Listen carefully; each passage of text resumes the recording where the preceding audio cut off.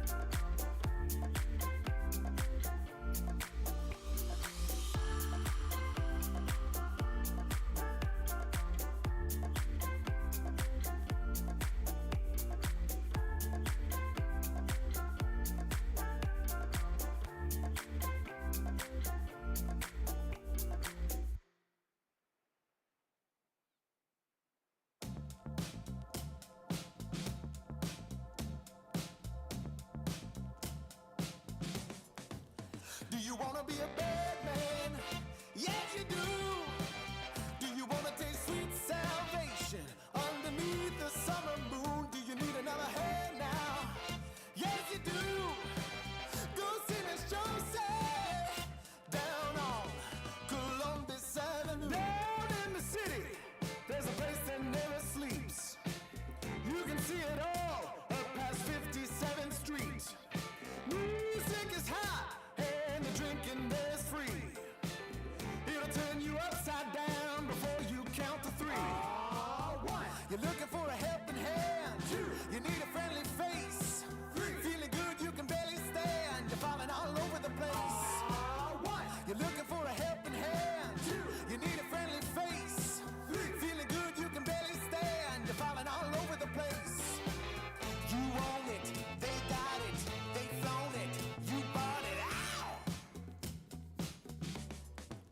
Do you want to be a bad man? Yes, you do. Do you want to taste sweet salvation underneath the summer moon? Do you need another hand now? Yes, you do.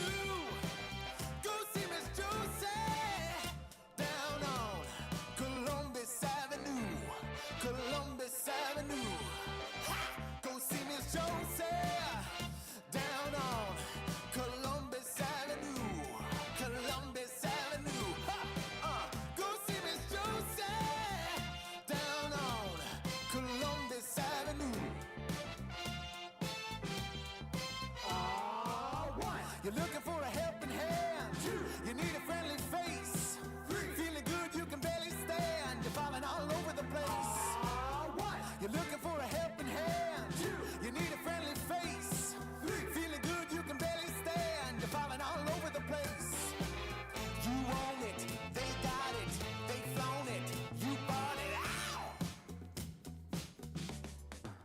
Go see Miss Josie down on Columbus Avenue.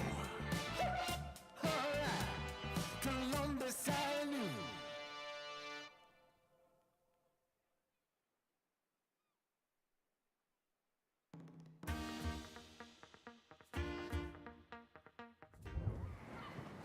Oh, e-sport. You and I have come a long way. It was such humble beginnings. As we gathered in small groups, we were professionals right from the start. Passionate, organized, and ready to rumble. We dreamed big, and surely enough, our parents supported us at every step of the way. Didn't they? Fired up by all this love, it wasn't long until we caught the scent of competition. To be honest with you, it wasn't always that easy. Joe here, he had to take on 2 side jobs to afford playing professionally. It's gonna get better, Joe. Some of you dared to not even call this a sport. And look where we are today. An endless stream of esports events every year. Bet you didn't see that coming, Mom and Dad. And you know what? We have been with you every single step of the way.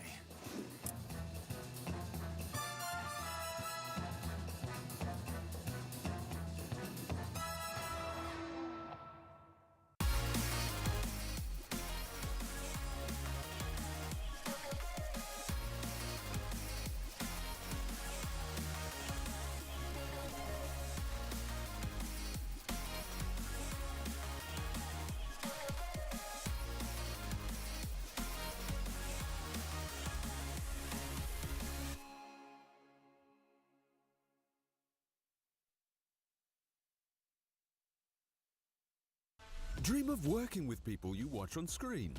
Exclusive esports opportunities handpicked just for you. Candidate profile to raise above competition. Let 10GG handle routines. Make a step towards your dream today.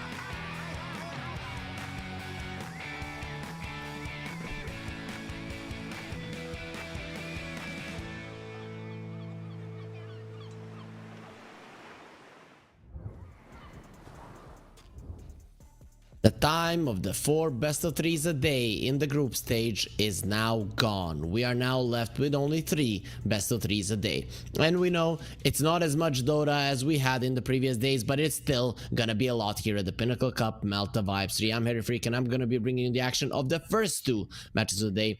And the last one will be taken over by my good friend and trusted colleague, Automo.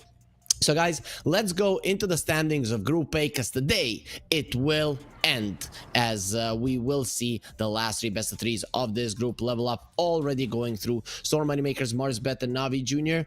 still fighting for those spots, and Ram Squad, well, we can say goodbye to them after the series that we are going to be watching now. With it, let's look at just a sneak peek at Group B, though we're going to be focusing on this group a lot more tomorrow. Sibe team at the top, considering that Sibe in the Eastern European DPC they were struggling. I'm actually loving that they're doing such a good job here with the 3-1 score. They're most likely already going through, especially the plus 5 points. But we'll see how tomorrow ends for them. With that being said, hope we are gonna be focusing on today. The schedule for today, as I mentioned, 3 best of 3s, StoRm versus Ram Squad, Level Up versus Moneymakers, and Marsbet team versus Navi Jr. to end the day. So it is still gonna be a day full of excitement, full of amazing Dota, and that's what we all know and love here at the Pinnacle Cup Malta Vibes number 3. I can only imagine some of you guys, if you weren't aware, waking up this morning at 11 CEST, or maybe if you're somewhere else in the world, just being, oh, I want to watch the Pinnacle Cup now, it's starting. But no, it's starting 3 hours later, and that's gonna be the case tomorrow as well. But let's focus on StoRm versus Ram Squad. This is our first series of the day, and let's get into the rosters of these 2 amazing teams, even though Ram Squad still hasn't won a series. Mitchell Fanushka, Nikki Cool, Dominic 1J, and Saneko. StoRm has been making some waves here in the Pinnacle Cup Malta Vibes 3. They started off shaky, but now they are 3-1. They're most likely going through, considering that Ram Squad are being completely obliterated by everybody. I don't think that there's going to be much of a difference facing StoRm, though. Let's see the beautiful faces of their opponents. Ram Squad, guys who are already eliminated, but that does not mean that they have given up their pride, and they're going to be putting it on the line for the series here. Khan, Weha, BNC, Michael, and Flash will fight to win at least one series before they leave the Pinnacle Cup Malta Vibes 3 for good, as they will not be going into the decider bracket, meaning they will not be going to the playoffs, where we are gonna have 4 teams, and those 4 teams are finally announced. If you check the Wikipedia page, you can see Luna Galaxy, Navi, Team Tickles, and Vivo Kid Stars. Those are the 4 teams that are gonna be directly invited into the playoffs. So the format of the tournament is groups, 4 teams each, 4, you see, this is 4, go through. Then those 4 teams clash, first with the 4th, second with the 3rd.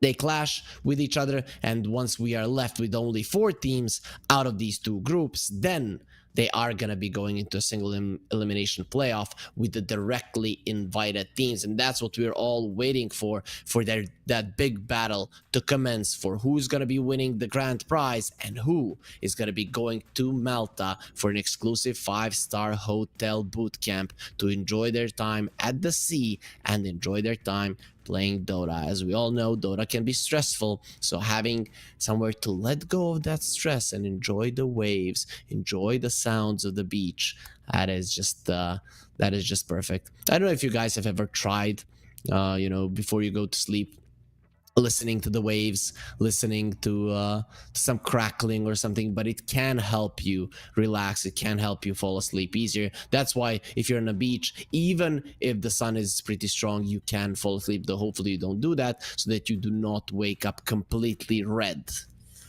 Well, that would be painful and not good for you in the long run. We are talking about this. A couple of players are missing in the lobby,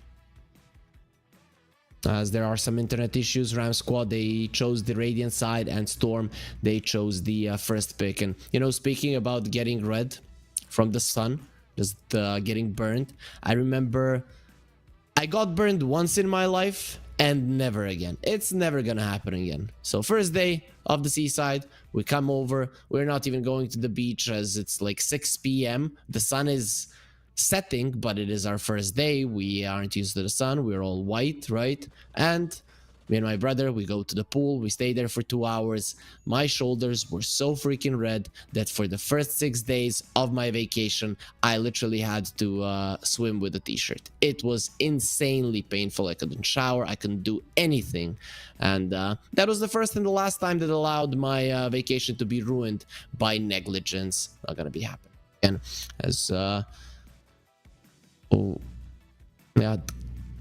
currently, considering that there is some issues with the internet of one of the players, we don't really know when they are gonna be coming back. So this is actually a problem. Hopefully our admins and the teams can come up with a solution, because currently we are missing some of the players in the lobby, and by the looks of it, no good news are coming our way. So we're gonna have to wait until that resolves, and I'm pretty sure it will be fairly soon. I'm not exactly sure about the rules of the tournament. You always try for all of the matches to get played, but we'll find out fairly soon what the admins will decide, as we are still waiting for those players to join the lobby.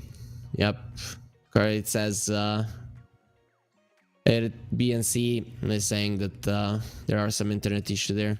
Overall, though, I remember BNC a couple of times writing to me in Steam so that I would wake up a Serbian player that played with him in team. But yep, we have gotten info that we should send it to a break. Our admins are trying to fix the issue right now, and as soon as everything is back up and running, we will be back here at the Pinnacle Cup Malta Vibe Street to give you more Dota action.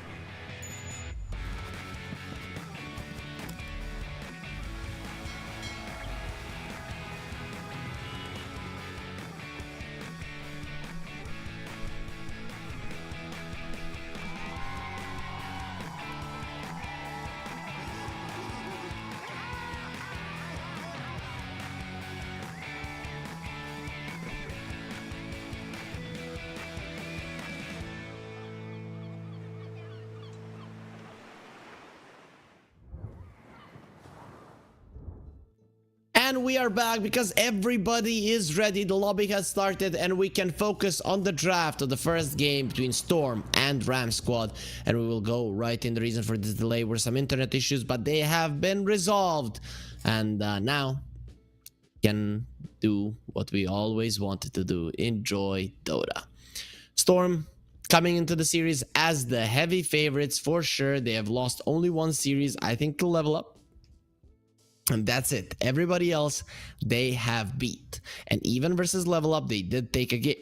So these guys, they are not playing around. Yesterday, they destroyed Navi Jr. in a 2-0. Navi Jr. did put up a fight, a little bit of it, but in the end, they were incapable of really threatening the authority of StoRm. In game number 1, they got completely decimated. In game 2, they were doing okay up until maybe minute 25, and then it all went downhill. The Ram Squad, other than taking a game off level up, and really that was their best series performance out of all of the other games they played, they haven't won a single game. So now it is a fight to see if they can maybe win another map, or maybe, just maybe, take a whole series. Highly unlikely from my point of view, but it is never impossible. Team can always win. If you believe in victory, if you believe in your teammates, if you get the right draft, and if you play your best Dota, the most you can do, maybe you're going to be good enough to beat StoRm. We all know Soneko, that sometimes he does go a little bit crazy on the draft. Maybe now feeling comfortable that they're not going to be getting eliminated, he might go for some shenanigans, though I highly doubt it. Yep, with the gyro being picked up, to me, this is a clear showing that Soneko is not playing around. He's going all out. He wants to end his group stage here at the Pinnacle Cup Malta Vibes 3 with a bang. And, well, gyro is a perfect one to do so because, you know, he has bombs and missiles and everything. So, of course, there's going to be a lot of explosions. Ram Squad, looking at their bans, nothing too surprising. The Nature's Prophet was banned out by StoRm, though. So Soneko getting his own hero away, even though he has had really awesome performances on the Nature's Prophet. He really likes these greedy heroes with which he can just enter the jungle and farm to his heart's content. And we see a Treant Protector. Okay, I mean, gyro doesn't naturally build into a Manta. He naturally builds into a Satanic BKB if needed. So he does have some ways to get out of the overgrowth. Other than that, I mean,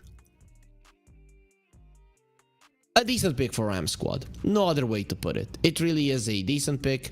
Nothing too flashy. Nothing unexpected. We have seen Treant Protector be relatively successful in the tournament so far. Even in the games that the hero has lost, the impact was most definitely visible. But still, gyro, much better standing in the current meta. He's a hero with the mixture of both physical and magical damage, so doesn't care about the living armor as much as some of the other heroes would. Of course, it is going to prevent you from pushing, which is something that gyro wants to open up the map even further. But with all the camps available, you might not even need to take down those towers for your gyro to really thrive when it comes to CS. The Invoker and the Warlock were banned out. So if I was StoRm, I would allow Ram Squad to have Treant Protector and a Warlock. Like, such two slow heroes. Their laning phase, though, is pretty decent in the sense that you're securing farm for your teammate, but I would be very surprised if Ram Squad would have picked up a Warlock after they have picked up a Treant Protector. Their damage would be lacking. They would have no catch between the two supports, only team fight, and then StoRm can dodge team fight forever. Ram Squad, they do go for the Brewmaster, so it was allowed to get picked up. I'm actually surprised they didn't pick it as the first pick, considering that it went through. This is the thing. The Brewmaster is, I think, their best hero. It is BNC's best hero for sure. The only times where they actually were playing a good game was when they had this hero. Every other time, they just got completely decimated. If you guys remember game number 1 versus Level Up, they crushed Level Up at the start. They overextended and thus lost. But the Brewmaster was definitely one of the key factors for them to even get to that point. And in game 2 that they won versus Level Up, well, again, they had the Brewmaster, and BNC was a huge part of their victory. I want to see how many times they lost with the Brewmaster in this tournament so far. So they lost versus Level Up once. Even though there's an argument to be made that they could have or should have won that one. They lost versus Navi Jr. once with the Brewmaster, and that's it. So 2 losses, 1 victory. Considering their other hero stats, I'd say that's a pretty good one. StoRm will get an Undying and the Grimstroke. We haven't seen a lot of Undying, actually no Undying in Group A whatsoever. In Group B, there were a couple of times that he got picked up. So an interesting approach. I think the idea is you see 2 heroes that really hate laning versus you. Of course, the Chain Protector is not going to be a 4. And with the Keeper of the Light coming through, now this Undying, it's not going to be so easy for him to stick onto the Brewmaster. The puck immediately comes out from StoRm. They want to be able to counter the Storm Spirit on the other side, who is already buffed by the Keeper of the Light. I have to say I do like the Ram Squad approach. They don't have much lockdown, but they can have a ton of damage. When you use the Solar Bind onto somebody, the Storm Spirit damage output onto that target becomes insane.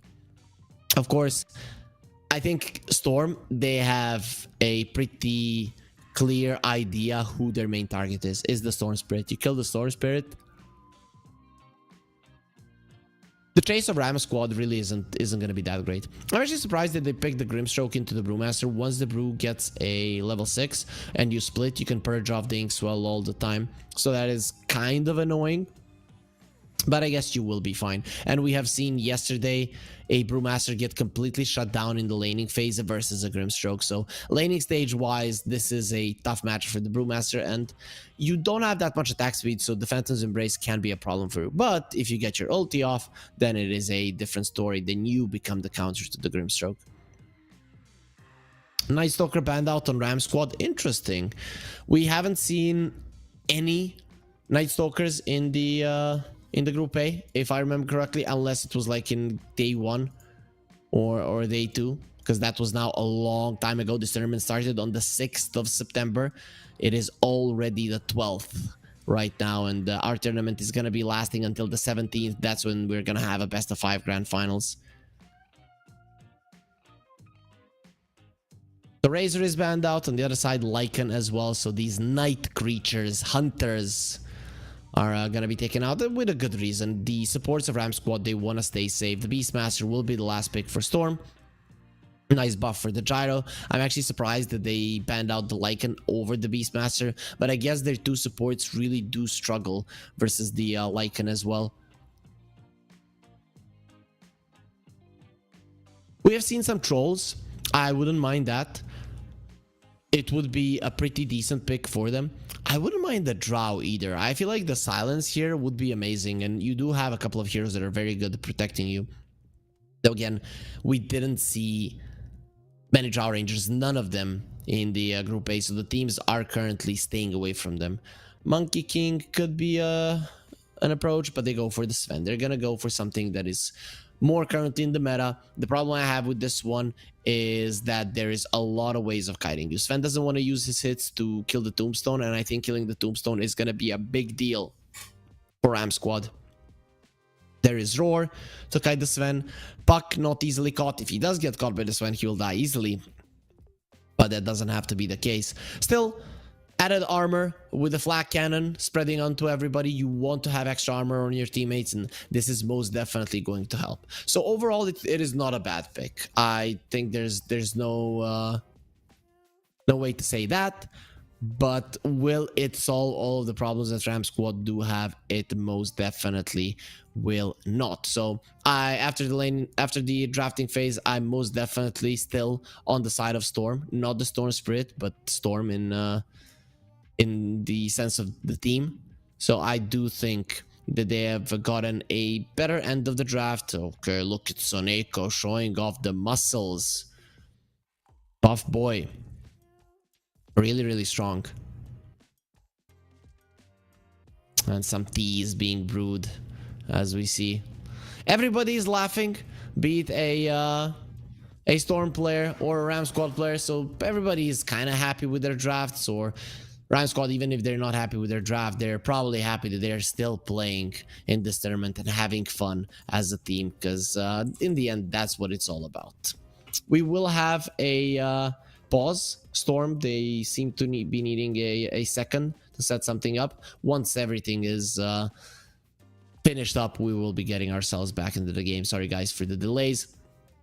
Sometimes these things do happen in online tournaments. Internet providers not always doing the greatest of jobs, though. That's why LeBron Dota, if you remember what he was writing, that he has 3 providers, so if one doesn't work, you switch to another one. And that is actually a very smart way to approach it as a professional player. Investing a little bit more money into having an alternative is always the best deal, though. As far as I understand, one of the players is using the hotspot from the phone. Considering that one Dota game will take like 100 megabytes of your phone internet, you have no problems using it. You can literally play Dota on a monthly basis on your phone, no issue whatsoever. Discord, YouTube, those kind of things, they are going to be taking a lot of traffic, but a Dota game, not so much. And speaking of a Dota game, it is ready, and the unpause is here, so we can get ourselves into it to see who's going to be the victor of game number 1. And there we are, we're inside of it, and we're going to be asking our awesome observer who never misses kills to show us the Storm cosmetics, please. Thank you. We know everybody has branches. Let's see him close up. Look at him, he's a panda now. So there's 2 pandas on the Ram Squad side. For those of you guys that don't know, the spirits used to be pandas in Dota 1, though back in that day we only had the Storm and the Ember Spirit. Unfortunately, the Void Spirit and the Air Spirit weren't part of it, but that's when we got Dota 2, and then the heroes were slowly added. Of course, first the Earth Spirit, and very recently the Void Spirit has been added. And now I'm gonna go and check on internet, and I'm gonna find out the Void Spirit was added in 2020, and then I'm gonna find out that I'm gonna blink and be 70 years old. So yep, time flies, guys, but we do enjoy ourselves every single step of the way. Pinnacle has been here with us for 25 years. Imagine how long of a time that is. And for this tournament, they have a promo code ready for us, CUP23. You use it on pinnacle.gg/welcome, and you get yourself up to $100 bonus on your first deposit. Of course, you have to be 18 plus, and we do remind everybody to bet responsibly and not put in more than you're willing to spend, as Michael will eat the homing missile, will take some damage, but of course he has the fastest steed in the world, and the whole horse will bring him away. That Pegasus-like horse, though, he doesn't fly. I don't know what those wings are for. Imagine you have wings and you don't fly, like an ostrich. Like, out of all the birds, you are born as an ostrich and you cannot fly. Or a chicken. Yeah, chicken is worse, I'd say, because chicken gets eaten. At least the ostrich can run fast. A chicken can get caught quite easily. As we are going to be looking at the laning stage here, Soneko, as a good Undying, being as annoying as possible. This is what this hero does as a blood grenade, so he's more than capable of threatening the lives of his enemies. There is going to be a lot of poking, a lot of harassment between the side lanes in general. That's what's going to be happening, because these two or these 4 heroes, a lot of them have... Oh, that's a mist. That's a missed blinding light? Really? BNC will get himself away. The DK level 1 doesn't do any damage, so Soneko using it on him wouldn't have really changed anything, though I'm surprised with that blinding light. I guess he wanted to connect onto the both of them and push them away, and his greed almost cost him his offlaner's life. Fortunately for Ram Squad, not gonna be happening.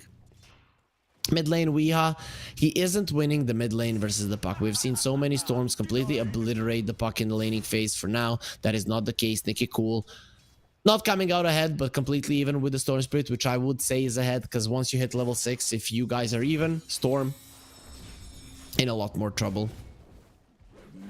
Bottom lane, really have to be afraid of this lane. So much kill potential for Storm.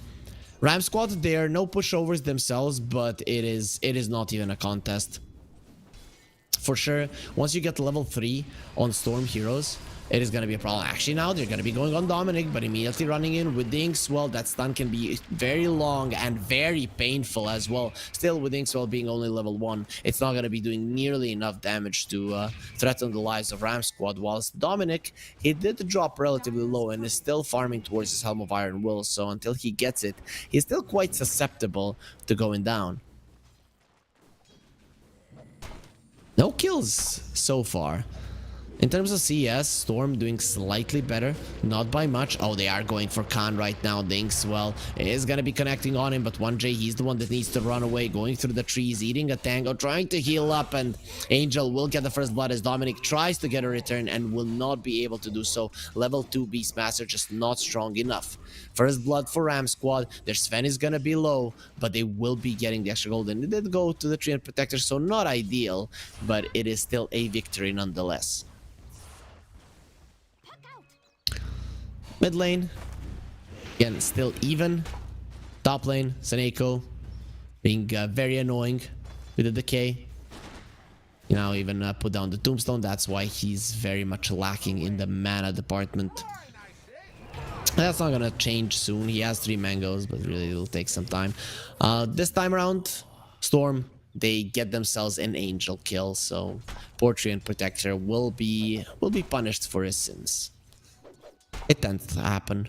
Right now we're seeing that actually the CS of Ram Squad is looking pretty decent.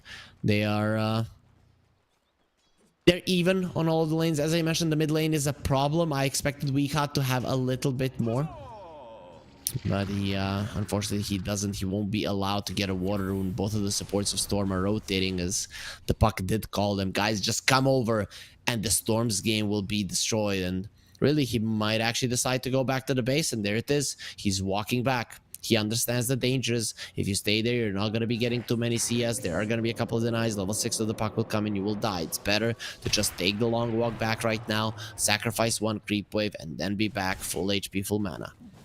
Khan, going forward, doesn't have mana, so he's not really that kind of a threat, and the Storm Hammer was already used. Healing Lotus is available on StoRm, so on Ram Squad, so in that bottom lane they're relatively okay.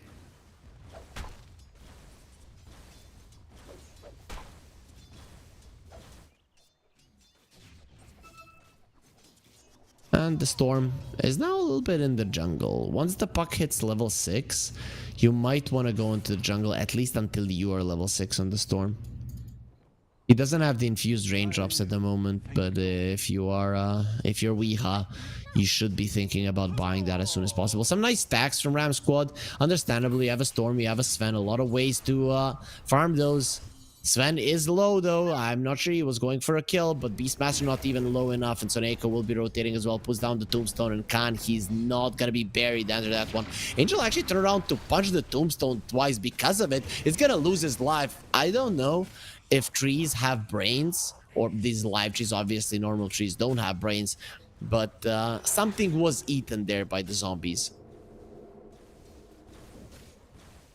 I watched so many zombie movies, zombie series, all of the seasons of Walking Dead, and I have never seen zombies eating plants. So Ice Frog has a different view of these creatures. Mid lane, Puck, Nicky Cool is in trouble. He's gonna try to get himself away, will be successful at doing so. Has to pop the Fairy Fire to actually survive through the blood grenade damage. Will get himself away, but that is the first power rune onto the Storm Spirit, the first coil onto the Storm Spirit that does absolutely nothing. It just saves the Puck's life. Very nice play from Weeha, applying pressure to get something out of the Puck. Michael in a little bit of trouble. Then now it's going to be Soneko that is in a lot of trouble. 1J turns around with the stun. Now the slows onto Khan. He can't get the last hit in. He's trying to cleave on his boars, but he's still going to be slowed down so much. Dominic coming for. He's going to have another round of wild axes. And Angel, you're a tree, and this guy has axes. Those are your biggest enemies in the world. He will be rooted. Gonna be moving away, and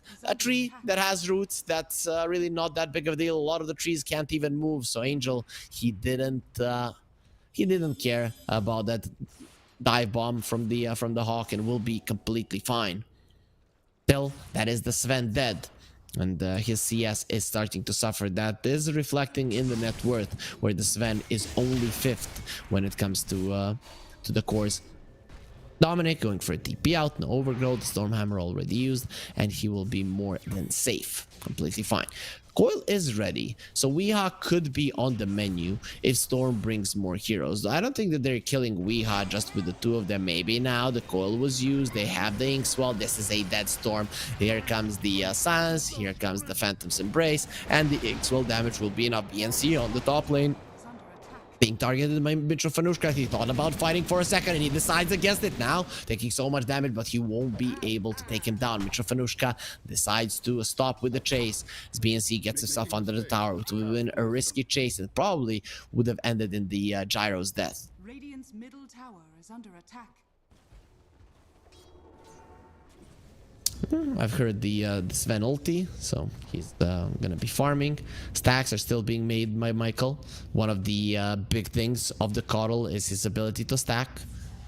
One of the best heroes to do so. Soneko uses the decay onto Weeha, gets himself a little bit more HP, not nearly enough to survive through the damage of the storm. Nikki Cool targeted, nice waning rift to the high ground just to dodge the illuminate. Wouldn't have died anyways, but it is still quite nice when you see a spell perfectly used. Weeha farming the camp. The orb actually steals 1 creep there. Nikki Cool, has he put himself in a bad position? Yeah, most definitely. He does have the invis though, and where's your vision? You don't have any. Nikki Cool just outplayed the enemy so much, he even takes the bounty rune. BNC wanted to deny it, will not be capable of doing so, and Nikki Cool outmaneuvering the enemies. Let's look at the net worth. Let's see how things are standing. There's Storm is ahead of the puck as expected. Despite dying once, it tends to happen, though he's lower level than the puck. And now the double mana coil, also the tombstone will be placed down. Do they have the silence? Nikki Cole didn't have the mana at the moment, goes behind Angel. They still should be able to bring down the Treant. Though is Nikki Cole gonna be able to get himself out? Or better yet, the safe Soneko will be able to do it. They get the silence onto Sven. The puck is coming back. He's trying to kill the tombstone, and he will be able to do it in the end. Underneath the tower, he's just not taking that much damage from the supports. And the Sven survives. Storm turns around. Weeha, without any mana and very low HP, needs to be careful. But Michael, he needed to be more careful. Nikki Cool will be going onto his orb, followed currently by the Brewmaster, and we'll see if they're going to be able to bring down this puck. He has another orb. Weeha doesn't have that much mana, but Nikki Cool is still looking very much dead. Waning Rift to the side. Weeha still wants to chase. It is going to be a tough kill. Now he gets slowed down, but he has another orb, gets himself away. The chase is on there, relentless to kill this fairy dragon, and the storm goes in to finish him off. Weeha uses the little bit last of his mana that was left to chase down the puck and finally bring him to justice. The problem is that this was taking so long. 3 of your cores chasing down a little puck, a little fairy dragon, and look at Dominic and Mitrofanushka. They're just getting whatever they want. All the farm in the world going to the 2 side lane cores of Storm. Khan is still a Sven, so he's always going to be able to keep up and farm with everybody. This hero just farms way too fast. They go with the roar, trying to kill him right now, and he's most definitely dead. It's just a matter of time before he dies, especially with the puck coming over. Stun from the Inkswell keeps him in place, and Nikki Cool, he has wasted some time, so he needs to get himself a kill and get up there in terms of item and net worth. And Witchblade almost done on the puck, considering he has the power treads and a wand. This puck is actually very farmed. BNC going for a Spirit Vessel into a Midas, a classic build on the Brewmaster, as I mentioned in the previous days. We see that build all the time. Soneko uses the sticks. Weeha actually misses the decay, and Soneko, no high ground miss. Michael gets it. Now, Angel caught. He's not breaking the coil. Doesn't want to give them the extra damage. The TP gets cancelled. They just let Angel die. This TP being cancelled probably means that the bottom tier 1 will be going down.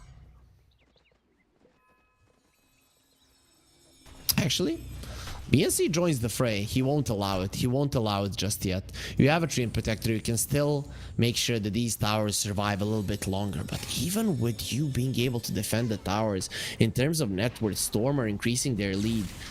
more and more with every second. 1J being targeted. He gets the silence onto the Storm. The double silence right now. And also the soulbind. The Storm cannot move. He's taking damage. He's still not dying. Blinding Light keeping them away. He's leashed for another second. Not any longer. Weeha gets himself out. Puck was too low. He couldn't stay on the Storm. But even with him running away for a second, BNC will be able to run him down. Having the split early into the game, this is just too strong of a spell. Dominic now turns around onto BNC. Here comes Mitrofanushka. They're both drunk, and with the overgrowth will be kept in place. Soneko from the side wants to assist his team. Does he have the tombstone? Does he have the capability to help his teammates get on top of these two? The answer will be no. No slows, no stuns, no control. And Ram Squad get themselves out. They were pretty deep into enemy territory, but that doesn't mean the Storm are always going to be able to turn it around. Now they have the Roar, but earlier it just wasn't an option for them as it was on cooldown.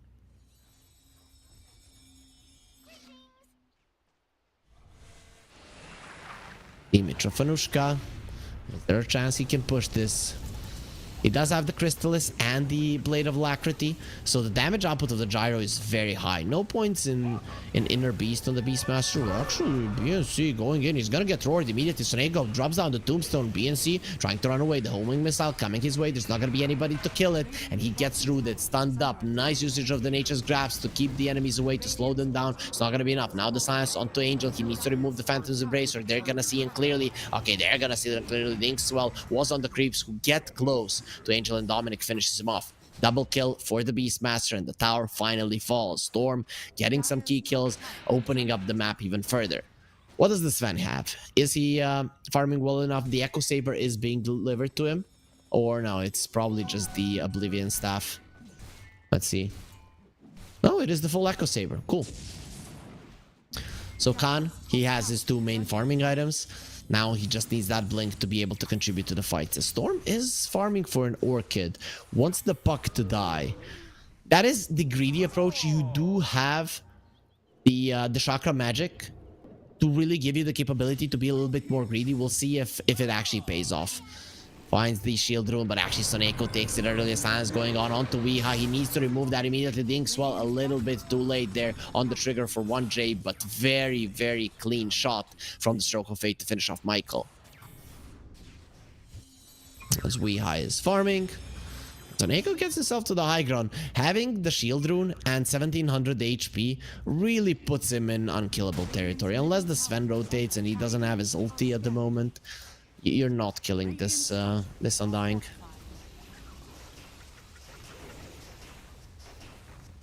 Another clean game from Storm, and another game where Ram Squad are being absolutely demolished.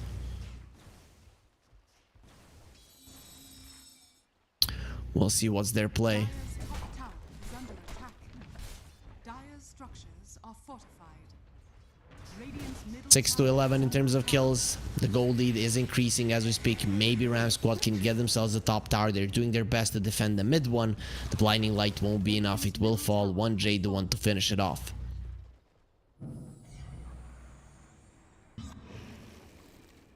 So right now for Storm, the next objective, the most obvious one, is gonna be Roche. We'll see how fast they can go inside of it. Once the Gyro has the Aghanim Scepter, that's gonna be the time to go for it, as you will have the tankiness necessary.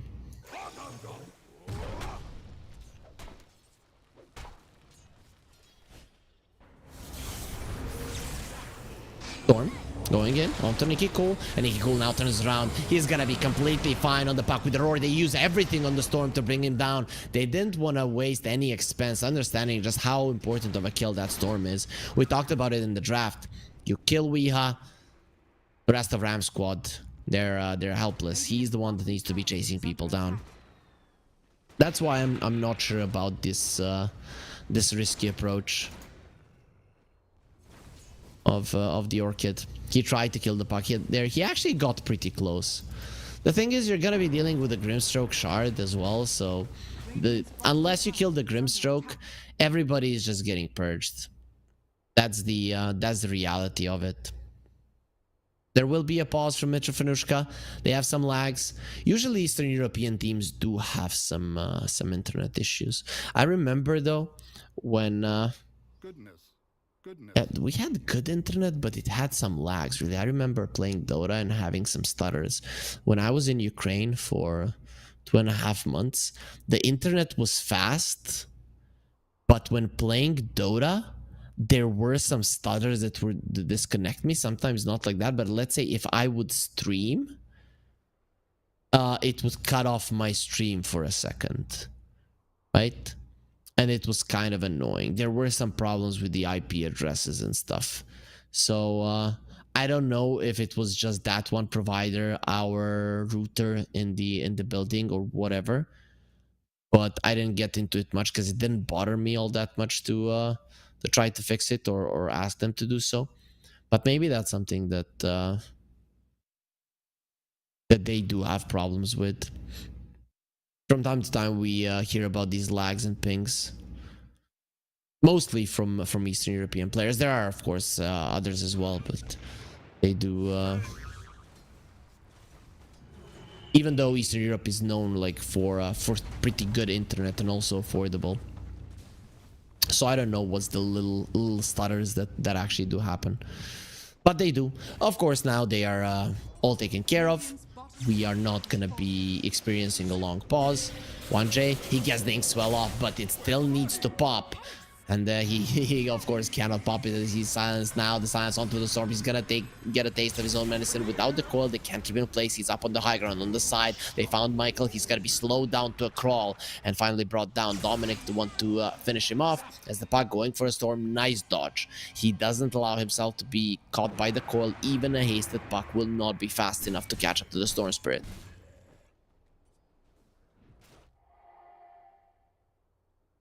Oh, there's a pause again. Seems like the lags are continuing. Mitrofanushka is the one with the issues. 77 win probability. 10 levels ahead for Storm. 8k gold lead. It doesn't get much better than that. This is the positioning in the game where you feel very comfortable. You feel very comfortable to go for objectives. You feel very comfortable to farm, to split push, whatever comes to mind, you can do it. And we need to be looking at Ram Squad and what their heroes actually bring to the fight that can change this game around. So it has to be the timings of the Sven. When I look at it, it really does have to be his timings. Once he gets the BKB, once he gets the blink, you need a good opening. That's how you win this game. Or you take it ultra late game where you're gonna have like an Aghanim Scepter on the Storm. Though I wouldn't want to go ultra late game versus a Gyro buffed up by the Beastmaster and the Inkswell. Even the Tombstone can be an issue.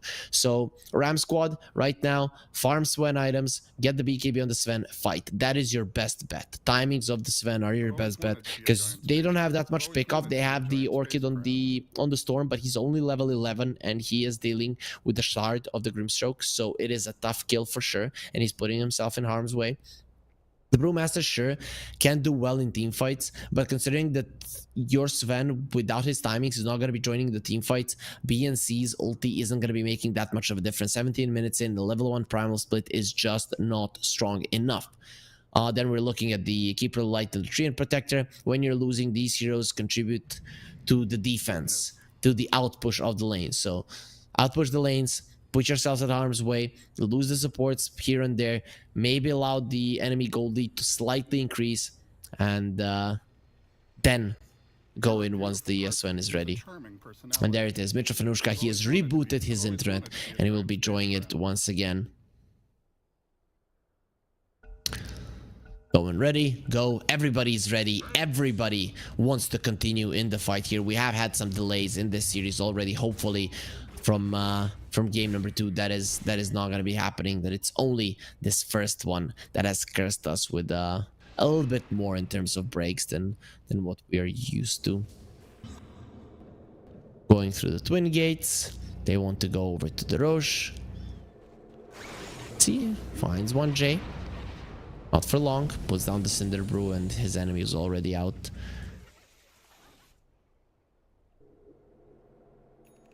Dominic, he is going through the twin gate. They are gonna be sandwiching their opponents.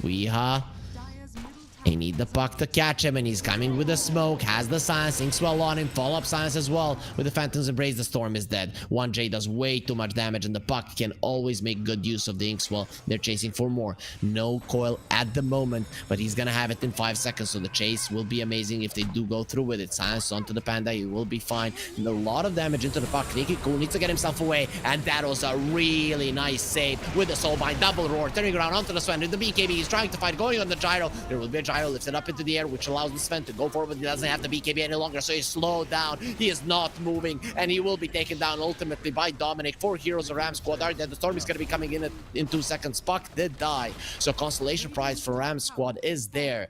But other than that, they have gained absolutely nothing out of a 9-second BKB Sven coming into the fight.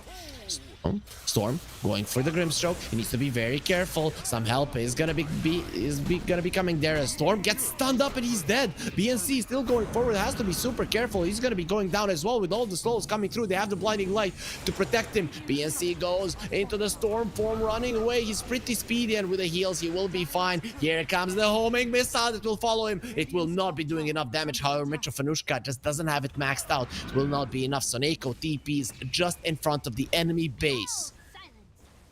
That is a demoralizing fact that he can just do it. Actually, it's a level 4 homing missile, and it still didn't do enough damage to the Brewmaster. It just goes to show how tanky he was. Puck getting caught here by Khan and taking so much damage is the only reason that this fight was somewhat okay. Nicky Cool died there to the lingering damage. He couldn't do anything about it, but he used up all of his mana, all of his spells, and all of his HP. So his contribution to the fight is as much as he was able to give anyways.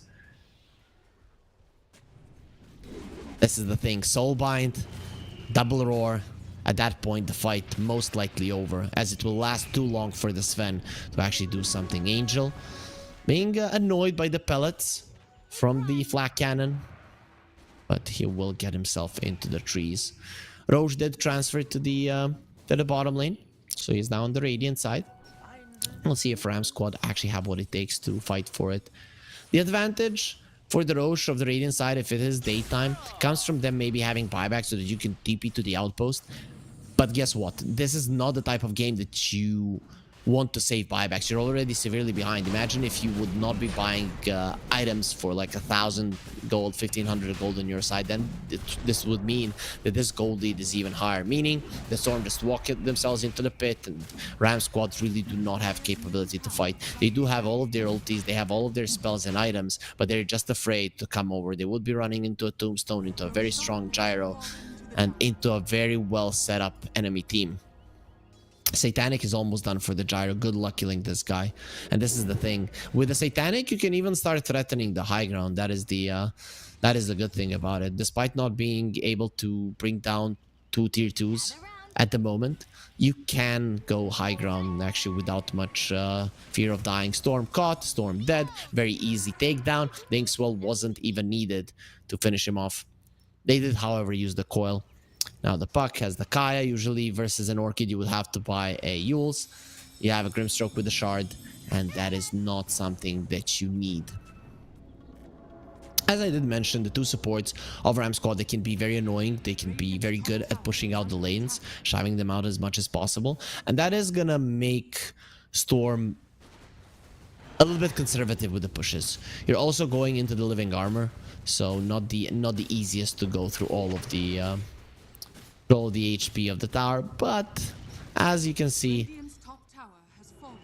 they get given a couple of seconds and it is enough. Angel coming over, he's hoping that maybe he will be finishing off the Tormentor with the Nature's Grasp. Dire's bottom tower Unlucky. is under attack. Or StoRm actually paying attention and do way too much damage. There is a shard on the Undying, so now saving people, putting them inside of it, actually uses it on the gyro. He goes in again. He's really having fun inside of it. Gets out. The Illuminate, I think, did clip him. Probably the Flak Cannon doing as much damage as he can. They use the Glyph. So Ram Squad currently don't have him. This tower is dead. StoRm will be going into the back lines. He wants to kill the Grimstroke. Let's see if he'll be able to do so. He's used up so much mana. Has just enough to get up to high ground. But everybody else from Storm is ignoring him.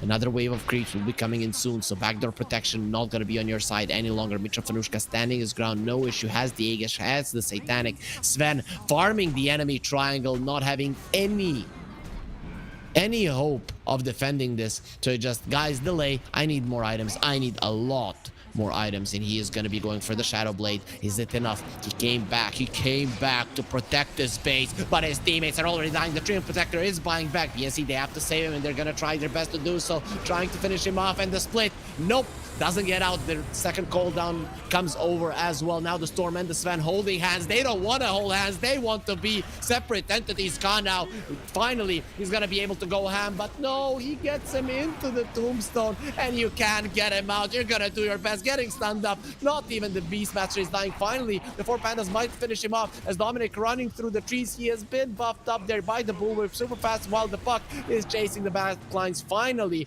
BNC turns into the big panda and finishes off the Beastmaster, but now he's all alone in his world, and it's better to die than to live without anybody that you can call a friend.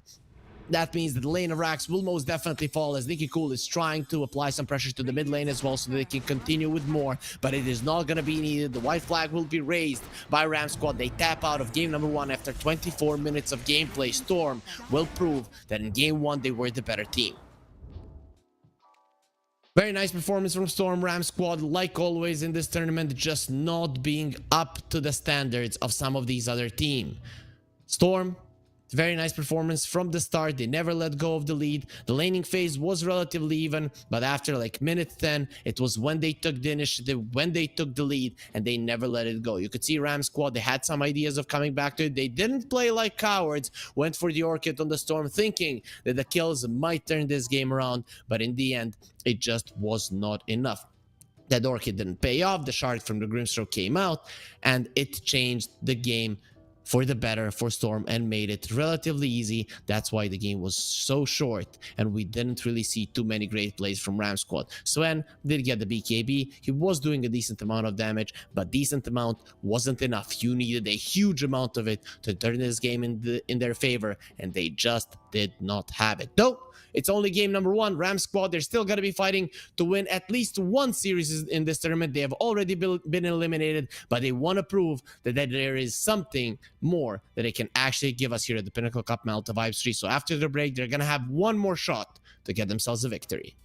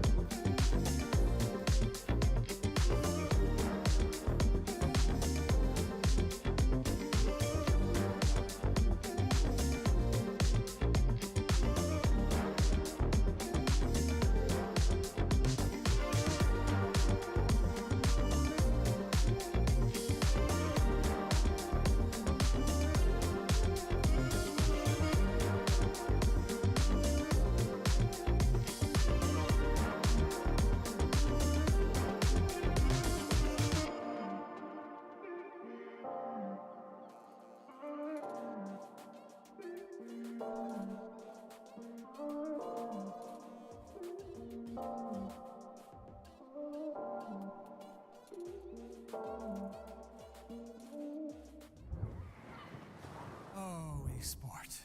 You and I have come a long way. It was such humble beginnings. As we gathered in small groups, we were professionals right from the start. Passionate, organized, and ready to rumble. We dreamed big, and surely enough, our parents supported us at every step of the way. Didn't they?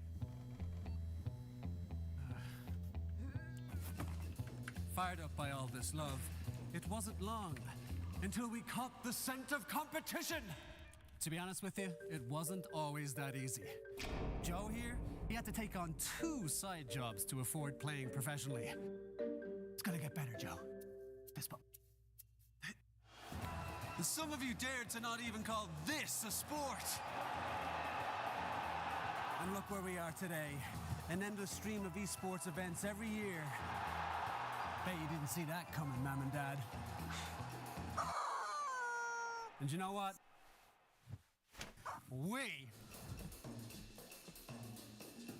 have been with you every single step of the way.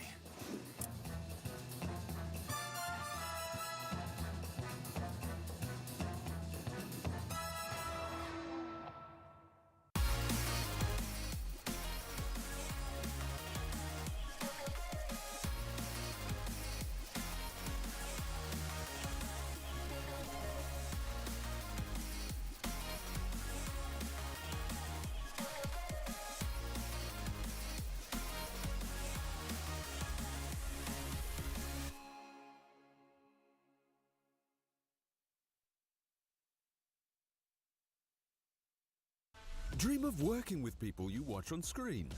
Exclusive esports opportunities handpicked just for you. Candidate profile to raise above competition. Let 10GG handle routines. Make a step towards your dream today.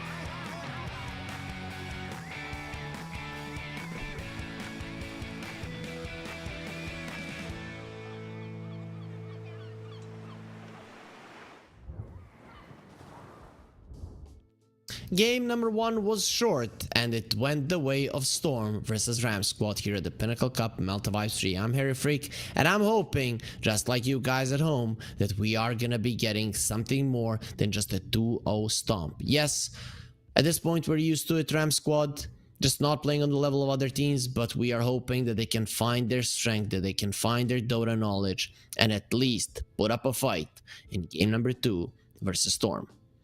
It is not going to be easy. There's absolutely no way about it.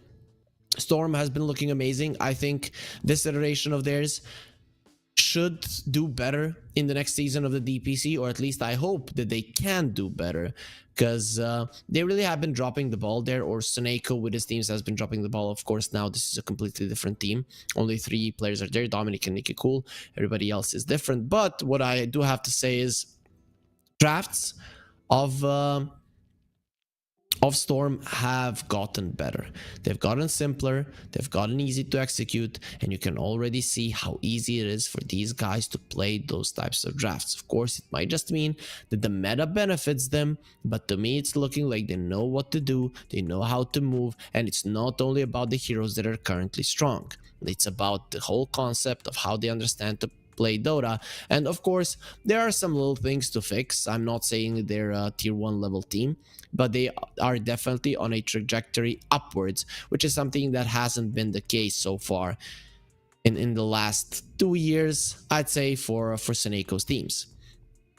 We do have a draft ready, so we are gonna get ourselves right into it. Let's see what these 2 teams do have in store for us. So StoRm versus Ram Squad, who's gonna come out ahead of game 2? Yeah, I know everybody back home is saying it is gonna be StoRm. It's gonna be easy for them. But maybe there's a small percentage of you guys that think differently. That when they watch the Pinnacle Cup, think that any team can beat anyone. And Ram Squad have shown it by beating Level Up. And speaking about Pinnacle Cup, this tournament is brought to you by Gaming Malta. They're a home of gaming excellence. If you want to check them out, go to gamingmalta.org. You're going to be able to see what they are all about. They're one of the reasons why we do have this amazing tournament, to have the prize pools, and of course, to have that exclusive 5-star boot camp in Malta for the winners of the tournament. So if you win the tournament, you get $22,000, which is no small amount. And you go to Malta, and that is a much bigger prize. As there's really no price for mental health and for relaxation, because that's what we all live for, right? You go to work, why? So that you know that you're gonna be able to relax. Of course, something nice that you can create on work and so on and so forth. Like I'm creating entertainment for you guys, and I'd love to be here every single step of the way, but you always need to rest a little bit. There will be a gyro pick once again. This time around, Underlord will be the response for StoRm. Now banning out the Warlock for Ram Squad would be smart, right? Last time around, StoRm banned out the when they got the gyro, they banned out the Warlock, and the enemies had the Chain Protector. Underlord and the Warlock, that's a completely different story. Way too much AoE damage. Imagine if 2-3 heroes who are fatally bonded are inside of the Firestorm. Oh, AA banned out. Are they preparing for a IO? I know that Flash plays an IO, so that is Angel. If I'm not mistaken, they played one in this tournament so far. It didn't go too well. Obviously. Let me check. They didn't play them in the first 2 series. I know they didn't play it yesterday. They played it twice versus Navi Jr. Once with the Slark, once with Sven. They didn't play it with the gyro, which probably would be the best one. But StoRm, they ban out the Warlock, and you have let the Chen go through Ram Squad. They fear nothing. They want to show that they can beat the best hero of StoRm that is currently undefeated. I don't know when's the last time that I saw Seneko lose with a Chen. Even when his team was doing super badly, they would pick a Chen and they would win. So, Ram Squad, they want to go out with a bang, for sure. If they win this one, they're going to be proving that there is some merit to their team. Even if they are eliminated, they're the only team that were able to beat Chen. They're the only team that almost really won the series versus Level Up, though. Level Up did lose some games. Really, the ones that got the closest to winning 2 games in a row versus them have been Ram Squad. Wait, who did Level Up lose a game to? They lost a game to StoRm. Okay. Ram Squad, they go for the Rubik. There's not going to be an IO, at least not just yet. Usually you don't want an IO versus a lot of units, and that's what you're going to be dealing with the trend being on the other side. But they are taking their time, Ram Squad. I still don't know why the AA was banned. I kind of doubt that StoRm would have picked it up anyways, even if an IO is the pick for Ram Squad. I would be very surprised. Because we haven't seen an AA, I think, for Group A, definitely not. In Group B, maybe it was played. I'm gonna check now. Just in case. But the hero just isn't looking that great, the AA. Yeah, there was a Morphling pick, no AA. No AA. Another Morphling pick without the AA being present. Yeah, no AA from what it seems. I haven't found a single one. So, there you have it. This hasn't been picked up so far. Ram Squad, they picked themselves up a Doom, and StoRm immediately respond with the Pango and the Skyrat Mage. Nikki Cool loves his Pango, and we have seen the Skyrat Mage do so well already. We'll see if there's going to be an Atos, but OD! Okay, a lot of the times this hero was banned out. Not now. I really want to see how well teams do with it. What kind of items do they want to go with it as well? And why is everybody so afraid of this hero? So what were the changes in the 734? So yeah, Shard gives you more movement speed. Aghanim Scepter now fully prevents the damage that would put Outward Devourer's health below 20%. What the hell?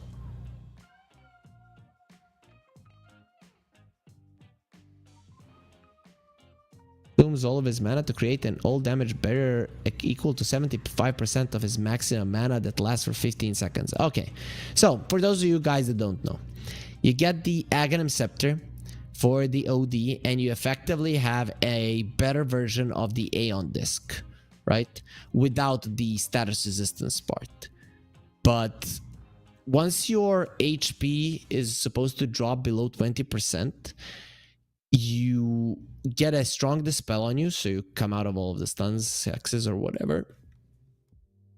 And you get a damage barrier that is 75% of your maximum mana that lasts for 15 seconds. Okay. What the hell? Like, so how do you kill the hero? Because this hero has like 2.5k mana. You literally become a Medusa that does 1 billion damage.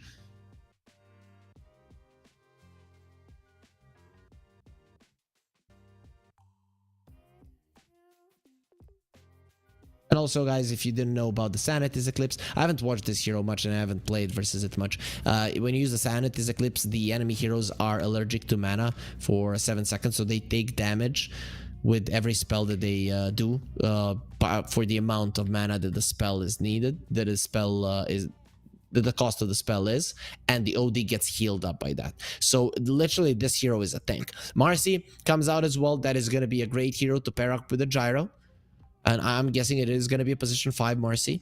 StoRm now, they need a carry. You know what I would like as a carry here? A sniper. A sniper is so freaking good. But they'll go for the Slark. Slark into an OD, I actually think Ram Squad have a better draft. Are they going to win versus the Chen? No. But I really think they do have a better draft. If there is a hero that the Slark hates playing against, it's most definitely the OD, right? Because you get Astral imprisoned and your Duck Pack doesn't do anything. You aren't the smartest of the bunch, so the Sanity's Eclipse is a problem for you. I'm actually surprised, but I would also be very surprised if StoRm loses this one, as they are playing the Soneko Chen. I don't think that the lineup of StoRm is hard to execute. Ram Squad, theirs isn't either, but again, StoRm have only one enemy. Public enemy number 1 is the OD. Kill the OD, don't allow him to get an Aghanim Scepter relatively early on, and that's it. That's how you win the game. The Slark later on is good against every single one of these heroes apart from the OD. That's the one that he should be afraid of. The Doom now is actually better versus the Slarky than he used to be. It used to be you Doom Slarky goes into the trees and the Doom isn't doing any damage to him. Now, considering that the Doom prevents heals, even if you're juking, even if you get the Shadow Dance going, you're not going to be healing, you're just going to be faster. So, Ram Squad do have heroes that should allow them to win. And that is the worst seating position that I've seen in my life. It's literally one of those situations where you're like, you don't know what's going on, what's an arm, what's a leg. But we did get the reveal in the end. Soneko, thinking about, why did they give me Chen? Should I go all out?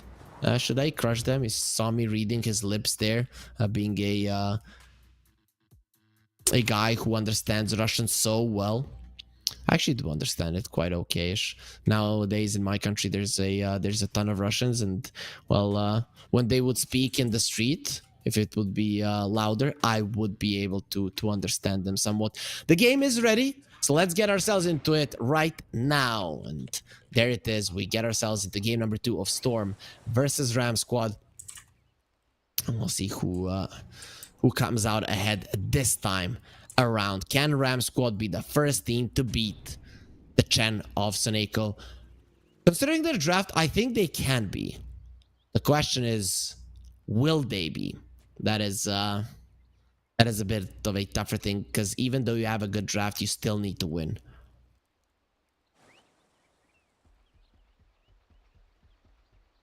I still can't believe. Look at that where the Underlord is. We'll move the branches. Now, you see that shadow there? That's where the outpost used to be, and they still haven't removed that shadow. You can't believe it. Seconds to battle. I think there's no such thing in the other jungle as there are those crystals there. But that shadow still persists. Let's go, Ram Squad. Give us a game 3. Give us a 3-game series. We haven't had that for a long time. Yesterday, every single one was 2-0. That was 4 series that went to 2-0. The battle I know every single one of my colleagues gets annoyed when that's the case. One would think, a lot of people go to work and they want it to end as fast as possible. We Dota casters, no. We want our work to last as long as possible, so that we can enjoy more Dota. Makes sense, right? If you're watching TI Grand Finals, you want full 5 games. You don't want a 3-0. That's how we feel as well. Sometimes our voices can crack, break. We can cry, but we will never hope for less Dota. And that's why right now we are hoping that Ram Squad can put up a fight. Bottom lane, Doom and Rubik. That is a pretty strong lane. Top lane, a Skyreth Mage and Underlord. This is not going to be an easy lane for the Gyro. Despite Gyro Marcy being very, very powerful, I don't think that these two are pushovers. Even if you get a good connection and pull people back, the Underlord is pretty tanky, and, well, Concussive Shot is a little bit too nasty for you. So we need the CS on screen. Angel taking some damage. Dominic standing his ground. He will eat the blood grenade, and Khan, he cannot go forward. 1J is in the vicinity, and 2 versus 1. Level 1, you will suffer.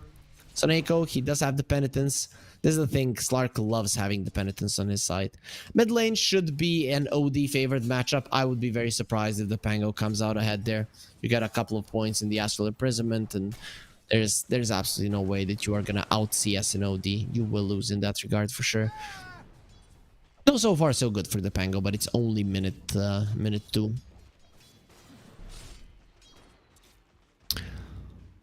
Khan, he wants to connect these creeps, going for the homing missile, and if they catch that Skyreth Mage, that is a much easier kill. 1J, a little bit too speedy. He got the slow out onto Angel, and BNC goes down. There's the penitence into the Slark hits. You get the stack so fast, take that strength away from your enemy. And also, look at this, they have the Harpy Stormcrafter. The Doom would love to eat that one, and he has the Devour. Weeha didn't have luck with the Essence Flux.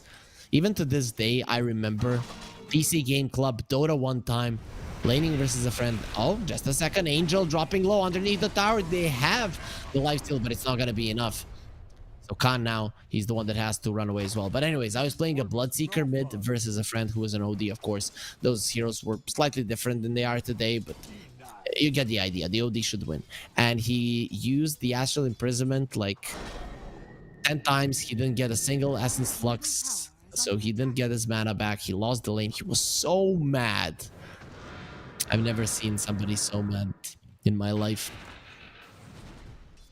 He took it like a man in the end. He accepted defeat because ultimately we did win a game. Those were good times. You find 9 other people, or I find 4 friends. My other friend finds 4 friends, and then we go into the PC Game Club to see who's the better in Dota.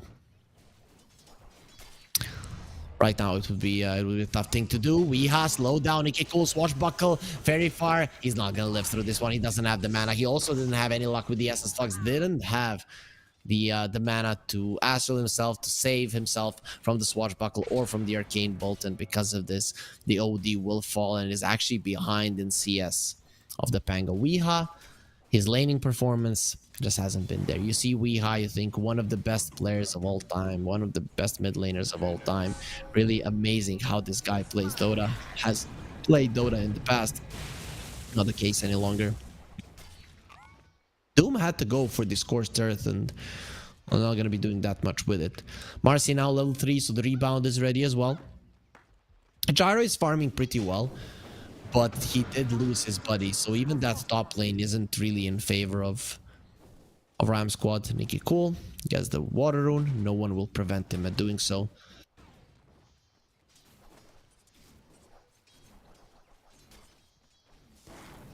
Harpy, Stormcrafter, and the Cobbled. So you cannot run Cobbled Foreman. You cannot run away from them. You definitely cannot take all that damage. You will be in trouble. At least they do have the stick on the Doom, or actually a wand. They don't have a stick on Michael though. That's a problem.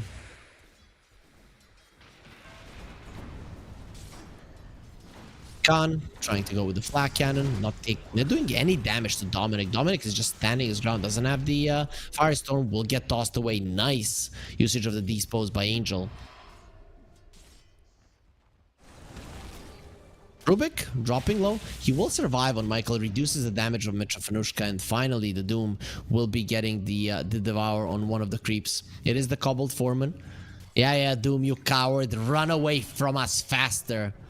This definitely is gonna help. Oh, Mitrofanushka threatening the Doom, who has 16-1 charges, so isn't really a target for a kill. He's gonna get jumped on. Very nice bounce. And there's the 1 charges. Mitrofanushka got them out. He has his own 1 charges though on the Slark, more than 10. OD, he got the Astral off. Now he is all alone, nowhere to run. Penitence slows from the Ghost, and damage is enough. Meanwhile, that does leave Dominic all alone, who's running away. The Blood Grenade does slow him down. Rebound slow is gonna be expiring. He has 10 stick charges. Does seem like they might be able to get the kill. It's gonna be close. Gets close to the tower, and Khan has to run away. This tower packs a punch, and the Firestorm, it won't be tickling you either.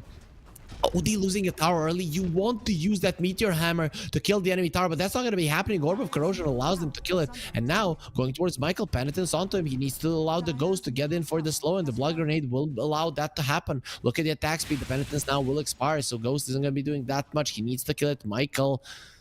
Oh, Soneko, he saves his creeps for now. All 3 of the lanes going well for Storm. Currently now Khan gonna be slowed down. 1J doesn't know who to kill first, and you know what, we'll kill your support first, leaving you all alone. You think you can run away, and you're so wrong. 1 more hit and Khan will be going down. This is exactly what's gonna happen. Actually, they needed 2, but that just means it will give the kill to Dominic. Meanwhile, bottom lane, Mitrofanushka going for BNC, trying to get the kill. He has the 1 charges, so will be fine. Lifted up into the air. Has to be careful, as he did get super low on the Slark. Has the healing Lotus, so really wasn't that close to death overall. The 7-minute Wisdom Runes, it seems like Ram Squad will be able to get towards them, but Soneko, bottom lane, is going for the steal and might be able to do it. No, Michael picks up the Wisdom Rune. Soneko a little bit too late, but still forces them out of the lane. It is a huge gold lead. It is a huge kill lead. Ram Squad still unable to get a kill. You have a Gyro and a Marcy lane, and you have still lost. You have an OD versus the Pango, and you have still lost. Those are the lanes that you should have won, and the net worth is reflecting it, as 3 cores of Storm are topping the network chart. Silence onto this poor Gyro. The TP from Michael. Can they save him? Nikki Cool rolling Thunder, OD TP, and they did force out some nice TP. Storm now have to run, as 4 heroes of Ram Squad are in the vicinity. Actually, OD didn't finish his TP, so let's see if they can kill Dominic. BNC most definitely gonna be a target that goes down. But finally, Dominic, can they maybe bring him down? Here comes Nikki Cool. What with the damage? The swashbuckle onto the 3 of them annihilates these 3 heroes, and a complete disaster for Ram Squad. This is not the way that you want your tournament run to end, but is most likely the way that it will end. 6k gold lead, 9 kills for Storm. Ram Squad still unable to get a single kill. And here comes Soneko onto the OD. Silence comes out as well. He has been netted and he has been murdered. So many heroes get on top of him. Weeha, he thought this was gonna be an easy one. Soneko is laughing. They know that they're crushing their opponents, and there's absolutely nothing that Ram Squad can do. Even the top tower has fallen, and the bottom tower has fallen. The map is completely open, and Storm are gonna be going for more. Oh, this swashbuckle here. Dude, that was so much damage. All 3 of them are inside of a firestorm. With that amount of damage, when you are this far behind early on in the game, there is absolutely no chance that you're gonna be living. And same is true for BNC. He's doing his best to get up to a level 6, so maybe we can see his Doom. He does have an Ensnare, so the heal troll, that is something that he has eaten, but he won't even be able to digest it properly. Pinnacle misses the swashbuckler just for good measure to show that they don't need to hit all their spells to get the kills. A 12-0 game, a perfect game so far. Will StoRm keep it perfect? Ram squad, you need to get the kill. Just show them that you have what it takes to bring down a hero. Let's look at the net worth. I know it's demoralizing, but we want to do it. Angel. This is very demoralizing at the moment.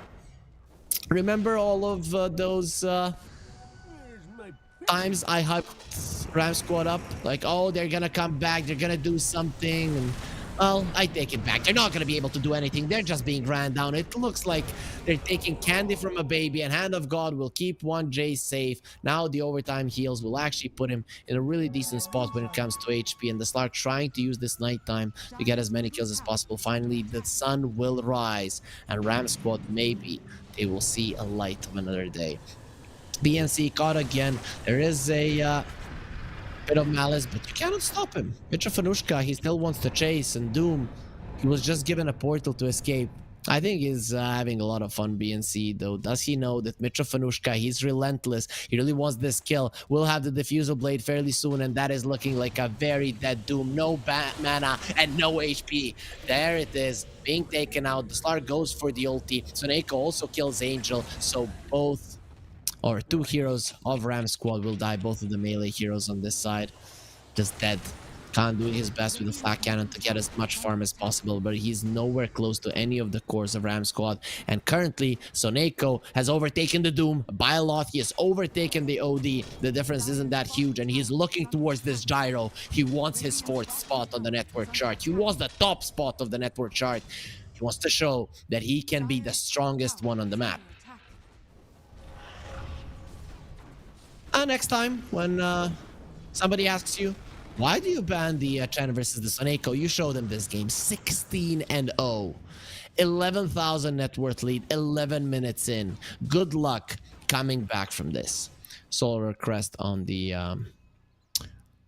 Chen, Underlord, going for the pipe. He's gonna have it fairly soon. Silence onto the Rubik, swashbuckle, goodbye. An Angel comes over, tried to save him with the rebound movement speed, but he has just put himself in harm's way as well. That Diffusal Blade is being delivered to Nikiko. He didn't have it. If he had, Angel would have been dead as well. Weeha has the Sanity's Eclipse. Will dropping down the hammer change anything? Highly unlikely. The 4% win probability, there is still a chance. 1 in every 25 games, dire side would win in this kind of a scenario. Is this that 1 out of 25? Meteor Hammer, 1J is dead. They get their kill 12 minutes in. They have found a kill there. Ram squad finally with 5 heroes. They do bring somebody down, but BNC on the other part of the map, he is being targeted. He gets himself away. A clean kill, no returns. Michael trying to go through the portal. Will he be allowed to do so? Pounced up, and Mitrofanushka finishes him off. He did his best to try to escape, but his best wasn't good enough. But Ram squad got the kill. They're not gonna be taken out without a bang. The Doom going for a Midas. Doesn't want to buy the arcane boots, understandable. Still hasn't used his ulti. We're seeing that BNC, by the looks of his face, he is done. He doesn't feel like playing any longer, and these are the kind of situations where even though you're a big Dota fan, even you love this game, you just don't feel like playing. Angel on the other side, he does seem focused. You can see his eyes moving left and right, looking at the screen. BNC just died to Dominic and to the Pango. I thought he just died to Dominic, then it would be a pretty easy way to tell that he is just out of it mentally, though. Once the Pango comes in, you really won't be able to survive these two. 19-1. Maybe we get to a point when there's 32-2 in kills. No, guys, the odds on Pinnacle are now amazing for this game. So you can use the promo code CUP23 on pinnacle.gg/welcome. Get yourself up to $100 bonus on your first deposit. And maybe you think the Ram squad can win this one. I don't think so. But maybe there are some optimists there. Maybe some Romanian people. I mean, Romanians are my neighbors. A lot of respect for the nation. I did play with one Romanian in a team, being a Rise. But, well, sometimes you need to hear the harsh truth, and that is that this game, it's kind of over. OD did overtake the Chen in terms of net worth, so Weeha showing that he still has it, can still fight. We really haven't seen good usage of the meteor hammer other than him farming. Is what it is. Goes for the Astral Imprisonment to secure that the range creep goes his way. And the game did slow down. The bleeding has been stopped. It has been 11k gold lead for quite some time. StoRm are waiting for nighttime. That's where the Slark will be going for the pounces. And as we say, they've stopped the bleeding. The Doom bleeds out, and well, there's gonna be a follow-up. Michael, the next one to fall.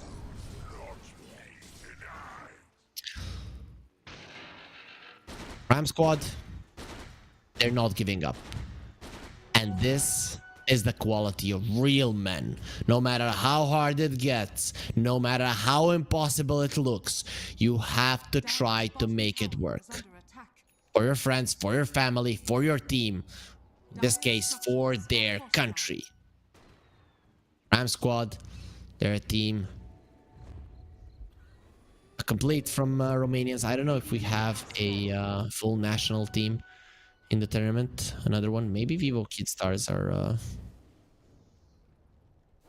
all from one country. I'm gonna check later on. Let's look at how this one is gonna go. Ram squad going for a smoke, trying to find something. The Doom will be used onto the Pangolier, and he'll just run himself away. Dominic standing his ground, protecting his body with the Pit of Malice. There's the Head of God. Of course, it cannot heal the Pango already, but you have lost 3 Ram squad, and they're probably gonna be losing more sanity. As Eclipse was used, Dominic didn't take any damage. VNC next on the menu. Weeha all alone in this world. No problem. We're gonna allow you to join your teammates. He uses the Astral Imprisonment to buy some time, and once those 4 seconds are out, he will be as well.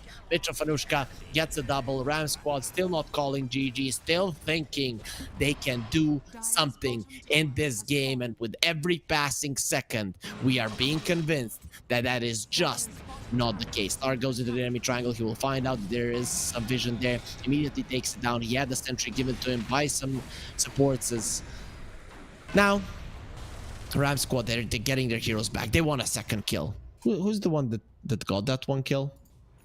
Who's the hero? It's the Doom. Okay.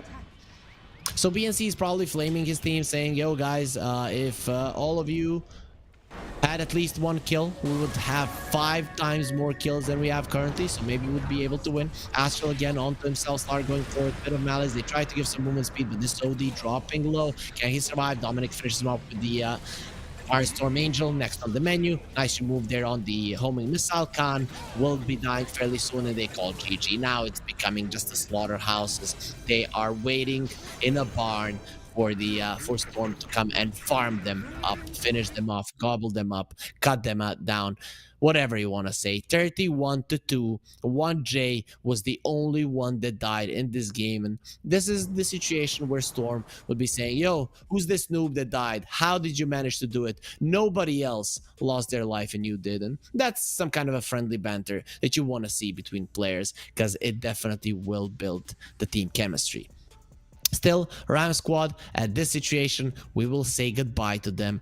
They will no longer be participating in the Pinnacle Cup Malta vibes. They have only won 1 game in the tournament. It was versus Level Up, and 1 game they got close, also versus Level Up, but they threw the lead, they dove too much, and they didn't manage to get the victory. Against every other team, they lost with a score of 2-0 without much chances of winning. So for now, goodbye Romanian boys, you were an amazing team to watch, but unfortunately, their road right now is done.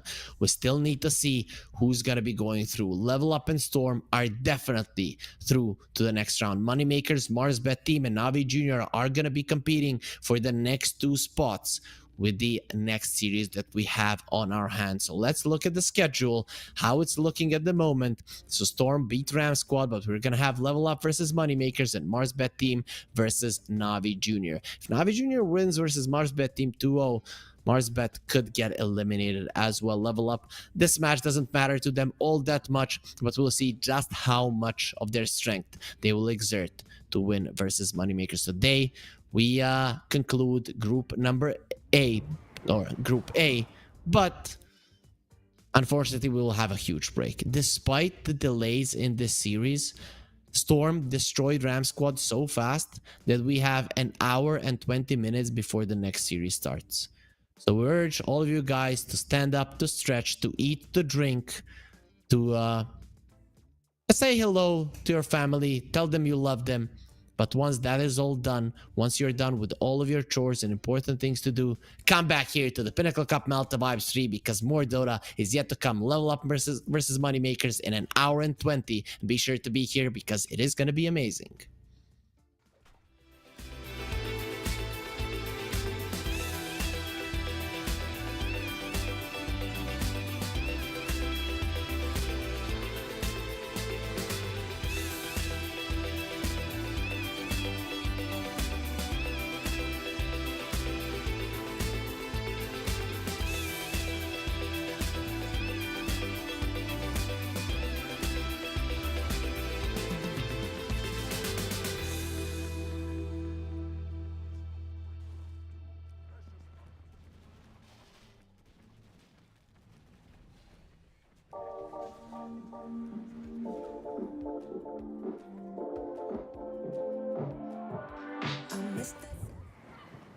Oh, esport. You and I have come a long way. It was such humble beginnings. As we gathered in small groups, we were professionals right from the start. Passionate, organized, and ready to rumble. We dreamed big, and surely enough, our parents supported us at every step of the way. Didn't they? Fired up by all this love, it wasn't long until we caught the scent of competition. To be honest with you, it wasn't always that easy. Joe here, he had to take on 2 side jobs to afford playing professionally. It's gonna get better, Joe. Fist bump. Some of you dared to not even call this a sport. And look where we are today. An endless stream of esports events every year. Bet you didn't see that coming, Mom and Dad. And you know what? We have been with you every single step of the way.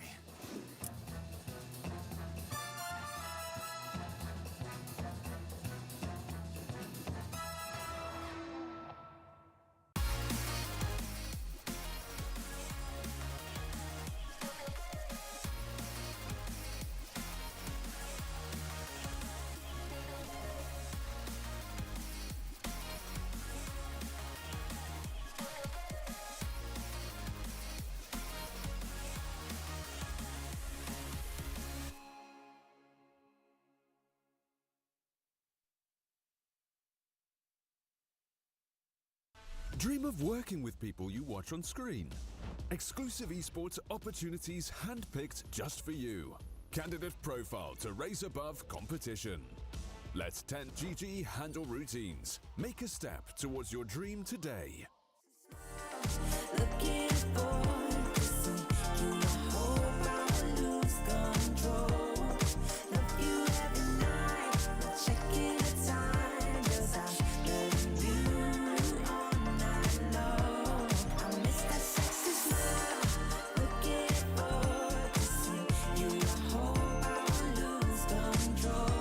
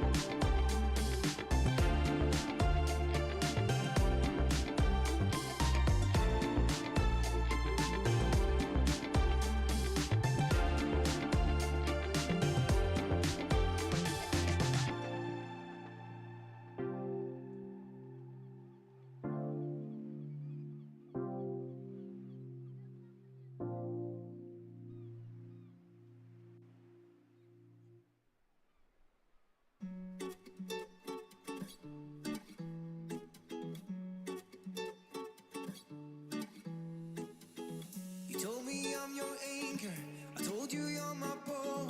Through the wind and fire we try to hold on. We build this ship together, searching for a home. Despite the storm that hit us, we are still on board. Dancing in the moonlight, the world just stops and stares. We got no destination, I'll take you anywhere.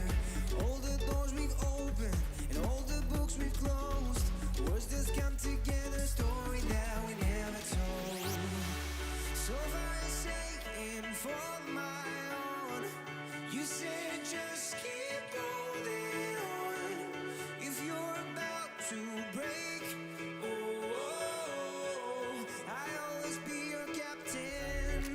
From our failures we have grown. You said just keep holding on. If you're about to break, I'll always be your captain. I'll be your captain. I'll always be your captain.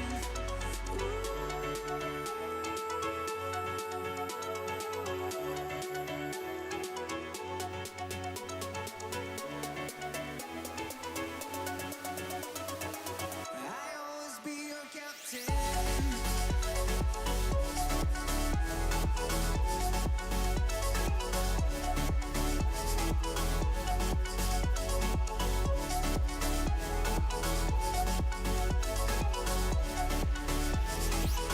You told me I'm your anchor, I told you you're my bow. Through the wind and fire we tried hold on.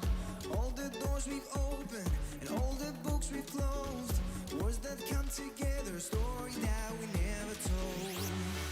So forsaken for my own, you said just keep holding on.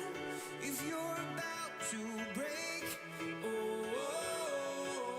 I'll always be your captain.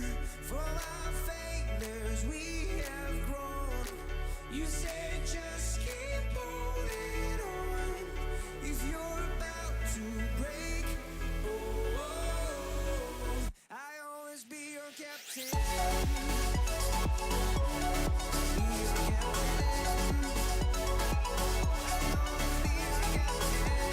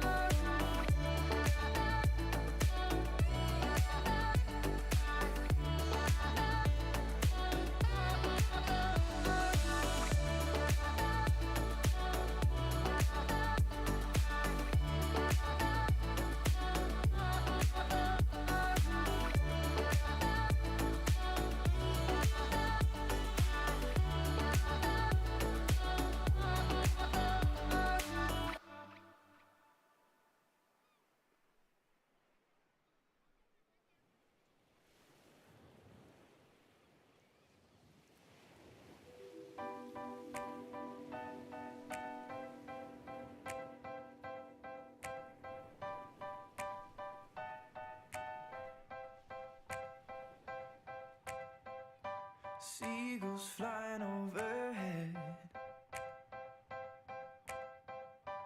towels down in the sand,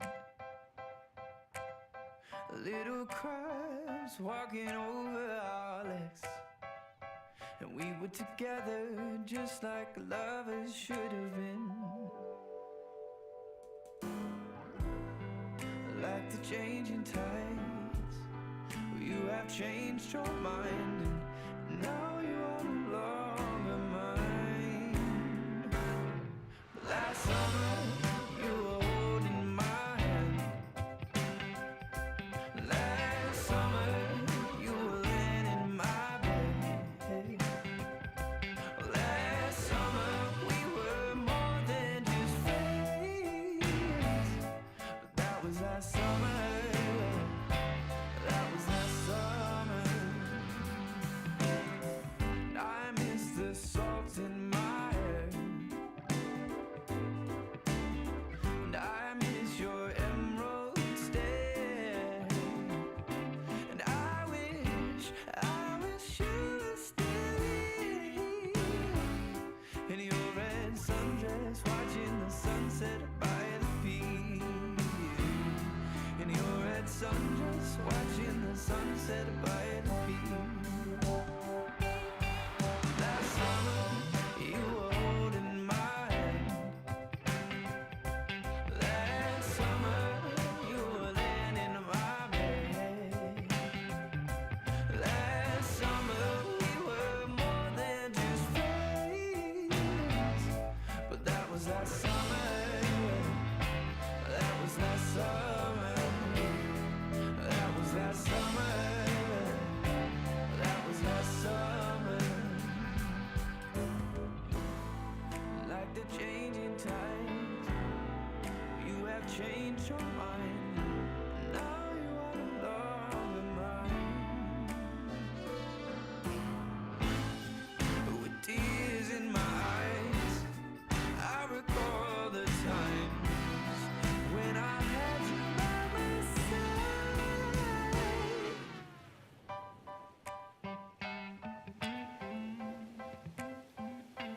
Last summer, you were holding my hand. Last summer, you were laying in my bed. Last summer, we were more than just friends. That was last summer. That was last summer when you were holding my hand. Last summer, you were laying in my bed. Last summer, we were more than just friends. But that was last summer. That was last summer. That was last summer. That was last summer. That was last summer.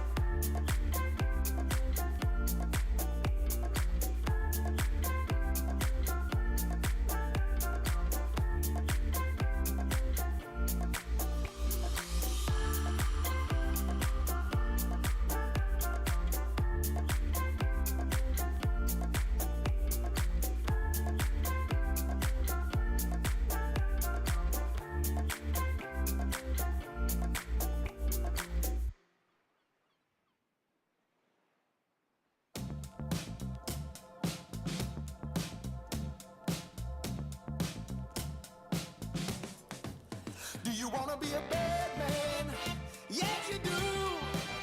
Do you wanna taste sweet salvation underneath the summer moon? Do you need another hand now? Yes, you do. Go see Miss Josie down on Columbus Avenue. Down in the city, there's a place that never sleeps. You can see it all up past 57th Street. Music is hot and the drinking there's free. It'll turn you upside down before you count to three.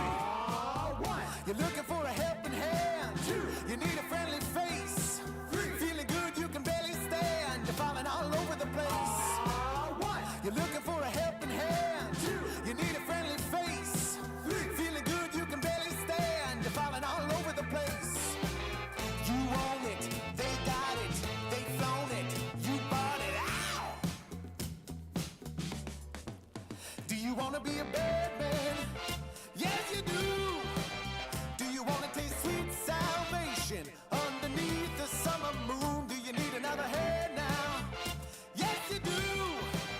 Go see Miss Josie down on Columbus Avenue. Columbus Avenue. Ha! Go see Miss Josie down on Columbus Avenue. Columbus Avenue. Ha! Go see Miss Josie down on Columbus Avenue. One, you're looking for a helping hand. Two, you need a friendly face. Three, feeling good you can barely stand. You're falling all over the place. One, you're looking for a helping hand. Two, you need a friendly face. Three, feeling good you can barely stand. You're falling all over the place. You own it, they got it, they flown it, you bought it. Ow! Go see Miss Josie down on Columbus Avenue. All right, Columbus Avenue.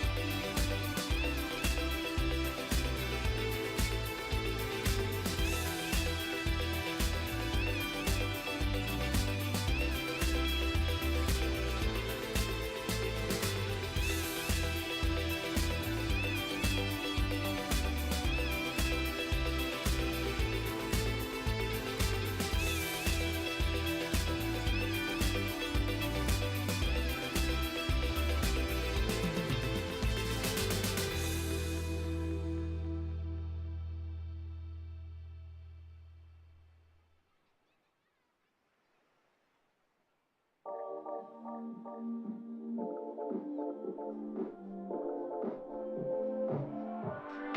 miss that sexy smile, looking forward to see you. I hope I will lose control. Love you every night, no checking the time, just us loving you all night long. I can let you go, baby, it's the right thing, I already know, and we feel it. I really do, I say the truth, we can't go any road. Need you now. I'm your queen and you the king right now. It's a kingdom, let's play it how you like. How does it make you feel? Or you wanna change? I'll be whatever, watching like we can dance. You got to move tonight. Stars are watching us in the sky. I wanna last it forever. It's a sexy smile, looking forward to see you. I hope I won't lose control. Love you every night, no checking the time, just us loving you all night long. I can let you go, baby, it's the right we already know, and we feel it. I really do, I say the truth, we can't go any road. Need you now. Let's change the clothes, we have a drive. You know how you make me feel alive. Come close to me, I'm obsessed with your different kind of style. Don't you ever leave, stay by my side. Hold my hand, 'cause I don't have much time. I wanna hug you forever.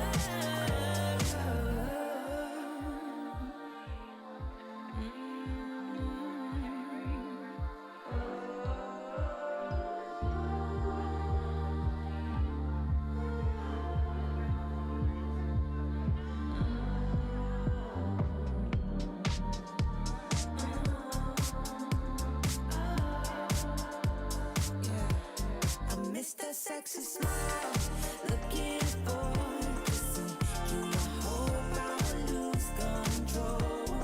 Love you every night, not checking the time, just us loving you all night long. I miss that sexy smile, looking forward to see you. I hope I will lose control.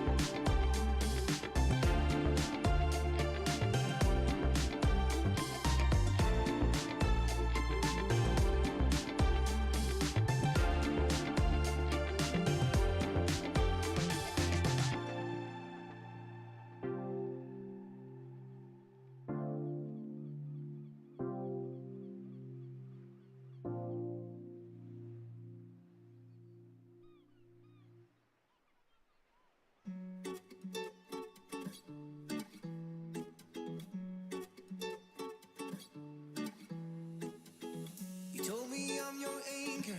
I told you you're my pole. Through the wind and fire, we try to hold on. We build this ship together, searching for a home. Despite the storm that hit us, we are still on board. Dancing in the moonlight, the world just stops and stares. We got no destination, I'll take you anywhere. All the doors we've opened and all the books we've closed. Words just come together, story that we never told. So far saying for my own, you said just keep holding on. If you're about to break, I'll always be your captain. From our failures we have grown. You said just keep holding on. If you're about to break, I'll always be your captain. I'll be your captain. I'll always be your captain.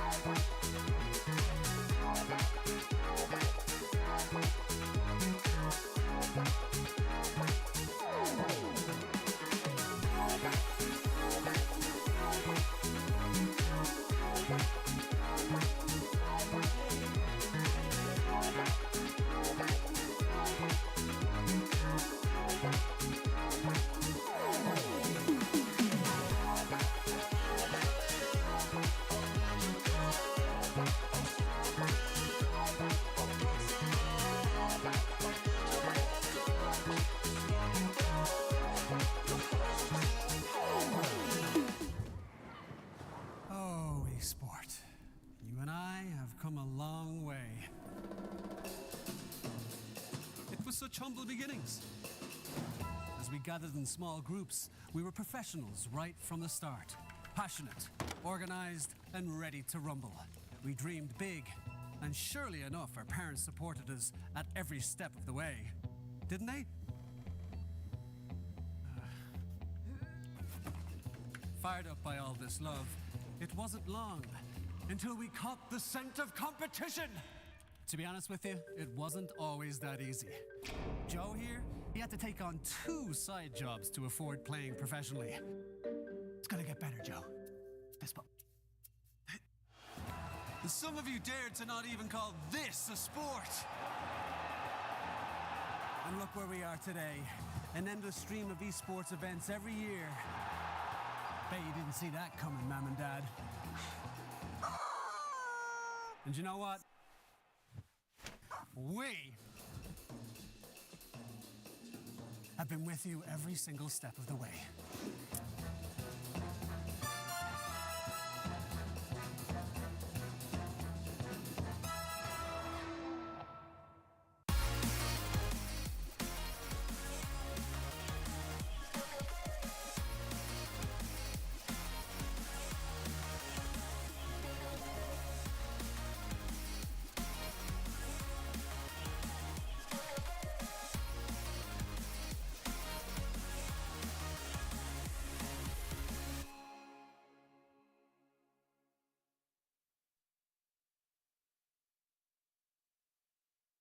Dream of working with people you watch on screen. Exclusive esports opportunities handpicked just for you. Candidate profile to raise above competition. Let 10GG handle routines. Make a step towards your dream today.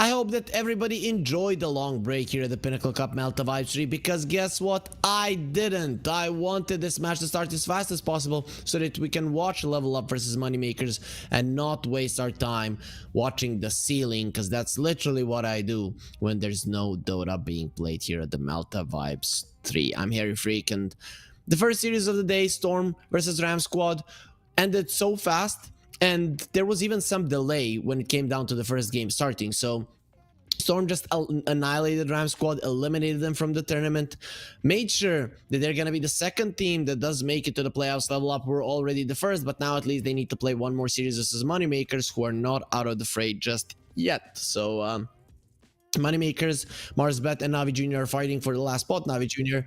are unfortunately in the worst position at the moment. But let's focus on the standings here. Level Up, StoRm, they are through. Moneymakers, Marsbet, Navi Jr., they are still fighting for its Ram Squad. They are out. Let's just look at Group B just for a second, though. Tomorrow will be Group B day, as tomorrow there will be 3 series that are gonna be played in this group. Sibe and KZ team pretty much went through. The other 4, it's still anybody's game, to be honest. So it is gonna be tough. One move though has 0 points compared to the -2, -2, and -3. So they're definitely in a better position than the other 3. But let's focus on the series that we have ahead of us, because Level Up versus Moneymakers is gonna be starting fairly soon. The sides have already been chosen. So let's remind ourselves of the amazing rosters that these 2 teams are sporting. Level Up, they had their 2 of their players leave. I don't know if Milan is officially out of the team. The Hawk is, as he's gonna be the coach for Quest Esports in TI. So they have 7 Jesuits so bad standing in for them for this tournament. We're seeing Lauren Afon, me and Sweden Strong sporting those beautiful jerseys with a rhinoceros right on top of them, and that rhinoceros, if I'm not mistaken, is wearing a headset. And of course, if you're a rhino, what else are you gonna be doing then playing Dota? But their opponents, moneymakers, you know what they're all about. Lucas, Yegor, Vierk, Bignam, and Slayer, all about money. And we know, you know, there are some poachers hunting different types of rhinoceros around the world. So we'll see if these moneymakers are going to be able to make it happen and get themselves big bucks. If we look at this coin, which is their logo, we can see that they are criminals for sure, these guys. So maybe they're going to be beating Level Up, as Level Up are currently undefeated in the Pinnacle Cup Malta Vibes 3, looking really, really strong. Sometimes they do drop the ball, but usually when they focus on it, they completely annihilate their enemies. They did lose a game to StoRm, they did lose the game to Ram Squad, but the other two series that they played, that was versus Navi Jr. and Marsbet, they were undoubtedly the better team. I doubt this series will be as short as the previous one. I think it's definitely gonna be it's gonna be longer games, even if it's a 2-0. I would be surprised if Moneymakers wins with a 2-0, if Level Up wins with a 2-0. That wouldn't surprise me, but from my perspective, this should be a 2-1 series, and that's something that we haven't had in a very, very long time. So September 11th, yesterday, every single series was a 2-0, and today StoRm versus Ram Squad ended in a 2-0 as well. At the start of the tournament, we had really long days, a lot of 2-1s. Now, everybody just wants to win as fast as possible. I don't know what the hell is happening, though. We'll see. We'll see how it goes once we do get ourselves into the deciders. I can't wait to see the playoff seeds: Luna Galaxy, Navi, Team Tickles, and KD Stars face off versus the lower ranking teams in the groups. So the way that it works is that we have 4 teams from groups. 2 top teams go into the quarterfinals, and the bottom 2 teams will be fighting versus 4 directly invited teams in the decider bracket, and then the quarterfinal will commence after that one. The draft for game number 1 is ready. Teams have gotten into it. The lobby has been started, so we can focus on the draft here, as it is going to be Moneymakers on the Radiant side, Level Up obviously on the Dire, and first pick for Level Up Radiant. And first pick, those are usually the trade-offs when it comes to the drafting stage here. So I can't wait to see what these teams have in store. Though we have seen a lot of the same today, even in some previous days. So currently, the meta here at the Malta Vibes 3 is kind of stale. Only when the 2 groups and the directly invited teams start mixing. And that's going to be in 2 days, guys, because that's where the playoffs start. We are almost done with the group stages, Group A. This and one more series, and that is it. We're going to know the final results. But anyways, the thing is that these teams, you know, now everybody knows what everybody likes to play, wants to play, and then it's very easy to ban those heroes. You're then not left with a lot in your hero pool and so on. I do remember though having an interview with Owned Me. I think it was another tournament, and he said that he thinks that every single one of the players of Level Up has a pretty vast hero pool, so it is very, very hard to ban versus them. If I remember correctly though, it was previous meta in that tournament 734 came out, if I'm not mistaken, and I think I'm not. So it does make sense that that moneymakers are gonna have to decide really hard, think really hard what to remove versus Level Up. They ban out the Venge and the Treant, Earth Spirit and the Dawnbreaker. On the other hand, we won't be seeing an Aegis Prophet and Invoker. And what's going to be the last one? They ban out the Gyro. Do they pick it themselves? They actually go for the Razor first pick. I want to say I've seen Level Up play the Razor. Yeah, they have 7Jess who has played it versus Navi Jr. 2 games. Versus a Ram Squad, they didn't play it. Versus StoRm, they didn't play it, and versus Marsbet, they didn't play it. So they played it twice versus Navi Jr. Both of the times they won. This is one of 7Jessu's best heroes. I understand that there is a flex for Owned Me to play it, though. For me, he's not the type of player that goes for a Razor. He likes to be a fat team fighter, right? Brewmaster is like his go-to hero most of the times. So moneymakers, you see the Razor. There are some openings here. Gyro isn't really a good one as well. There's a Razor on the other side, so they'll go for the Doom. Okay, that's nice. Razor likes to have some heals on his team. If this hero is healthy, he will do immense amounts of damage. The downside of the hero is that sometimes he can die and is susceptible to being bursted down.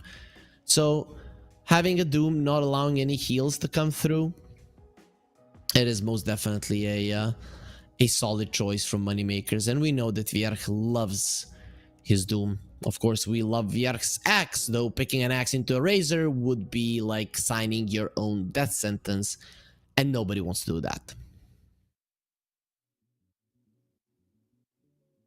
Warlock is banned out. Razor doesn't like being slowed down, not one bit. If there's like the ultimate slow in the game, it's most definitely the upheaval. You literally cannot move when you stand inside of it for a couple of seconds when it's maxed out.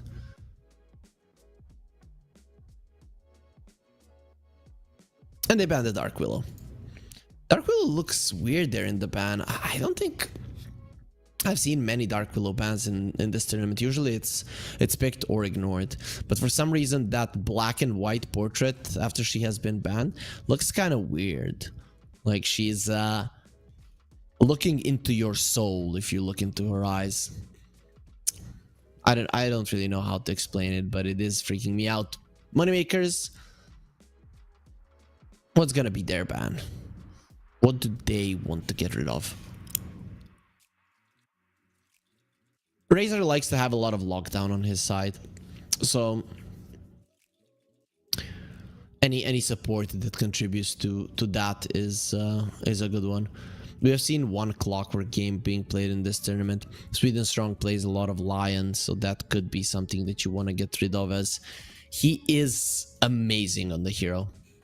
And I put the emphasis on amazing because it's even more than that. But they are taking their time. Moneymakers, I think they're surprised with this Razor pick. The thing is that Level Up now don't have to ban the Gyro. And moneymakers still have to think about it. So the hero that we usually see as a carry to carry matchup versus the Razor is the PA. PA or the Terrorblade are the go-to heroes for teams. Naga Siren wouldn't be half bad either. Grimstroke banned out. Moneymakers, they go for the Skywrath Mage. A lot of magical damage. You can't really call it burst, but I guess if somebody does get stunned up, he will be doing a massive amount of damage. I do not like the Doom and the Skywrath Mage combo, though, going throughout the game. Yes, you will have the Hoof Stomp, but it is not the War Stomp, sorry, if you the center. But it is not the longest of stuns overall for a hero. So not that great setup. Like the Axe, like the Centaur, like the Mars, or a Faceless Void, let's say, for the Skywrath Mage. But it does open up that possibility of a Faceless Void. So I think Level Up might want to think about dealing with that, getting a save or something. Shadow Demon comes to mind as a good one. I wouldn't mind the Clockwork for Level Up, though. You know what the other... Oh, actually, Void is banned out. The other thing that is pretty good that Level Up likes to play is a Primal Beast. He builds into a Blade Mail. Skywrath Mage hates that. Doom hates it as well. As you know, you're gonna Doom somebody, but Blade Mail will damage you just as well.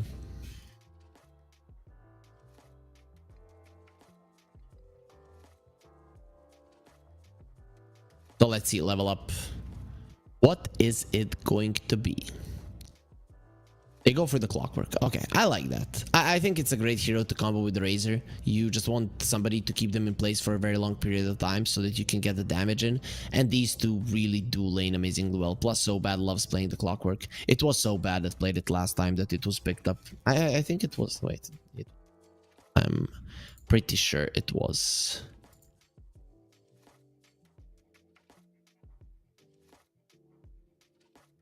Yeah, it seems like being pretty sure doesn't make it right, as they weren't the ones playing the clockwork. Who played the clockwork? I know there was one clockwork pick. It was Navi Jr. versus StoRm. And it was a 5 clockwork. Pugna picked up by level up. Okay. So there's some heals for the Razor. I'm kind of hoping that this is going to be a Lorinov Pugna. That is something that he was known for when Pugna was being played as a mid laner a little bit more. As ever since they nerfed the battery station of his, we all know, I mean, it made sense. If you have an electric car, then you go to the battery station, it does take long to charge it up, and Pugna was way too fast, so unrealistic, doesn't go in sync with the real world, and we know the Dota is 100% in sync what's happening in the real world currently. As Queen of Pain gets picked up, a lot of burst damage now versus the Razor and the Beastmaster. There's gonna be pain, there will be screaming. Moneymakers, they get these two mad people that just scream at the enemies. I like it. I like it quite a lot. It will be putting the Doom on position 4 most likely, or on position 5, or on position 1. There is a chance that Lucas plays the Doom as well. Not out of the question for sure. So level up now, seeing this. What's the play? They have some burst damage of the Pugna. They have catch on the clockwork, but they are still lacking some stuns. So I think showing your offlaner right now actually not that bad of an idea, because the enemies will have to guess if this is a mid or a support Pugna.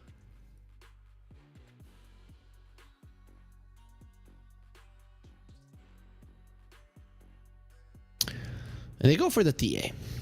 Okay, now we know it is a support Pugna, unless they're playing an offlane Pugna, which owned me. I want to say I've seen him play Pugna in the past, but maybe only in pubs. Not 100% certain, but I think that is the case. We'll see.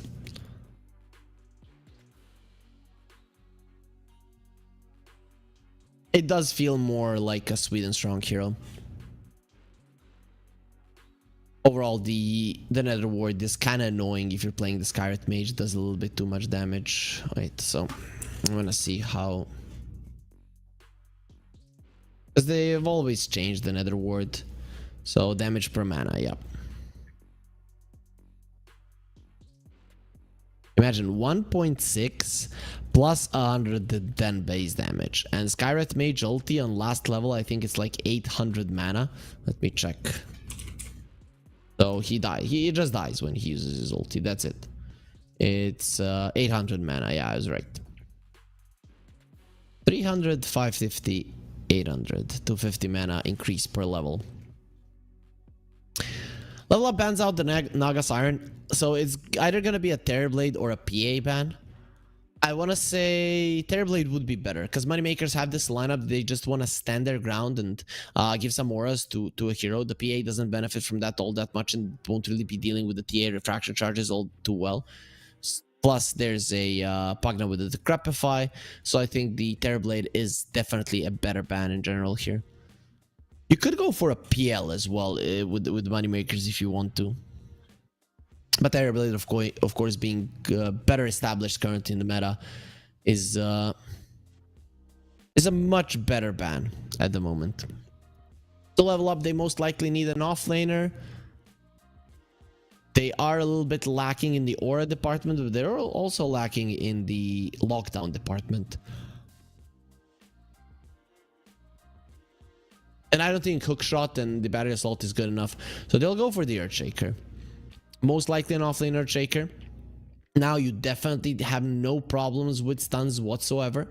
Though this Shaker, no matter where he is, he might have to go for a BKB. Playing versus the Ancient Seal is a little bit too tough, even if you get a good initiation with the Blink Echo. The silence from the Skywrath Mage is instant, so the second you blink in, you might get one spell off, but the second one is already going to be cancelled out. And Moneymakers need their carry. PL now versus the Shaker doesn't feel too good. But they'll go for Muerta. That puts the Doom at 5, I want to say. And yes, Slayer will be playing the Doom. I don't don't know. I like level up's draft more. You can't take away the damage from Muerta. She naturally builds into Hurricane Pike, so that's gonna be helpful versus the Razor for sure. But I still like level up's draft a little bit more. They have a lot of lockdown. They have good timings. Their laning stage is pretty decent. Skywrath Mage and the Queen of Pain are easy to bring down. Same is true for Muerta. And you don't have any vision heroes to protect you from the Shaker. So I think if Owned Me has even a decent game, and he should have a decent one at least, then this Shaker could be a problem. So you have a Clockwork, you have a Shaker, you have so many ways to find the backline, and Moneymakers, it is of the utmost importance that their backline does remain untouched. I'm thinking if this was the old Beastmaster with the Vision of the Hawk, he would have been better for this game in general, considering what you're playing against. With that being said, I do prefer Level Up's draft. I think they're coming in as the slight favorites of the series, so I do want to say that game one is most likely going to be theirs, though Moneymakers, there is some merit to their lineup for sure. It looks pretty decent. They have burst damage. They can be a problem for the Razor if they catch him at the right time. Though if will they, are just completely two different things. So we'll see if Moneymakers have what it takes to take a game off Level Up, or is it going to be a 1-0 for the team that is currently at the top and haven't lost the series just yet. And they're looking better and better with each day.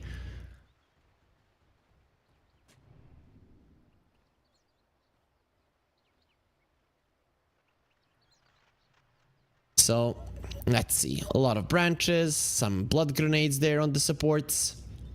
No surprises in terms of items.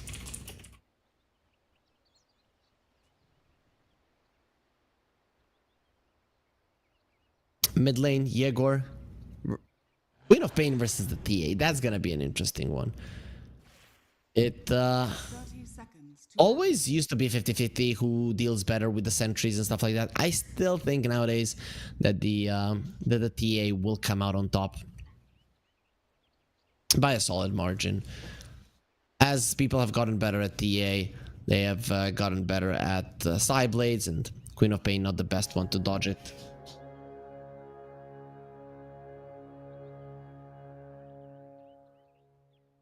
the battle begins. Bjerg thinking about stealing a rune. He gets quickly dissuaded by 7 Jesu. It is gonna be 3 runes for Moneymakers, however. So they get themselves a pretty good start. Doom had to pick up the Scorched Earth though to escape, but he did escape anyway, so not really taking any significant damage, and the Doom will be fine. Places a sentry, unblocks his camp. He knew that there was a ward there. Very nicely done. He had a ward himself, that's why he has seen everything that happened. A very unconventional warding spot for the Radiant side there in the bottom lane. Really not something that you see too often. As that shot goes towards Own Me. And Sweden Strong, he's gonna be fighting versus Slayer. Two very nasty demonic type of creatures. For now, Sweden Strong standing his ground, and he is a hero with a lot of range, so it only makes sense that he is gonna be winning the trade, at least for now. In the mid lane, Lorinov, okay in terms of CS. Trying to get some side blade hits in, but for now these two are equal. We'll see if it does change in the near future. Slayer gets level 2 first. It makes sense since he took the ward down, so got the extra experience there. This Pugna is gonna be so annoying. One of the fastest heroes in the game, has a lot of range as well. 630 is that is a huge amount. Mid lane, Yegor. We'll see how much he can do. You do have the Shadow Strike to actually go through the refraction charges, but in terms of damage output, in terms of who's gonna be farming better, is the TA, and later on jungle farming, we all know who wins inside of that. Onmi is doing really well in CS, and the lane is in a good position for him. So starting in the game, level up is in a good position. Top lane for now going okay for the Beastmaster, but yeah, this is what tends to happen when you're versus the Razor. It's coming forward, will get slowed down by the Boar. Slayer actually brings down Sweden strong, but we're seeing a fight on the top lane. It's so bad. He's keeping his enemies inside of the Cog 7. Just has to use the things, but he's looking very much dead. Where's the body block? So bad, doing his best to do so. He's actually gonna be taking that concussive shot, but in the end, it's both of them going down. Vieira cuts them down with the wild axes, and the creeps finish off the second one immediately. It will be the Scarlet Mage that goes for a deny. Big Nub dies, doesn't give any experience. Some small amount of gold to every single player there on level up. So, despite doing well in CS, in terms of kills, Moneymakers will start off the game better.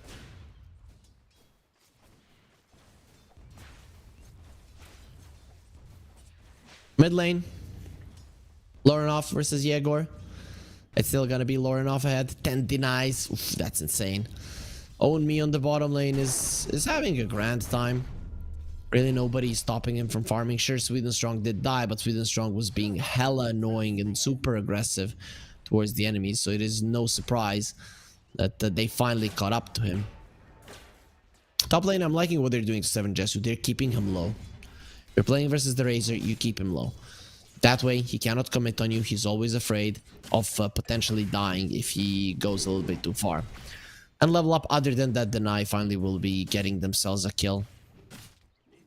The Pugna and the Shaker running down Slayer, and Pugna securing the kill for himself. Blockmark? He gets the control of the Beastmaster, who's now trying to run away. He is relatively speedy, faster than the Razor for sure. Vjark already has the boots. That allows him to outrun the Razor. It's only level 1 static link, so you don't really take that much damage away. But the Razor needs the boots.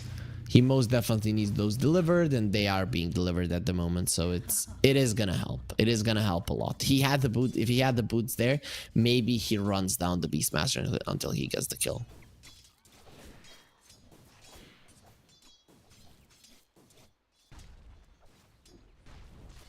Own Me continues to crush it in terms of CS. The denies in the mid lane and in the bottom lane in favor of level up are insane. Though I guess it's normal. You have so much damage from the refraction. You have so much damage from the enchant totem. It only makes sense that you are gonna be winning in CS. Nice sidestep there from both 7 Jesu and So Bad to make sure that not both of them get hit by the concussive shot. Now they're buying some infused raindrops, which are a necessity on the top lane for sure.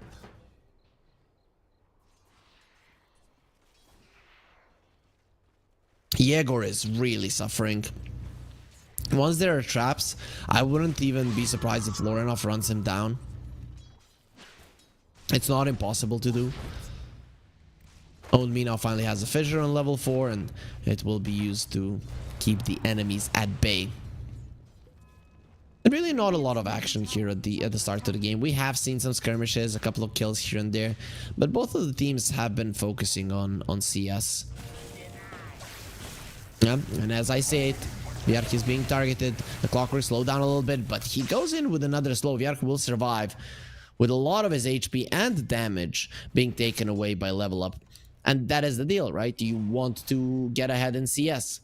The early levels went well for the Beastmaster, but as time progresses, the Razor is going to be more and more of a problem. Sweden Strong attempts to deny, doesn't manage to do so. Slayer will get blocked in. He actually will be able to pass. Only made a little bit of a blunder there, and because it, Slayer will get himself out. Had a small little crack to go between the fissure and the stairs, and he gets himself away. Of course, Scorched Earth gives you so much movement speed.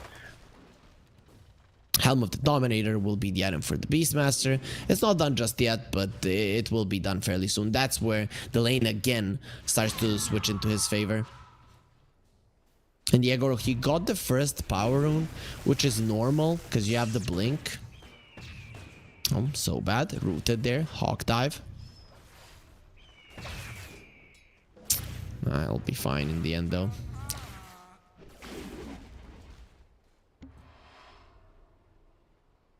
Vierk had the healing salve. He's gonna have a diadem in 150 gold. Then only the recipe for the Dominator will be remaining.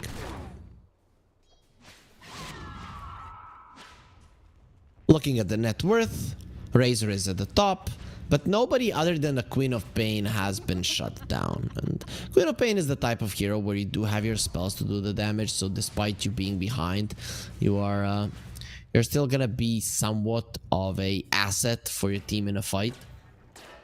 Vierk, not gonna be caught. Clockwork, he desperately wants that battery assault. The first one to connect, then the second one would be much easier. But very nice footwork from Vierk. Going out in the exact same second that he needs to.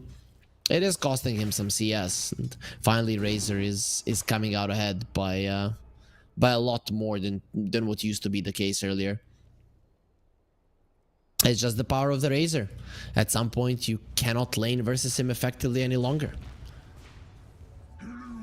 So it does look like Level Up has done well in all of their lanes. They haven't won the bottom lane, where Muerta has more net worth than the Shaker. It comes out from a couple of kills, and Lorinov finds Slayer, gets the kill. He was very mad that his illusions were stolen by Slayer, but at least Slayer will pay. This TA has 600, almost 700 net worth over the Queen of Pain. Egor needs to be thinking about recovery. The only reason that the gold lead isn't higher for Level Up is because there's a Doom on the other side, and well, out of all the supports, he has a built-in Midas, so basically he will always be able to be ahead, unless there is a huge difference in terms of kills around the map. And so bad he has found Vierk right now. They would like to kill the Hawk before he goes for a bomb, and he won't be able to dive bomb and save his buddy, especially with Lorinov coming over to secure the kill. It was pretty certain that the Razor and the Clockwork would have gotten the kill anyways, but you want your TA to get to her timings as fast as possible. This is an okay TA game. There are some things to go through. Your refraction charges, Mystic Flare is probably the biggest one, but other than that, you know, there's not too many things that you're afraid of.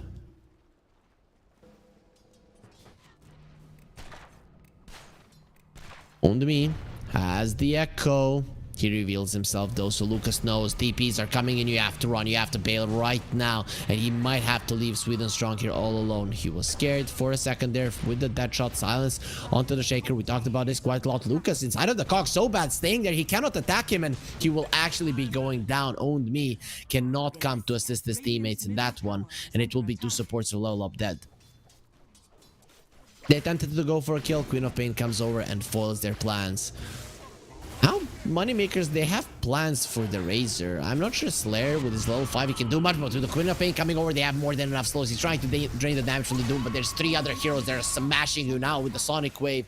The damage will be more than sufficient. Vierk is actually the one who gets it, who deals the final blow. Lucas almost died, but almost just isn't gonna cut it. Only is threatening with the fissure. Actually gets him on the wrong side. Oh, Lucas, he cannot escape. The calling will get used. The only thing about going in, there it is. Echo and the smack. And Sweden Strong, actually, with the Nether Blast, is the one who picks it up. Nicely played. That was a perfectly placed fissure, just to allow him to get close. And actually, the Tumbler's toy over the calling so that the spirits don't go through to you and silence you. It was really nicely done. The mid lane tower does fall. Yegor was rotating a little bit, and well, versus a TA, you leave the lane for more than 3-4 minutes. For more than 2 minutes actually, and your tower is dead. 3 minutes is a long time in Dota. Dire's structures are fortified. Owned Me. You would like to get a kill again. The Doom will be TPing on the bottom lane. Talked about the Doom and his built-in Midas, but after that kill for the Pagana, where he killed Lucas, he's actually ahead in net worth. Curious to see what the Pagna will go for in terms of items. Phylactery would be a cool approach. Fissure from the Shaker. He doesn't have the Echo, so I doubt he's gonna be diving this. But they are applying pressure to Lucas and consequently applying pressure to the tower as well there with the Nether Blast. He will leave his Pugna ward just to be taken by Lucas. So nice free gold given to Muerta.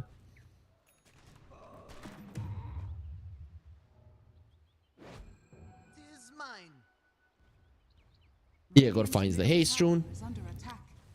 The Queen of Pain hasn't died in this game, but despite that, he is 1500 gold behind the enemy TA. They're trying to kill him now. Him having the haste, he's probably going to be feeling super good about it. They have the blink, and well, with the follow-up stun, he's dead. The hookshot wasn't even needed, but now it's needed for a bonus kill. Bignum caught from afar. He has the Mystic Flare. The Clockwork will take it like a man. Actually just moves to the side. It wasn't perfectly used inside of the cogs, and Bignum, Radiant's middle tower. even if it was, he wouldn't be able to kill the Clockwork, but at least some more damage would be done.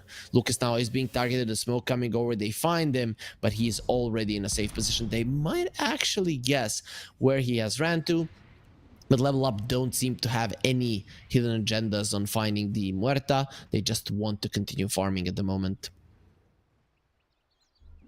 And I agree with it. I think it's a smart move.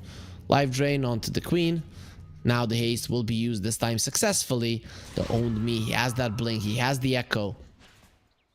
And if you're not careful, you can easily get blown up. Bignum in the vicinity with the Ancient Seal is something that can save your life if it does come to a uncomfortable position.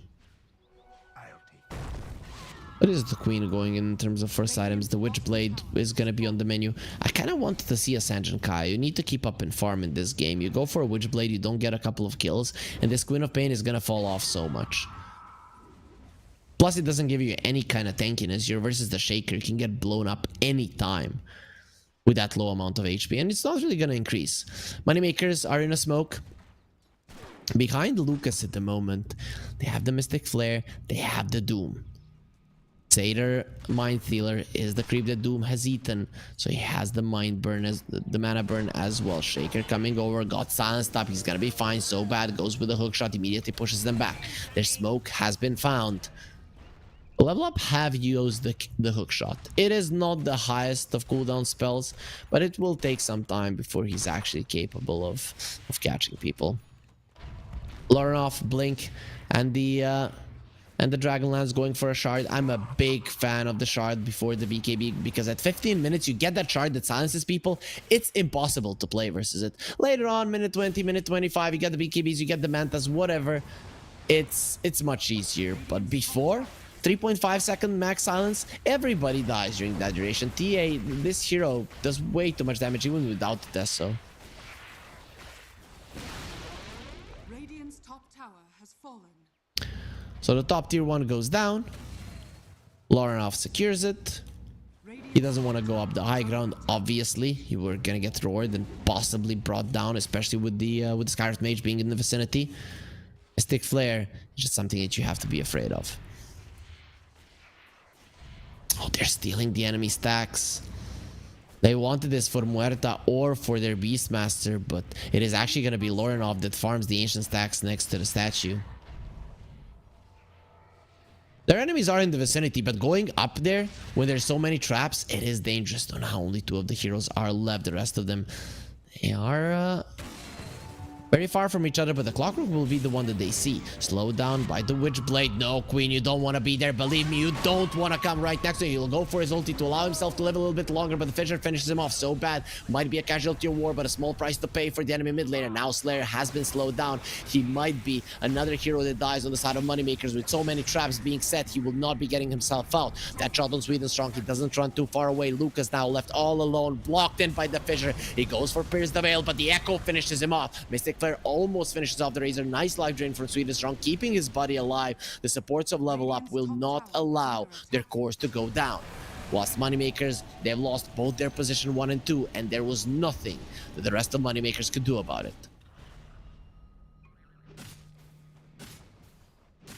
You can just see such a great amount of damage being done, but every single hero in that fight, everybody is contributing on both sides, apart from the Doom, who was just running away, and maybe the Scorched Earth clipped a couple of heroes a couple of times. But But overall, level up now in full control of the game. They completely invaded the enemy side of the map there on the top lane. And Moneymakers, they had no response. Their response was to just give him even more kills, even more gold to level up. And now, Shard on the TA is done. That's why it's not going to be that far off either. The only hero on Moneymakers that is having any kind of a decent game is Vierge. Helm of the Overlord is done. So let's see if an Ancient Creep can change this. For now, though, he's not taking anyone. He didn't want the Ancient Ice Shaman. Scanning.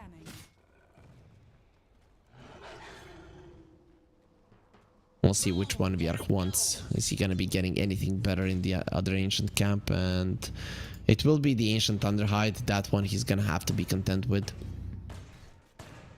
So bad. Farming his 4-staff. If Moneymakers don't want to fight, then level up. All of their heroes will be focusing on farm. And currently, with the amount of map that they're controlling and the heroes that they have, their farming speed is greater. StoRm on Muerta going for the Dragon Lance wants the full Hurricane Pike. Yes, you do need it, but that means that your crit is Dire's top tower gonna be far off. Dire's structures are fortified. The homing missile towards top. DD found by Lorinov, bottled. You win a fight now. If you're level up, you get Roche. If the enemies just run away, you might be able to get Roche anyway. So many traps can be around the pit, and Moneymakers have nothing to use to fight versus it. Hook shot onto the Beastmaster. The highest net worth hero of the enemies will be going down, no problem whatsoever. Level up, not hesitating for a second. They take the Watcher away, and it's time to enter the pit. You don't have the Deso, but you have the DD, and that's the second best thing. Level Up are playing really clean Dota in the past few days. They've had their ups and downs at the start of the tournament, but more and more time is passing, and more nobody can even come close to how they're performing. I haven't watched Group B all that much, but I don't think anybody is this dominant. Calling in the mid lane, slowing the enemies down, dead shot onto the Clockwork. He's gonna be pushed back, owned me. Doesn't have the echo, and doesn't have the reason to chase. He now has a 4-staff on the Shaker. Didn't want to go for a BKB. I would have preferred the BKB, but 4-staff is nice.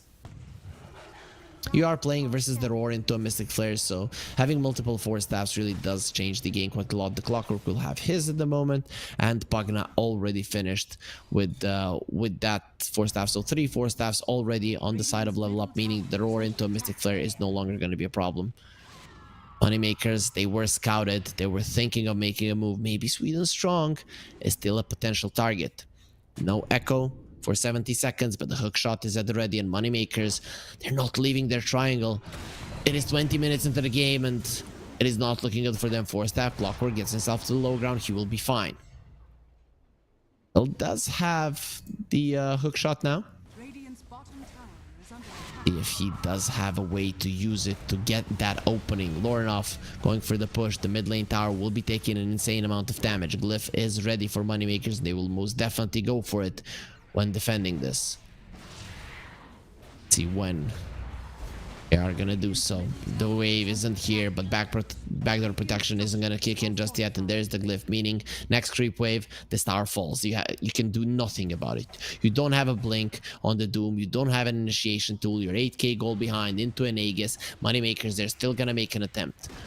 Smoking up, they're in the top lane. They're actually gonna catch Dire's top somebody on bot. No, actually, that's a Queen of Pain. That's their own hero.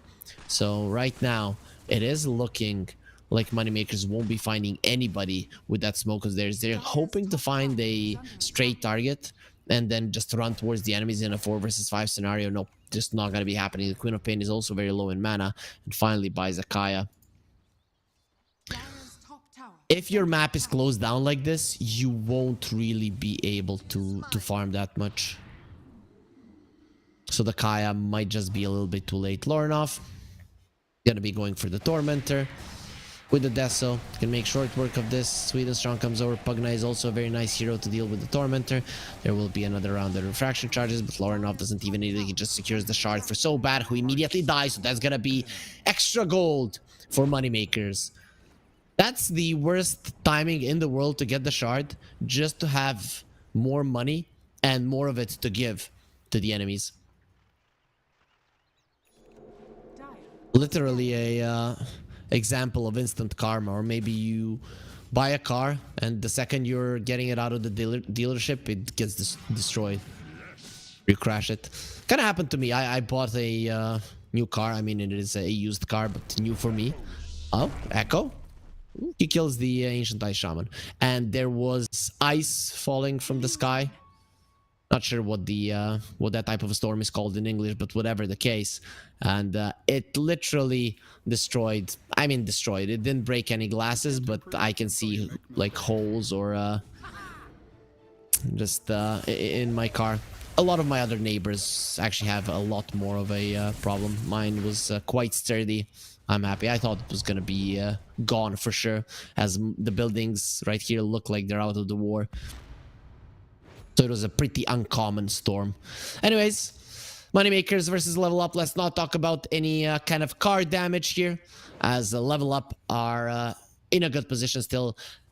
10k gold lead and only, okay, now 65% win probability. That sounds a little bit more like it should. They are trying to use this first Aegis to get as many of the tier 2s down as possible, so that you can use the second Aegis to go high ground. Sweden Strong for some reason looks sad to me today if you look at him in the Radiant's bottom tower has fallen. camera there. I'm not sure why. Usually he has a little bit more of a glow to him. Hopefully he's not sad and it's just our perception or my perception here. The pressure continues from level up. In 30 seconds, they won't have an Aegis any longer, so that's gonna alleviate some of it. But moneymakers, I'm still looking at them, and finally they do have a blink on the Doom. But the question is, can you find an opening for this to work? They have the War Stomp on the Doom, so maybe you can. Lucas is level 14, so this Muerta does pack a punch. Let's see if he'll be able to do anything. So bad in a good position to break the smoke. They're going over traps. The silence immediately comes through, and Clockwork is gonna be fine. Doom is coming over. There will be a beautiful fissure to isolate him from the rest of his team. And TA comes over, one hit onto the Skywrath Mage. Not gonna be enough. I thought it was gonna be doing a little bit more in terms of damage, but the Skywrath Mage seems to be a little bit tankier there.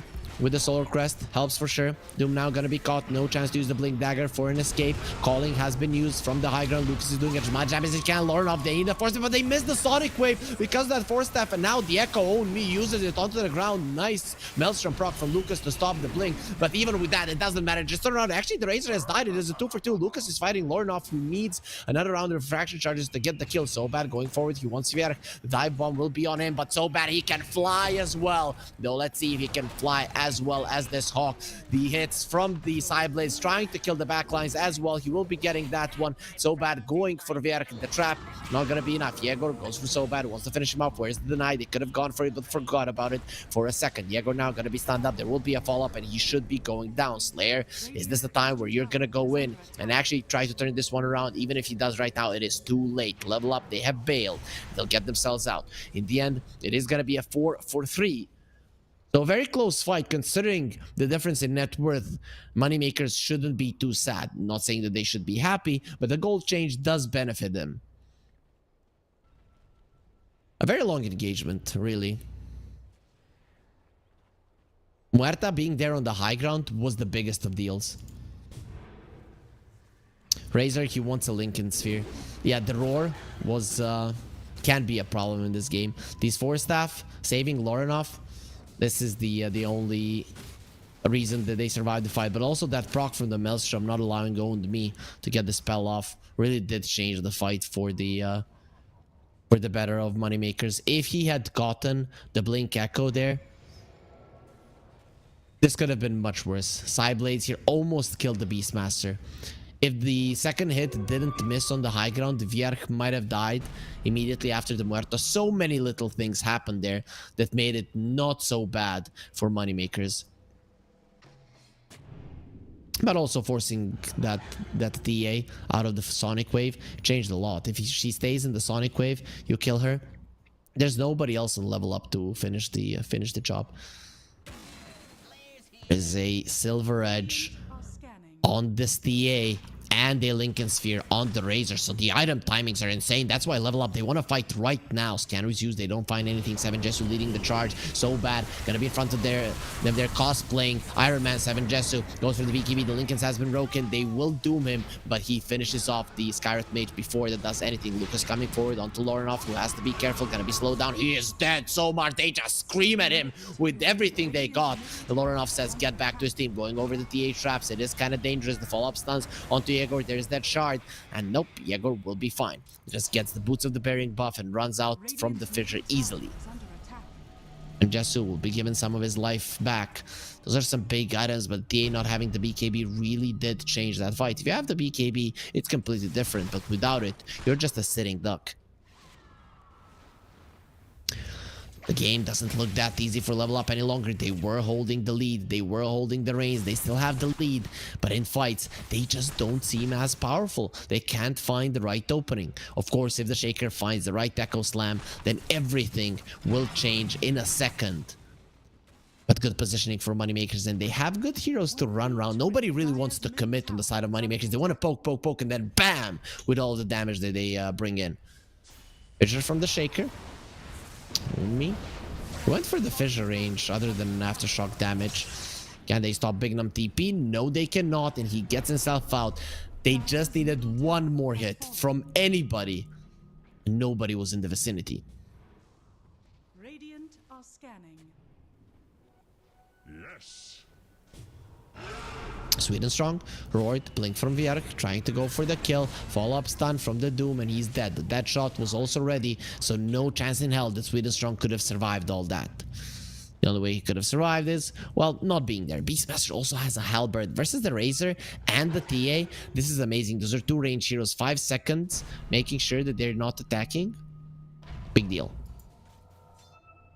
The win probability is basically 50-50, despite being ahead by a huge margin. Just goes to show that this level up lineup, it kind of is timing reliant, though. As I mentioned, you always have this Shaker to do a lot, and Doom gets hit twice by the TA, gonna be slowed down by another trap, but he's still gonna move away with ease. He'll be fine. Moneymakers, that 4 of them are still in a smoke, level up, grouping together, and Pugna coming back from the dead, bringing a smoke as well.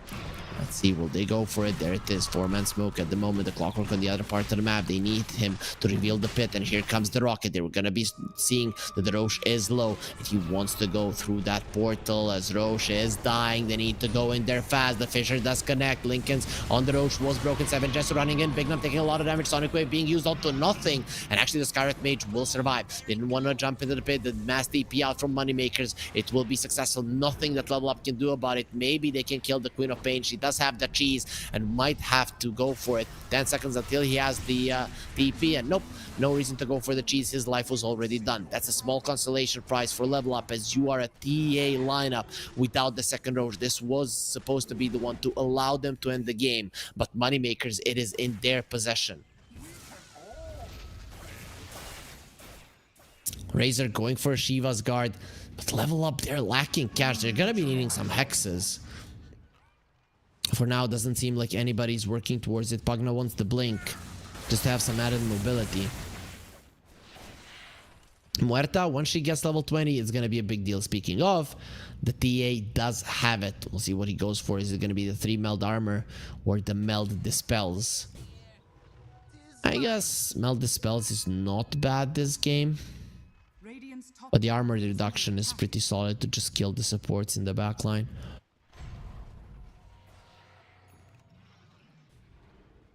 Heroes are approaching those level 20s. Muerta, probably the biggest one. As Moneymakers are in a smoke, Aegis and the cheese, both of them at their disposal. There is no BKB on Muerta just yet, but has the Mjolnir and might not even need the BKB. Let's have the Aegis level up. Have a rough idea of where their enemies are.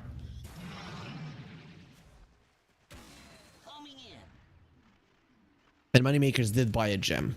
Pretty much needed versus all of the traps of the TA. Look at level up, how many wards they placed on the top lane just to focus on that Roche. 7 Jesu goes in with Blink and doesn't find anything. They missed the Blink, they missed the Plasma Field and the hookshot, everything. And Moneymakers are alive still. Every single one of them. They'll have the Aegis for another 3 minutes, and they're going for another smoke. This is a game of cat and mouse. So they're reversing roles between the two teams. One big thing for level up, they have so many towers left standing. Only 2 of the towers were claimed by Moneymakers. We'll see if that's gonna be an asset or a liability here for level up, as it might just be extra gold to get Lauren off in Invis. The enemies have the gem, so if he's not careful, he can easily be caught. But actually, he turns around and finds Yegor, blinks himself away, but he's going to the part of the map where he has no friends. Vierk gonna be silenced up. They go for the boots of the bearing, so just playing those drums, they want to get on top of the TA. The multiple 4 staffs from his teammates are gonna be in the vicinity. Now the Queen of Pain going forward. He has the shield rune, not an easy target whatsoever. 7 Jesu would like to engage, but he also has to be somewhat careful about what he does. He would like to get on top of Lucas and get all of that damage for himself. So bad, taking some damage, standing his ground. They have caught Lucas. He still has the Aegis, uses the Hurricane Pike, pushes the Razor away, who will get roared right after it. Vierk still alive, gets himself away. Same is true for the Clocker, but he'll get slowed down. The Sonic Wave should be enough for a kill. He has a buyback, not going for it, but a big echo now. It's gonna be huge. The Queen of Pain is dead. Vierk almost dead as well. Lucas going for Pierce the Veil and just destroying everyone with the magical damage from the right clicks. He has the Aegis still and will be finishing off 7 Jesu. The buyback from the Pugna did come through. They'll bring down Lucas the first time. He's right next to the fissure, so Own Me can't keep him there for a little bit longer. There's the another stun. He's actually standing his ground versus Lornoff. Has the BKB jump in. They want to save their Muerta. Lornoff without the mana. He's in a little bit of a tough spot with the buyback of 7 Jesu. Everybody needs to run away. TP out. Not going to be happening. Lucas, he tried to go for it, but the fissure was amazing from Own Me. Such a long one. That's a big boy for sure. And Moneymakers, in the long run, they did lose 4 of their heroes. Level up, it did cost them 2 buybacks, though one of which is 7 Jesu's. Next time he dies, he's not going to have the luxury of returning. But the big thing, Shaker has an Octarine core now, so a lot of stuns are going to be coming through in long fights. Own Me is just going to be doing so freaking much. Radiant structures are fortified. It was Hurricane Pike to break the Lincolns, and then Razor did get roared. But Lucas, man, does he have a lot of range. Still, now going for their axes in the mid lane. The pushing power of level up is insane. Muerta is not in the world of the living. Yeah, I know the hero is dead all the time, but that's gonna be the range. Axes gone. 4 heroes of Moneymakers are alive. The Muerta without the buyback can't do anything, of course. Level up don't necessarily know about this, but they will try their luck, and well, they do get themselves a lane of racks.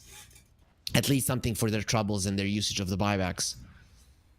Again, switches the win probability in their favor. Not heavily, but it's still going to be in a nice spot. This top tier 2 is something that's keeping Moneymakers in the game. It is something that is allowing them to get out on the map, control an area, and have the capability to go and find the Roche and find the opening to fight around the Roche. The big thing is that they still have the gem, right? If they had lost the gem, it would have been huge. Clockwork trying to run away. Fissure saving him, and during the jetpack, he just goes for a TP out and gets himself away so bad, won't allow himself to fall. 2.5 minutes before the Roche, so even if he had died, it wouldn't have been the worst thing in the world. 7 Jesu gets the shard from the Roche. Jetpack was already there on the Clockwork. Shaker has one, Pugna has one. He was actually the last one on their team that didn't have a shard. On the other side, there is only one, and it was just given to Bignum from the Tormentor.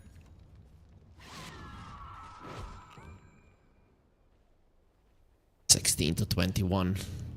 The gold lead isn't that huge, but it can make a difference. The AC from the Beastmaster, that is something that him and his teammates need. A lot of armor. The physical damage of the TA is hurting, but the TA is going for an MKB, so no BKB for the TA in this game. He doesn't care too much about it, as the Mystic Flare will go through it anyways. You have the Roar, you have the Doom, you have the Sonic Wave. A lot of those things go through BKB, so not too much of a worth from the item anyways. And it's done. MKB is gonna be there. I'm kind of thinking maybe you get a Revenant's Brooch in this game so that you can attack Muerta once he goes for the Pierce. The Veil now has the Arcane Rune. They go for the Doom onto the Shaker. Double 4 staff, gets himself away, and he'll be fine. Hook shot onto the Doom, pushes him away, and he goes up into the air there with the jetpack. Lucas, his attack speed is insane, has the Arcane Rune, knows that even if he uses the Pierce the Veil, he's gonna have it in 30 seconds. That makes it a 22-second downtime for such an amazing spell. 8 seconds duration on Pierce the Veil. It's too much. Level 22 and Muerta Gunslinger chance is there. Own me approaching level 22. He'll probably go for the echo damage. As TA is approaching level 25. That is a big timing for sure. Once you get the 7 refraction instances, or the added 7 refraction instances, it's a big deal. Razor dies without a buyback. 25 seconds before the Roche can spawn. This is a huge deal. A lot of the times in this game, 7 Jesu was somewhat isolated from his team, and sometimes he wasn't punished, but a couple of times he was, and this is most definitely the most important one, especially if the Roche spawns and moneymakers get a sniff of it. It literally means he has just given them the Roche.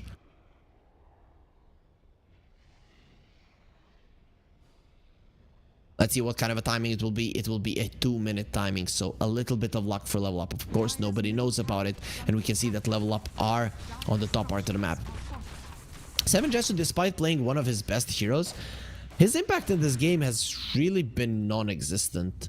I understand that the Beastmaster and the Queen of Pain are heroes that you really don't like playing against, but I expected more from him. Moneymakers are going for a push. There is a glyph on level up that will be used right now. The TPs are coming in from the rest of them. They did take down the top tier 2. Let's see if Lorenov is coming back with the Shaker being here. The push is impossible. That Fissure is way too long, and he has the Octarine core, so he's just spamming the Enchant Totem over and over again. There's absolutely nothing you can do about it. The stuns are just way too much. Man, the Razor is so farmed, and yet 7 Jesu, his contribution to the team fights aren't there. He is going for a Hex. I like this quite a lot. Much better than the Shiva. Nobody does that much physical damage on the side of Moneymakers. Muerta, that's a magical damage hero, just with right clicks. Mindbreaker on the TA. Muerta actually has a Vindicator's Axe, so they don't want to be taking all that much damage while they're stunned up by the Shaker. Makes a lot of sense. You're versus the TA, you don't want to be bursted down, and Shaker keeps you in place. You get plus 20 armor, you have more than 40, and suddenly this TA is not that big of a problem. A smoke from level up. They're using some traps, and the TA reveals her position. Does not connect. Follow-up stun. Doesn't connect either. 4 staff out. Trying to get himself away with so bad. Will be able to do so. Sweden strong. Healing him up. He's gonna be fine. Another flare coming out. Buybacks very important now for this fight. And both teams have a good chunk of those. But level up, they will have the outpost. So Moneymakers, they would want to wait for the bottom lane to get open. They're already TPing some heroes there. But Roche will be spawning, and level up can kill it in 20 seconds if they try to. Let's see. Will they know that it is alive? They have a trap right inside of the pit, and there it is. The big man has spawned, but no, they're going to the other side of the map. Lorenov, he's level 25 already. They definitely could have gone for it. The scan was used. Moneymakers are aware that level up did go through the twin gate. All of them coming over. Can they set up with vision? Do they even have anything to place? Moneymakers on the other side, they have already claimed the high ground there on the side, so they do have a good angle into the pit. 10 heroes on the bottom lane here. Roche arriving, going through Lorenov. A lot of traps in the vicinity. That can make a difference in a fight. Yegor, his BKB is 9 seconds, so he's not too mad about the traps, and 8 seconds on Muerta. Beastmaster have a BKB? No, but he does have an AC. 7 Jesu gets out with a blink. They're just dealing with the traps one by one. There's a DD in the bottom river. Nobody really knows, and nobody will really go to check it out. It's most likely just gonna expire, and Lorenov would have loved to have the DD in the next fight. Lotuses being picked up by Moneymakers. Pull up, still holding their position. They will wait for the mid lane to push in. Really, they do have super creeps. The top lane is pushing in their favor as well. So if you're level up, you're really in no hurry at the moment.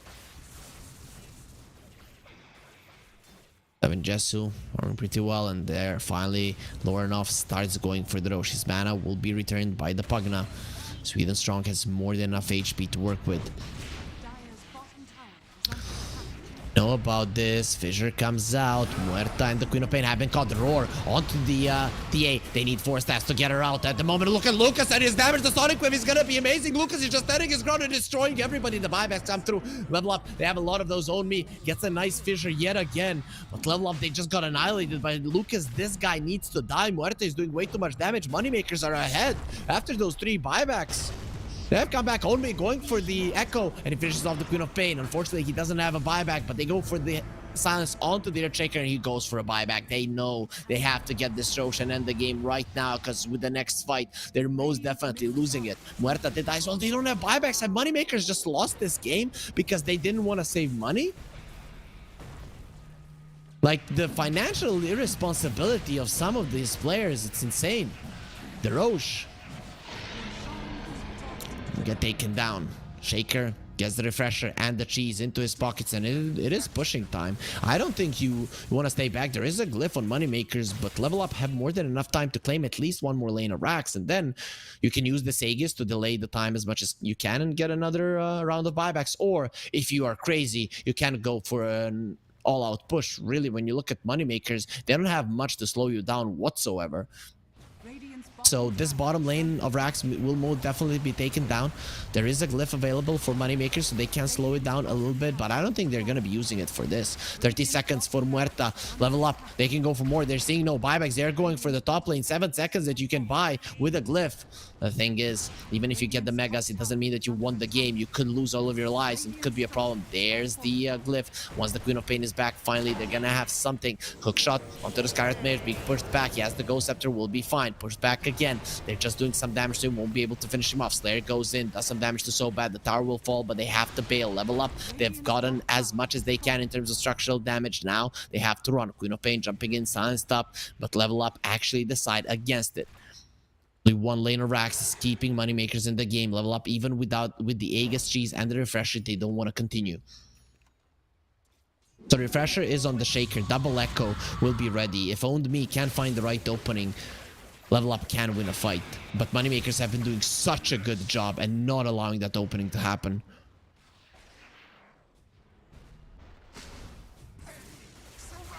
Muerta uses Pierce the Veil, and once the damage starts to kick in, it is insane. Dire are scared. It's so much range that this hero has. More than 700 with the Hurricane Pike. The win probability in favor of Level Up, when you have 2 lanes of racks and another tower, it's always going to be pushing towards the enemy team so you can find openings, and that is the idea. Having the Shaker finding those openings is not going to be too tough. You have enough lockdown to keep people in place for a very long time, and he even has the Timeless Relic. Martyr's Plate on the Clockwork, not an item we see too often, but making sure that magic damage doesn't kill his teammates. Some side blades in the back. Vierk has the roar. He's going to be going for it to Lorov. Nice dodge. They have so much lockdown. The 4-staff keeping him away. He gets pushed out by the cogs. They're trying to finish him up, but he will be fine. Yegor goes for the Sonic Wave. Misses it on Lorinov. Only connects him to So Bad. Vierk finally dies. Lorinov gets the kill. Gets the Doom though. And Lorinov will need some help. The 4-staffs are ready to save him. He also does still have the Aegis. Lucas dies. Has a buyback. 95 seconds on the sidelines if he doesn't want to use it. Big enough goes for a TP there with the Ghost Scepter. He will be successful. No, Own Me. He stops it with the Echo and now throws around on the Beastmaster. Looking very much dead and will be taken down. Nothing he could do about it. He used the Havoc Hammer to get the enemies close. They bought back on Lucas and have a buyback on the Doom as well. Aegis still going strong there, and the TA was given a cheese. They want to be full when going for this. Glyph isn't ready. The range axes will fall. It's now or never. Moneymakers, if you don't fight, you're going to be dealing with megas, and that's something that they're going to have to live with, as they couldn't have defended those Raxes from the overwhelming attack damage of Level Up. Nothing but going for more. Doom jumps in, takes so much damage, has been broken, literally picking up with the Ghost Scepter. Barely survives, gets the 4-staff into the fountain. Level Up, overtake the enemy base. They're holding them hostage. This is our base. These are not your tier 4s, and they will not live long enough. Lorinov has the Aegis for another minute and 20. They want to end this game right now. Smoke has been used. Moneymakers, it's now or never. If you don't go in, you're going to be losing the game. The Fissure going onto the Queen of Pain, not doing that much, trying to drain the damage from Lucas, will be able to do so. Now he goes for Pierce the Veil, goes in. Lucas has to do as much as possible, but he's losing damage. His guns are just not as strong. Yegor, his screams are. Turns around onto 7 Jesu, but the stuns are going to be more than enough for Moon Meat to get the kill. Everybody has died. apart from the Shaker, and the TA comes back to life, having the Aegis going for the throne. They want to end this, and nobody's protecting the throne. It's defense of the Ancients. Only uses the Echo to finish off the Skyrit Mage just from the Echo from the side, but the throne falls, and the two heroes not enough to defend it. So Level Up get themselves a victory in a nail-biting ending. But Moneymakers, when you lose so much structural damage early on in the game, it is very tough to get yourself back in, and Level Up find the earliest opening possible to end the game and land themselves a victory. And this is the type of game that we wanted. Excitement, nail-biting, sweat. And in the end, Level Up, they were the favorites. They get themselves a victory. But Moneymakers, they put one hell of a fight up versus Level Up, the currently undefeated team in Group A. That was it for game number 1. Go see Miss Josie down on Columbus Avenue.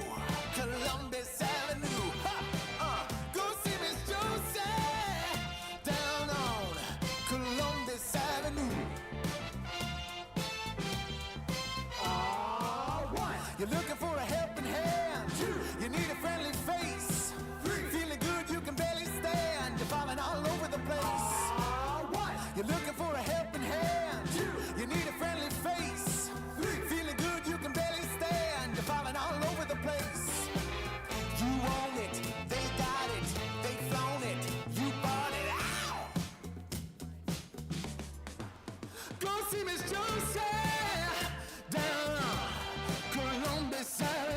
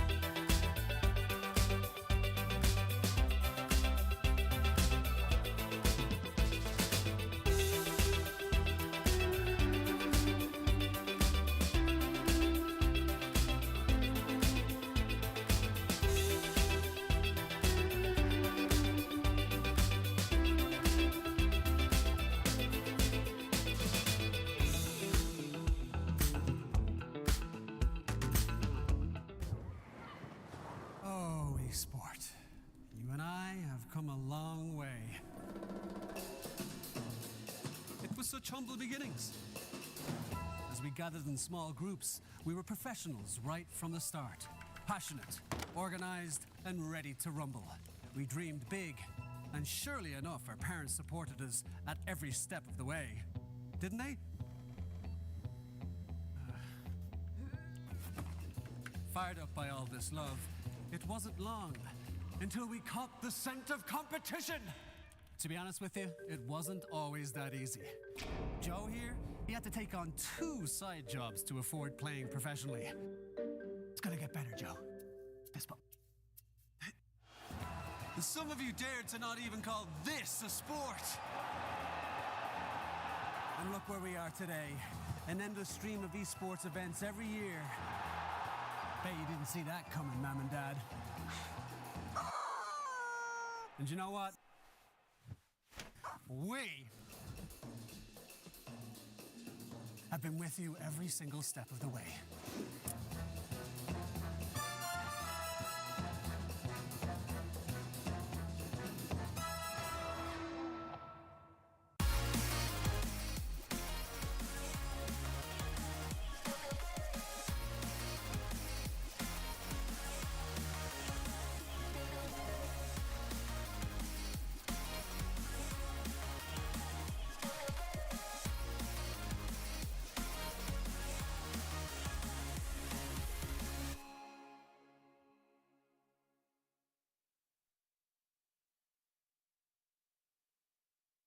Dream of working with people you watch on screen.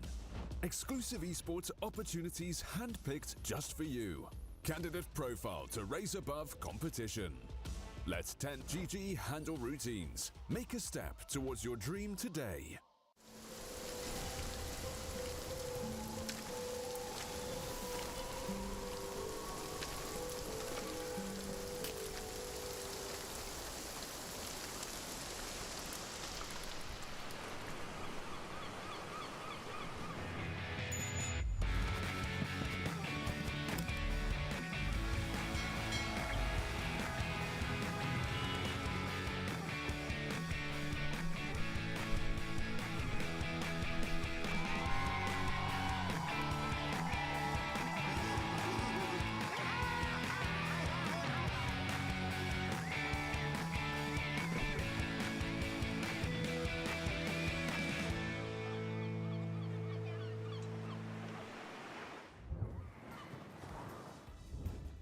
I'm hoping everybody is enjoying the Pinnacle Cup Malta Vibes 3 as much as I am, and that they're enjoying the commentary that me and my colleagues bring here. Because production definitely is not, because ever since the game ends, I want to say something, and they're like, no, Harry, you now shut up. And they just cover it for me, so I'm not allowed to speak. So they, hopefully they do apologize for cutting me off. But anyways, we are in the Level Up versus Moneymaker series. I'm Harry Freak, and I'm bringing you this action. This tournament also is brought to you by Gaming Malta, home of gaming excellence. GamingMalta.org is where you can check what they are all about. But we are focusing on the series of Level Up versus Moneymakers because these are the guys that are playing versus each other at the moment. For those of you guys joining us, this is the second series of the day. This is Group A. Today we ended. Moneymakers, if they lose 2-0, let's see if they have a chance of being eliminated. So they would go into -1. And then let's say Navi wins 2-0. No, Moneymakers are pretty much staying in this tournament. Most likely, even if they're -1, Marsbet would lose 2-0. No, actually, no. Moneymakers are staying. Moneymakers are staying. No matter what happens, they are staying in the tournament. I'm now looking at the standings, and that is gonna be the case. But anyways, let's get ourselves into the game. We are not going to be waiting here for me to give you all kinds of info, useless things you don't care about. We're going to give you entertainment. We're going to give you Dota. We're going to give you the draft. So let's get into it. So, Level Up, a game ahead. The last 5 series here at the Malta Vibes 3 have been a 2-0. So for all of those of you that love betting, we have the promo code CUP23 that you can use on the pinnacle.gg/welcome page. Get yourselves up to $100 on your first deposit as a bonus. But of course, unfortunately, or luckily for us, unfortunately for you young people, it doesn't work if you are younger than 18 years of age, and we do recommend that you do bet carefully and don't put up more than you are willing to spend. So, moneymakers, they ban out the Razor. They're done with 7 Jesus Razors, even though I have to say his performance in the previous game was... I don't want to say it was bad, but really I didn't feel that much impact from the Razor in general. If you look at the amount of damage he did less damage than the Earthshaker, and Pagna almost did as much damage as him.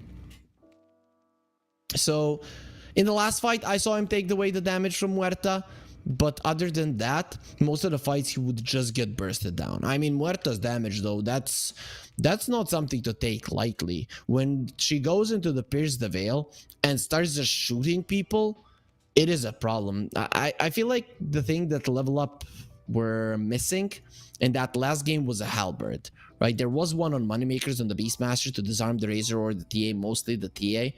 But you didn't have one for Muerta because inside of the Pierce the Veil, she was a little bit too strong.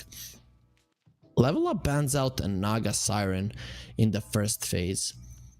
So I didn't want to be playing versus that. Moneymakers could leave both the Venge and the Gyro in the pool and just pick the Gyro first, or pick the Venge first actually, right? Then the enemies most likely won't go for the Gyro, and they will either have to ban it or allow you to have both of those heroes, which is kind of OP. But let's see, they're probably thinking I would ban Brewmaster, pick a Venge. Okay, they banned the TA and picked the Venge. I think this is a Brewmaster then for Level Up. I think that's the route they can take, but they go for the Warlock. Okay, good enough.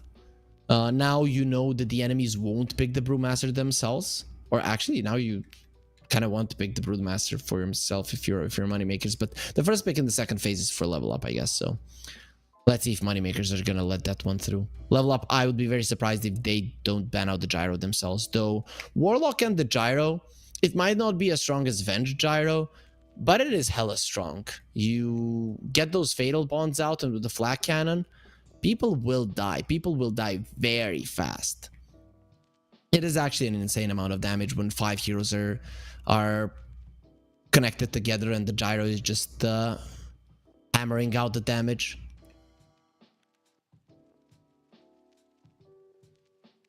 So Moneymakers are taking their sweet time. Feels like they didn't expect the Warlock. Or there's something that is making them question what they want to ban out. They get rid of the Slark. And the Primal Beast. Okay, the Primal Beast makes a little bit more sense. For a Slark, I'm kind of wondering what they are preparing for. They're banning out the Slark. I'm guessing some range hero to go with the Venge. Maybe a Luna. Gyro gets banned out, and there's the Brewmaster for Level Up. Somebody played the Luna in... Was it Moneymakers? No, it was Ram Squad. And yeah, well, you guys have 3 times to guess if they have won or lost, because they literally lost everything. They played it versus Moneymakers. Moneymakers played Venge with the Sven. Though this, I guess Slark pick then makes sense, right? If you want a Sven. Versus the Brewmaster, you're actually quite good to kill all of the little pandas, and there's the Sven. Okay. Plus, the coloring scheme does match. Warlock and the Brewmaster coloring scheme does match quite nicely, where we can see that the Brewmaster likes the touch of red. Warlock is pretty much all red, even though here we see his golem and a certain cosmetic of it. Nature's Prophet made it through. I'm actually surprised that happened. Usually played it as a support. I'm still waiting for somebody in this tournament to buy a phylactery on the hero. Most of the people have gone Sorrow Crest, Force Staff, something along those lines. Spirit Vessel has been a approach as well. Not sure. I like the support Nature's Prophet. I just feel like not every team can pull it off. So Nako has been looking amazing on it, but I don't know if I've seen moneymakers really make it work. Yeah, they lost versus Marsbet with it. That's what I mean. I've seen the hero hit or miss. It feels super strong, but sometimes it just doesn't contribute enough to the game and just takes a lot of the farm away with the Nature's Wrath. And suddenly some of your heroes are not as farmed as they would like to be. Sven is the type of hero that kind of screams greed already. I guess with 734 you can be greedier than the case was before.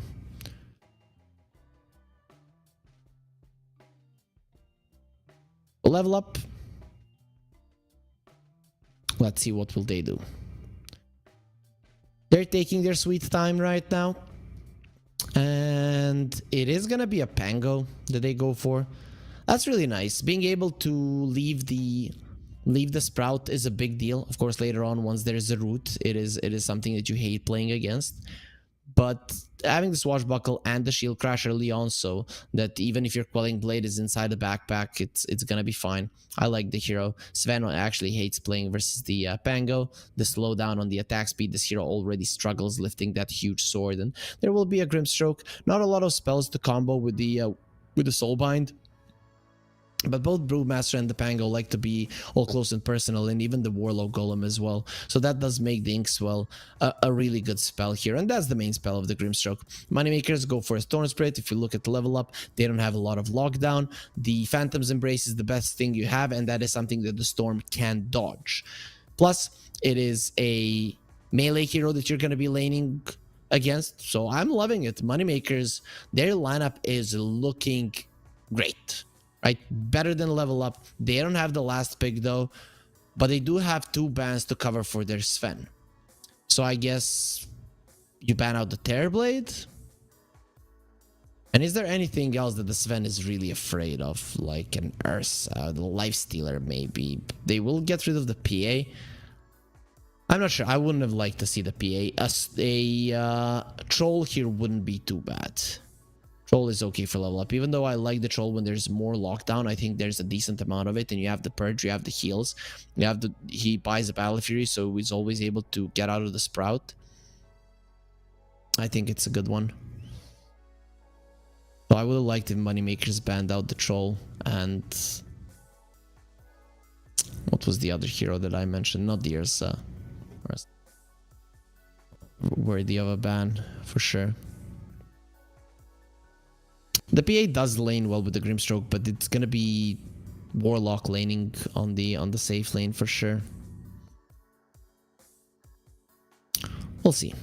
Wait, which hero did I mention? Man, I hate not having a co-caster though. I am gonna have a co-caster for the playoffs. That's where it's gonna be dual casts, Blue Scale and Automo. And I'm not gonna tell you who's gonna be with me. You can guess for sure. Yeah, Lifestealer could be big, though he does need a lot of lockdown, even more than the Troll himself. Terrorblade is good. Yeah, right, I forgot about the Terrorblade. Having somebody to stand your ground is quite nice, and he does have tower pushing capabilities. Faceless Void is also in the pool, but you're probably not going to be picking it, even though it would be good to catch the Storm. You're versus the Vengeful Spirit, and we'll probably be relying a little bit too much on the ultimates. What does 7 Jesu like to play? They ban out the Monkey King, pick up a Night Stalker. I like the Night Stalker. Warlock and the Grimstroke are 2 supports that really don't like when they're seen, when they're hunted, and with the Night Stalker it's quite easy to do so. I would want to see a Troll. I don't know if 7 Jesu plays it though. I don't remember seeing him doing it even once. What else? Like I said, the Lifestealer, he's not really gonna be able to Bully the Night Stalker and save his buddies from the Night Stalker all that much. Plus, the crippling fear is a problem for you as a hero. So for me, the Lifestealer is down the drain. Troll Terrorblade. I think those two. Even though it's not an amazing Terrorblade game, it is the type of hero that can win the game on his own just by standing around and the other heroes being around him. I doubt they're gonna be going for something like a Luna or something along those lines. So they went for the Terrorblade. Okay. It's the easiest choice, I want to say. So let's see if it's gonna be working out. In my mind, when I look at these two drafts, I'm thinking game 3. That's how it looks to me at the moment. That Level Up are gonna be losing this one, as Moneymakers got themselves a really good draft. Sweden Strong, not wearing the jersey. Where's your jersey, Sweden Strong? What the hell? At least we can see the Level Up logo there in the back on the PCs. Level Up used to be a PC game club. I think even now you can play a little bit, but there's just not as many PCs as there used to be. It is in my home country in Serbia, so if you're ever in Novi Sad, be sure to go there. You can have a lot of fun for sure. But let's see. We should be getting ourselves into the game fairly soon. And Moneymakers, I think this is the first Night Stalker that we're gonna see in Group A. I don't know if it was played in Group B. Of course, a quick check will help us determine that, though. From what I know from previous days that I've been checking, I want to assume that this is the first Night Stalker that we're getting. No, Infinity played it versus KZ team and they won. They won that entire series, so there it is. It was played in the tournament. Sibe team played it and won. So it seems to be a 100% win rate hero. No, KZ team played it and lost. Actually, the hero has been making an appearance in Group B quite a lot, whereas here in Group A, nobody now, until Moneymakers, has been even attempting to make it work. But the game is starting. You guys should get yourselves ready. I'm ready as well to look at this game, the game number 2. A potential series that might go 3 games, which we have been waiting for such a long time, for 5 series in a row, 2-0. Let's see, a decider. Let's get ourselves into the game. And there it is. Game 2 of Moneymakers versus Level Up. Level Up still undefeated. If they win the series 2-0, they will be undefeated in the group stages. Already get themselves to the quarterfinals. First 2 teams going to the quarterfinals. Bottom 2 teams fighting in the deciders versus the 4 directly invited teams. And I already mentioned them today, but just because I love you guys, and I'm sure that all of you did listen, but some of you might not have been there. It's going to be Luna, Galaxy, Navi, Team Tickles, and KD Stars. So we're going to have a TI team in our ranks. I'm not sure from where KD Stars are playing, so hopefully their ping isn't gonna be that big of an issue. Maybe they're in Europe. Who knows? Boot camping. Those South America to European servers, I don't think there's like 150 ping. It's not ideal, but it's playable. Now let's see. How do you actually deal with this StoRm? The Fusel Blade of the Pango early game, it's gonna be a big deal. The problem is it is a StoRm versus a melee hero in the mid lane, meaning that the StoRm should have a good time. In terms of runes, Moneymakers could get a lot of them, and they get themselves only 2. Bottom lane, so bad. Better on the clicks there. Big Num just not as fast. So pretty nice for the Warlock there. It's pretty nice for the entirety of the Level Up team. The Nature's Prophet starting with the Blightstone. I have seen different approaches to the starting items nowadays when people don't get the Nature's Call early on. They kind of want to skip on the Blightstone. That bottom lane, though, is going to be a wash. Just no kills whatsoever, I think. Mid lane, this is going to be interesting to see if Lorinov can, playing one of his best heroes against one of his best heroes, win the lane. He should know both of these heroes inside and out. And starting off in the CS department, Yegor has 4 and the Pango has 1. So those CSs are a big deal. If we can get them on the screen, of course, our observers, they're just teasing us. You know, now when you see, you are thankful. We as humans are really not thankful creatures, and then you need to be reminded of it sometimes, that somebody else holds your entertainment in their hands. This time around, it was our amazing observer, again, who never missed a kill in his life. Well, it's just perfect here. We have the best teams, we have the best observer, the best production, decent casters. And just an amazing tournament here at the Pinnacle Cup Malta Vibes 3. And we also have the best prize, the 5-star exclusive boot camp for the winning team. Of course, 22,000. I was about to say gold, but $22,000. Yeah, go back into the real world, Harry.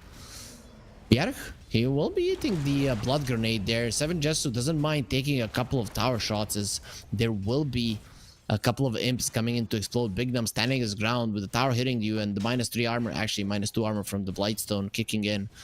Nothing to laugh at.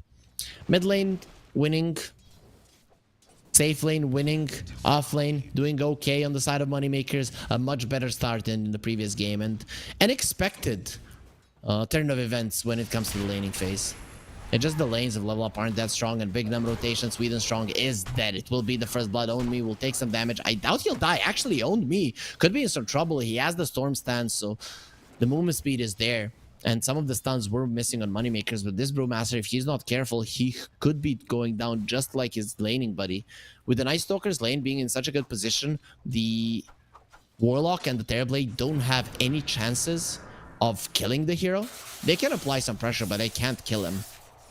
Meanwhile, speaking of applying pressure, the Storm doing just that to Lorinov, who is starting to catch up in terms of CS. It looked much worse a second ago. Bjerg is taking some damage, so even though you cannot kill him, you can pressure him out if he's all alone, so Bignum had to return.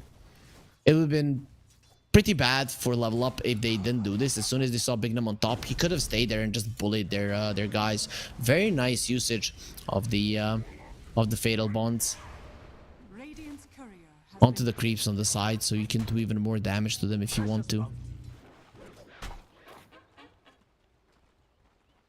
I now remembered I was in a boot camp. We were, I think, playing a official game, and oh, just a second, top lane. They're going for the Sven.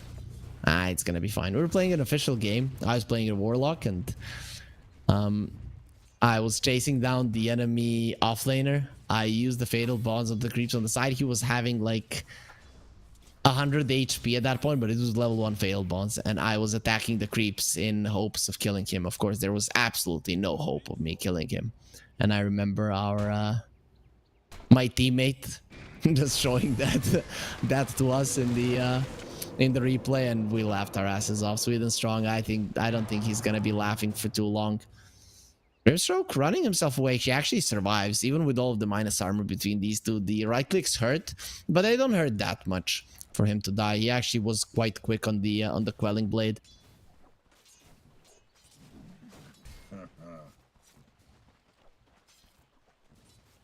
Own me. Doing very badly in terms of CS. Every single lane is going in favor of Moneymakers. I mean, bottom lane not, but the Night Stalker has more than the Brewmaster in both experience and farm. And his lane is in a good position, so he will be getting this flag bearer creep as well. A lot of gold into his pockets. The mid lane, I was like, Lorinov is stopping the bleeding. Well, it doesn't look that way any longer, though the Grimstroke did rotate, so they're thinking about killing Yegor. Maybe if he can push in the wave, but it doesn't seem to be the plan at the moment. For now, Yegor will keep himself safe. Be fine. Nighttime has come. The sun has set, meaning that the Night Stalker will be much more dangerous. Look at that mouth. Reminds you of the villain of Blade. I think it was Blade 2. where that guy was the villain. I'm not 100% certain, but you guys remember him. He had the same mouth like that. Like some hybrid vampire or whatever.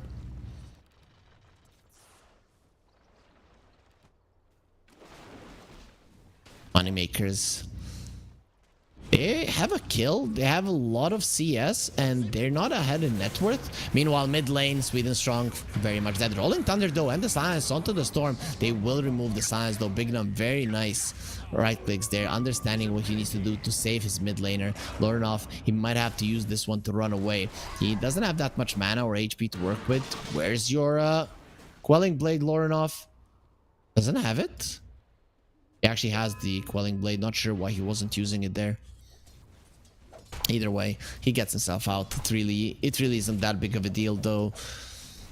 I'm scared if he's gonna be that slow in using the Quelling Blade, because those sprouts are gonna be coming out over and over again. The Terrorblade is farming really well, and he is at the top of the network chart. This is pretty much why you pick this one. If the Terrorblade is topping the network chart, standing his ground, he's going to be protecting the entirety of this team. You go in with the Night Stalker, with the Storm, he can just stand his ground and rip your faces apart. Make sure that you cannot commit onto the supports. That is kind of the idea. Of course, you can't always be with your team, but if you're super far ahead, you can go for the objectives. Level up, they get themselves a rune. We saw who clicks faster between the two supports. So bad. Wins that one. Bignum picks up the other wisdom rune. Maybe they were afraid of a potential Nature's Prophet coming over and stealing it, so they just wanted to contribute as much as they could. Lorinov, despite losing the mid lane, it's not that big of a difference between him and the Storm. Top lane, Lucas, slow down. Look at the upheaval. He's not moving and he will die in the end. So bad, gets the kill. That him doing a lot of damage to Bignum, he is the guy that is not moving right now. Ownme coming from the other side. He gets the ignite off and the Sprout connects onto Ownme. He needs to escape. Oh, he has eaten the rock tree. He gets away from the Sprout and Slayer can't do enough damage here. He would need a spell and a couple of more seconds before he does have it. Vierg connects with the Void, gets the kill. Sweden strong, Inkswell gonna be used. He doesn't have mana for the TP, hiding behind the trees. He wants to delay his death as much as possible. There is no chance that he will survive, and the Sven, he will be allowed to get the kill. Lucas screamed there, I need it, I'm doing badly here. And well, the Night Stalker, he just lets it go. Both of the cores from the bottom lane are actually super farmed, both the Terrorblade and the Night Stalker. And yes, this is important for level up, but having a farmed Night Stalker versus a Warlock and the Grimstroke, you are going to be some big items for that. Lorinov gets Rolling Thunder off, survives because of it. DD from the Storm, very annoying, but actually he's going to be returning this one. They go for the silence. That silence needs to be removed, but the Inkswell, it is a dead Storm. Lorinov gets stunned up right after it, but these two supports, again, they cannot kill him. This time around, he's faster on the Quelling Blade usage, gets out of the Sprout. Will be safe. Nice turnaround from level up. They're really playing good Dota, right? It's at the start of this tournament, as the adjusting period was coming for So Bad and 7 Jesu, level up didn't look as scary. Now they're a tough team to play against, right? Those little things, every little inch that is given to him, they do step over your mile, and it is hard to play versus them. I can see that every single team in this tournament, including Moneymakers right now, is struggling. We'll see how the directly invited teams will do versus them, as they are pretty nasty. 7 Jesu and Ownme going for a push. They have the ulti there this time around.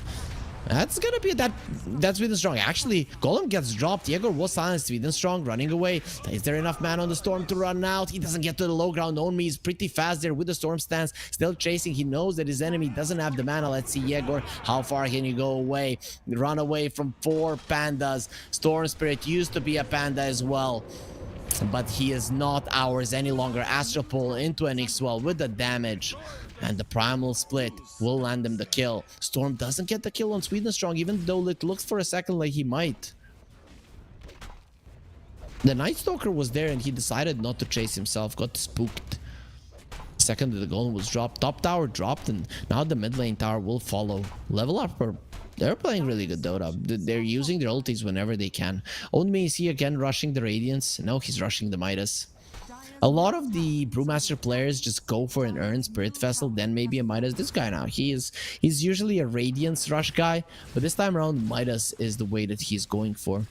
They probably think that the late game is the way to go. I'm not sure I would want to go late game versus the Storm and the Night Stalker, but Sven versus the Terrorblade, at least when it comes to carry matchup, Terrorblade takes it in the late game for sure.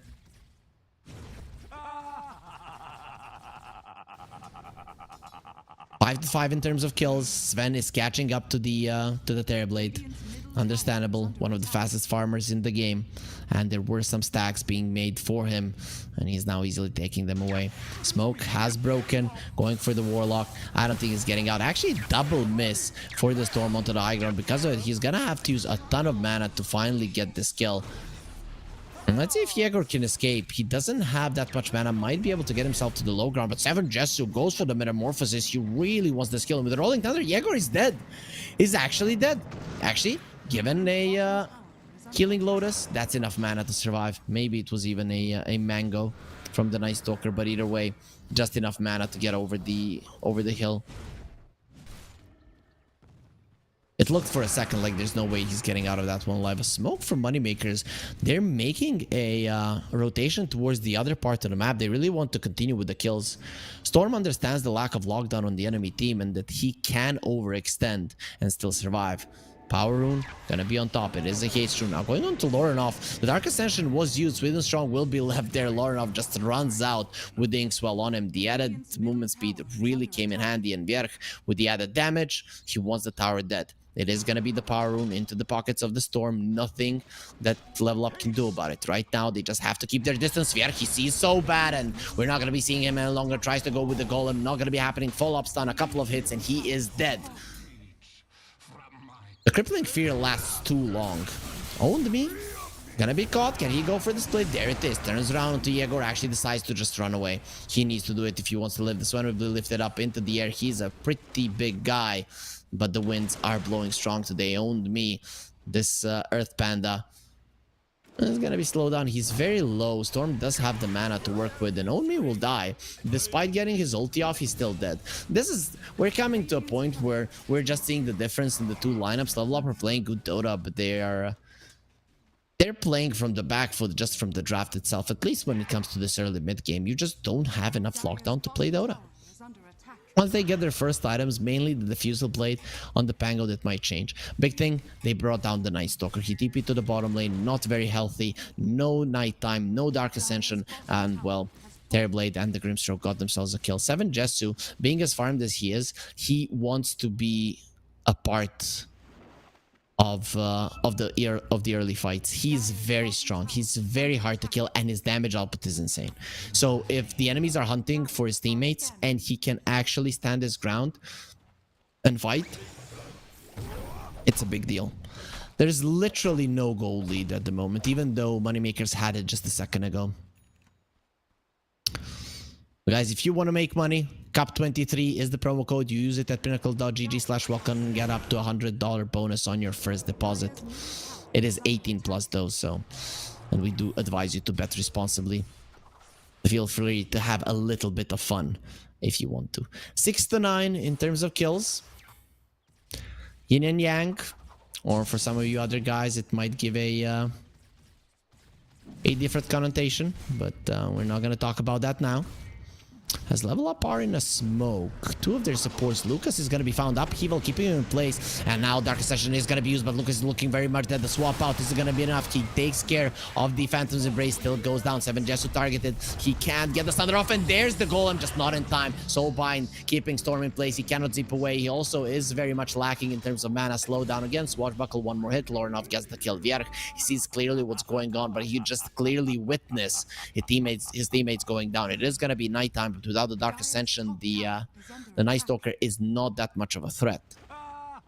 So Brewmaster, Midas into a Radiance. As always, Owned me, super greedy. We'll see if he's going to be able to fight his way towards the top part of the net worth chart, because currently he is closer to the supports than to the top of it. Radiant's bottom tower is under attack. So they did bring down the Terrorblade, though Lucas died earlier.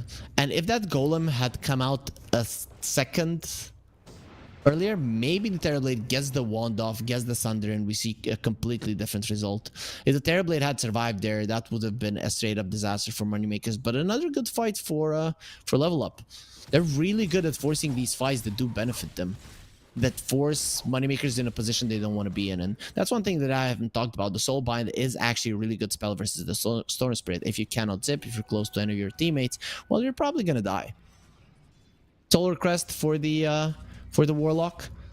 There's gonna be a 4-staff for the Grimstroke. I like that. 4 staffs and Glimmer Capes, very important versus the Night Stalker, who has the Blade Mail and is now working towards the BKB.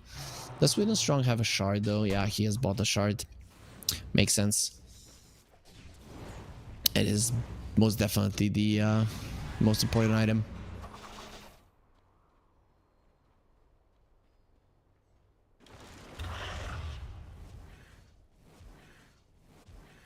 Bignum doing classic Nature's Prophet things. He has a Rod of Athos. So a different approach this time around from the Nature's Prophet. No Phylactery, no Solar Crest. He will get a Solar Crest later, but for now it is just going to be an Athos. Brew is only level 10. Level 12 on the Night Stalker. Same is true for the Storm. Sweden Strong caught. He got the silence on Igor. Nice double stun. Healed himself up quite a lot. They're trying to finish off the Pango. Ulti from Sweden Strong onto the ones in the back. And actually, Night Stalker got a solo kill on the enemy mid laner. Nobody could stop him.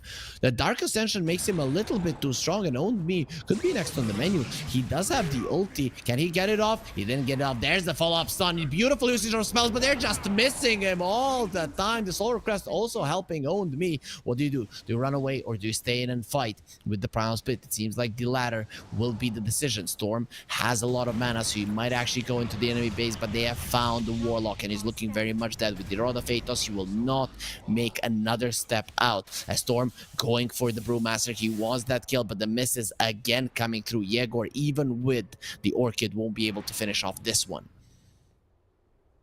A much closer game than what we saw in the previous one. A much closer game than what we got used to in the last couple of days here at the Pinnacle Cup Malta vibes. A very close performance between the two teams. The biggest problem though here for Moneymakers is you have a Sven. He should be the fastest farmer. He should be the one ahead, but it is 7 Jesu. That is 1,000 gold out of the Sven. Not something that we see too often 18 minutes into the game. And now working towards the Skadi. Manta and the Dragonlance already done. When it comes to Sven items, he has the BKB now. Top of the Echo Saber and the Mask of Madness. So Lucas, he's not to be laughed at all. He does have the items necessary to fight. Zip onto the Brew yet again. This time around, I don't think he's living. Actually, look at how fast he is. Like, that is a fast panda. He'll slow down the Night Stalker. The misses, he just cannot attack him. Finally, the right click will come through. How much is the miss chance? 30%? Okay. Radiant's top tower has fallen. 30% evasion. Night Stalker were just swinging and missing all the time. Kind of feel like he should see better during nighttime, but when you're trying to hit a drunk guy and he's just going for some drunken brawler kung fu type stuff, a little bit too hard. Straight into the pit. Roche on the menu. They have the minus armor from the Venge. Where's the Sven? There it is. Lucas comes over, uses the War Cry, Mask of Menace as well. They don't need the Sven ulti, it seems, to bring this Roche down. They have the Solar Crest as well. Bignum was able to farm that too. So right now, the Venge wants the Aghanim Scepter. Bjerg, his BKB will be done fairly soon, and Yegor has the Aegis. Very important for the Storm. Immortality is mine. Silence on the Storm. Did he just lose the Aegis? Yeah, he lost the Aegis. It's gone. No, they didn't stay close to him with the Inkswell. And he survived because of it. Lorinov didn't want to give his life away for the Aegis. That was a nice attempt from level up, but just... they got cold feet there. And you're not playing versus an AA. Sven level 15. He got the Gold Strength minus cooldown. Big deal. Brewmaster approaching his Radiance. I'm just curious if Owned Me sometimes gets bored when he's playing the Brew, just how greedy he is. Storm. Who has he found? Grimstroke. Inkswell did connect. Lorenoff is the one that needs to run away. Swashbuckle in a second. He's gonna have to beat KB if he wants to live. But the swap takes him away. Maybe now he can go for a TP out. Not going for it at the moment though. As 7 Jesu just stands his ground and destroys them. He needs a Thunder target. He needs it now, but he gets silenced up. 7 Jesu will go down. It most definitely wasn't worth it. Giving his life away for the Aegis and so bad he used his ulti. He's gonna die as well as his golem. Kill the summoner and the demons that he's bringing to our world. Moneymakers. They get themselves a really comfortable lead in this game. That could have been pretty good for the Terrorblade if he had got the Sunder off. The problem is that his Pango ran away and, well, the Brewmaster was nowhere in the vicinity. Currently, when everybody is super greedy on the side of level up, it is the Terrorblade that has to create some space and, well, from time to time, it's going to cost you your life. Until there's a Radiance on the Brew, he probably won't be wanting to fight, but only he will have it in no time. So maybe then he can join his team. It can be kind of frustrating sometimes when you're a carry and you're the one that has to make things happen. Vierk now also has the Shard. This Night Stalker becoming more and more of an issue. Being able to run out of the fight, eat a creep, and then come back in. It's not an easy thing to deal with. 7 Jesu. Scotty next on the menu. He's actually very close to it. 600 gold is not something he cannot farm in the next minute. Brewmaster, Midas used. It's 250 gold more for the Radiance. Tormentor dead. 4 moneymakers, and it's the Storm that gets the shard. Because the Nature's Prophet already had it. Of course, Venge would have preferred it, but it is gonna be overload on everybody, and right clicks come out from pretty much everybody on the side of Moneymaker, so this is gonna be a decent damage increase. Terrorblade Illusions pressuring the bottom tier 2. That might be the first tier 2 that is gonna fall if they continue with the pressure. Currently, Moneymakers have only taken down 2 towers, the mid and the top one. Bottom tower is actually staying pretty strong, as that was the lane that the Terrorblade played on. A smoke from level up. At the moment, it doesn't seem like they will find anybody. The Sven would be a great target, but he does have a BKB TP. Golem is not at the ready for another 25 seconds. So you don't have a way to cancel it out, apart from maybe somebody coming close. And then the Soul Bind connects. But Lucas is out. Do they find him? No, they don't. It would have been pretty bad if he started the TP there without the BKB and they find him with Inkswell. But even without the BKB, the amount of stuns that level up has is... well, they don't have a lot of stuns. Let's just put it that way. Now, Moneymakers, they want to be the ones going for a smoke. They understand that all of their enemies are at the top lane. They're right underneath their vision.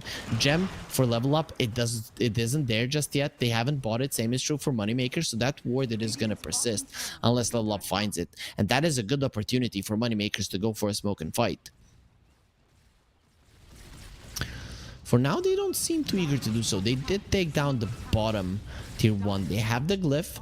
It will be protecting their tier 2. And there it is. Moneymakers went for a smoke. The Brewmaster is under enemy vision. He gets stunned up and he can die. Okay, he does get himself out. They need the split for sure if they want to win this one. 7 Jesu staying on the tower. They have a 4 staff to bring him away from the crippling fear if it comes to it. Look at from the other side. We are going in. Owned me goes for the split. Is not going to be safe. Nice stun from the Warlock. Inkswell. They need that one to pop out. Look at how much damage he's taking. He's now going to be able to run himself away. And the Sven is taking so much damage. Lucas is being destroyed by the Terrorblade. Annihilated. The Soul Bind. Keeping the Storm in place, so he can't do all that much. He has lost all of his mana. Big them going for a TP out, but the Storm, he might be chased down. They know that he doesn't have much to work with. It is a fight win for level up. Those misses. Man, if I'm the Sven, I'm buying an MKB, and that's exactly what he wants to do. Because Own Me would have died 10 times there if the Sven didn't miss him that many times. Like, he was silenced for such a long period. I'm liking that the Pango has the BKB, an early one, just to be able to get the Rolling Thunder off, because versus the Crippling Fear is just impossible. The 2 supports of level up are always gonna die. Alright. Every fight they get their spells off, they did their job. Brewmaster caught. Can they get the damage in? He's not in the Storm Brawler stance. Actually, he was in the Storm Brawler. They still didn't miss that much. Okay.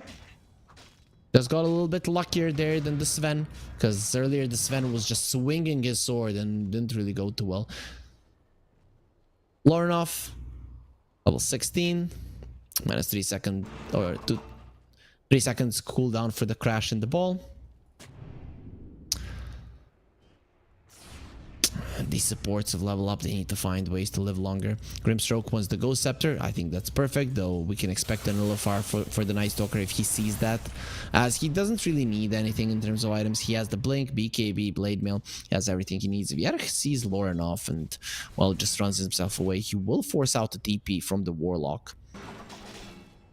How many Force Staffs? Only one currently, only on the Grimstroke. The Warlock needs one as well.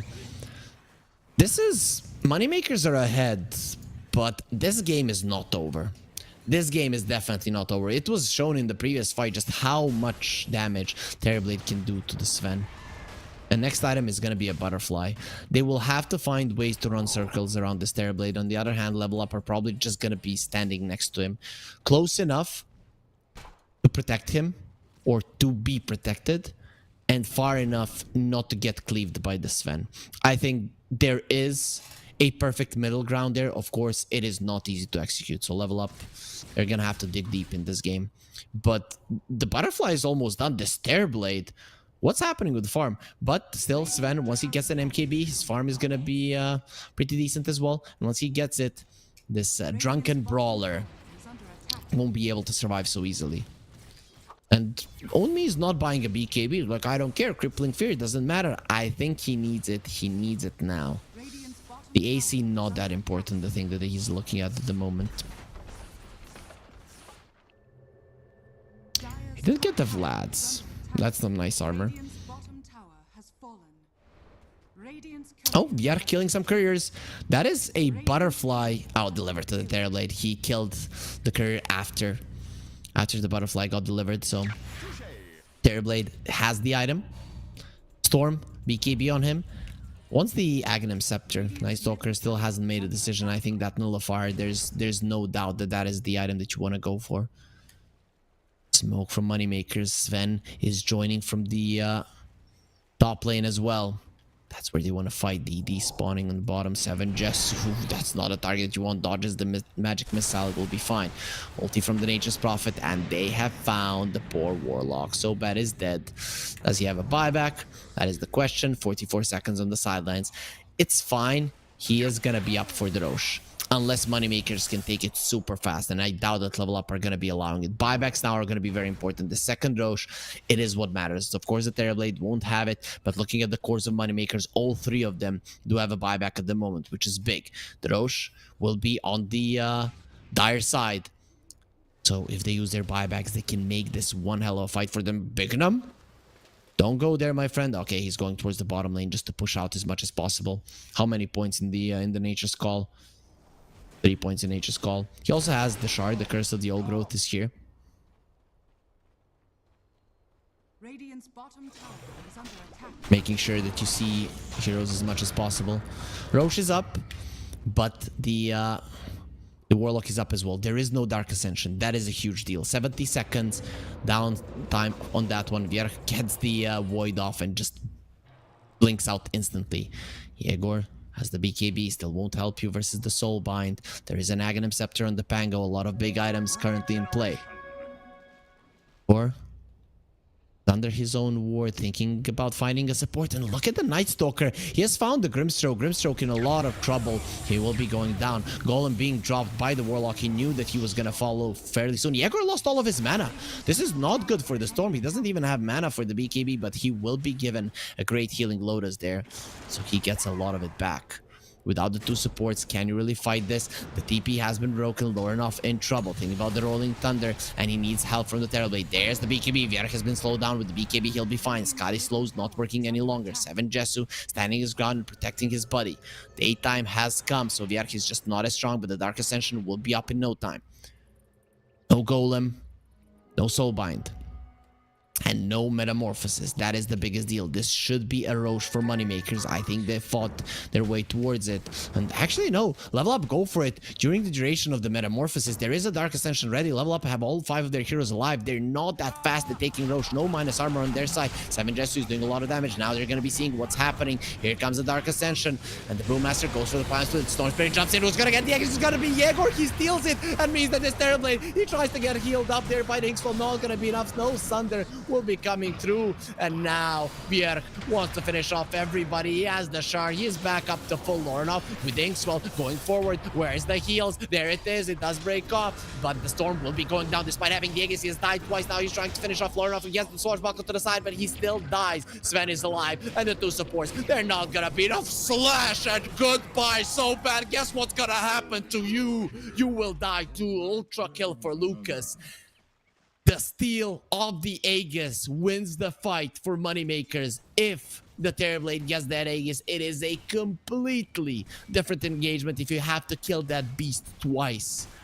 But just a perfect time from Yegor. Gets the zip in. Here's the jump. The Roche dies. He steals the Aegis. He might have died immediately. The Inkswell heal didn't do enough. Not having the BKB to use the Sunder, it definitely hurt the Terrorblade. It hurt the entirety of the level up team. The game is still not over. It wasn't that impossible of a fight for level up, showing that they can still do it. But the Sven after it, after that ultra kill, it really did change everything. 2 of the cores of moneymakers did survive. Sven now, he has the harpoon. Next item on the menu gonna be the Satanic. He wants to disassemble his Mask of Madness for that. A lot of HP on the Sven, a lot of damage as well. 7 Jesu BKB, he has finally decided to go for it. He is done. He is done playing around. In fights, he just can't get the Sunder off. And it is a necessity to do so. What does the Brewmaster have? He's still working towards the AC, just that lads. He also has a Shard, I guess. Yegor, Aghanim Scepter is done being delivered at the moment. And Night Stalker went for the AC, meaning that this Ghost Scepter from the Grimsword will be a big deal, though he's thinking about the Blink Dagger himself. It's good to have that initiation tool. Hex on the Nature's Prophet. Lornoff goes to the side. Inkswell is on him. Nice soulbind usage. Lornoff, he just has to run away. 1 more slash and he's gonna go down. Own Me doesn't even get the ulti off, and Lornoff will be able to TP himself away. But the Dark Ascension is still going strong and so bad. No chance in hell that you're escaping this. 3 heroes will level up that just like that. Moneymakers, they have found the opening to increase their lead and assert their dominance on the map.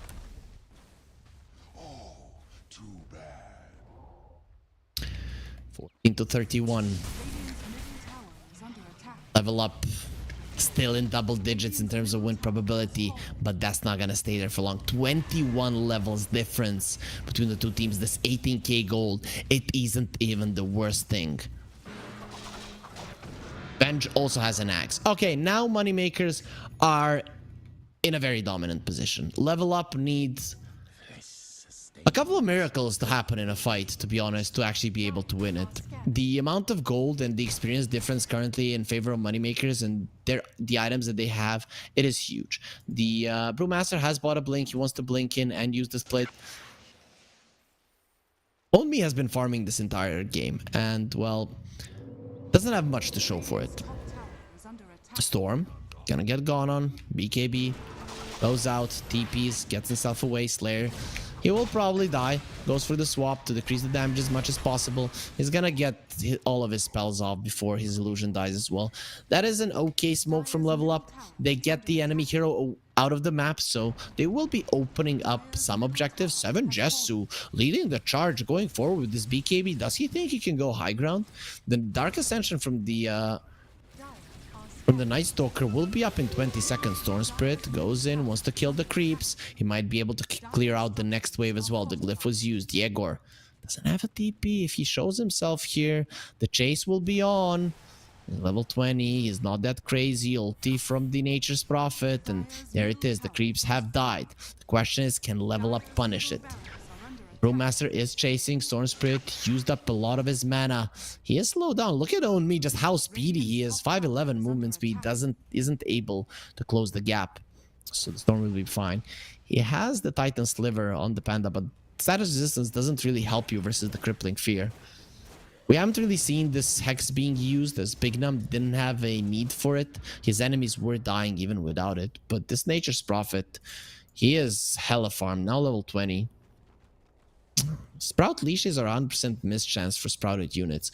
I guess if you get the left talent, you can make this Terrorblade a non-factor. He does have a Hurricane Pike though, so whatever you do, it doesn't bother him as much. But I would like the left talent. We're seeing that he's not making a decision just yet. There will be a Basher on the Night Stalker. He's level 24. And Sven, well, level 25, went for the God Strength talent. What's it gonna be? And yeah, he did go for the 100% miss chance for sprouted units. I think that's a smart move, and that the Terrorblade won't know about it in the next fight immediately. So he's probably gonna be looking at it as, why am I not doing any damage for a second or two? Then he gets hexed up or something, and you're screwed. Going in with the Night Stalker, I don't think that's gonna work. They do swap him out. Yegor loses a ton of his mana. Now the ulti from the Sven. Storm without mana is dead. Yegor dies. They get the Night Stalker into the air. He's just dead. You've killed the two supports, but you've paid with a couple of very important heroes from Moneymakers. And Rolling Thunder, it has found Slayer as well with the Swashbuckle. He is not getting himself away from this one. Silence immediately on the Illusion. 7 Jesu gets a triple kill. Even that triple kill there was with the Illusion, if I saw correctly, as he really didn't want to bother himself much as going for the Venge. Two heroes do have buybacks, but without the Night Stalker, we're actually in a ton of trouble. A weird dive, a weird mistake from Moneymakers. Level up. They're gonna try to go for the lane of Rax right now. There is no tier 3. And without the Storm, how do you stop this? You might have to buy back, as they can go for another lane if they want to. Terrorblade's meta will be expiring, so maybe it's gonna be enough for level up to get this one. Nope. These guys, they're crazy. They always go for more. Moneymakers will have to use their buybacks, and that does give you a win condition right now. Moneymakers, just one mistake thinking that diving was a good idea. Level up. They were in this kind of a situation already versus Ram Squad once in this tournament, and then the enemies overdove and gave them an opening. This is the opening they were looking for. 7 Jesu now takes down the range Raxes. It won't be a full lane of Rax. Are they staying here? Yes, they are. They don't care much about the heroes. Without the Night Stalker, really won't be able to do all that much. Terrorblade getting gone, and he's gonna get pulled in. Now let's see how much damage this man can do. Nice force there onto side. 7 Jesu gets taken out. He got pulled back in. Lorenov running himself away, going for a TP out. He should be successful at doing so, and he did manage. Sweden Strong out as well. Terrorblade not getting anything off there really did change the game. How did he get pulled back in? Do they have like a Havoc Hammer? Sven? No. Then he just moved himself back into the fight. If you could see a replay of that, that would be cool. But a really weird movement there from him. Either way, lane of Rax for level up. The range Rax as well didn't bring down the melee, even though they got extremely close. Close doesn't count in Dota, especially not for the melee Rax that do heal up 5 HP per second. But this is big. There is no God Strength on the Sven. Roche isn't up. There is a good chance that level up will be able to defend the Roche, of course. There is going to be a Dark Ascension, and your supports outside of the base are just food, but you get your spells off and you're happy. Buybacks here, very important. Buybacks of the supports of level up. They don't have one on Grimstroke, but one on the Warlock. If he survives to see 1 kill in a fight, he will have it. How can it be 3 of me when it's 4 of me? They really need to change that voice line. No problem, Gaben. If you cannot find the voice actor, I can do it perfectly. You guys can be my witnesses. 4 of me, right? It's amazing. It's perfect. It would literally be a laughing stock whenever somebody plays a Brewmaster. Roach falling way too fast is dead.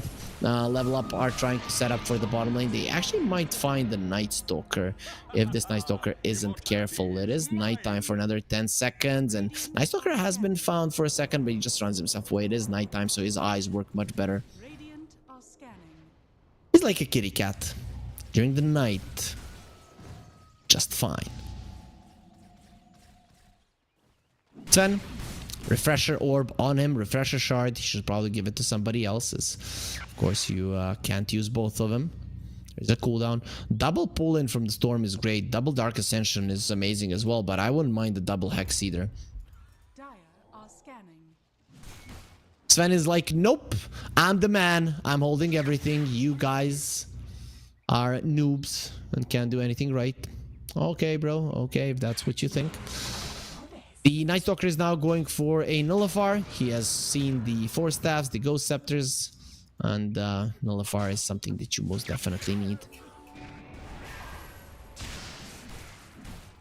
Okay, they're chasing down this terrible illusion. There is a shield rune on the Sven, so good luck killing him. You're gonna have to go through 6,000 HP, basically. Yep, 4,000 HP and then 2,000 of the shield rune. Though, not too hard for the Terrorblade. The Night Stalker has 41 armor.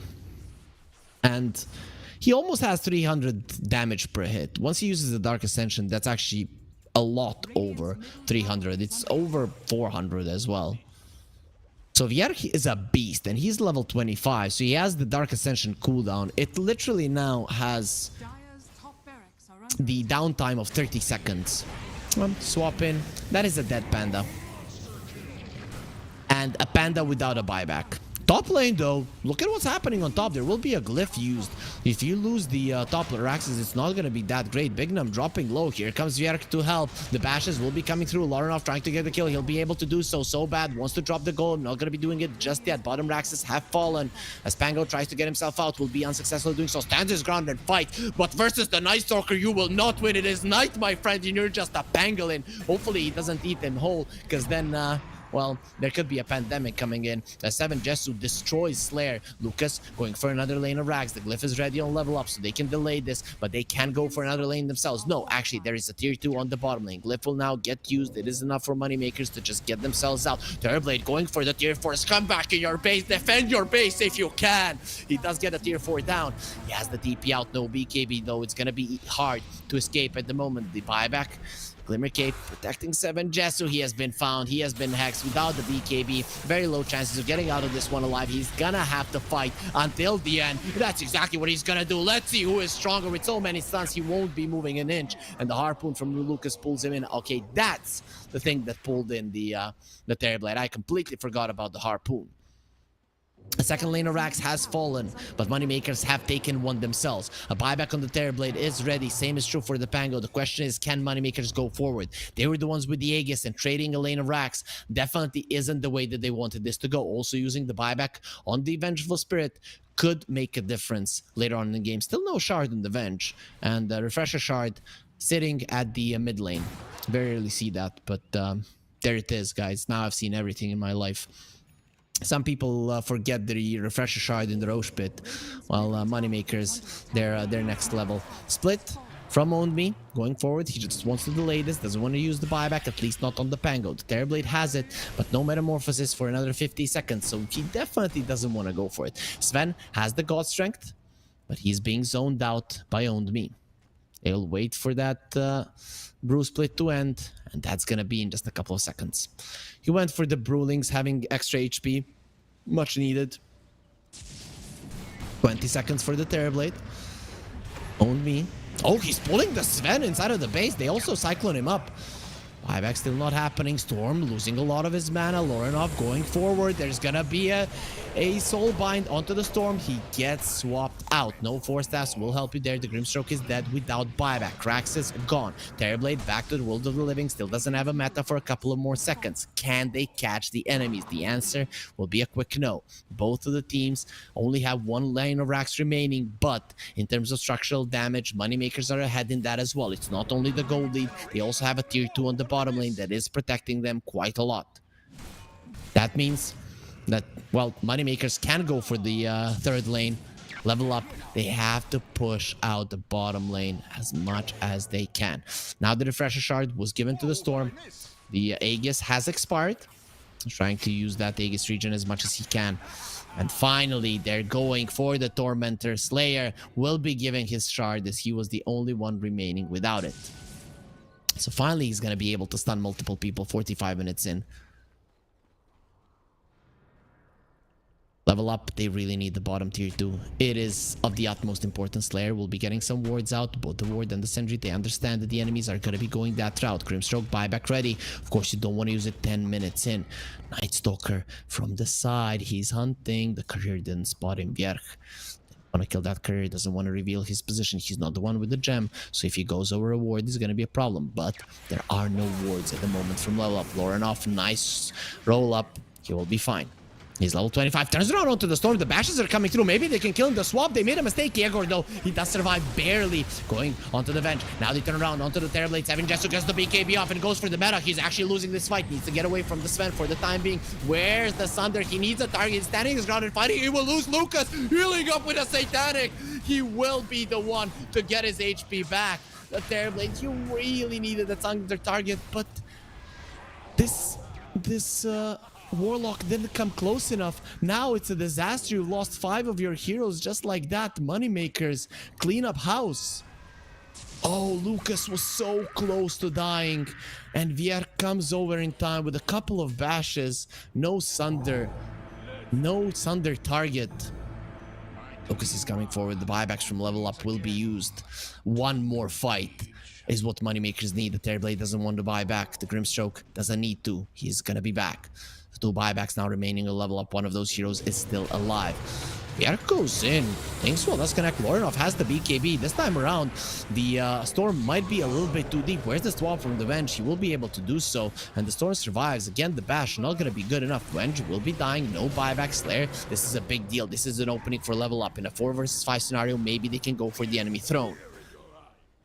We'll have the meta in 74 seconds, so maybe they have that timing to go for it. Roche can be up in 30 seconds. Let's see what is gonna be their plan. Do they have the guts to go forward? Sven, he did use the refresher to Storm Spirit, used the refresher shard. 3,000 net worth lead, but it is not the thing that matters. It's all about the buybacks right now. Level up don't have any, but they're also in a 4 versus 5 scenario. Maybe they can hope that the Roche will be spawning immediately, but that is just putting your faith in Luck's hands. They're going towards the bottom lane with the creeps. I think this is a smart choice. Just go for the throne.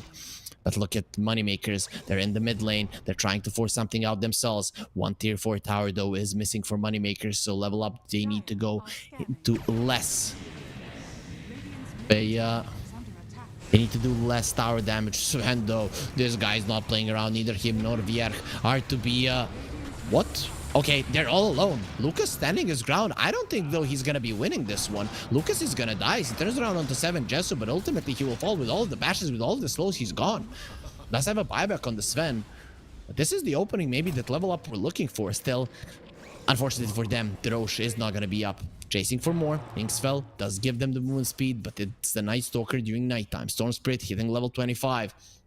Now it's time for those overload attacks to bounce. Him having the shard as well. The damage output will be insane. Glyph wasn't used by level up, so they still have those 7 seconds to protect their throne. Stupendous.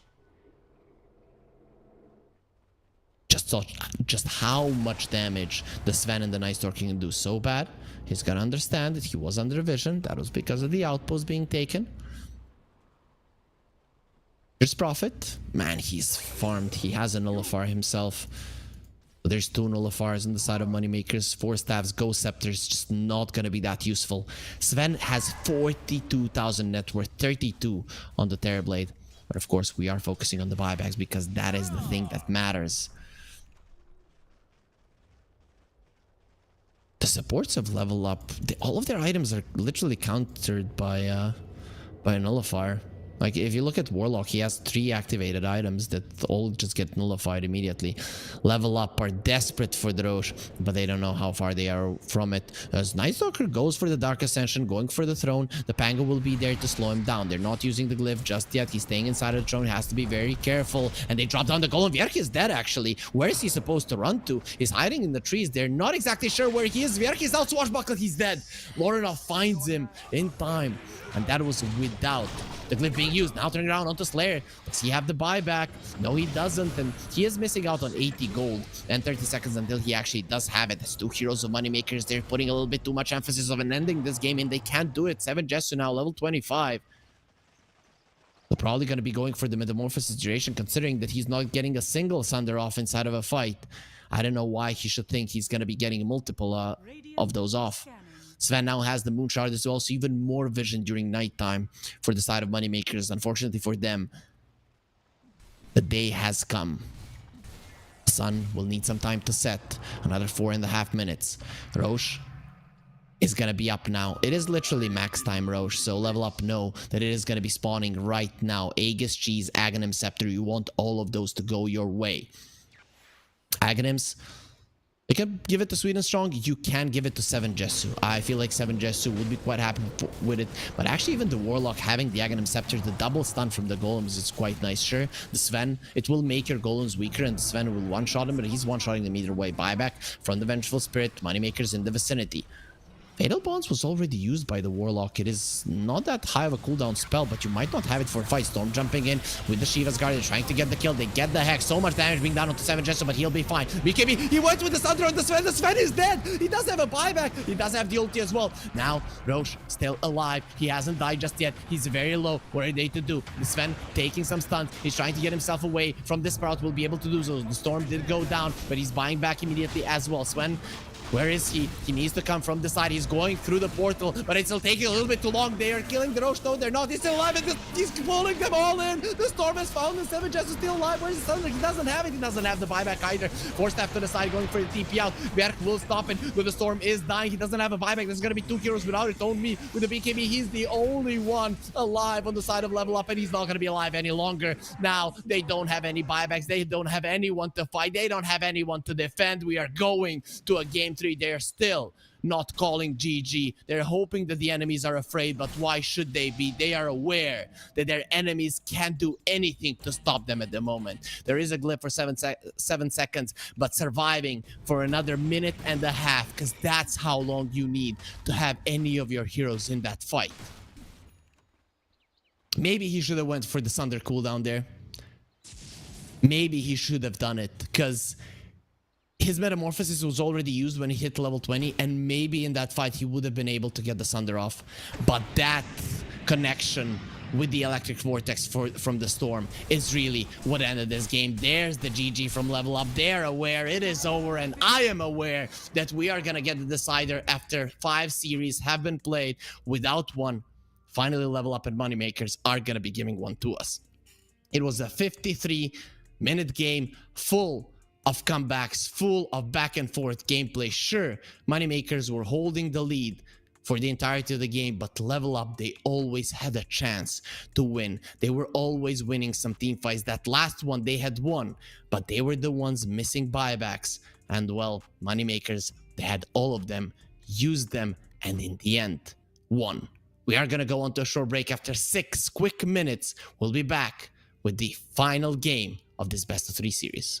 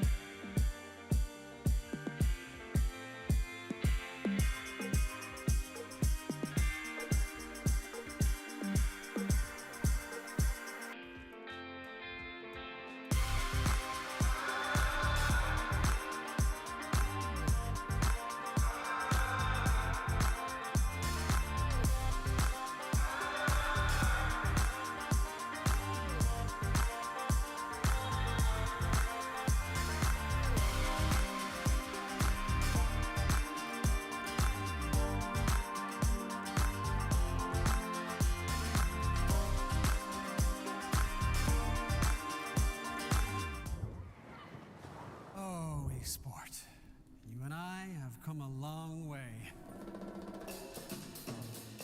It was such humble beginnings. As we gathered in small groups, we were professionals right from the start. Passionate, organized, and ready to rumble. We dreamed big, and surely enough, our parents supported us at every step of the way. Didn't they?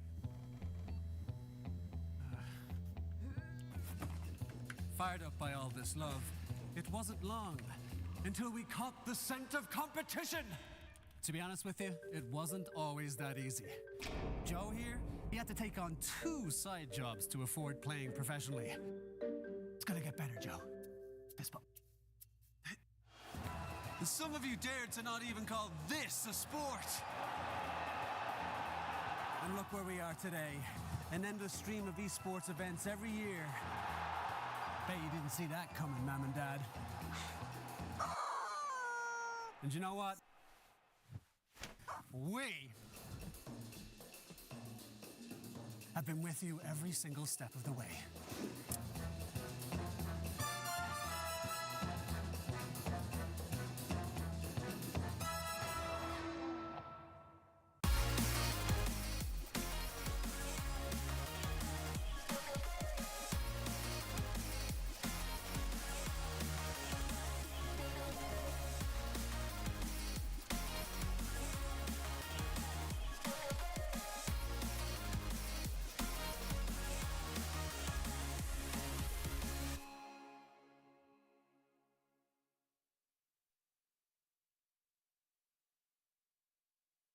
Dream of working with people you watch on screen.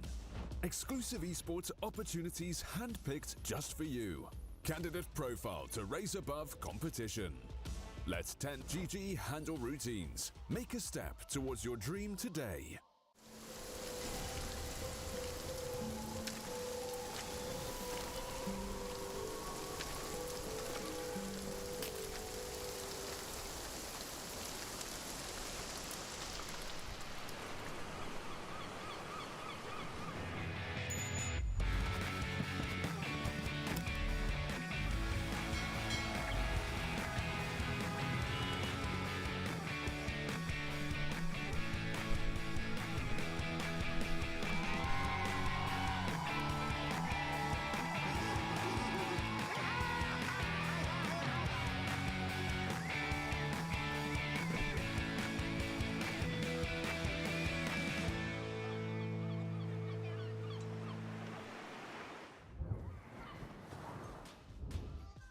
One more game in the match between Level Up and Moneymakers will end this series because it's currently 1-1. Game 1 did go to Level Up.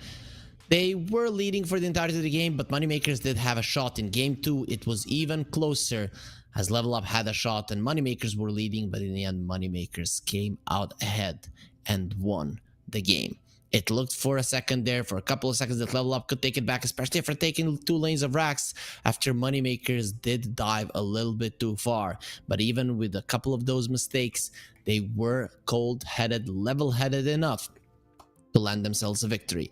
That last Roche fight was amazing, and it did put a dot on that game too. So now we are going to be setting our sights towards the deciding game. The one that's going to decide a lot. Just kidding. It's not going to decide anything. Both of these teams, after these 2 matches, have now secured that they're going through. A lot is going to be decided in the Marsbet versus Navi Junior match. Their Marsbet, if they lose with a 2-0 score, they are out. If they win even 1 game, they are going to be going through to the decider bracket, as it seems like Level Up and StoRm are going to be number 1 and 2. Moneymakers are going to be number 3, so they're going to the decider slot as well. And Navi Junior or Mars, but they are going to be number 4 in the Group A standings.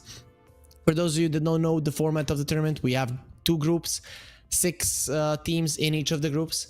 2 teams get eliminated. 2 teams go directly into the playoffs, into the quarterfinals. 2 teams from each group go into the decider bracket with their fighting versus 4 directly invited teams.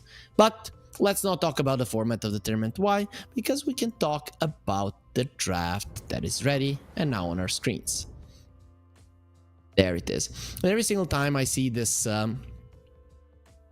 this thinger, the switch screen, I just enjoy the view of the beach. I would actually like for production to give us a little bit of that view of the beach behind this this draft screen. Like, who cares about the draft? Just get it over with, and let's focus on those beautiful waves, that beautiful sunshine and the sand. Okay. Now we got the info that production will of course be fulfilling all of my wishes, and we are not even gonna be watching Dota. We're just gonna be enjoying the beach. Imagine that kind of a stream. Yeah, 12 hours of a beach stream. Yeah, makes sense. I mean, I've seen that work on Twitch, you know, but usually there's something else on the screen, right? So not only the beach, but who cares? We know that this is gonna work. It's gonna bring us the numbers that we need for our tournament, so the next one can happen. Sure, they can still play Dota and fight for the prize, but we are just gonna be helping our sponsors by showing them the beach, right? As Moneymakers, they get themselves a gyro. The Venge is banned out. So what's the play now versus the gyro? What does Level Up want to get? There is no Razor, so this gyro now makes a lot of sense. Question is, what do you see as a good pick versus it? Do you go for the Warlock? I kind of doubt it. You could go for a Brewmaster. I think that is a a decent way to open versus the gyro. If Owned Me wants to play it again, though, if I was 7 Jesu, I'd tell him, nope, you're playing something else because I want to be the one farming and you can be creating space for me, offlaner, right?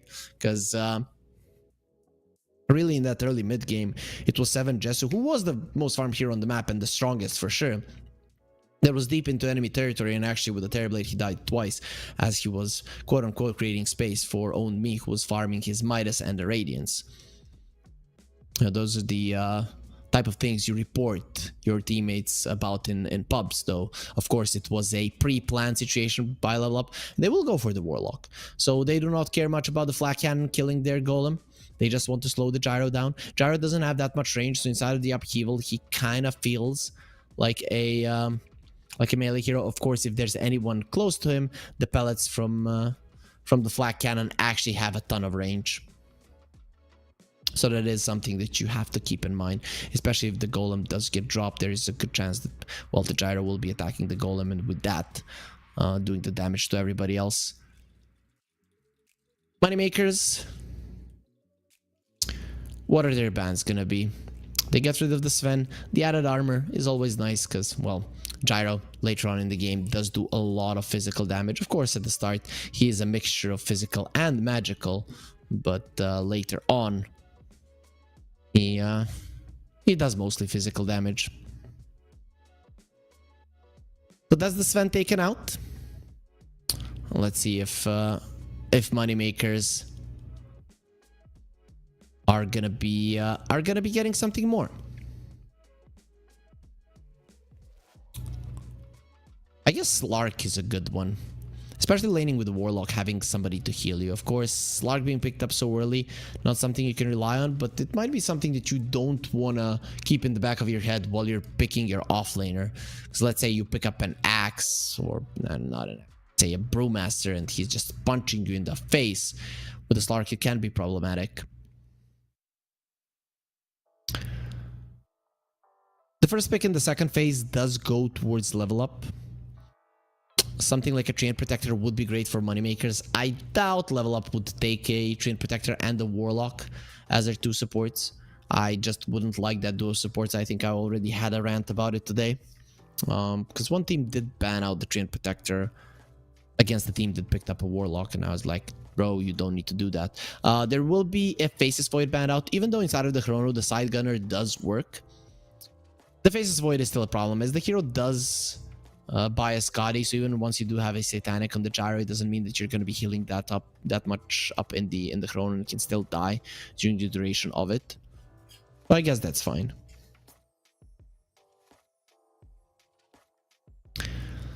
And level up, they only have one ban in this in the second banning phase. They already banned out 4 heroes. I think Treant ban by level up actually makes a lot of sense.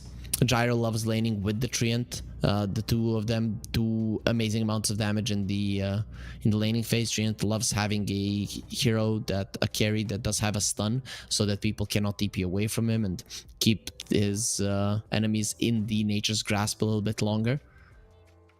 So that is the hero I would like to see. And Gyro does love some AoE stuns to help him. Plus, benefits from the added armor quite a lot. Being an agility hero, you want to have more armor. Gyro is not that strong, and there it is, the Treant ban. I think it's the best one. Good choice for sure from level up. So what do you get level up here? You could go for the Grimstroke again if you want to. The Dark Willow is in the pool, though I think they always played it as a 5, so I think that's probably not going to be the case. If we're thinking about Sweden strong heroes, what comes to mind is a Lion, though they haven't picked it like that just yet. So I'm thinking they're probably going to go for a core. Could still be the Brewmaster that you go for. Could be an Underlord as well. Underlord, Warlock. I do like those two quite a lot together. And we have seen Underlords being picked versus the Gyro because you are an aura builder. And literally that's what you need versus the Gyro. He doesn't have an overwhelming amount of physical damage. He doesn't have an overwhelming amount of magical damage, but he has overwhelming amount of damage in general, right? And then those help. But they go for the Brewmaster. So they will go with the easier route, something that they're more used to. 7 Jesu is looking at this Brewmaster and Understanding his offlaner is farming for 25 minutes. It is what it is, 7 Jesu. You're gonna have to live with it. We'll see if maybe Owned Me tries a different approach. Does he maybe go for the Earn Spirit Vessel that some other Brewmaster players tend to go for? Moneymakers, they do have a Grimstroke in their arsenal now. If they want to go that route, you will have some heals for the Gyro later on, and also the Purge. But for now, they go for the Phoenix. Warlock and the Brewmaster don't do anything versus the Phoenix Egg, literally. So that's not going to be big of a deal. One thing that comes to mind now when I see the Phoenix Gyro is Lifestealer or Jugger. Like, they would love those two heroes to play versus this. The problem is that the lockdowns from level up are not that high. So I'm thinking about heroes that do have stuns. That's why the Faceless Void and the Sven were so good bans by Moneymakers, because you do want to have something with Warlock. So what comes to mind is a CK, not in the meta, probably not going to be picked up. The other one is a Monkey King. That one is a little bit more possible for level up.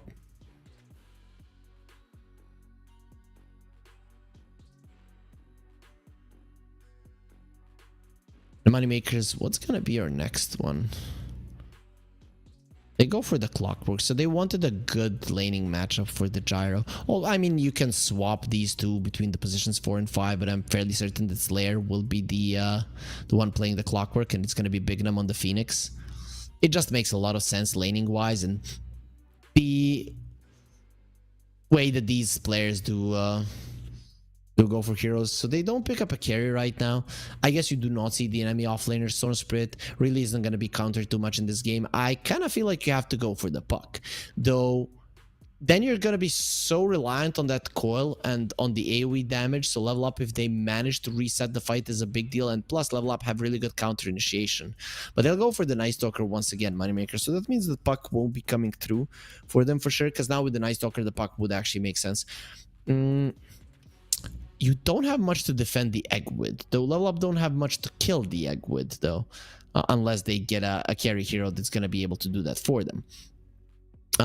Again, Night Stalker versus Keeper of Light Warlock, amazing. Blinding Light a little bit annoying for you, but overall it is a really good Night Stalker game. Yet again, Clockwork and the Night Stalker can catch the backline quite easily. StoRm Spirit has to build a BKB versus the Night Stalker relatively early on, or the Crippling Fear will, well, cripple you, and you won't be able to play Dota properly.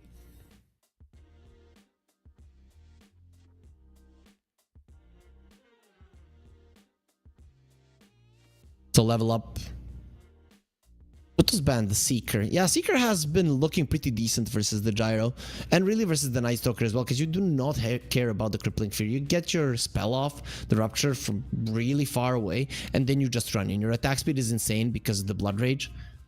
You can deal with the Phoenix Egg, no problem whatsoever. Your right clicks don't hurt all that much, so you don't care if you're using them for the egg. It's actually quite beneficial because you have a lot of attack speed and not a lot of attack damage, so you're completely fine focusing on the egg. Yep, a lot of reasons to ban out the Seeker. I'm still quite scared though for the lockdown of level up. Moneymakers, they don't have that many stuns, but the Crippling Fear itself is a problem for level up, whereas when I look at level up, I don't really see a lot of problems for Moneymakers. Even if you jump with the StoRm onto the Phoenix, he's gonna get the egg off. Clockwork is relatively tanky. Gyro, that is not an easy target for your Night Stalker. I don't even want to talk about this guy. I mean, just look at those traps. I mean, traps are a true sign of strength, guys. As they say, every skinny guy has abs, but traps are a true sign of strength. You know, when you see somebody who doesn't have a neck, you just apologize. Don't get into an altercation with him. Don't get into an altercation with anybody. But even in Dota terms, like, nope, that's not the guy you fight. You punch him and his head doesn't even move. As a Necro comes out, that is a counter to the StoRm in the lane. We'll be buying an 8-toss Boots of Travel. I'm guessing that's going to be the route that the Necro does take. Also, very good at bursting down the Brewmaster before he gets his ulti off. You don't have a lot of burst to actually combo with the Reaper side, so that's the downside of this draft. But when you look at the level up Warlock, Keeper of the Light, StoRm, none of these heroes are tanky, so you will be able to burst them down enough for the Reaper side to rain down. 20 seconds reserve time for level up. I still like the Juggernaut here. I don't know. It just feels like the right pick. It will give you some sustain. Moneymakers don't have much to kill the healing ward. Phoenix diving in, Night Stalker maybe finding it in the back, but overall it's great. I would like to see that. They'll go for the Muerta. And Necro, Clockwork, Phoenix, they'll love playing versus this hero. It does have a lot of attack speed. It does build into attack speed, but that's it. Yeah, that is the level up manager or coach. Look at it however you like for level up. He is the owner of the team as well. Trying to kind of hype up his players as much as he can. Level up, win or lose, it doesn't really matter for them all that much. They are the first team in the groups anyways. Moneymakers, again, as I mentioned, even if they win this one, I don't think, yeah, they're not going over StoRm. They would have +2 points. StoRm has +5. If level up loses this, they're gonna have +5 as well. So really no big deal for either of the teams. Pretty much everything is set in stone. They're playing for fun, or more importantly, they are playing for pride. And that's the most important thing in life, right? Who cares about money? Who cares about food? Pride is all that matters. If you watched Breaking Bad, you understand that. Even over health and law and everything. And you probably shouldn't be like that. But anyways, looking at the drafts, I have to say I do prefer the Moneymakers draft.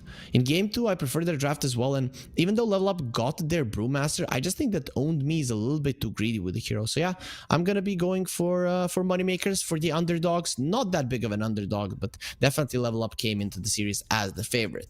So let's get ourselves into the game to see who's going to be winning. 3, 2, 1, blast off. There it is. We are in the game. Level Up versus Moneymakers, who are already in a smoke, trying to use that nighttime vision that a Night Stalker does provide. Daywalker, Night Stalker. Nobody's afraid of the Night Stalker during the day. I think that's what his Hunter in the Night says. The hunting prowess of Balanar improves as the night beckons.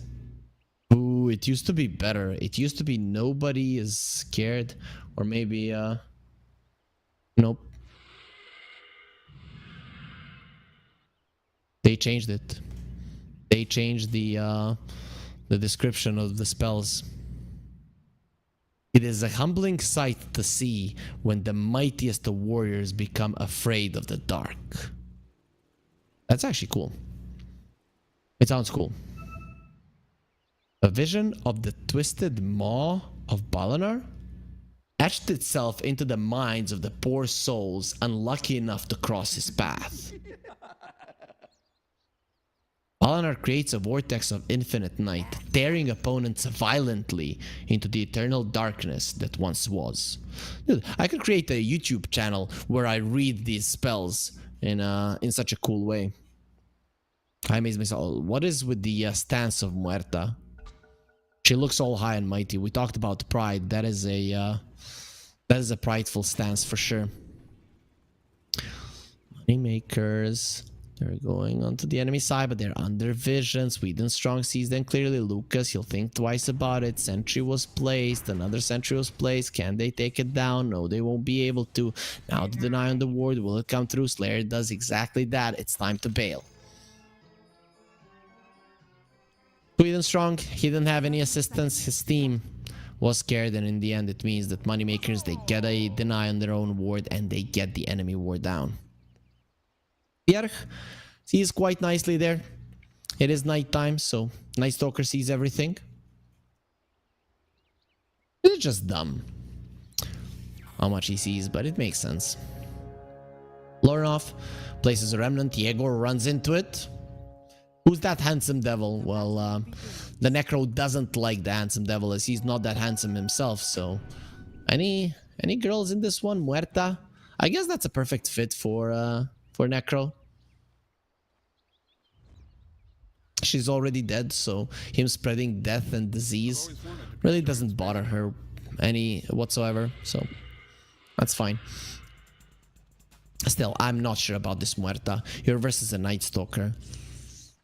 You can very easily die. There's also a solid amount of magical damage from the other side, so even when you use Pierce the Veil, there is a good chance that the enemies can kill you. Usually when using that spell, you're like, oh, okay, now I can attack, no problem. Nope. You got half HP, Reaper Sight, you're gone. Mid lane, we all know that Storm Spirit loses to a Necro, loses heavily. This is gonna be a rough one for level up. They are gonna have a bad time in the top lane and the mid lane, and I don't think that you can shut down the Night Stalker. You might farm better than him, but Vierk is still gonna be getting a decent amount of farm. This hero has good armor. He has a lot of HP.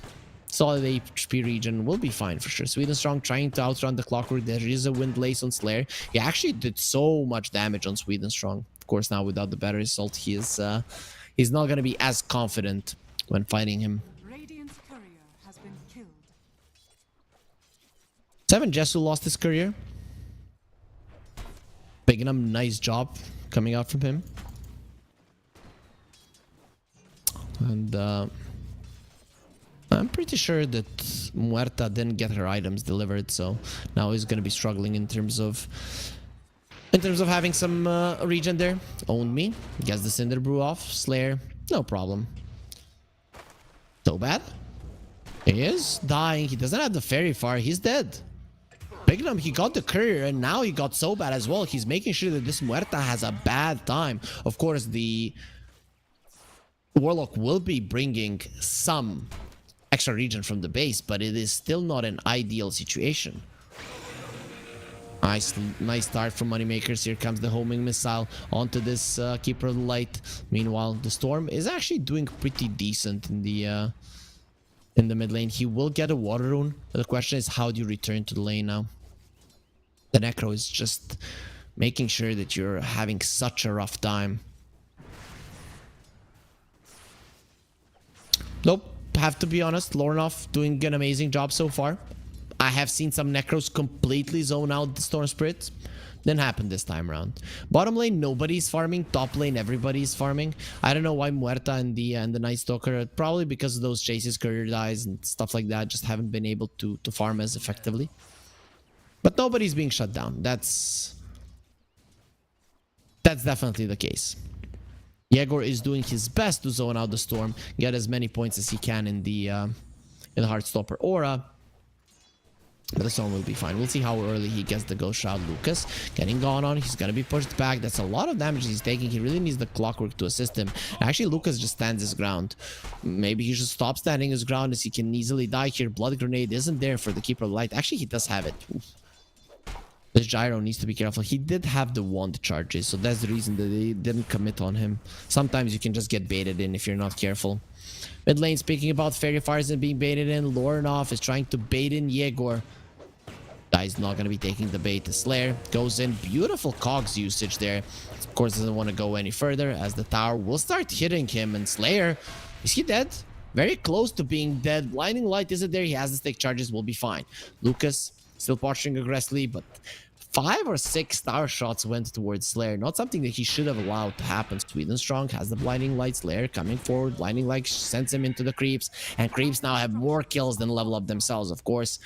It was delivered to them on a silver platter as it does buy some time. Lornoff being chased down. The Fire Spirit does connect. He needs the Blood Grenade. It didn't connect, and the Fire Spirit didn't connect either. Bignum, if he had gotten the spells off properly and the items there, that was one dead Storm, but he survives in the end still. Now there's that difference in the mid lane that we were expecting to see of the Necro being far ahead of the Storm Spirit. 30 to 18 is a big difference. Bottom lane still, they're not getting that much CS, though their supports have 8 and 6 CS respectively, so that's probably the main reason that the cores didn't manage to get as much as they wanted. 1 kill, 1k gold lead, though I have to say, despite only 1 kill happening, there were 2 deaths on the map, but 1 kill for the teams. It was an action-packed start. Really, a lot of things have happened, right? A lot of chases, a lot of skirmishes, a lot of heroes dropping low like Muerta right now. But the big thing is the nighttime has come. Cinder Brew will connect with both of them, immediately ignited by the Blinding Light. Lucas is just standing his ground without any fear. He doesn't have that much in terms of wand charges, so I'm kind of surprised that he's just going in. Let's go. You versus me. No points in the rocket barrage. He only has a homing missile. Lucas now targeted, ignited yet again. Gyro looks like the kind of guy that can hold his liquor. Obviously, Cinder Brew when you're in a helicopter that can end badly. It's fine, Bignum. Going on 7 Jesu is dropping low. Viera coming forward with the Void will kill him down. And now finally the skirmishes will end in a multiple deaths. There, Night Stalker, of course, the happiest of the bunches. He killed the enemy carry and he himself survived, got all of the experience for it. With that, all 3 of the cores of Moneymakers will be topping the network chart. And that is pretty big, especially the difference between the mid laners is pretty huge. Sweden Strong going for a TP out, and that's gonna be an easy Reaper sight for Yegor. He does close the gap super fast. He knew that some kind of a shenanigan could happen there from the Keeper of the Light, so he did make sure to go forward. The difference between the StoRm and the Necro is double. And they found the StoRm as well again. He cannot get out of the cogs. Look at his attack speed. It doesn't exist. He's just dead. Yegor comes over to get the kill just like earlier on the Keeper of the Light. And Moneymakers are crushing the laning stage. Meanwhile, as I'm talking about it, Viera gets low, but he will be able to outrun the Muerta, having enough movement speed during nighttime, which will allow him to live. And really with Muerta, you don't have much in terms of chasing potential. If you get the dead shot for the Night Stalker to run towards you, maybe. But other than that, your ability to keep people in place, it's not really there. Night Stalker will have the phase boots fairly soon. Then this Muerta on the bottom lane, everybody actually is going to be in a ton of trouble as he's approaching his level 6 as well. Speaking about level 6s, Owned Me doesn't have his just yet, but needs just 1 creep, and that range creep is going to put him over the edge. Yegor, no ulti at the moment. It is on cooldown. Lorenov, he wants his 6, but everything is being denied. There's just a problem. The split was used, and Lucas will be going down because it's actually 7 Jesu who gets the kill. Comes from the side. The dead shot gets the kill. Really big for him. Let's look at the net worth. Let's see how it's standing right now. After that kill, the Muerta actually gets herself in a good position, but the difference between the Necro and everybody else, it is not something that you cannot see as the biggest priority for Moneymakers and biggest priority from level up. This hero needs to die. He doesn't have a point in Ghost Shroud. That is something that should be punished, but the enemies don't necessarily know it. They can guess if they see the Heartstopper Aura level 2 in their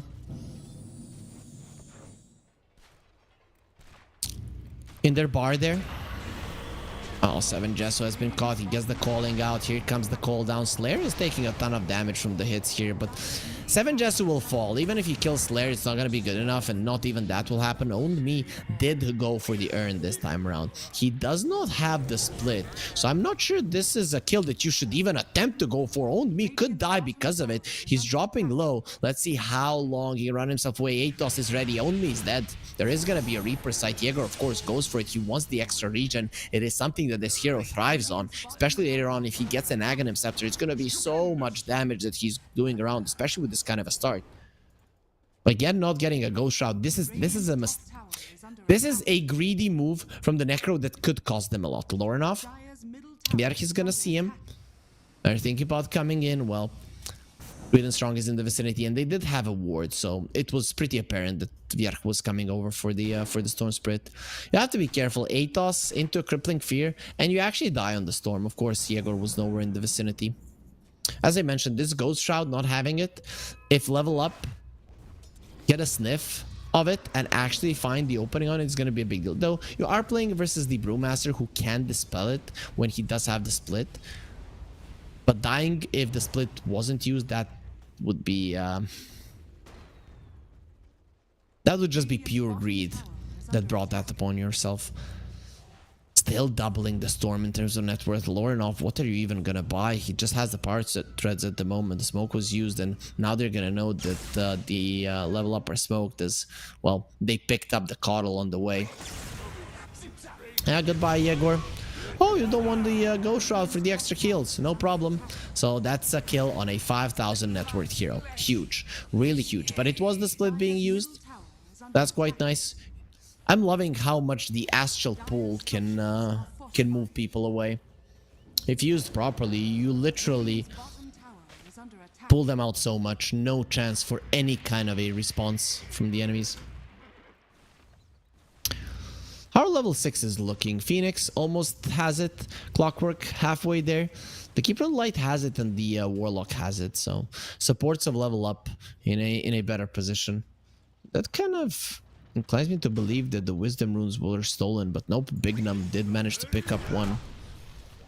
The Brewmaster now going for a Spirit Vessel. They told on me, we don't want you farming forever, and he will be listening. Doesn't have the split right now, so is definitely a viable target. Reaper Sight, did it get the kill? Should have the third one. Radiant structures Yep. are fortified. He got the third one there on Yegor. Nice usage of the Void from Vierk. If he hadn't used it there at the end, it wouldn't have been enough damage beforehand to get a kill with the Reaper side. They would have gotten a kill anyways, but it would be a bummer if you do not get the extra regen. It is something that really can make a difference, but I'm guessing you get the Boots of Travel and then you go for the Lotus Orb. I think that's the build for the Necro in this game. Radiance would be too greedy as you are going to be playing versus the Spirit Vessel and you really do need it. Spirit Vessel, the Fatal Bonds, a lot of good things that you can return to the enemies.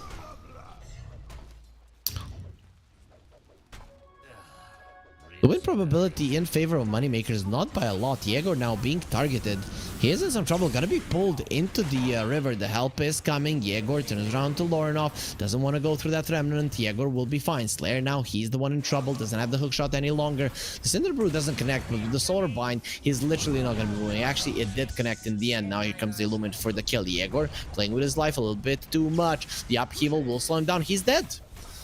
Yeah, again. No Ghost Shroud. As I said, this is the greed that can cost you the game. Just 2 minutes ago, he was doubling the Storm. Now he's 2k gold ahead. No, less than 2k gold ahead. 1.6k. And it is going to be a tower for level up without them even using the split. They did use the Golem, however, but it is not that big of a commitment to go for the Warlock ulti. And they have also find themselves a very nice stack. Flare comes out, but it doesn't change the fact that it will be Lorinov who secures those creeps. Sunray gonna be used. Bignum trying to burn down everything. But the Storm will be fine. He gets some mana, given back Chakra Magic, and hold his hands from the side. Gyro will be coming, and Gyro puts himself in a position where he will just die. They have the egg, but he's gonna be lifted up into the air. Yeah, the fire rises with the wind. Nobody cares. And now, even if you would use the egg, it wouldn't change anything. Moneymakers making mistake after mistake after mistake, and level up just instantly back into the game. They're actually ahead, 7-7 in terms of kills. Level up, looking amazing. Slayer is gonna have the Solar Bind on him. Already talked about it today. When there's a Solar Bind, the Storm does a little bit too much in terms of damage. Slayer has the hookshot, will be able to escape. Storm, not nearly enough mana to continue with the chase. Vierk is farming. Blade Mail on the menu. This is one of the biggest meta items, I want to say, currently in Dota. It just feels so strong on some of the heroes. Storm going for the clock this time around. He will catch him. Atos connects on the Storm, but he'll be fine. He gets given mana. He gets given the healing Lotus. He's completely okay. Moneymakers, their catch without the clockwork. Well, good luck. Maybe if the Night Stalker was in the vicinity to fly over the Storm. And look at it now. 700 gold difference between the two mid laners. A couple of minutes ago, it was 5,000 net worth. Necro 2.5 on the Storm. Now he is caught back up completely. Why? Because you allowed yourself to die, not skilling up the Ghost Shroud. Sure, one time there was a split.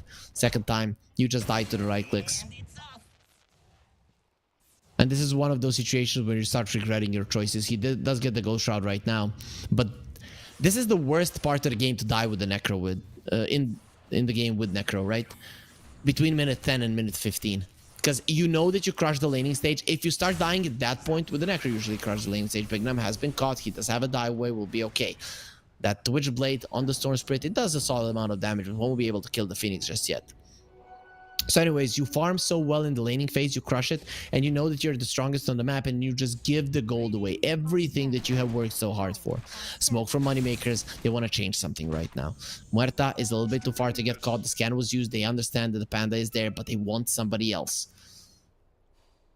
Lornoff pinging out the Night Stalker. This guy's missing, and they will find the Brewmaster. Crippling Fear gets used. He doesn't have the split anyways. This is a very dead Own Me. There's the Reaper Sight. The Golem gets dropped. Own Me actually survives, goes for the split, won't be able to do it. Now the egg will be used, so the Storm cannot finish off the Phoenix, and now he's going to be running away. Shield Rune on the Storm. He will be fine. Meanwhile, backlines. The Clockwork has found more heroes. He kept them in place. He thought because but the cooldown is coming with the Sunray. Everybody will burn. The explosions are coming in. Lornoff, he has to run away right now. Actually, is it maybe the other way around? Moneymakers have lost 2, they've brought down 3, but the Storm is still capable of fighting with his mana being full. Thinking he can maybe do something here, but he might just be putting himself in harm's way. The Fire Spirit does connect, so his attack speed isn't even there, and the Homing Missile is coming. He's lost a lot of his mana. What a Force Staff into the Homing Missile. Go die faster, Storm. They immediately tip Sweet and Strong, as he has literally taken away any chance that his Storm is going to survive. That is a huge fight for Moneymakers. They lose 2, they gain 4.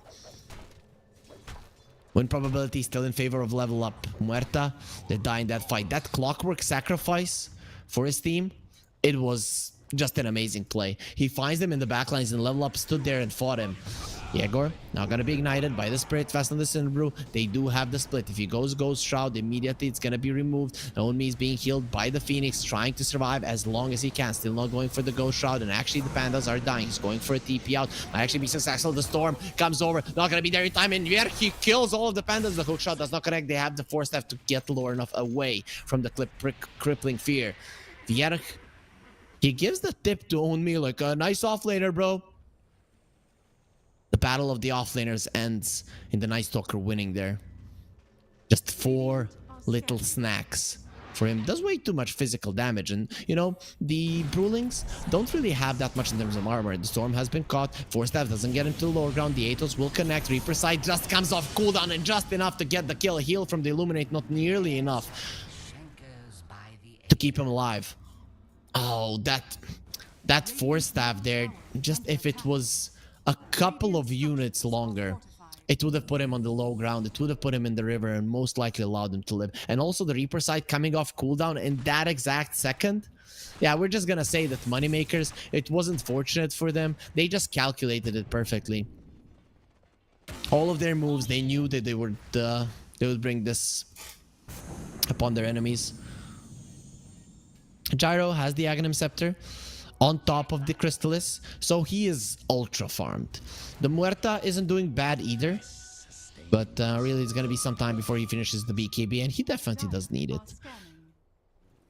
Though I was thinking maybe he goes for the Hurricane Pike early in this game, as we have seen in some previous games for Muertas, especially because you're playing versus the Clockwork and the Night Stalker.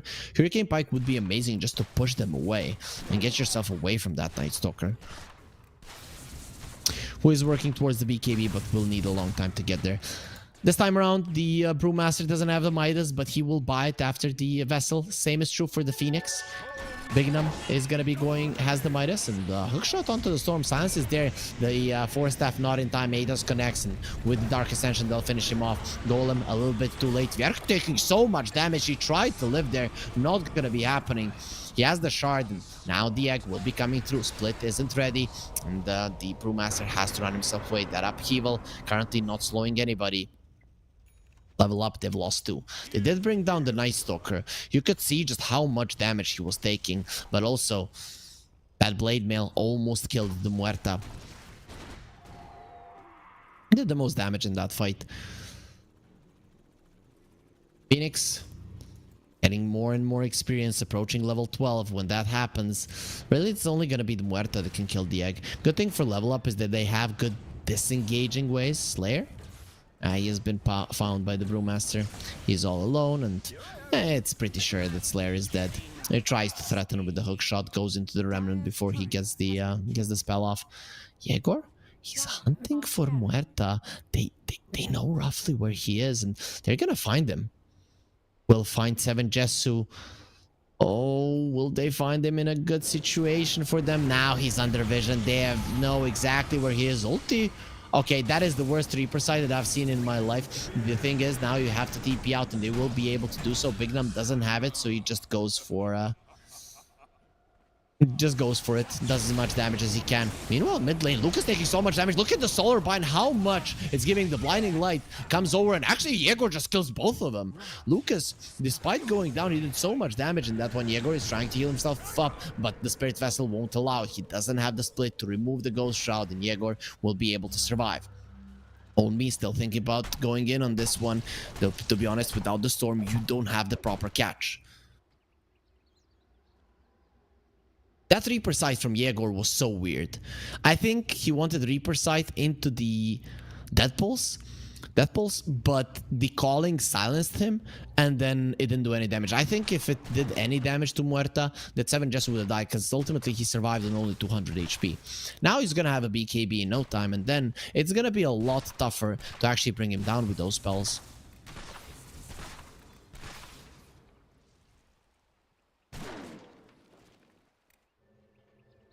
Gold lead is still in favor of moneymakers. Their gyro is still at the top of the chart. He will have the BKB fairly soon, and then, well, when the solar bind is used on you, you won't just die like that.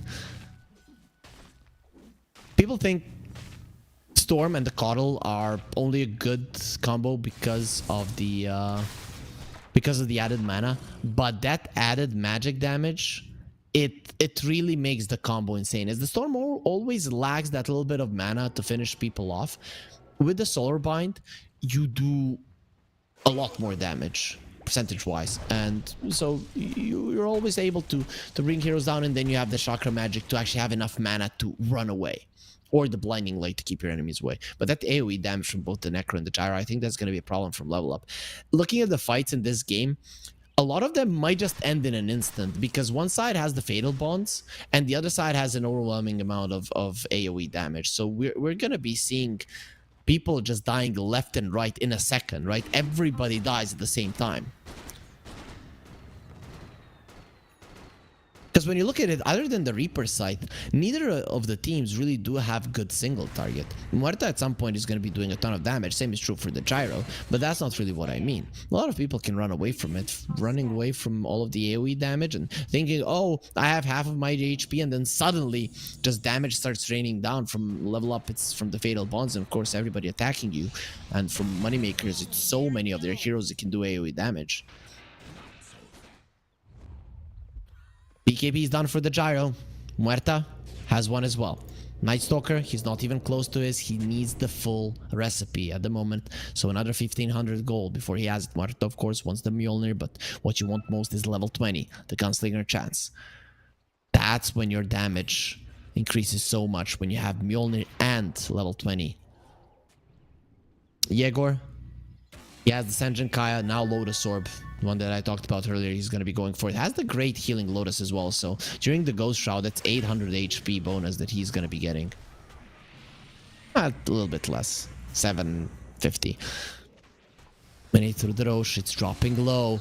Moneymakers, they need to come in faster. The flare does connect, they know that the Roche is low, they're focusing on it now.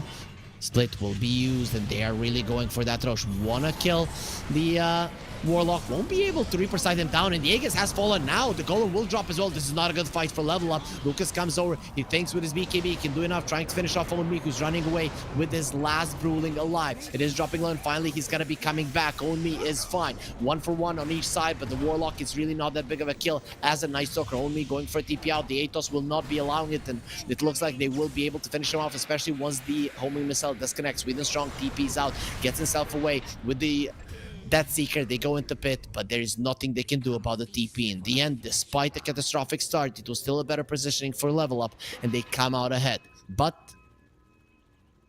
sorry, Moneymakers come out ahead. So level up, they do get the Aegis though, which is big, especially when you're behind. You get the Aegis, and then you're not gonna allow your enemies to push. And really, pushing is something that Moneymakers would like to do, as they've only taken 1 tower in this game. This chase on the Warlock was a big deal. That Glimmer Cape also preventing all of the damage from coming through, not having vision for it, and then the Golem comes out. If So Bad doesn't use the Golem, it's a completely different fight. That upheaval was also super annoying. Only, I guess he has a shard, right? Yeah, because he was able to cancel that split earlier. I guess he understands that his Brulings can die in this game very easy. So he bought an early shard. It is a necessity. He would have just been dead in that fight super fast, and then Sweden Strong would have died as well. Yegor trying to be as mobile as possible there with the Death Seeker. Unfortunately, you cannot use the ATOS over and over again. It is not a high cooldown item, but 18 seconds is enough for a couple of heroes to get out with the TP. Satanic next on the Gyro. He doesn't have it just yet, but he has the biggest component, so it's only a matter of time before it's done. Another 2k gold maybe. Keeper of Light, once an Aghanim Scepter. Versus the Gyro, I'm not the biggest fan of this. I would prefer a Hex. I think it's a better approach, because Gyro just uses the flak and goes for the Ignis Fadas. That's it. Dire are scanning.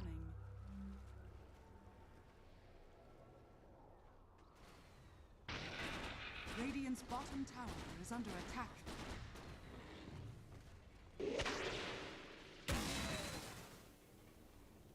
$7k gold lead for moneymakers. The Gyro is super far ahead. He is farming much faster than Muerta. Now with the Mjolnir, that might actually change. Phoenix is going for a Hex. Bignum, does he have it? No, those are wards on the courier. I was like, no freaking way that this Phoenix has a Hex. But he is pretty farmed for a support. Versus the StoRm, versus the Brewmaster, even Muerta, that is a big item having the Hex on the Phoenix. You just dive in, you Hex somebody, use the egg. And that is one of the best ways to start a fight. Even if the Golem is dropped right on top of it, it's going to be tough for level up to take that egg down. Necro now going for a heart. The enemies do a lot of magical damage, so it makes sense. You don't really need armor in this game. Even Muerta does magical damage with the right clicks. That's cool. Bjark is BKB. Almost done. Dire's top tower is He is really working hard towards it. This Clockwork wants the Lotus Orb. Fear Quiet's magic. That shot stops him. The damage output from Muerta is insane. He needs 2 more hits there to get the kill, and that shot, poor staff forward, nicely done. Everything was done perfectly by 7jesu. If he didn't do it, the Night Stalker wouldn't have died, and then it would have been a wasted golem. Here at least you have 40 seconds for him to be on the silence. Lorinov doesn't have that much mana, but he has the Aegis, and Slayer with a Glimmer Cape, he'll get himself away. Lorinov just doesn't have the mana necessary for the chase. Level up are content farming at the moment, and I guess until Muerta gets level 20, you're probably going to be. There's this perfect spell usage. Bam! Silver Bullet in the heart of the vampire. That's how you take it down. This is the thing. To play good Dota, you need to watch a lot of the pop culture, right? If you haven't watched Van Helsing or some other vampire movies, you know, there is one that I don't recommend. You wouldn't know that silver bullets help. And of course, when you play Muerta versus the Night Stalker, it is a thing you have to know. A smoke from Moneymakers. Where are they gonna go to? Gyro is level 20. 3 flat cannon attacks. Big deal. Now his level 25 is really big talent as well. It used to be not so good. That Seeker, Sweden Strong, has the Ogre Seal Totem. He still looks like he's gonna die. The calling won't do a single bit there. And he does go down. 7jesu has been caught. He has pierced the veil, standing his ground and fighting. For now, everybody has to run away from him. Slayer will be going down. Lucas just runs in on 7jesu. Let's go. Let's see who is stronger. The Glimmer Cape is gonna be protecting him. There's the vision. Moneymaker's not having it. Trying to kill the homing missile. Won't be able to do it. He has been stunned up. Here comes the Panda. Can they save their buddy? No, 7jesu does go down, and Own Me taking so much damage. He's gonna have to turn into the real Brewmaster, and even then he's gonna be in so much trouble. There it is. Own Me comes back into the world as one big Panda, but he will be able to Ogre Seal Totem away into the base. 3 heroes dead on level up. The Gyro, when you get the Satanic with this hero, you just lose all fear, because it's very hard to bring it down. I'm actually very surprised that the Brewmaster didn't instantly lift the Gyro into the air. But either way, it probably wouldn't have changed the outcome of Muerta dying, but he almost died because he could have been ran down. Still, having the Ogre Seal Totem helps. Necro now level 20. That's another big talent. Usually people go for the plus 30% Heartstopper regen reduction.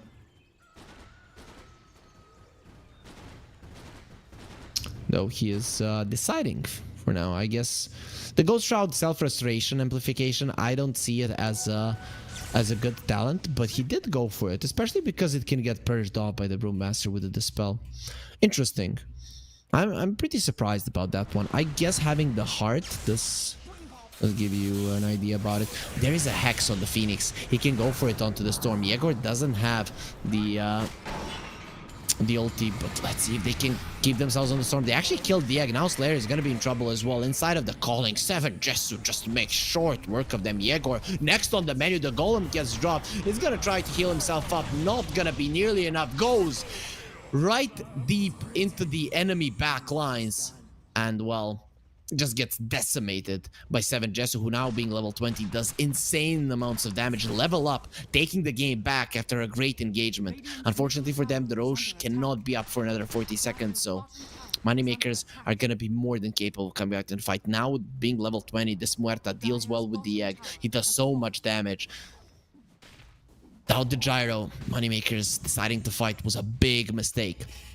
The Night Stalker is also a big part of their fight, giving that vision necessary, seeing where Muerta is so that either you can gang up on this hero or just dodge it. That is one big thing. Pierce the Veil, you can actually attack ghosted targets, so you don't care much about the Ghost Shroud of the Necro. That's why this hero is actually a pretty good counter to the Necro. You don't even have to purge it off. Night Stalker has the blink. I'm guessing the Basher might be the next item. They can't get the hits in on Muerta when he uses Pierce the Veil. Silver Edge was the item of choice. The crits from Muerta, it's insane. Once those magic damage crits start kicking in, it is impossible to survive for anybody. I don't know, this is starting to look scary for Moneymakers.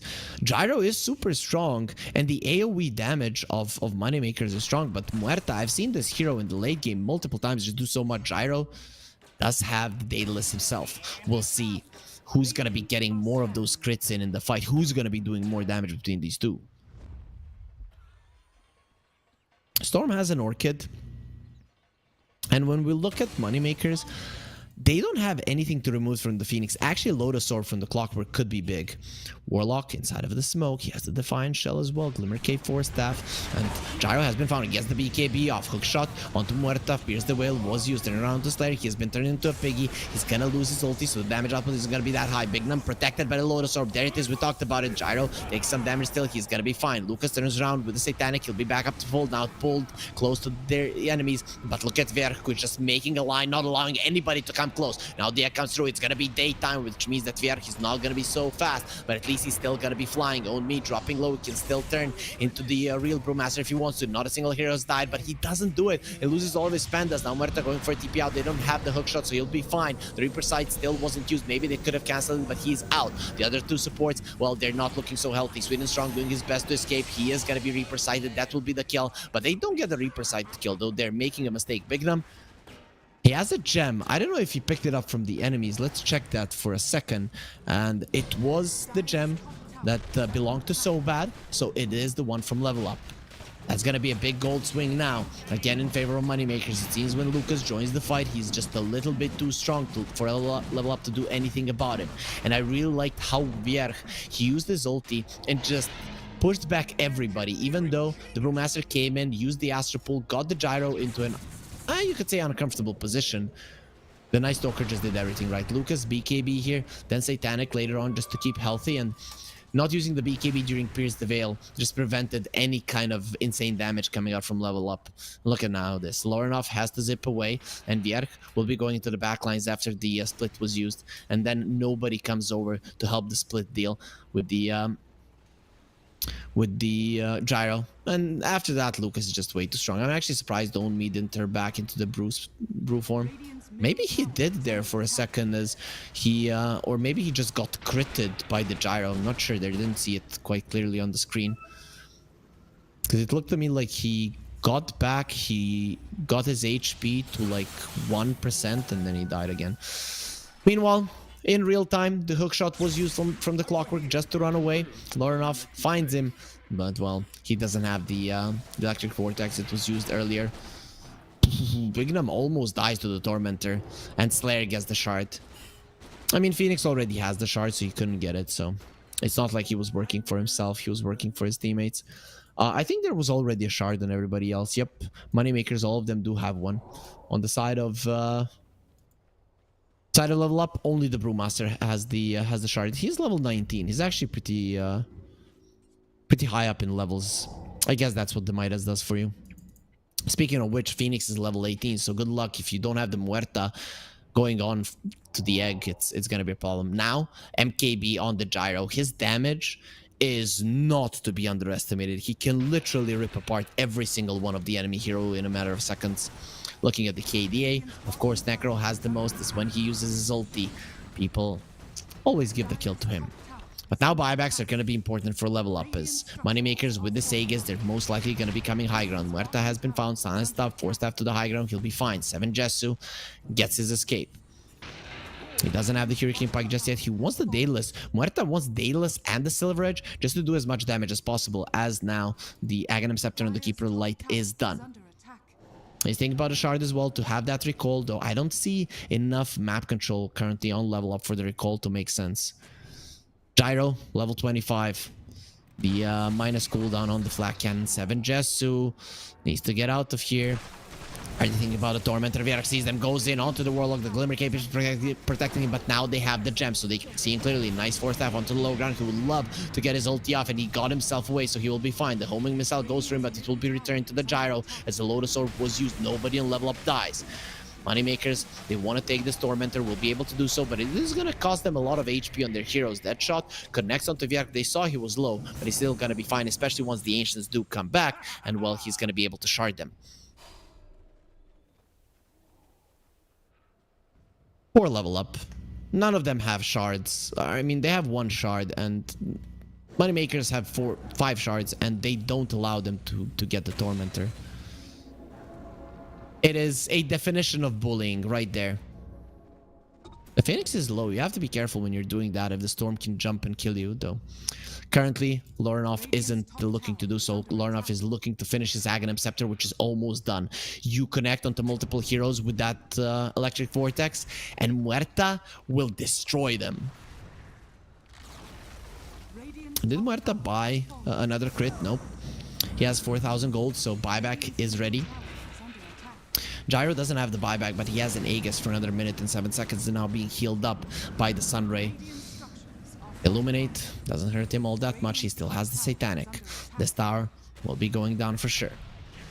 See just how fast Yegor goes forward with the Death Seeker. Get the kill, Lucas. I think he popped the Satanic there. Didn't heal all that much. They're gonna be pulled in, 3 of them, and Muerte is just destroying them. The Golem now drops. It is a disastrous fight for Moneymakers. This is what I was talking about. And Lorinov, he has found the engagement. They didn't expect this. Lucas is trying to heal up. He's not gonna be able to do so as Muerte is just destroying him, shooting him in the back.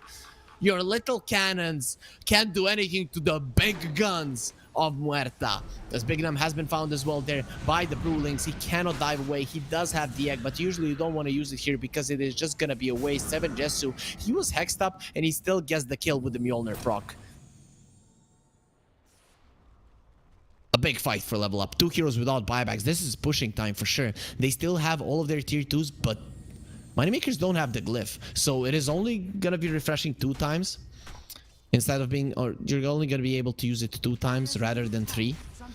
Let's see if level up can do much with this. Muerta is on the top lane, so they are being a little bit greedy. Want the tier 2s. I'm guessing they're thinking we can't really take the high ground.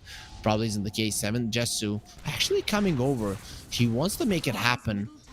He did push in the top lane, so maybe the tier 2 on the top will die as well. With the glyph being used, that's not going to be happening. 15 seconds till these guys are back, but they would also want the gyro buyback. They don't know that he has it, but they have their doubts. Muerta, one of the fastest heroes when it comes to pushing. Just look at the amount of damage. It's insane. Level up are back in the game. It looked like they were going to lose it, but these guys have been the gods of comeback, and comebacks are the things that have kept them on the top spot here. Some of the series they even did lose game number 1, and then they changed everything there with a reverse sweep. In this game, in this series, they did win game number 1. It looked they were gonna lose, and look at this jump from the Storm right now, pulling them in, and Muerta just doing insane amounts of damage. Finally, we got some time to look at that replay, and it really was a replay worth watching. Oh, Reaper Sight being used. That's gonna be a dead storm. Lorinov thinking he was stronger than he actually was. 6 skill for the Reaper Sight. Of course, not all of those were level 3 Reaper Sights. And it will be 22 HP regen and 11 mana for the Necro. Not that much, considering how he started. But of course, a couple of those with level 3 be quite high, as you get 6 now per kill. Clockwork going for a halberd. You need ways to control the damage of Muerta. You really need ways. Top tier 2 did fall. That is a huge deal. Next push level up can get even more. Though moneymakers now, they're the ones that want to go pushing 7 Jesu. Not level 25 just yet. He gonna go for on the level 25. 25 magic resistance or the calling summons 2 additional revenants. I say the calling talent is better. But magic damage resistance isn't half bad, actually. Actually, the magic damage resistance is amazing here. You're versus the Necro versus the Phoenix. And even the Gyro still does a lot of magical damage. We'll see what he decides. He wants his level 25. He's going for the creeps, keeping all of his teammates away. There it is, level 25, and he gets the magic resistance. So right now, he has 53% magic resistance than you. You don't have the pipe on their side, but the Glimmer Capes will definitely help. Some people might not know now it doesn't give you magic resistance. It gives you a 300 magic damage barrier.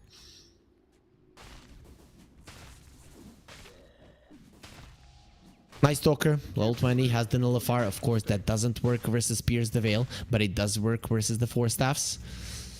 And the Glimmer Capes, and there are a couple of those on the level up side. Plus, it's a lot of damage. Storm does go in. Phoenix, as the Aeon Disc, he will survive. Lorinov, even with almost full mana, doesn't want to continue with the chase. A lot of things were used there from level up, and Aeon Disc is a big thing to take away from Big Num, but Moneymakers, they are in a smoke themselves. Roche will be up in a minute and a half. We have the info, but the teams do not. The side lanes being pushed out by Moneymakers, but the mid lane is something that they cannot control. Super creeps will be going into their base, and it is going to be a pretty clear sign from level up that something is going on.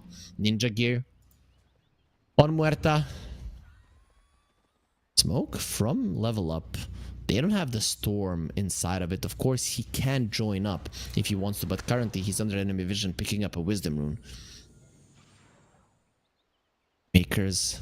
High ground there. Gem is on the Night Stalker. He doesn't want to get kited by some Glimmer Capes. He's waiting to break the smoke and use the Dark Ascension. Storm is coming. He didn't see them there for a second. Now gonna be using the haste, going on Vierk.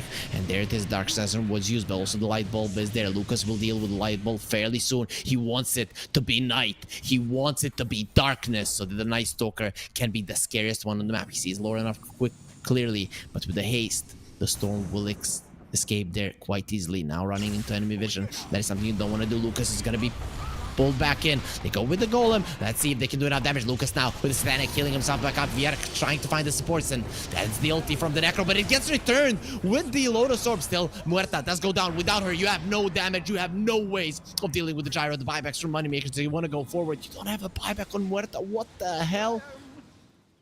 You destroyed him in the previous fight, and he bought both the Daedalus and the Swift Blink. That is a lost Roche.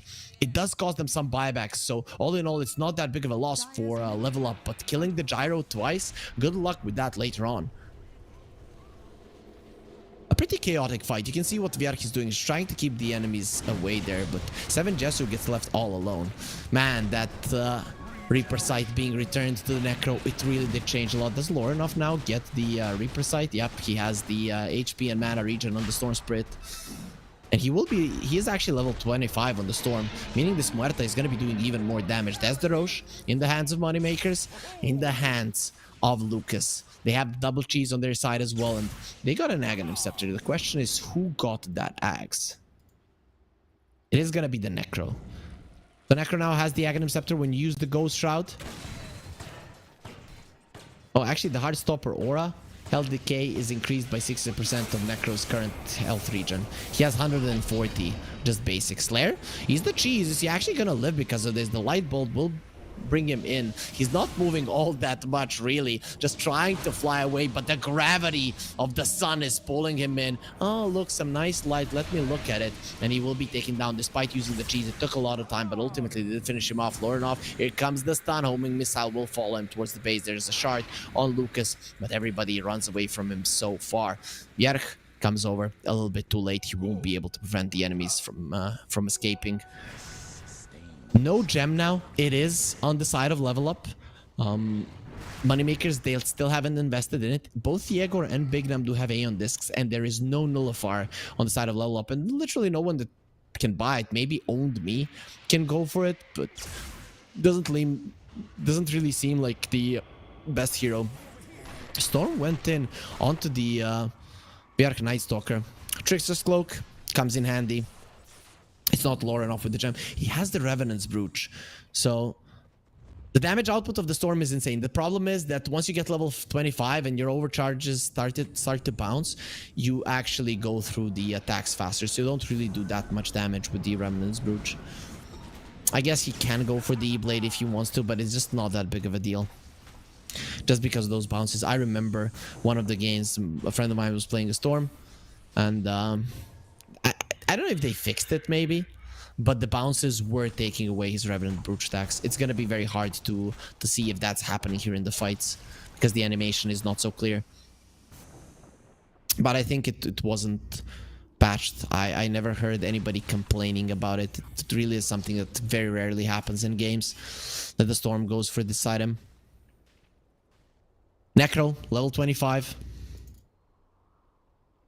I guess he's gonna go for the Heartstopper Aura damage, considering he has an Aghanim Scepter. It's gonna be so much. Yep.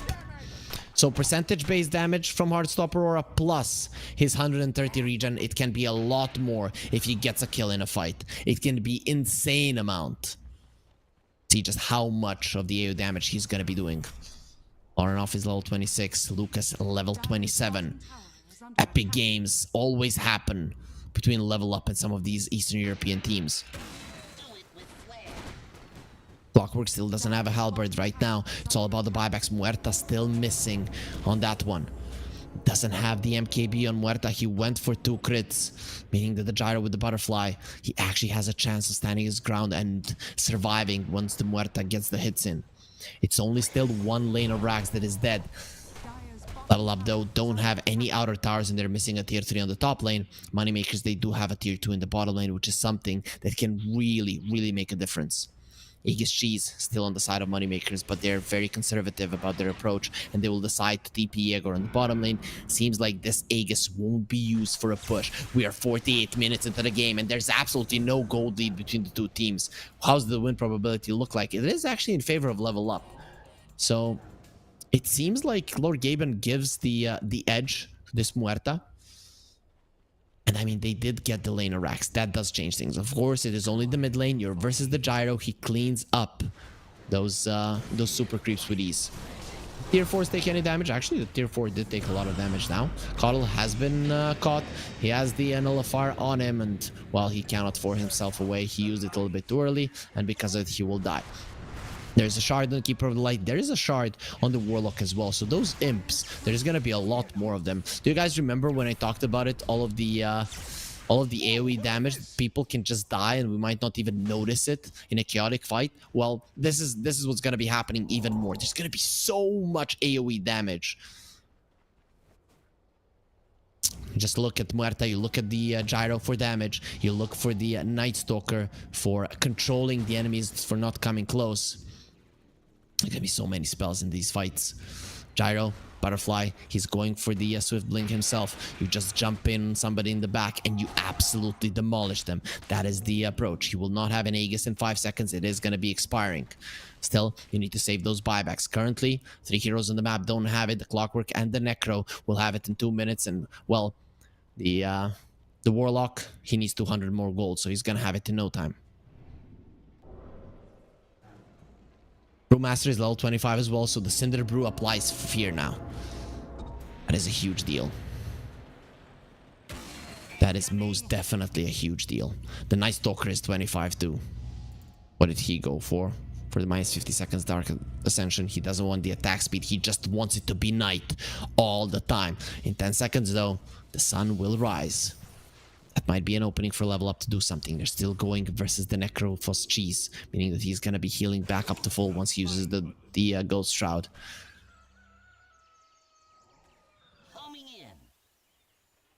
So much tension on the map.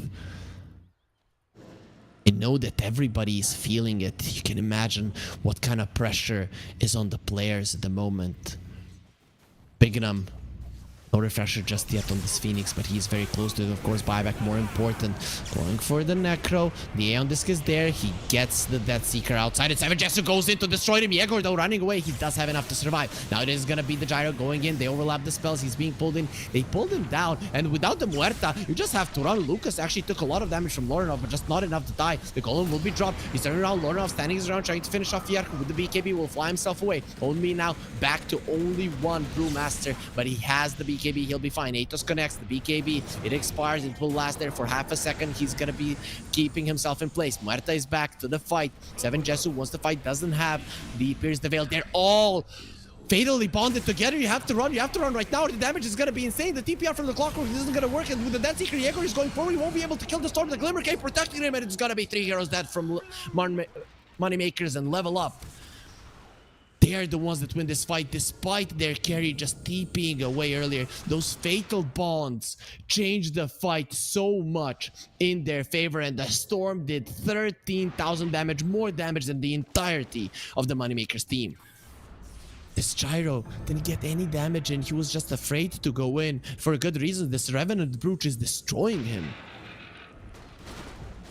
Storm just annihilating the enemies. He doesn't need the Muerta to do the damage. It is the Storm Spirit that is doing it. And when you have two amazing damage dealers on your side and fatal bonds, Moneymakers, it's so hard for them to go for a fight. They can't get the megas, but they can go for the throne. Moneymakers are going to be forced to fight. They don't have buybacks on two of their heroes. No money. And they're not gonna have it. 300 for the Clockwork and 2,000 is missing for the Necro. So it's now or never. Do they have the Egg? No. But they have the Dark Ascension. The Egg will be up in 25 seconds. You're gonna have to fight before that if you want to stay in the game. No Glip. They have to go in. Bjerg taking some energy, just getting destroyed by 7 Jesu and Lorinov and Lucas. The same will be true for him. He does have the buyback on the Gyro, but nothing you can do about this. The Egg, Bignum has it. He's gonna go for it. And let's see, do they even focus on the Egg? They turn around. They destroy the Egg. They destroy the throne and level up. Remain undefeated in the Pinnacle Cup Malta Vibes 3, despite coming into the tournament with 2 stand-ins, with 2 new players. Level Up prove that they definitely have the quality of the Division 1 Western European team, because that's what they are. Completely undefeated, 5-0 in the group stage, untouched, unmatched.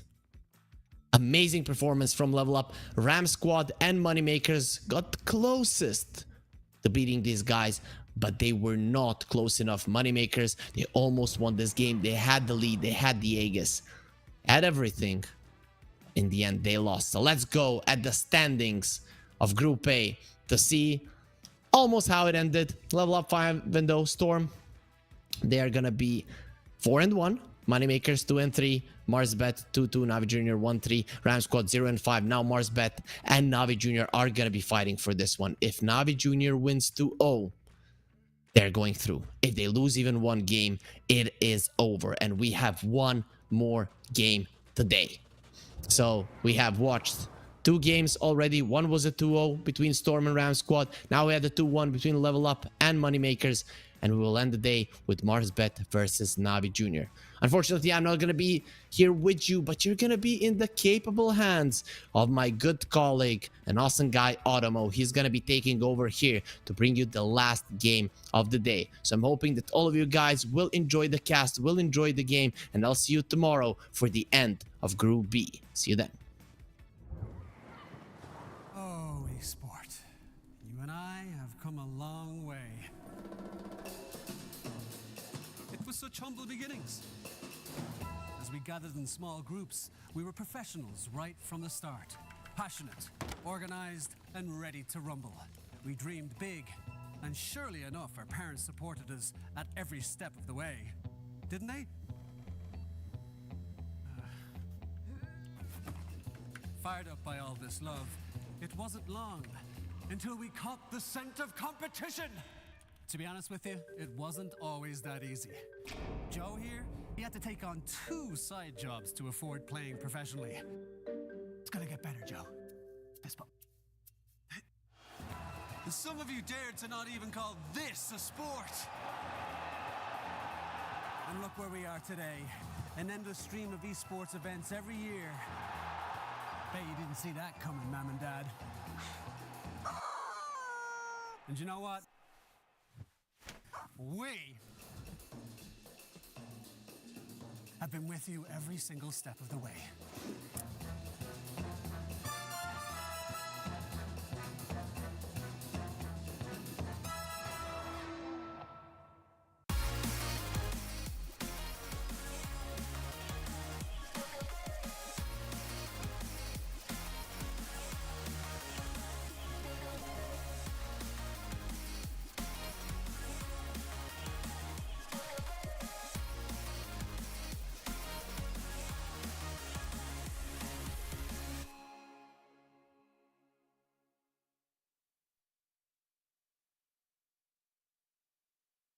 Dream of working with people you watch on screen. Exclusive esports opportunities handpicked just for you. Candidate profile to raise above competition. Let 10GG handle routines. Make a step towards your dream today.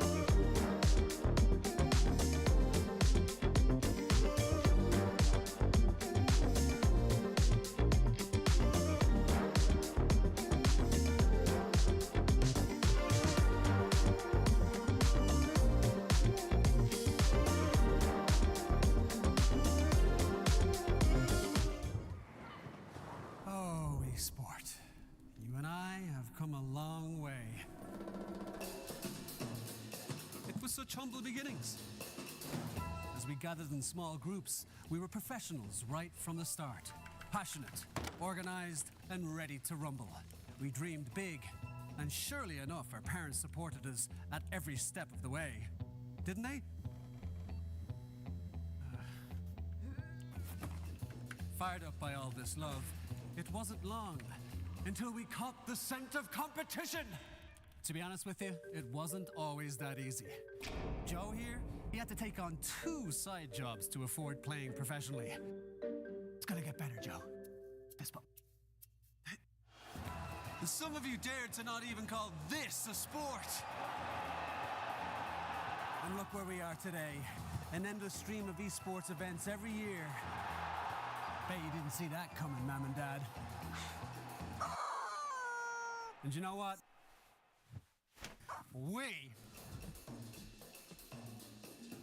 have been with you every single step of the way.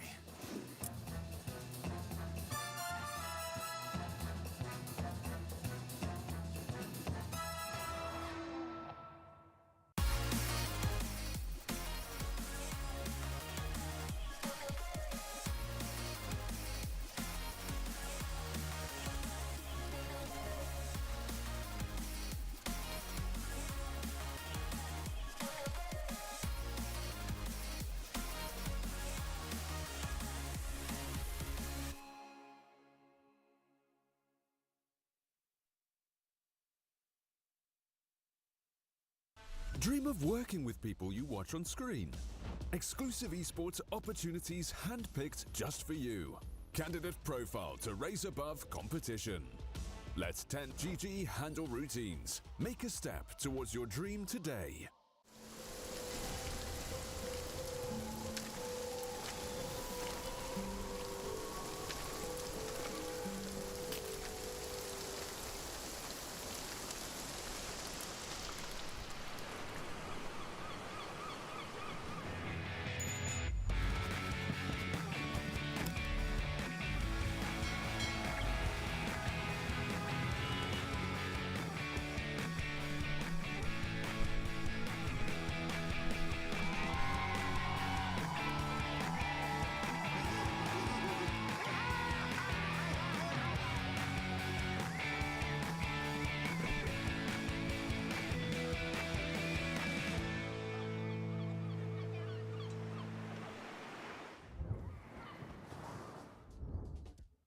Hello and welcome to the Pinnacle Cup Malta Vibes, third one of the year that we had so far. We are in the last game of Group A between Navi Junior as well as Mars Bet team. So they had a bit of a tough time.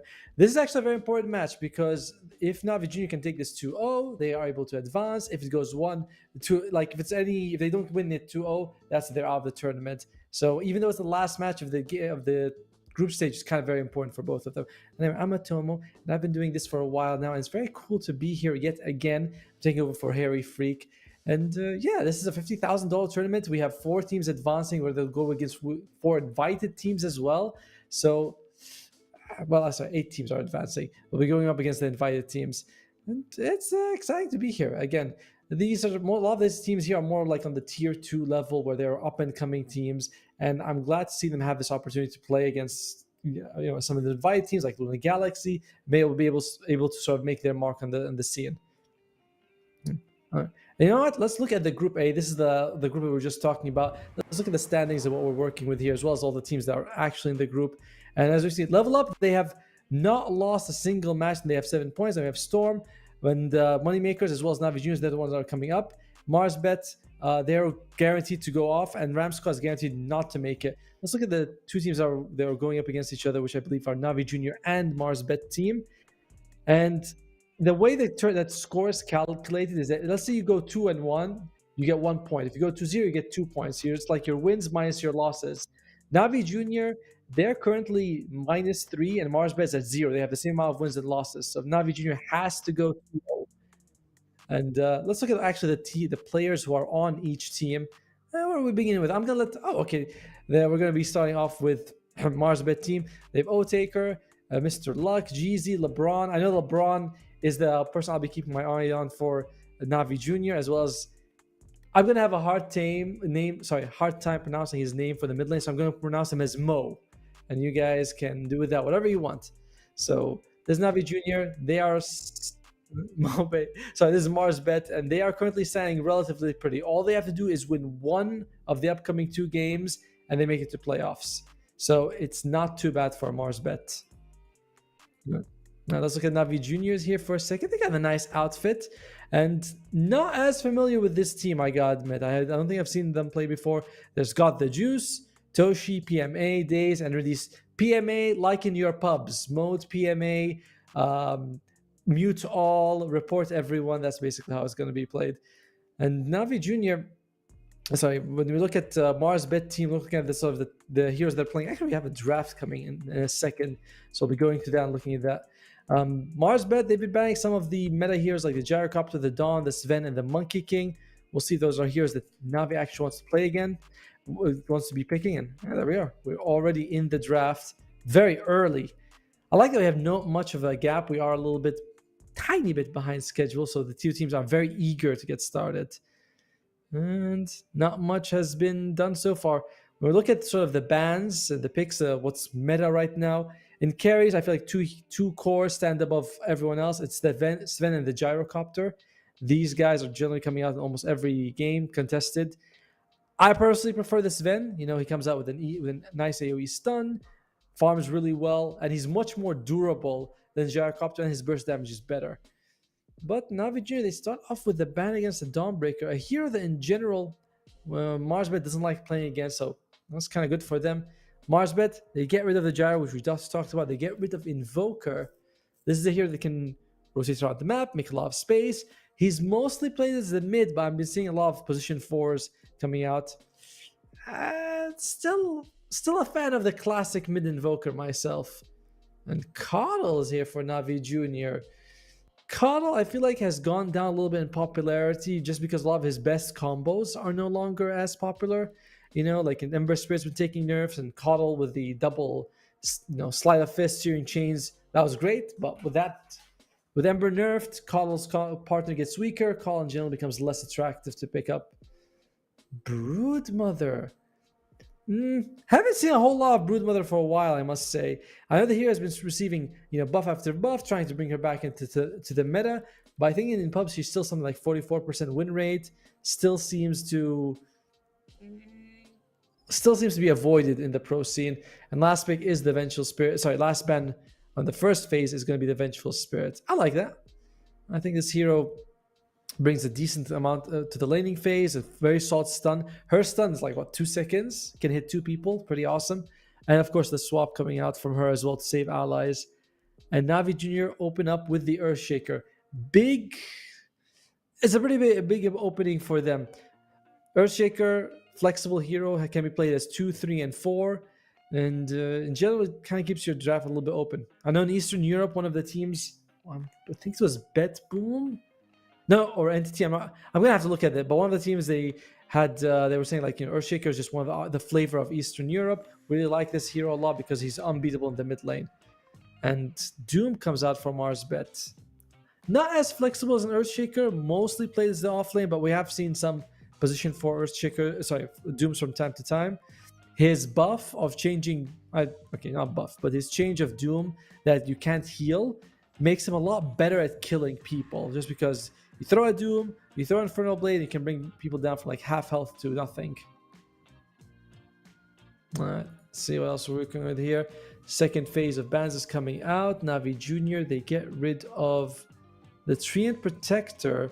This might mean that they want something like the Phantom Assassin. In general, it's kind of crazy, but pub level at least, Treant Protector is the best counter to PA in terms of win rate. And one of it is because PA jumps on someone, you put 20 armor on them, and the PA's damage, it takes a big hit. Instead of 1 or 2 shotting people, it takes you 5 or 6 hits. And as a PA, you don't want to do that at all.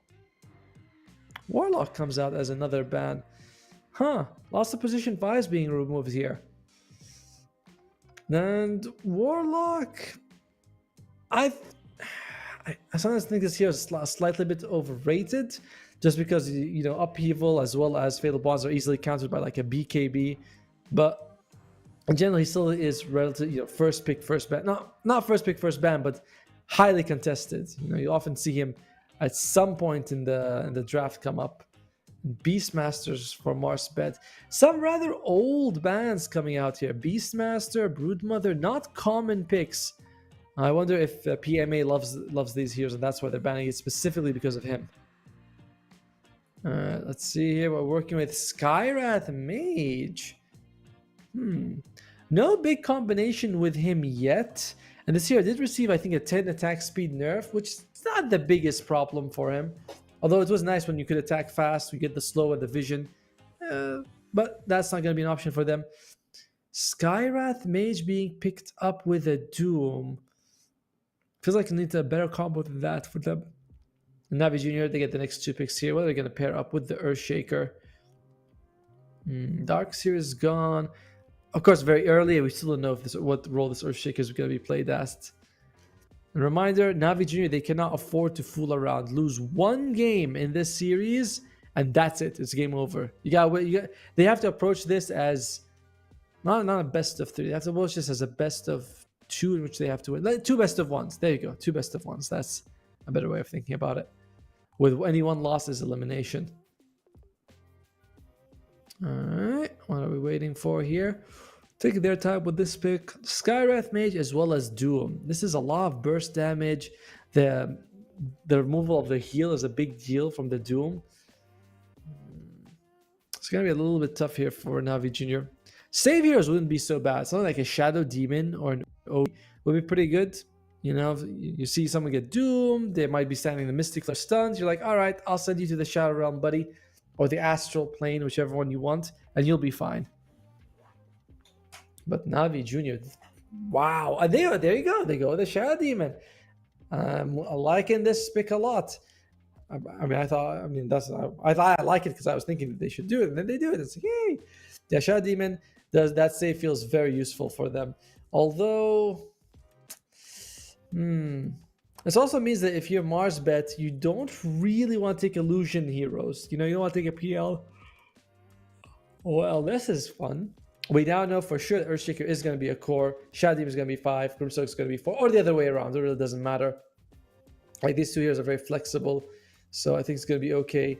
Their stuns are awkward with these 2 supports. Like, Disruption is sort of a disable. You send someone to the other world, but it's not exactly a stun because you can't hurt them. Grimstoke's Inkswell also takes a while. You can activate it, but you generally want to let it like go in for a couple of seconds. Mostly Earthshaker going to be providing control. Mars, but what are you thinking about here? I kind of like the idea of a silencer, to be frank with you. In general, I almost always like silencer, but Earthshaker jumps in. Silencer is relatively hard to catch. You press R, and it should be should have a decent time against Earthshaker. And we go for the Storm Spirit instead. I like it. You want to get some of that jump going on you. Remember that Coddle ban we talked about earlier? Now it makes a lot more sense because Storm Spirit's out of the pool. Sorry, because he's out of the pool, the Storm Spirit doesn't really have a mana battery. Unless he's gonna go for Pugna or Pugna. Pugna, Storm Spirit. I wouldn't like a Pugna too much in this draft for Mars Bet. I want something that's more of an easy stun. Like give me a Lion or something like that. If you give me a Pugna, I feel like your disables are really lacking. But we'll see what Mars Bet's thinking right now. They might consider taking a carry and leaving this Doom as a flexible pick between a 4 and a 3.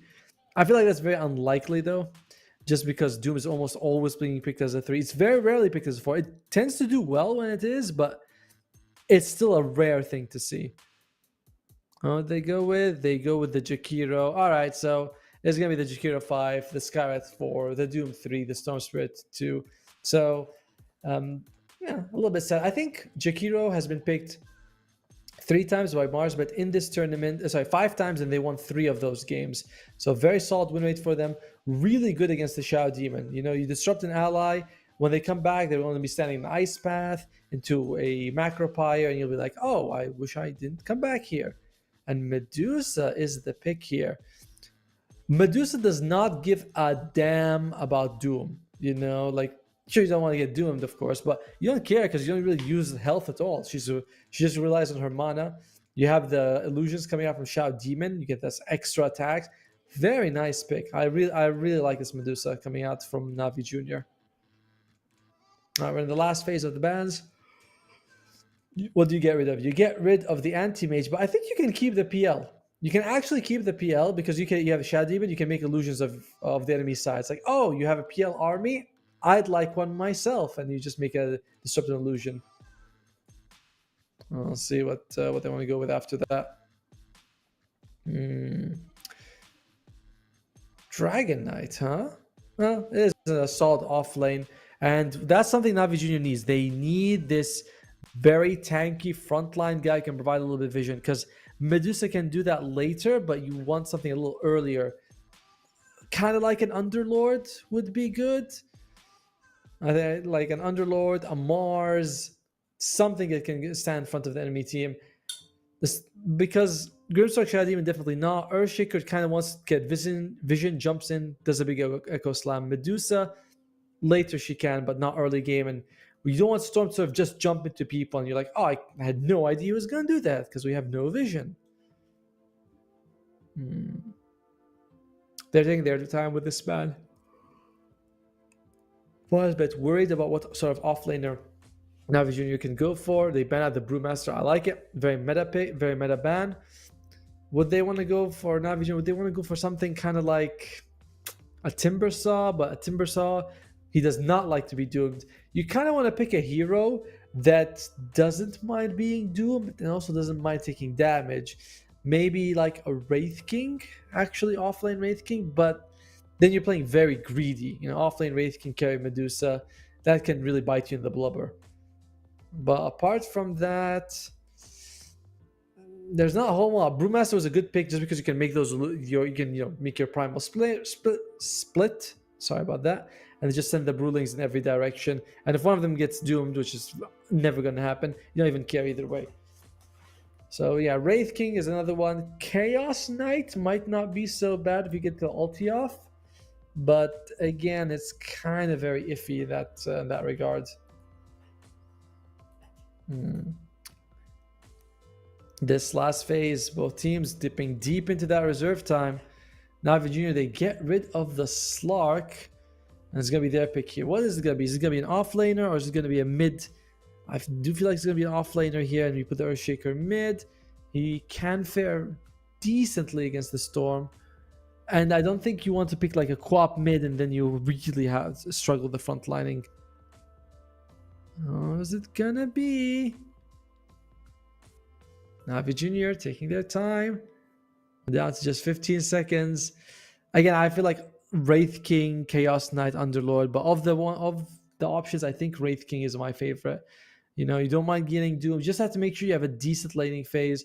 Who they go with? They go with the Axe. All right. You know, good luck. You have to jump and catch the Doom. But if you got 3 relatively squishy guys, you can catch the Jakiro, the Storm, and the Skywrath Mage. If you can get Berserker's Call, you're going to be sitting very happy. Marsbet, you want a carry right now. Maybe something like a Drow Ranger wouldn't be so bad, just so you can keep your distance from the Axe.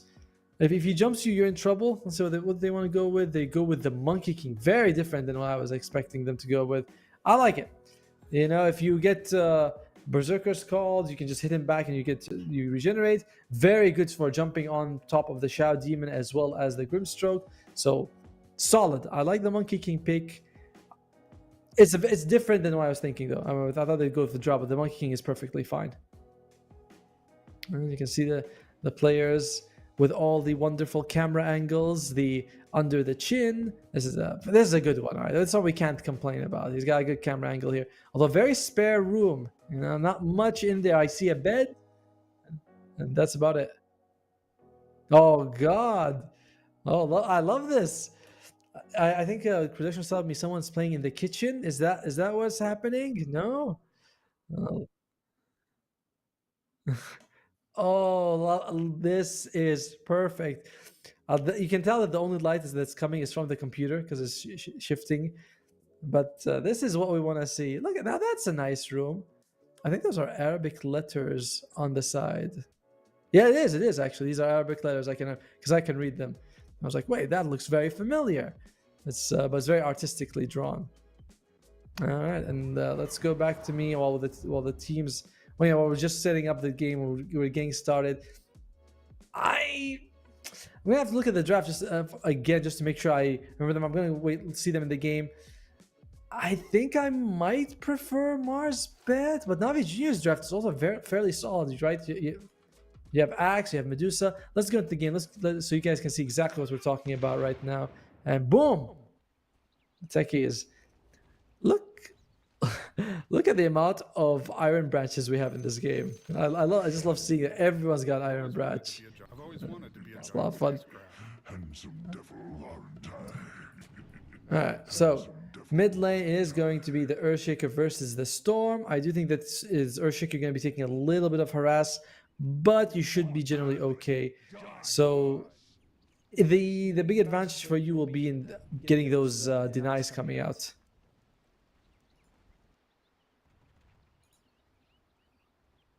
Let's see how that works out.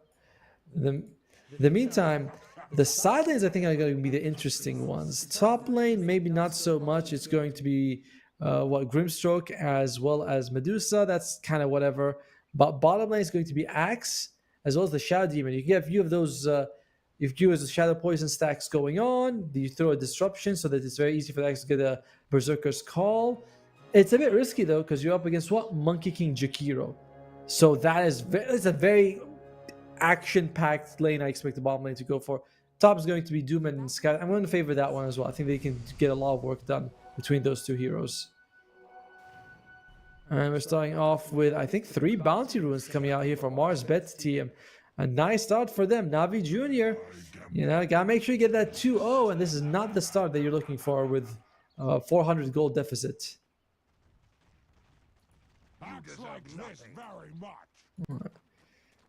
Alright, so mid lane, what are we looking at here? In terms of last hits, yeah. Starting off with Enchant Totem for the Earthshaker, which makes it very easy for you to get the CS, especially those denies. There's really very little that the Storm Spirit can do about it. You have so much more damage and hit that he does. It's like 120 right at the start. It's pretty massive for him. So I do think that the Earthshaker should be doing okay. Just you have to be worried that you don't get harassed too much. In the top lane though, Actually, who cares about that? We're going to go bottom lane. Bottom lane. This is the lane I expect most likely where we're going to see first blood. Jakiro versus as well as the Monkey King. This hero has been receiving buff after buff after buff on the Jakiro. And the mana cost on dual breath went from like 140 to 170. Now it's 125 to 170, which means that you get 15 mana discount on the early levels. That really does add up. So I like seeing that quite a bit. An observer, can we get? Thank you. I was about to ask for the last hit. See, this observer, they know what I'm thinking. They can feel what I want. Give me 1 second, everyone. We are going to be turning off. There we go. We have open mic. But we do not want open mic because we're going to get a bit of an echo here, and that's going to be much better. All right. In the meantime, bottom lane, we can see the Monkey King. How's he doing so far? Fairly even right now. A 7 and 2, literally just exactly equal. He does have a Orb of Venom of the Monkey King, which means that he would like to get some aggression going. LeBron, nice TP out, and he's going to be fine. He TPs to the lane, but he doesn't really have a whole lot of resources naturally. He's going to have to expand a lot of his tangos as well. So I think he already ate 1 mango just to make sure he's going to be okay. And the middle, Tosh, he has been taking a lot of damage. As we mentioned, the CS is even, but it's more expensive for the Earthshaker. Both players have a bottle, and there's an Observer Ward going for Mo, so he's going to be happy with that. Radiant's middle tower is under attack. PMA proving to be a very difficult opponent to get out of the lane. Is he going to go for the early?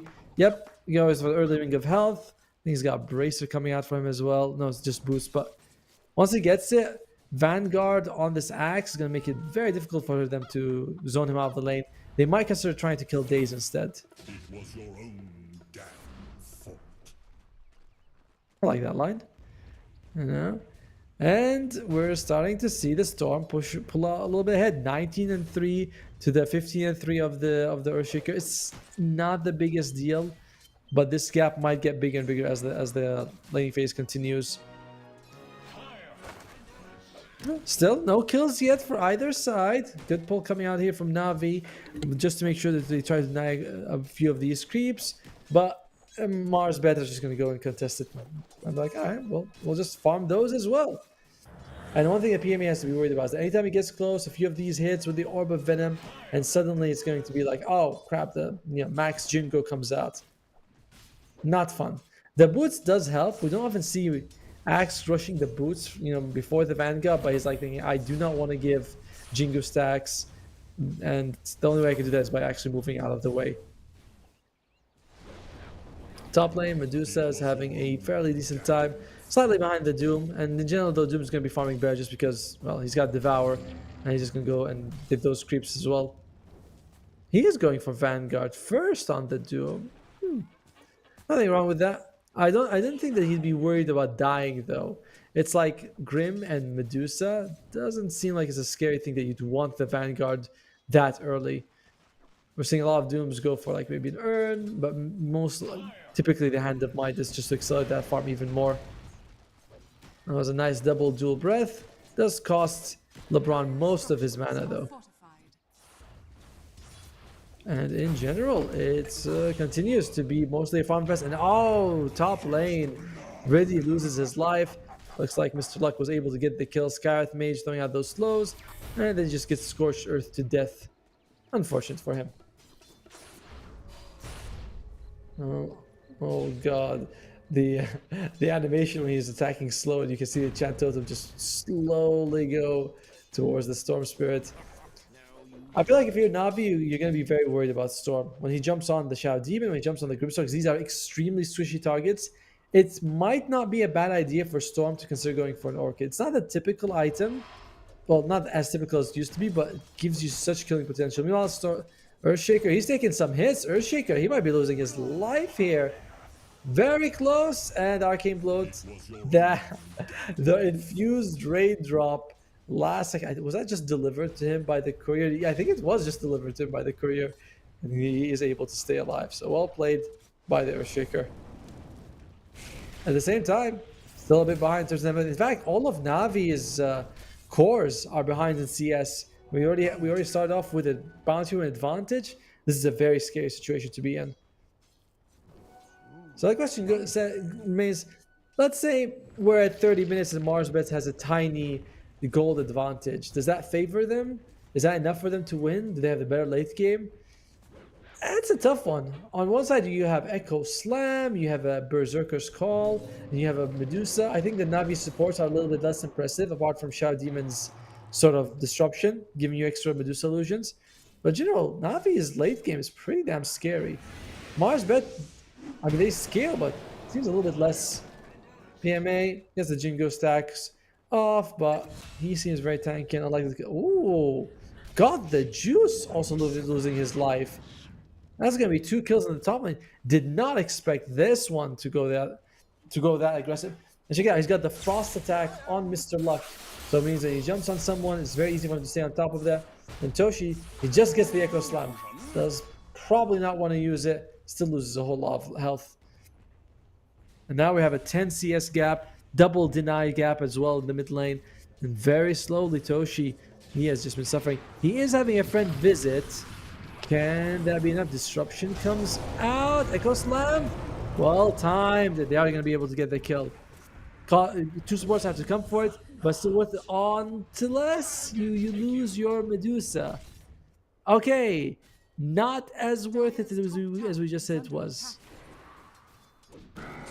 Anytime, by the way, Monkey King is going to go for Diffusal Blade. Interesting item. It's not the most common, but you want it because you're up against Medusa, so you get a bit of mana burn.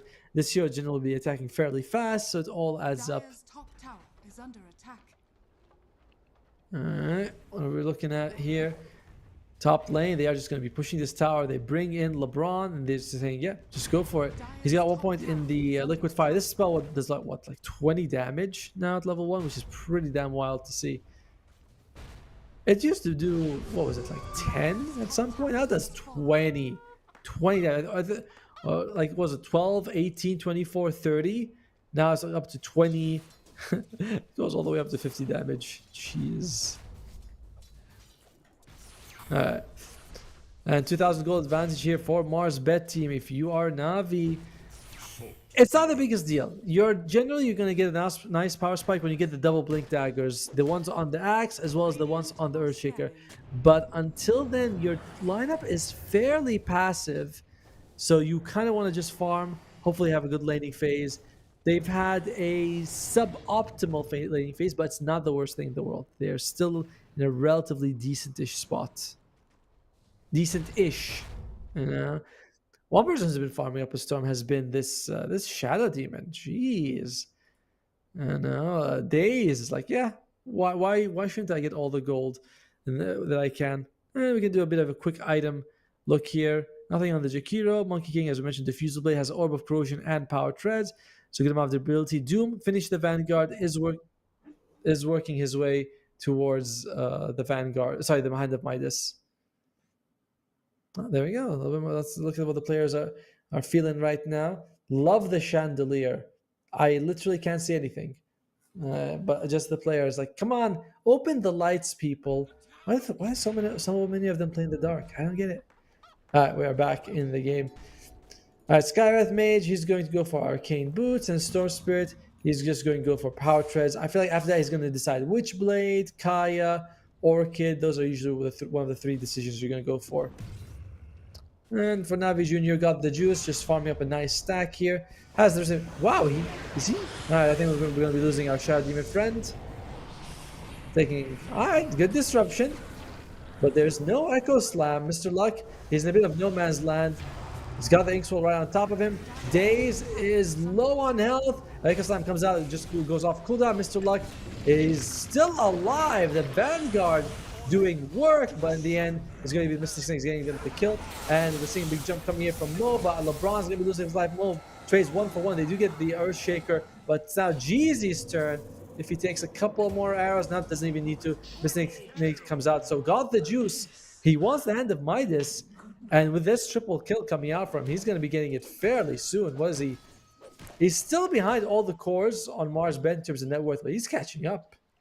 Actually, the net worth graph is this is a scary net worth graph when we guys look at it in just a couple of seconds here, because I mean, they're quite behind, particularly on the axe. Let's look at the replay, see what we were working with.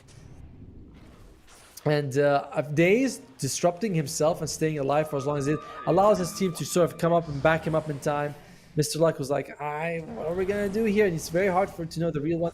They do find Days at the very end, but the nice use of the Inkswell gets the stun. And I do hear a Doom in real life happening. Who's doomed? Who the hell was doomed? I heard a Doom, but I can't quite see. Yeah, it's on the Grimstroke. Okay. I mean, you doomed. You only got a kill on what? The position 5? Position 4? I don't think you care too much. Navi relatively happy with that. As long as their core is because you farm. The person who's really had those O-Taker, 80 CS, he is only slightly behind the Doom who's going for a Hand of Mice. Actually has the Hand of Mice going to be coming out on the Korean in just a second. Like, he is mega farm on O-Taker. And once he gets that Diffusal, you know, it's going to be much easier to hunt down this Medusa. Not that they're having much difficulties as is. Are scanning. LeBron, where are we working with here? Is he going to be considering going for a Solar Crest? I see a Sage Mask.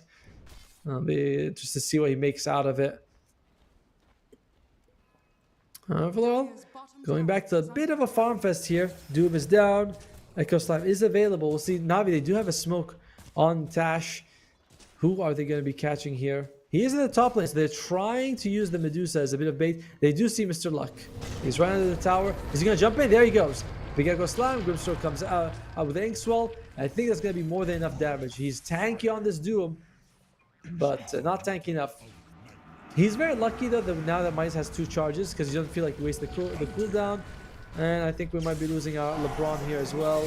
Jump coming out from the Storm Spirit. Okay. That's a good turnaround coming out for them, and Mo he's very happy trading the enemy mid laner. In the meantime, they also lost the axe. Was that a solo kill on the axe? I think it might have been. No, he had help. Okay, he had help from the Scarlet Mage, but still, this axe continues to suffer. Is under attack.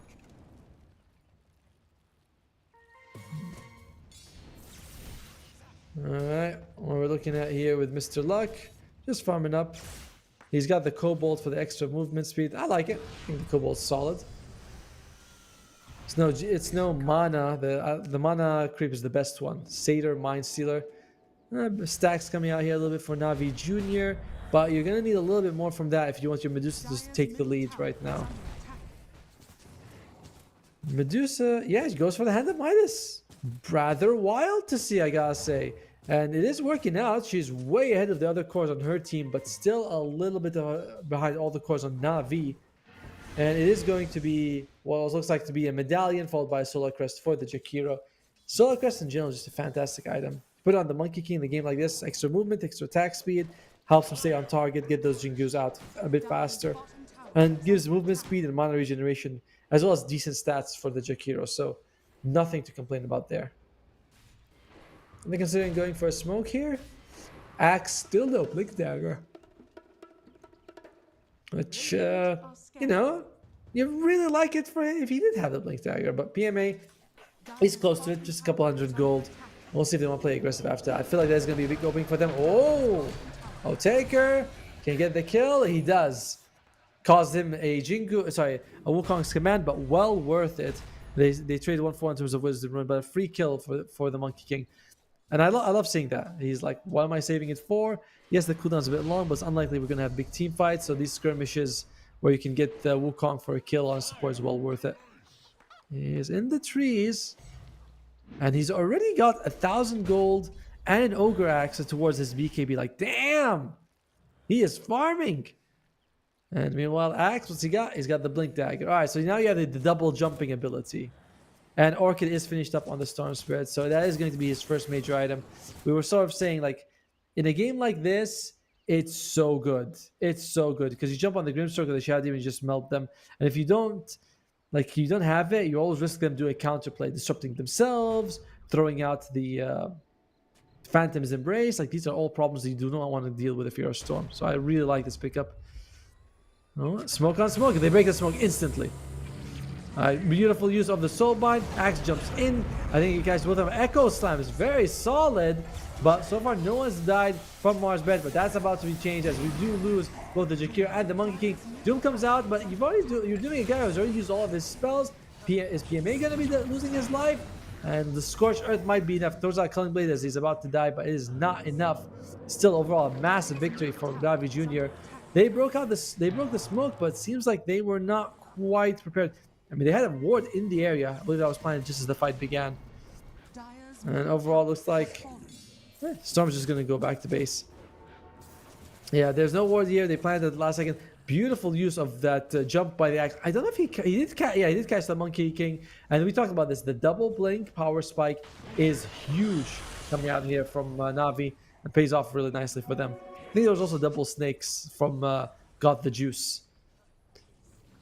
Can I call him just the Juice? I'll have to ask production at one point what they think. Meanwhile, it looks like they do lose the Grimstroke live, but who cares? He's a position 5 support. It's fine. It's fine. What we're looking at here for Tosh, he wants to go for the Agam Scepter afterwards. Helps him to stay even more mobile. And Scythe Mage actually wants the Rod of Atos. Alright, I like it just because he's got the Vitality booster. I imagine he's going to go for the Health Talent at level 10, which just makes you so hard to bring down. And God the Juice is now #1 in terms of net worth. Very scary for Mars Bet because their ability to kill a Medusa is limited. The Diffusal of the Monkey King helps, but I don't think it's enough. And Jakir, he's saving up his gold. He could have gotten the medallion if he wants to. I'm not quite sure what he's saving his gold for. Meanwhile, Matt Style on the Medusa. So now that Scarlet Mage Science is not going to be a big deal for you, although Doom Continue will always be an issue. Not as bad as it would have been for other carries, just because you use your mana as health, not your health as health. Alright, 4-man smoke by Navi. They don't. Where's the Medusa though? She's walking towards them, and they might catch Otaker here. Plant a nice ward on the cliff. Otaker, he is a little bit on the south side of the tower, which means that it's very hard for them to catch him unless they have vision of the area. Otherwise, by the time you get close, the smoke will break up. And there's a lot of time where they're not farming on Navi. Yes, you know, we're seeing the Juice farm, but he's about the only one. The other people are just 4-man smoked. And looks like they are going to get a nice D ward coming out here. Dude, Otaker is so close to them. Does he want to take this fight or not? Couple of good D wards by Marsbet. This removes so much vision from Navi. And I think Marsbet suspected that cliff is warded. It's like, we don't want to go to the area where they might have the advantage. And yeah, Jakiro is just saving up his gold like crazy. He could have the medallion and a crowd on top of it. But he is making a very conscious choice to save his money for something else. Alright, you know what I'm thinking? Thinking LeBron might go Hand of Midas. He might be like, hey, I have 2,000 gold. Let me buy a Hand of Midas. Is that okay? And it seems like, alright. Since you're so farmed, you might as well. Oh! Big jump here from Mo. I love the Orchid. He uses the Orchid so that he cannot use an Echo Slam. Enchant Tournament Fissure has too long of an animation, but Echo Slam is instant. So he throws out his silence to make sure that he can't just echo him and then change him to death. Very, very clever. Kaya finished up on the Storm Spirit. Lincoln Spheres look pretty damn good from where I'm standing from Marsbet. You're up against what? Doom? Soulbind? These are all abilities you'd love to block. We gotta pause. Hey, we get to see some of the we get to see the items. Mr. Luck, Octarine, Hand of Midas, so his farm just absolutely skyrockets. Otaker has the BKB. Jeezy still working on that Rod of Atos. I actually not working on it. Once the courier comes, he should have it. And Mo, Kaya, Orchid, nothing on LeBron just because he's choosing not to buy anything, which I think is unfair. It's like, come on, tell us at least put it in your quick buy so we know what you're getting. Days, he's got the Aether Lens. And yeah, thank you, Observer. Observer hesitated a bit. He's like, do I close this? Like, yes, thank you. And we're going to be looking at the cosmetics. Jakira has fairly nice cosmetics. And they are ready. Everyone's back. Navi Jr. saying, let's just go. And we do have the unpause coming out. I have this thing that brings up my screen when pause and unpauses happen. So I always like end up tapping out. I apologize for that. Yeah, this Medusa's hella farmed, and I don't know if Marsbit has enough to deal with her ultra late game. That's the biggest scare for me, is that this Medusa looks like she could be very, pretty much impossible to challenge. At the same time, the other cores on Navi are struggling. Look at Axe; he's 2,500 gold behind the nearest enemy core. PMA is suffering. He is getting quite close to the blade mail though, which helps. But Doom, Skywrath, Monkey, Jakiro, as well as StoRm, not a whole lot of right clickers that you have to be worried about. Maybe the magic damage is, you can blade mail reflect some of it, but the physical damage is nothing. Radiant are scanning. They're continuing to farm here. Big 5-man smoke by Marsbed, and I think they are able to. They did catch them in the smoke. Are they gonna get the juice? Have they got the juice?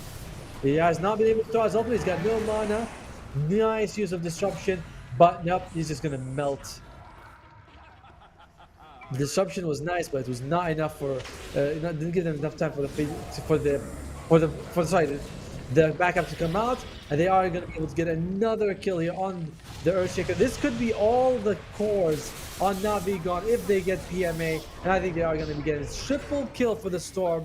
This Orchid has been doing so much work for them. The Fuse Blade as well, doing a really good job in making sure this Medusa loses all her mana, gets killed. Oh, Marsbet. Oh, Marsbet. They only need one victory, and they are making it to the playoffs. And they are not going to be. They're not going to wait for game 2. They want to get game 1. And the Orchid comes out, melts so much of the mana. Good use of disruption, but the allies are just nowhere to be found. And the chase comes out. Good ice path. Uses the Tumbler's toy just to catch it. And there's this nice jump here by Mo, making sure that nothing can be done. 3 silences come out on Axe, and he's just going to be losing his life as well. So now you have to think about, if you're Navi and you're in this spot, where you have one core who is Giga Chad mode, and you have 2 of your cores who are starting to fall behind, almost entering support territory. Your best bet is just try to get these wards and fight and play around them, so that when the enemy comes, you always have the vision advantage.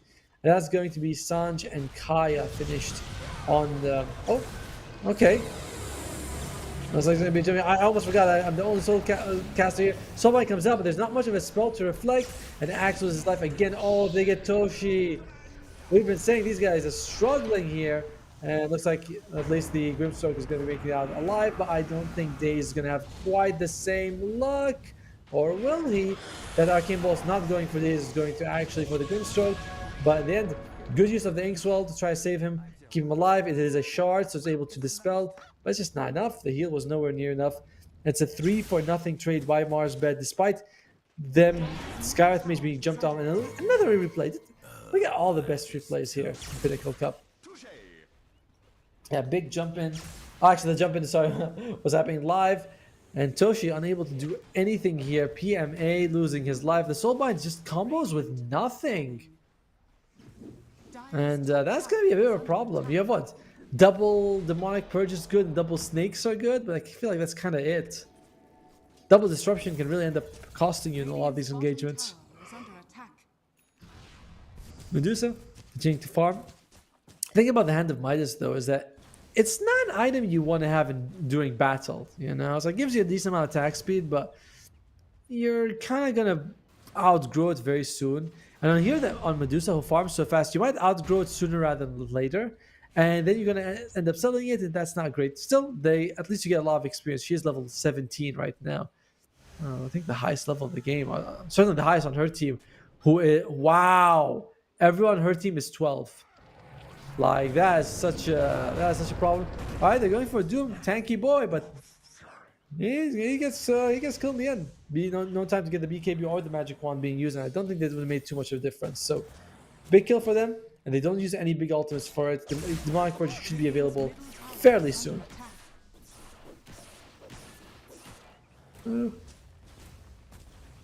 Did a farm here coming out from Marsbet, and Navi they're thinking, you know what, let's take this tower, let's open up the map. Second, and Jeezy, he's gonna be losing his life as well. Still have that Mystic Flare bug I see, But got the juice caught in no man's land right now. The soul wide there. Look at that. Double disruption. But it's not going to give you too much. Double snakes would have been a little bit better, but it was on cooldown. And in the end, so Wukong expanded for mostly nothing. Although Medusa was forced to use her ultimate to run away as well. And check it out. Looks like Jakiro decides not to go for the Solar Crest. Instead, opting to go for Tranquil Boots into the drums. I wonder if Boots of Bearing will be on the menu after that. It's not really a great Boots of Bearing game, I must say. Like, yeah, you get some distance away from the Medusa, but the other 4 heroes don't really care about it. And but it's great against Mars Bet. You know, you use Boots of Bearing to walk out of the Wukong. They remove the not remove, but you don't care about the slow from concussive shot. There's a lot of value to it. What's Monkey King going for? Getting very close to that Skadi. Hook coming out. Who can you catch? Big jump in by the Storm. Goes straight for the Shadow. He does not want to deal with that save. The Orchid makes all those pickoffs possible. And Toshi continuing to farm. What does he want? He wants wait, does he have Agams on the courier? He might. Yeah, I think he might. Yep, he has Avian Scepter on the courier. So now he can jump and, you know, join the fights without. It doesn't even need a Blink Dagger. It's nice, but I don't know if this Avian Scepter is going to make too much a difference. Got the juice, continuing to frontline for the team. Navi kind of has to play around him, just so, you know, go for objectives. If the Wukong is down, you can always try to get the towers. Oh, there we go. Does that have a BKB though? Can they chain lock him? I think they can. That's a big kill coming out from them. Scarlet Mage uses the ultimate, but it's not really going anywhere near enough to bring down Toshi. He loses about a third of his health and he's going to be fine. Big kill coming out from Navi Jr. But they gotta keep doing that. And it's kind of easy for them. You know, you have the 2 jumpers with Blink, Berserker's Call, Pierce's BKB. All you have to do is just make sure Axe jumps on people and that's it. You're going to be fine. You can always follow it up with the Earth Spirit after that. Oh yeah, that's right. Solar Crest is finished on the Jakiro and he's going for Tranquil Boost. My bad. I'm so sorry. Alright, in the meantime, another tower going for Navi. Got the juice. Yeah, this is really good. And someone in chat was saying, yep, Medusa has a counter to Doom, and she is. She just doesn't care about any of the health aspects of the Doom. She doesn't regenerate health. It's not a problem for her. Because of the health manipulation, Medusa is really good against specific heroes and really bad against others. Like Necrophos, she's really good against Necrophos because she just never loses health. So it's very hard to use Reaper Scythe against Medusa. But she's really bad against Oracle because Purifying Flames, the regeneration is wasted against her. But oh, here we go. Do they have enough down to bring down the... Wow, that's a heavy commitment. Gets the BKB off. At the end, the Soulbind comes out. And still gets the Doom off. But Echo Slam was already used, so it's kind of like not the biggest deal. You get a kill on the Shadow Demon. Here's got the juice, but he's fairly tanky. Scratch that, he's not tanky at all. Now you're gonna be able to get another kill as well as the Doom getting the kill on the Earthshaker. So that's gonna be what, 3 for 1. Doom, because he wasn't bursted down, he could turn that one around. It gets that BKB off last second. And you see, they jump for him, but the burst damage on Navi it doesn't really exist. And he gets the BKB, the Soulbind comes out, but he doesn't really care. I'm surprised he dooms the Earthshaker, but then again, that enchant totem could have been a real issue for them with the Agam Scepter.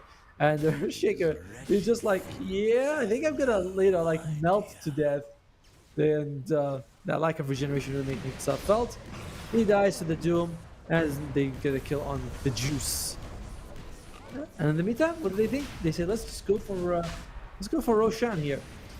Do you want to give it to StoRm, who's one of the best Roshan users, or do you want to give it to Monkey King, who's critical bringing down the Medusa and might get bursted down? Oh, what do you guys think? I'll wait for chat to tell me what you guys think. I think personally I might want to give it to the StoRm just so that he can jump aggressively if he wants to, and they do. They give it to the StoRm. Wow, I like this. Sorry guys. I like this StoRm Aegis. You might jump in and get caught sometimes. You know, like you jump, you get hit by, I don't know, freaking fissure or something. So you go, oh, that's a problem. Holy moly, Daze loses so much health. That's like 80% of his health going there. Tormentor goes to the Shadow Demon. One of the best shards, I gotta say. That demonic heal is amazing. What are we looking at here, Mo? Yeah, there you go. The demonic lens. It it gives you, it dispels, and gives you a heal. Again, the heal is kind of useless on. It's kind of useless on the Medusa and anyone who gets doomed. So yeah, it certainly comes with a lot more limitations than usual. Alright, 4-man smoke, more spit, 2d15. Big jump again by the Storm, but it doesn't matter. He uses basically all his mana. And okay, they doom the Medusa, which we've mentioned is not the best. I think Storm wants to die, just so he uses the Aegis. He does. Now we're going to go for more. There is a Wukong is available. Do they want to use it? Mo, he wants to jump in, wants to get those kills. PMA, the X-Swell expire, like happens, but it does not. It's not enough. It's a beyond godlike streak for the Storm Spirit. They see Toshi. They want Toshi. Can they get Toshi? He blinks out, and Mo uses all his mana. So, unfortunately, it looks like they're not going to get anything here. Marsbet trading Aegis and the Skywrath for the Axe and the Grimstroke. I gotta say, I think if you're Navi, you're kind of happy with that. Yeah, look at the jumps. Mo uses all his mana a little too liberally, and this Doom coming out on the Medusa, as we mentioned, Medusa counters Doom all very nicely. She just does not care about the health, and the fact that she doesn't heal, it's irrelevant to her. Holy crap! We're all the way back to Wukong. Otaker loses his life. Meanwhile, it looks like Doom is gonna be able to TP out in time. No, he doesn't. That's 2 cores for free, 2 very, very farmed cores as well. And Sky Mage really valuing that Arcane Ruin more so than his life. I think he could have actually let that one go. GZ, nothing like being slam dunked by Earthshaker. Can you imagine a cow jumping out of nowhere with this giant, I'm gonna go with what, club, stick, totem? Either way, it's a very fearsome sight. There are some stacks coming out here. Ancient Strike, I believe that's triple stack for them. You need to be careful that you don't leave it too long. Otherwise, the juice was going to get it. Got to the juice. Booster Baron going to be finished on the Jakiro. That's going to be helpful for them because it does seem like they're having a little bit of trouble just sticking on the target sometimes. And what we're looking at here for the Medusa, probably going to be getting the Dragon Lance to replace the Magic Wand, just because you want to keep the Midas with you as long as possible. And he's been doing an amazing job just carrying his team right now on this Medusa. Like, we've been seeing him just steadily climb up the net worth the entire game. And Monkey King is like, alright, let me just farm here. No Battle Fury, so it's not the fastest. He's not the fastest clearing it. And the net worth, you guys, don't worry, we're arranging it by team, because that's how we do things. Wow, Grimstroke is poor. Like, Grimstroke is hella poor.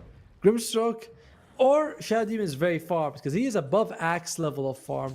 A lot of it is because, of course, he got that free Tormentor. You know, that does give you a big boost. What's he building on the Shadow Demon? He's got BKB on Shadow Demon, along with an Aether Lens and a Blink Dagger, and he's also got Philosopher's Stone. By the way, that's a fresh BKB. He hasn't used it so far. Like, what? Who builds a BKB on Shadow Demon? This guy, clearly. To be fair, there's so much you can remove out of it. You know, everything from the Storm, the Skywrath, and the Jakiro.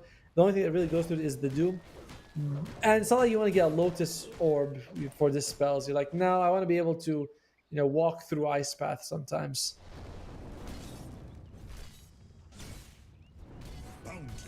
Moves to travel on the Doom. He can afford to farm wherever he wants and then join his team. Mo needs to be a little bit more conservative with his mana on the Storm Spirit. I feel like he's doing a lot of these really big jumps. That's going to be enough to clear out the creeps. But is it enough to stop the push? Doesn't seem like it. Navi Jr. getting that tier 3 top, which is scary. Because Roshan, when he respawns, it's definitely going to be a dire Rosh. You know, he's going to be showing up in the next 3 to 6 minutes. And Roshan, you know, he's going to be moving in the next minute and a half. Slight gold advantage for the Radiant, but big win percentage going in terms of the dire side here. Navi Jr. All right, look at that. brightly lit place. That's what we want to see. That's what we want to see. No speaking though. Well, look, this is dark. I don't know what's going on. That's gonna be bad for your eyes long term. Love the chandelier. Love the air. Navi Junior. I'm feeling. It looks like they're pretty happy, and they should be. This game is going very nicely for them because of how well farmed the Medusa is. And look at that. LeBron's got a shirt of Dendi and himself. I like that. And drink. That's a giant jug of water, by the way. It reminds me of those the things you gargle to make sure your breath still smells good. Mouthwash. It looks like one of those bottles. All right. He's a little tired right now. Do not blame them. It's actually 4 a.m. where we are, and looks like we are going to be going. Go is the call. We are 34 minutes into this game. Who is going to be able to take it? Huge, Top tower is under attack. like Navi, StoRm making the comeback. Pivotal match for them has to go 2-0 for them to actually stand the chance, for them to actually advance the tournament. Marsbet, they only need to win one of these two of these games, and they're going to be fine. Radiant's top tower is under attack. DD Ruin on the Medusa, she doesn't care. I mean, sorry, she just melts through creeps. Marsbet, can you jump on someone? And lots of Sanj combinations coming out. Sanj and Kai on the StoRm, Sanj and Yasha on the Monkey, and makes sense. You are going to be eventually doomed, and that status resistance goes a long way to reducing the duration of the doom, especially when you combine with the Titan Sliver. That's like something like what, 30% status resistance? Not too bad. Oh, they want another outpost. Radiant's top tower Who's it gonna go with? They go for Toshi gets it. I think enchant the Aghanim's shard on Earthshaker is not as valuable for support for core Earthshaker as it's for support, because most of the time they're gonna be jumping in anyway, so you get enchant totem stun, like the full value rather than just. But it's nice, you know, Fissure cooldown reduced by a little bit. It's all good. It's all good. I think Jakiro is actually going for an Aghanim Scepter. I haven't seen this in a competitive match. It looks really good on paper. We'll see if they can actually get some use out of it. Is you get a BKB piercing slow. The damage as well is really nice. And LeBron is level 18. Like, he has been having a really solid game on this Jakiro. Like, only a couple levels behind the Doom with Hand Minus. But it's still raid boss Medusa that you have to be worried about. And I don't know how Marsbet's going to deal with this. Roshan could be up in about a minute. As we mentioned, it's definitely a dire Rosh. Dire's bottom tower is under But attack. will it be coming up at 37 minutes, or will it be coming out at 39? Nearly 40, actually. So if it's a late Rosh, Navi definitely uses that terrain advantage. And I see a big jump coming out here from the StoRm Spirit, but he's just farming up those creeps. He's not looking for any kills. Navi just whittling down his. Oh, big jump by Axe. How is he able to catch? Catches two people here, but Mo is able to BKB and jump away in time. Not going to be the same thing for LeBron, who loses his life. Meanwhile, Doom wants to walk in, but decides better of it. Forces uses BKB and run away, so that's going to be Doom without BKB. LeBron just losing his life at the start of that fight. Even though they caught the StoRm Spirit as well, he just BKBs and runs away. He's okay. That's another thing. Berserker's Call's duration is also reduced by the Sanjin Yasha. All right, 2-1-0. It is a long-ish Rosh. Around the 39-minute mark should come out. What are they going to go for? There, come on! They get the Scarlet Mage. LeBron buys back.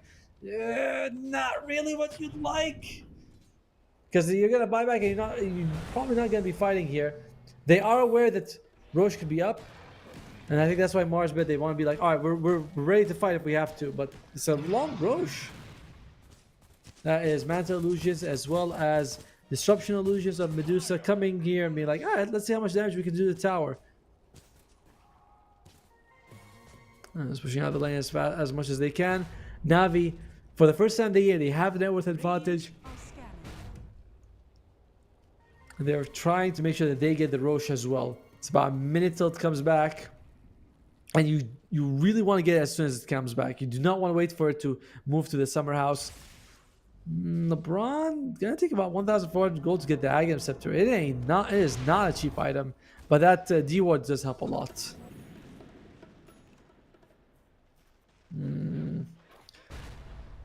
Yeah, this Doom pick, very tough. You're not gonna often Doom the Earthshaker before he uses Echo Slam. You're gonna Doom like after he jumps in. So hard to Doom him. You don't want to Doom the Medusa. The support should be taken care of by the StoRm. Do you want to Doom Axe every fight? He's fairly durable. So it's a tough decision if you're Doom. Like, who do I actually go for in these situations? Most often, you just go for whoever you can get. It's like, oh, I spot Axe, I Doom him. I spot Earthshaker, I Doom him. It doesn't even matter. And there's nothing wrong with that mentality. Oh, look at that. Timeless Relic on Storm Spirit. Ouch. He's also got an Aghanim Scepter in his backpack. So that's going to be his version of Berserker's Call. And looks like the dire side, they teleport to Roche. They couldn't get a kill on LeBron. They're thinking, all right, Roshan, we're not sure when he responds. He actually has already responded, but he'll be in about 50 seconds. So they said, let's get here early and let's set up. And Earthshaker has a Lincoln Sphere. So jumping on him, trying to control him is going to be very difficult. In the meantime, though, LeBron just gets the Aghanim Scepter. And if you're Medusa, oh, close, but no cigar. If you're Medusa, that Hand of Midas now feels a bit useless. She's putting it in the backpack, obviously taking out what she needs to use it, but in general, not getting a whole lot of value out of the Hand of Midas anymore. Which I feel like is the problem for a hero like Medusa, who doesn't really like the bonus from Hand of Midas too much. It's just attack speed. It's not like Faceless Void who really likes it.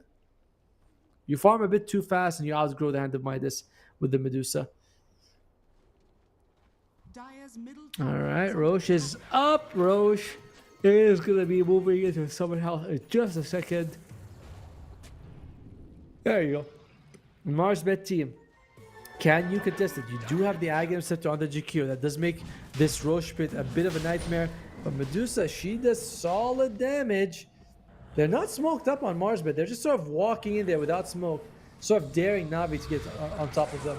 And, oh! That might have needed the BKB, buddy. And it looks like he just loses his life. Not using that BKB early when he jumped in, cost him a lot. Mo tries to get a kill on Rizzy, but it's not going to be enough.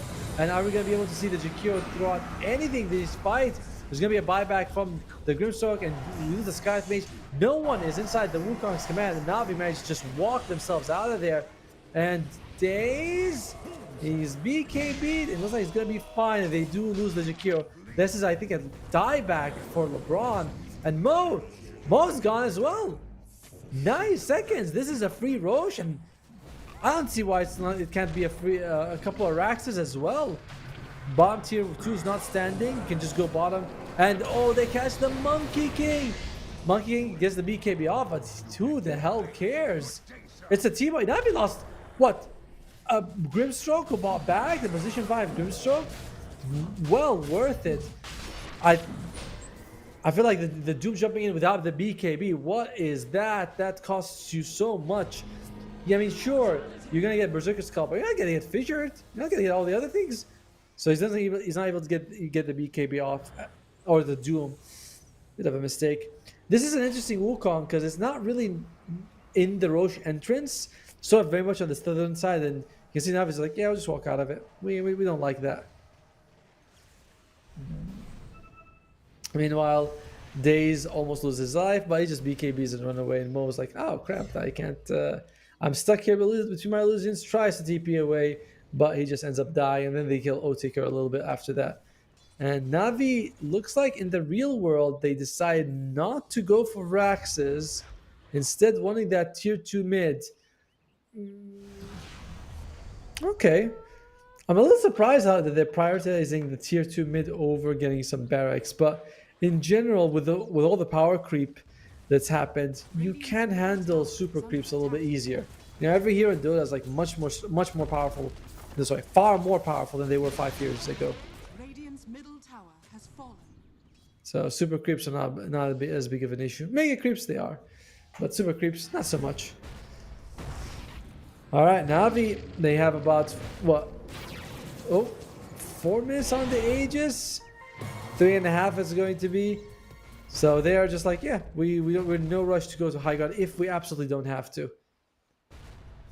Toshi, what's he got? Got the Blink, got the Regen Ruin. He's got the Octarine Core on Earthshaker. Those enchant totems are going to feel like they just never stop. I didn't see much of, I don't think I saw the Macropire Aghanims upgraded one just now. Feels a bit sad. We'll see if he's... I was not going to be throwing it for this one unless they come in a bit heavier. GZ. Skyeth Mage, not the easiest hero to play in this sort of stage of the game. This guy comes without stuns. You kind of rely on your team to lock people down, but your damage is also not as impressive as it was. You feel very useless. And okay, I see the Rod of Atos come out. That is going to be him in the Macropires. He's going to try to walk out of it. He is. That's a decent slow, but it's nowhere near enough. And they do lose 2 couriers. All right. That's actually a huge amount of gold. Like, Medusa's courier is worth 750 gold. And Grimstroke is what, 600? There's a lot. So, good move by the Monkey King, getting both of them out.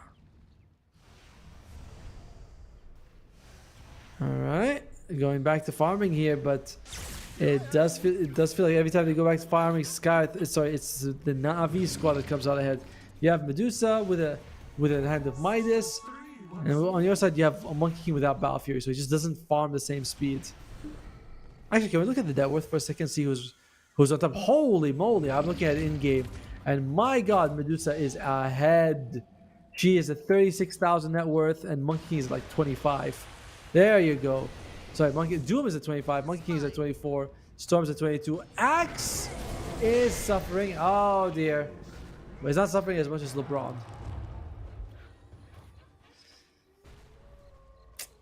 Yeah, this Axe, PMA hasn't had much of a game, but it just doesn't matter.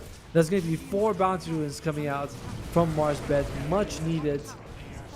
But oh, LeBron, that's the second time he uses buyback in this game. They are jumping in for the Doom, and the Soul Mine comes out, but I think the Doom should just be fine walking out, but thanks to the fact that he did activate the BKB once. He has him his Halberd. Good on him against the Juice. If you can get on top of him, that is. And LeBron doing all he can to delay this loss of the racks. And there's no towers, no creeps actually around, so this backdoor protection is real. And Navi, they force out the buyback from the Jakiro, but they don't get any barracks. You're still happy, I think, if you're Navi, but you're certainly hoping for a little bit more. Can he see him? I think he does. And decides not to use his BKB. O-Taker. A couple of good jumps and he should be just fine. That range is just absolutely massive. He's got no mana, by the way. Like he might not even be able to BKB if he uses an extra spell. But in the end, as fun as it was as a chase to watch, he does make it out. Medusa's got 10,000 gold in the bank. I mean, damn girl, spend it on something. 10,000, you get an Aghanim's Blessing. You can just get that. Instead, decides not to, and it's going to be Aegis expires. We'll see if he's going to be thinking about using the Hand of Midas just to get a creep and sell it for something. Big fan of the Aghanim Scepter myself. Alright, Doom. We're working with here Medusa. Decides to put the Power Treads rather than Hand of Midas to use. Alright. He knows what he's doing. The guy's got 41,000 gold. How can we criticize him for anything he does economically? It's like, whatever you're doing, that's right. That's the correct choice. Smoke on the Monkey King. I believe that is a ninja gear, so it's a soul smoke here. An Earthshaker. Huh. Enchanted Quiver. That makes your enchant hit like pretty damn brutal. Alright, in the meantime, looks like the smoke from Mars Bet. Can they find one? Both teams actually smoked out right now. But whom shall be running into whom? I believe that sentence is like correct. Meanwhile, looks like they might be able to get a nice kill here on the Earthshaker, and they do. They're going to go for Warrior. Shadow Demon. I belion the Aeon is already proc. PMA jumps and gets a Gets 2 people here, but Otaker BKBs. They want to go for more. The Wukong comes out, but it's not the best. Immediately gets sort of dispersed. As PMA eats the cheese, he's going to be fine. And Earthshaker's like, I want more. So Mo gets caught up, and they might be getting more. I think they're going to be able to get the Doom as well. And he does, gets culled entirely. Otaker, that disruption is going to be a problem for them. And they get all the cores here for Na'Vi. But a massive buyback from Tosh and a bit of an overextension from Mars. They got the kill, but the Doom was down. They decided to continue chasing. Risky to pay the price. They have buyback on all these Mars cores, but do you want to use them? I mean, you'd really like not to. You're already behind in terms of net worth. By a lot. And this arm comes out 5 seconds because she's a rage hero, so it does feel like forever. And it cannot be removed. And they're just gonna go for more racks here. Glyph might come out, but it's one of the things where it's, oh yeah, the double buyback, baby. This is it. Nice jump in by the Storm. Catches the axe. Can they bring down the Shadow Demon? They do. And Medusa, she's in the back. I think she's deeping away. They do not have the damage to bring her down. Barely makes it out. Meanwhile, it's going to be Earthshaker jumping in here. This is such a crucial moment for Na'Vi. Reminder that they cannot afford to lose a single game in this series to make it to playoffs. They cut their losses. That was all the core buybacks coming out from Mars Bet. Na'Vi not forced to use their buybacks, and they have them. They have it on the Medusa. They have it on the Axe, the Shadow Demon. So overall, dicey. You know, a bit of a dicey moment right there, but they retreat with the ranged racks, with buybacks on all the enemy cores on cooldown. So you're sitting pretty if you're Na'Vi. Man, Jakiro does not want the boosted bearing, does he? And what's Doom going for? Your failure lives on. I like that line. Doom is going for the Aghanim Scepter. I sometimes feel like this is a bit of a trick, especially that items can no longer be muted. So you can just force that yourself out of there. I saw yesterday a game with Phoenix, who was like, oh, it was against the AoE Doom, and Doom jumps in, he tries to stun them. Oh, well, I think we're gonna be losing Skylight Mage. Doesn't matter. Yeah, so Doom jumps in, self-dooms, goes on the Phoenix, someone force stabs him, Phoenix gets the egg, and you're like, well, that was useless. Hand of Maya is finally sold by the Medusa, and she's got the Swift Blink on. She is what we call, she's got the drip. I believe that's the saying. She's got the drip, which means that she's very fashionable. Disperser on the Monkey King. Wow, I think he took the 0 Primal Spring jump, and you can see the mobility he's got. And Earthshaker trying to find someone Aghanim Scepter Phoenix. But he's okay. That's interesting, and it looks like they should be able to get the kill on the Earthshaker. They're gonna be right on top when he comes back, and oh my god! And that is why you may want to not buy the Aghanim Scepter on him. They do get the kill on the Earthshaker in the end. The PMA also loses his life, but Mo, he's got no mana. Enough just to get a little bit of a jump here, but it's still very low. And you see the Medusa, like, I want this kill, I want this kill, I want this kill. Is she gonna be able to get? Oh, just as the balance strike comes out, beautiful interrupt coming out here by PMA. Doom is dead, and looks like we might be losing Otaker as well. We do. He does get the kill on PMA. That's a dieback. So it's going to be 3 versus 3 here, but there's no buyback on anyone. Let's look at see what happened. And a nice jump here on Mo, and you can see they like this Doom comes out on the Earthshaker. It's nice and all, but after the destruction comes out, he's able to get out of it. BKBs and enchant totems himself away. So it's, oh, sorry, he doesn't attempt to choose the fissure. Yes, the Echo Stun, like he's able to do a lot of work despite the fact that he was under a Doom for like 10 seconds. And Mo tries to jump away, but lack of mana. Not fun. Not fun. And ends up losing his life at the end. Oh, sorry. There's going to be the Doom as well as Otaker lose life. And they're going to go for Roshan. Roshan, he is taking a while. I believe this is the 3rd Rosh of the game. Jeezy loses his life on a dieback. They do get a kill on Riddies. He's got buyback. And Mo will need to jump away, and he does. But you can see the Shadow Demon is right behind him. There's not going to be enough to catch him. Their actual control, the Earthshaker and the Axe are gone. In the end, though, got the juice He gets it all, and he gets the Aghanim Scepter and the Shard. He's at 52,000 net worth, nearly doubling a Hand of Mice Octarine core Doom. Like, pretty baffling. The crazy thing is how badly the Axe is doing. It looks like the Medusa, she just, I think she eats the Aghanim Scepter. Oh, sorry, it was already Aghanim's Blessing. She gave something away. She was at 52,000. Anyway, she's very happy with the way the game is going here. Does Shad Demon have the Aghanim Scepter? The Aghanim's Blessing? Yeah, I think he's the one who got the Aghanim's Blessing.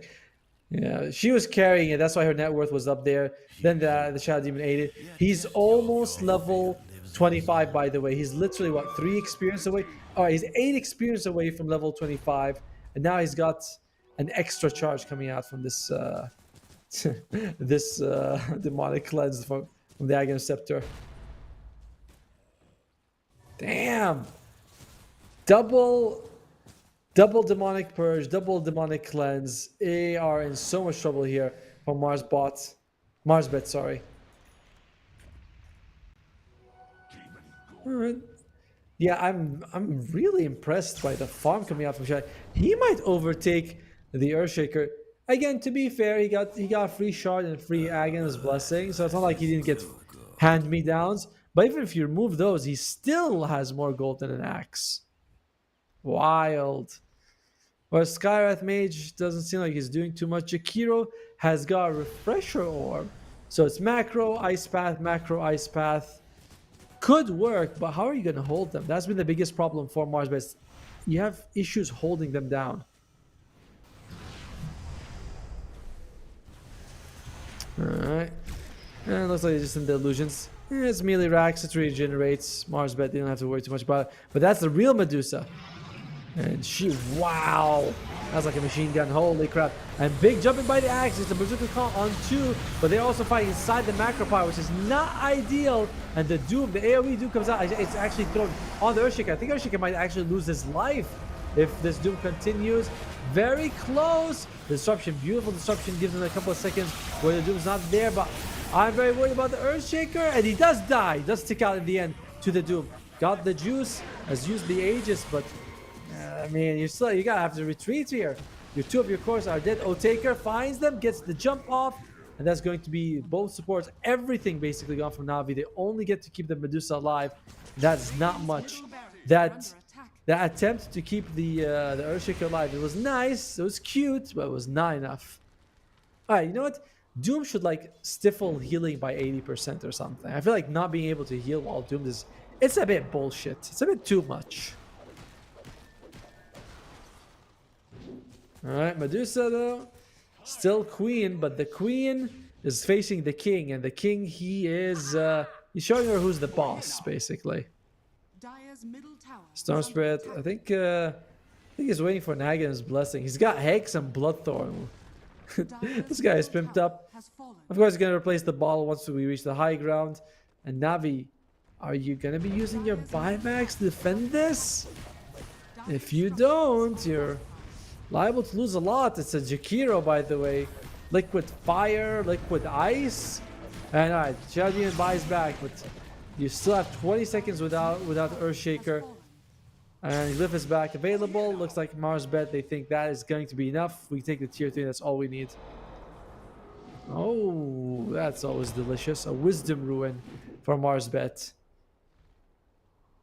Jakiro's level 25. Which talent did he take?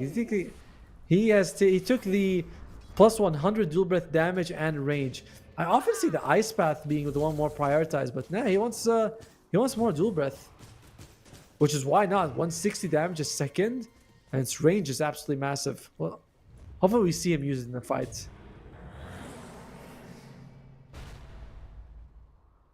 Alright. Na'Vi barely... No net worth advantage. I wonder what the win percentage is. It feels very even to me. Medusa has the Black King bar, has the Monkey King bar, has the Butterfly, has eaten an Aghanim Shard, has eaten a Moon Shard. It's one of those things where I'm not quite sure if there's any item you can get that's an upgrade apart from a Divine Rapier. You get Divine Rapier, like, that's nice. No other item feels like it's going to give you anything, though. 7 slotted, girl. 7 slotted with 6,000 in the bank. Meanwhile, Monkey King, he's going to go for Blissel. Oh! Radiant's bottom tower is She gets cut. Luckily for them, no one was nearby. Very, very lucky for them. Once we get Abyssal, it's going to be a little bit hard for the Medusa to stand her ground. She's almost level 30. And we've been here for an hour. This has been a bit of a long game right now. And what's she getting at level 30? She's going to be getting the 1.7 mana shield damage per mana. That is going to really be a big upgrade to her durability. About 50% more mana absorption.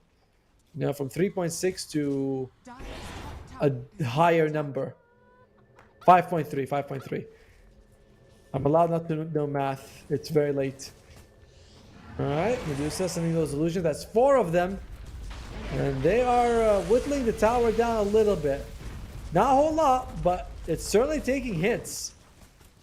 And jeez, how doable. They just stand it in the macro pirate for the entire duration and could not give less of a... they couldn't care less, I mean. High ground defense from Mars bet is decent, but it's not like you have a Zeus or a Sniper, you know. If you walk up there, it's Wukong is really your best bet. And hopefully you can keep them there for a bit. Otherwise, Navi can just walk out all the time. Roche could be up in about a minute and a half. There is going to be a smoke coming out here from Jakiro. Can LeBron find anyone? Jeezy gets melted. And alright, here we go. The AoE Doom. Nice catch here by the StoRm Spirit, and they do get a kill on the Earthshaker. Earthshaker has buyback. We'll see if he wants to use it. He does. Although it's going to take a while for him to actually get there to help his team out. And Mr. Lucky is trying to stay on top of the Medusa to infect her with the Doom, but it doesn't really matter too much. But the Disarm does. Disarm is really good. And that's going to be the Medusa did as well. Axe gets a nice kill on Mo, but I think Axe might be losing his life. PMA, one more hit. Good use of the Glimmer, but it is not enough damage mitigation. He buys back as well. It's, what, 4 buybacks right now, but 3 of them are on Navi's side. I think all the cores use buybacks for them. They really want to take this fight. Mo buys back. He's just going to make a big jump in, and he gets him. Catches both the jumpers, as we've called them. But big Echo Stop on 3. However, God, the Juice was hexed up, so there's no damage coming out from him. He's stunned now. Can he actually do enough? And he's trying to, gets the Monkey King, gets the Doom. And he might be getting the StoRm. StoRm, though, jumps out in time. And it's God the Juice against the world. Useful use of the Swift Link. Mantic style, sorry, the Illusion Rune comes out. They want the Juice. And it looks like Ridzi will be losing his life. Jeezy gets the kill. Some of these names, I swear, what the hell? Unless I'm pronouncing it a little bit wrong. Where is Medusa? She's taking some damage. She's taking Medusa. There we go. Thank you. Medusa, she is doing some work. I think she's gonna bring them down both, actually. Holy crap. But they end up losing the Grimstroke, who just bought back. It is 1 versus 5 for the Medusa. Almost kills O-Taker. But both him and Lucky are able to stay alive. God the Juice. You're going to be without comrades for a while, buddy. Not a single person in this game has a buyback. But at the same time, this does favor Mars a bit quite a lot. You've got all your people alive. You're near the enemy side of the map. You can't Mega because the tier 2 top is standing. So we'll see if they want to go straight up Throne. I mean, neutral item coming out that's interesting. Not much. And we are, holy crap, we're at the hour mark. And we are seeing Pirate's Hat on Mo. Interesting. Not a typical item for a StoRm Spirit, but the bounties are nice. And they want these Raxes. Question is, do they want the throne? Or are they going to respect Navi Jr.? Mo winning this game automatically puts them in the playoffs. And it feels like they want it. Wukong's command coming out. Navi. 15 seconds and you have the axe. So you're going to have a little bit of a chance to defend. Unlikely the Grimstroke's going to be up in time for this fight, but you still have the biggest fighters, right? You got the Earthshaker, you got the Axe, the Grimstroke, sad, but you know, life moves on. And okay, jumps in. And is he going to be able to catch anyone? Holy moly, that's 2 people dead. It's the beautiful use of the Culling Blade and StoRm. He actually took the other talent. I think it's actually level 30. That's why he has it. I love that one. You leave the stack remnants. And now the pendulum swings heavily the other way. It's Navi with the momentum. It's Navi who can just go for the throne if they want to. There's no Monkey King for 100 seconds. There's no buyback. LeBron's in the same situation. He doesn't have buyback for 5 minutes. And what does the Juice has? He's got double damage. He's working double time. Dire's bottom tower is under attack. And it's not like you want to doom the freaking Medusa. But what are your options here? Radiant's courier. 80 seconds. They have the glyph, Dire's bottom but tower is under attack. you want a little bit more of that. Of course, we do have the Storm. Remember, this is Storm with that remnant when he jumps. So he might be able to make like these big jumps into a lane, just clear them out. Radiant's Doesn't seem like he is too interested in doing that right now. Smoke up. What are they going to go for? The Juice? He takes the hit. middle tower. It seems like he's going to be okay, though. Are they willing to commit? Oh, man. All right. Doom, self-dooms, but he's not able to stand on top of anybody. This is not what you were looking for. It looks like at least Mo, can he kill the Grimstroke? Grimstroke's beautiful save coming out from Daze. In the meantime, the Doom, no, is just unable to stand on top of anyone and stop them. Mo loses his life as well, and it's going to be 30 seconds. GG's called. Yeah, they realize there's no way they can do anything. They couldn't keep people inside the Doom, so it's going to be Na'Vi for game 1. They have to repeat this in game 2, but if they do, they make it to the playoffs. I cannot believe it. Mars Bet was this close to winning the game. Na'Vi turns it around, and that was fantastic. That was really fun to watch. I wish I wasn't solo casting it, but that was really good. Na'Vi Junior stays alive. It does come up from a little bit from some of the choices. I did not like the Aegon Scepter on the Doom, and you can see the last fight they were able to just sort of delta split. And he's like, well, I gotta stay in next to one of them, and that didn't work out. And great buyback coming out from Na'Vi Junior. The Axe just jumps in, gets the Cullen Blade on the Monkey King, gets them the kill. So that's a big deal right now for Na'Vi Junior to win game 1, but doesn't matter if they don't win game 2 as well. So game 1 goes for them. We are going to be taking a little bit of a break here. I'm going to get me some water because that was an hour game. When we come back, we'll see if Na'Vi can make it to the playoffs or not. It's going to be a decider game for them. We'll see you guys in just a few minutes.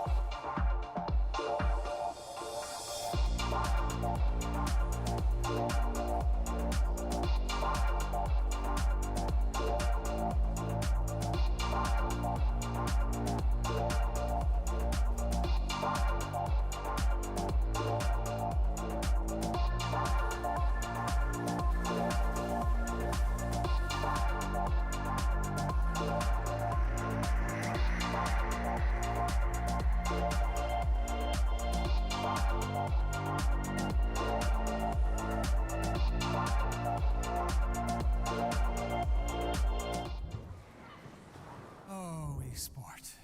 You and I have come a long way. It was such humble beginnings. As we gathered in small groups, we were professionals right from the start. Passionate, organized, and ready to rumble. We dreamed big, and surely enough, our parents supported us at every step of the way. Didn't they? Fired up by all this love, it wasn't long until we caught the scent of competition. To be honest with you, it wasn't always that easy. Joe here, he had to take on 2 side jobs to afford playing professionally. It's gonna get better, Joe. Fist bump. Some of you dared to not even call this a sport. And look where we are today. An endless stream of esports events every year. Bet you didn't see that coming, Mom and Dad. And you know what? We have been with you every single step of the way.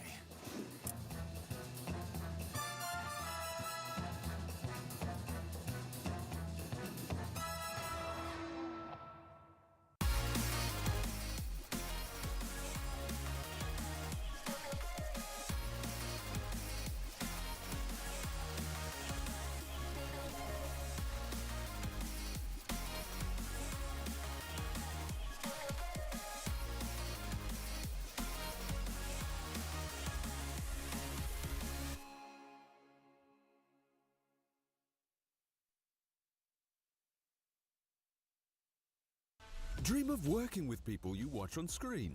Exclusive esports opportunities handpicked just for you. Candidate profile to raise above competition. Let 10GG handle routines. Make a step towards your dream today.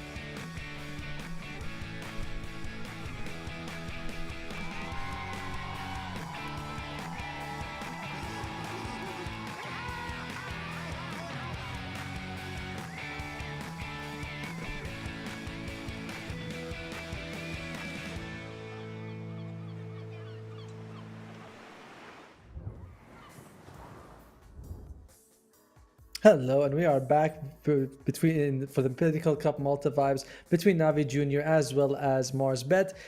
It was an insanely clowny game in game 1. Really looked like Marsbet was going to take it. Then there was a buyback coming out from Axe. Navi Jr. turned it around and they did take game 1. But that's only half of the road for Navi. They have to take game 2 as well if they want to advance to the playoffs. They cannot afford a 2-1. A 2-1 is not, it doesn't matter. It's not, they have to win this 2-0 in order to advance. So Marsbet, they only have to take this game in order to make it to the playoffs. It's a very tough situation because of the scoring system that we're using, where your points are your wins minus your losses. So 2-0 gives you 2 points, 2-1 gives you only 1 point. And you can see right now, this is the current standings. All the games have been played except this one. This is the last game of this group of Group A. Marsbet is currently at 0 points because they have the same amount of wins and losses. Navi Jr. is at -3. But Navi Jr. 2-0s this, they'll be -1, and Marsbet will be -2. I know mathematics is insane, but either way, that's all they need to do. And if it goes to 2-1 or 2 or 1-2, it doesn't matter. Marsbet will advance. So interesting how that's going to be working out for them. And yeah, I really enjoyed that first game. I didn't expect it to go 65 minutes, which was a little wild to see. And looks like we are going to be going into the draft in just a little bit here. And there you go, we're into it. We're going to these drafts very early before we have. There we go. We have banned come out. Navi, I believe in the first game they banned some rather interesting offlaners. Like Beastmaster, Broodmother, a little bit more of the older style heroes that aren't picked as often. Whereas Marsbet seems to have a slightly better idea of what slightly better idea of what the meta is. And there you go again, the Broodmother coming out here. There we go. And yeah, we have the logo switched up. That's gonna be what Navi's banning. So there was more. I remember I was like one of the teams banned it, and I thought it was the red team, but it is Marsbet. They just banned the Beastmaster, the Broodmother. Unless they screw me over and predictions like, no, it was right the first time. It was right the first time. You guys like, oh shit. But Navi is going to be taking Dawnbreaker, Coddle, the Darkseer, and Gyrocopter off the table here. And Doom is what Marsbet thinks kind of hurt them. It was actually them who picked the Doom, but maybe they feel like, we're not very confident with this hero, didn't really perform the way we wanted to, and we don't want the enemy team to get it. So they start off with an Invoker, almost exclusively a mid laner, but we have seen some of these position 4 Invokers come out. Meanwhile, Vengeful Spirit is for Navi Jr. I really like Venge as a support. I feel like her big weakness is that she doesn't farm very well. But apart from that, Swap is a great ability. The double stun is good. She has damage and armor reduction from the Wave of Terror. And just the Vengeance is fantastic. Like, she really gives you a lot of what you want in the position 5. It's just that her farming speed is non-existent. You know what you should do? You know how a lot of times Ice Frog fixes a hero by giving them some sort of farming ability, like Greater Bash, double damage on creeps, Decay, double damage on creeps, Battery Assault, double damage on creeps. He should do that to Wave of Terror. Double damage on creeps, just clear out those camps super fast, and then suddenly, she'll be a very viable support. He probably won't do that, but it's still a nice idea to think about. Meanwhile, what is Navi Jr. going to be opening up with here? They just showed us just the Vengeful Spirits. Any other thing they'd like to... what are we working with here? Taking their time. What could work well for them with the Venge? I'm a big fan of Puck and people who can move, who can force movement other heroes. So Venge and Puck, Pudge and Puck. Don't really want the Pudge in general, but it's nice with the Puck here. And Puck isn't too bad against Invoker. They pick up the Treant Protector. This does make the PA less valuable, and immediately what does Marsbet do? They ban the PA. Generally, PA hates playing against a Treant Protector because you put the living armor on someone, they get massive amount of durability against physical damage, and the PA is like, crap, well, that's not what I wanted. In terms of Navi Jr., though, they have their supports. Venge is typically played as a 5, so it's like you can have 2 position 5s, and these heroes aren't, I would say, ultra flexible where they can be played as a 4 super easily. They're kind of different from a lot of the other 4s who are a bit more flashy. They tend to be a bit more sacrificial here. Treant, usually when after you overgrowth you die. Venge, after you swap you die. It's not typical position 4 style gameplay. Marsbet dipping a little bit into that reserve time here. The final match of Group A to decide which 4 teams advance to the group stage. To the playoffs. We already have Level Up, StoRm, as well as Moneymakers going through. Is now Navi Jr. versus Marsbet. I gotta say though, I'm very surprised with what happened to Ram Squad. They ended up 1-10. They had Weehaw. That guy was at TI finals at some point. It's crazy how the competitive scene works.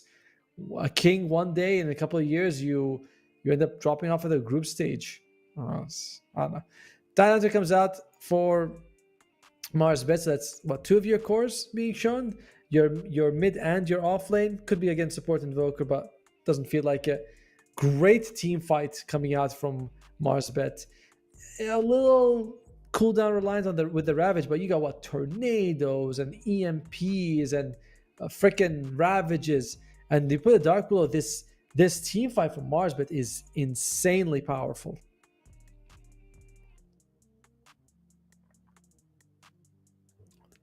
You know what I would think Navi Junior might want to consider?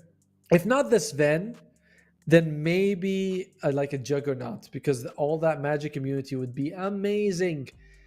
But in general, we're not seeing a whole lot of that. I think you want to take Sven if you're Navi Junior. I think if you leave it, then you might see Marsbet get it. You imagine Alacrity on Sven, and he just comes at you. He's got all this cleave damage. He doesn't really care too much about living armor because he'll be hitting 3 heroes at once a lot of times. I don't know, man. With the Gyrocopter gone, I imagine you really want that Sven if you're Navi Junior. Is that what they're debating, or are they considering something else? You have to show a core right now. There's no other choice, unless you're going to pick something flexible, put Venge as an off lane. Not a fan of that, but we'll see if that's what they want to do. All right, they're taking a while. I like the music that we have, by the way. It's pretty it's a nice little beat to it.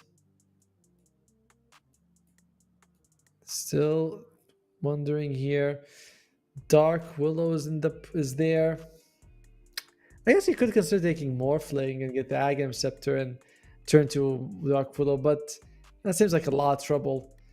And I will say that Sven doesn't really love playing a Dark Willow. Pretty hard for him to sort of get his hands on her.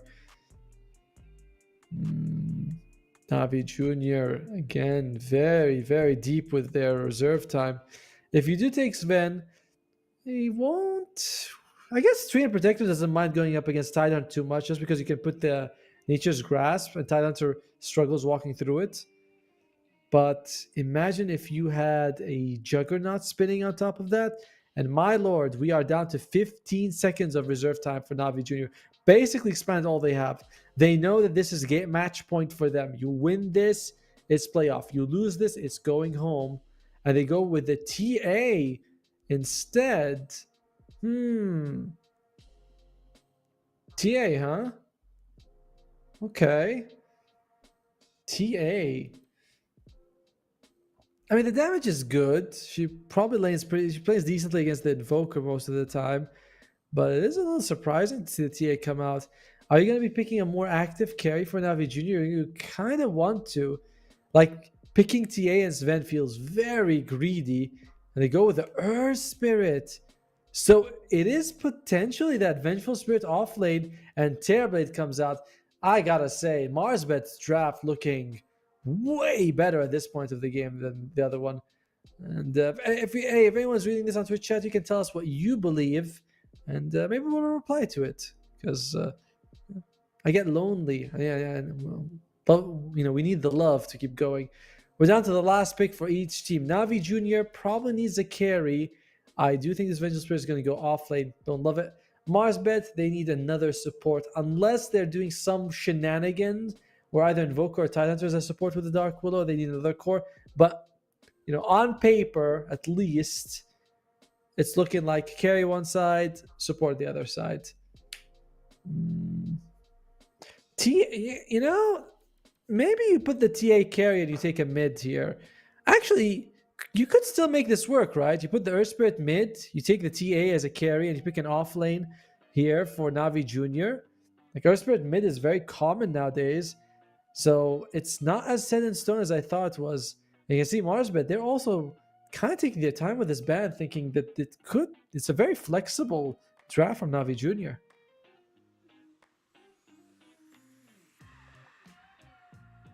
Well, I enjoy the drafts are becoming a bit more open, where it's like every hero is able to play multiple roles. Sometimes you think, man, these drafts are a little too open, or we're not quite sure where anything can go. And it looks like Marsbet's relatively on the same wavelength as me, feeling like it is going to be that mid-Earth Spirit, and they get rid of the Underlord. All right, that's fine. Navi Junior, a bunch of these sort of damage over time heroes, Death Prophet, as well as the Viper, if they stick on you. And these seem like off-lane picks, don't they? Do they think Tidehunter is going to be some sort of support with the Dark Willow? Or do they think like, yeah, right? That would be the only logical sort of conclusion there. Mars bet, they get rid of the PL. So they all right. So I was thinking, yeah, this is what they're gonna ban offlaners, but no, they're unsure as well. Very open draft from Navi Junior. Mars bet. Is it gonna be a support? Who's it gonna be here? Who would you like to have? I'm always a big fan of the Silencer. I feel like Silencer is always a solid pick. Feels pretty good with this. Earth Spirit rolls in. Make sure you can catch him. Venge wants to swap. You Global Silence her.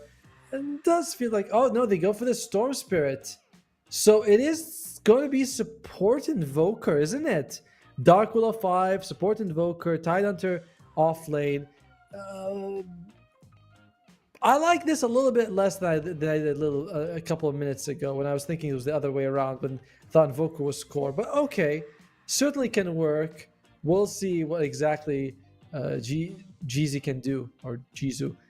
Navi Junior, what do you want? They do go for the carry at the end. I hear they can sort of go in and out of these fights, can go on the Terrorblade, and it is going to be up Jeezy on the Invoker, which makes complete sense because there's no way Storm can play other way. And PMA is going to be on the Venge. So it is going to be the off lane Venge, which I don't like, but it is what it is. Off lane Venge, jeez, man. Well, that's how it works. And because look at that, the Dindy shirt. I love it. He's got a Dindy shirt. Put LeBron right next to it. When you can have something of yours that's iconic next to another player that you admire, it's insane. Like even sometimes when as a caster, you get to work with like the big names, and it's a very humbling feeling. But it's also something like, wow, I'm doing pretty well. Imagine that's what that shirt reminds LeBron. It's like, dude, I was on a team with Dendy at one point. Like, holy crap. All right. Are we gonna look?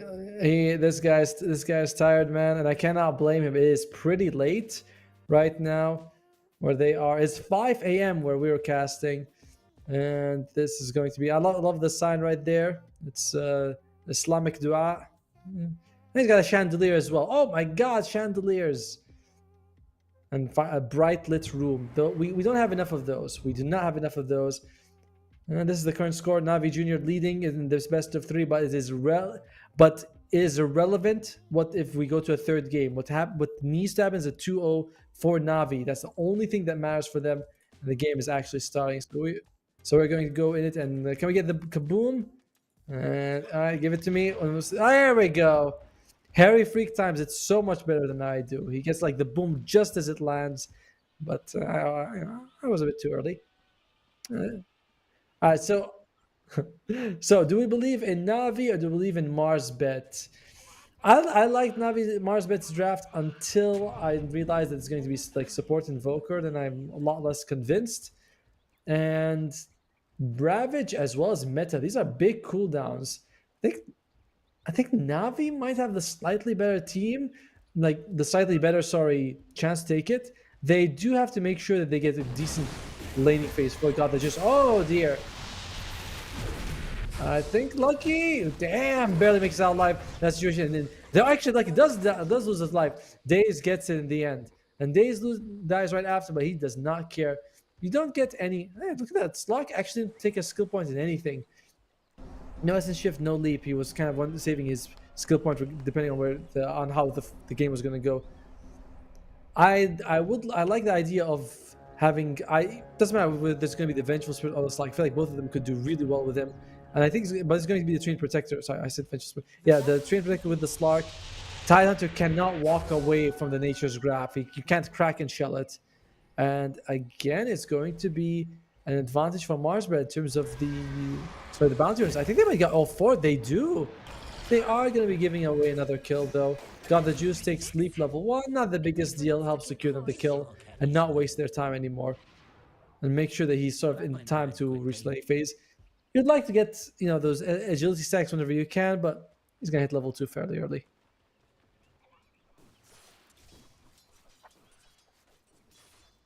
While I'm not a big fan of Support Invoker, I gotta say I'm also not a big fan of the Vengeful Spirit core. I'm sure some people will swear by it. You know, it works and stuff. It can work for sure, but it's very interesting when you have your core playing a hero that's one of his abilities is literally to sacrifice yourself for other people. It's very unusual for that to work well. I feel like a hero that has a similar problem is like Phoenix, where sometimes you egg just so that people back off, and no, it's a risky offlaner compared to others. But we'll see what PMA can do. And in general, Navi are going to be relying a whole lot on this laning phase. You know, Venge as well as Slark, not the best farmers. Slark not so bad, obviously, when it comes to the jungle. Once he gets that Dark Pact. But Venge, if you fall behind the laning phase, getting gold as a core Venge, not the easiest thing in the world. Let's just go with that. So far, nothing too crazy in terms of CS, apart from the fact that TA is barely getting any. And looks like PMA manages to make out that beautiful rock kick coming out, ensuring that there's no hits coming out from the Terrorblade, allowing PMA to make it alive. So beautiful play by Daze. And Luck taking some hits here. And the Juice, he's got the jump, but decides not to use it. Instead, he's just going to be like tangoing up. Gets tango from his friend, so he's just going to be fine.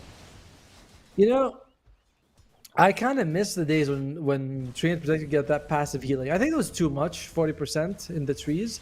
But like, bring it back and keep it at like, I don't know, 15 or something. I feel like it was you could just get like a ring of regeneration, you'll be fine. All right, O-Taker taking a few hits here. But are we going to be seeing Daze catch him? It should be okay. LeBron's taking a lot of hits. And overall, there's a decent amount of harass coming out in this top lane. Whenever you're Tailblade and you just go close, you eat a stun, Wave of Terror, Daze rolls in, kicks you as well. I was about to say kicks you. I don't know why I was going to say that. But yeah, you get a kick as well. It's still, in the mid lane, it is good. It is in favor of Mo.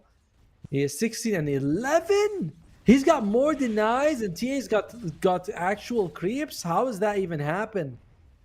I mean, that doesn't seem right. I know I'm not a mid lane player, but I don't think you see StoRm nearly tripling the TA's CS in the 3-minute mark. That just doesn't seem like it's very common. And Toshi will have a chance to recover a little bit. Oh, misses that one, unfortunately. I guess that one, though. It's still 9-21.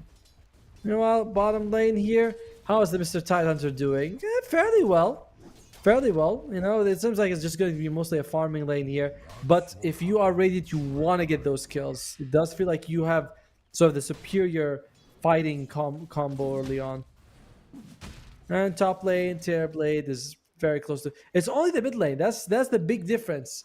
Like, Marsbet's only getting their advantage completely from this mid lane. Very scary if Mo gets online. I don't think this is as good of an Orchid game as the previous one. Earth Spirit fairly tanky. Eventually, if she don't kill it, she can swap someone. And we'll see if he wants to go for it or not. But in general, I'm not liking the Orchid in this game.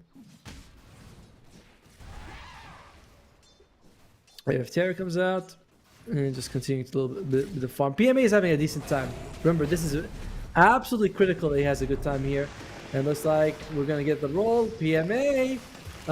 Yeah, I jinxed him. I'm so sorry. I'm so sorry. I was like, yeah, he's having a good time. Immediately dies right after. One thing this support Voker's doing really well is he's making sure that they have no mana on the bottom lane. Mr. Luck knows they can still lose his life, even though, you know, just from the Nature's Grasp by itself holding him in a few hits from Essence Shift. So the fact that none of them have mana bottom lane on Navi's side, it's giving them a good chance for Marsbet.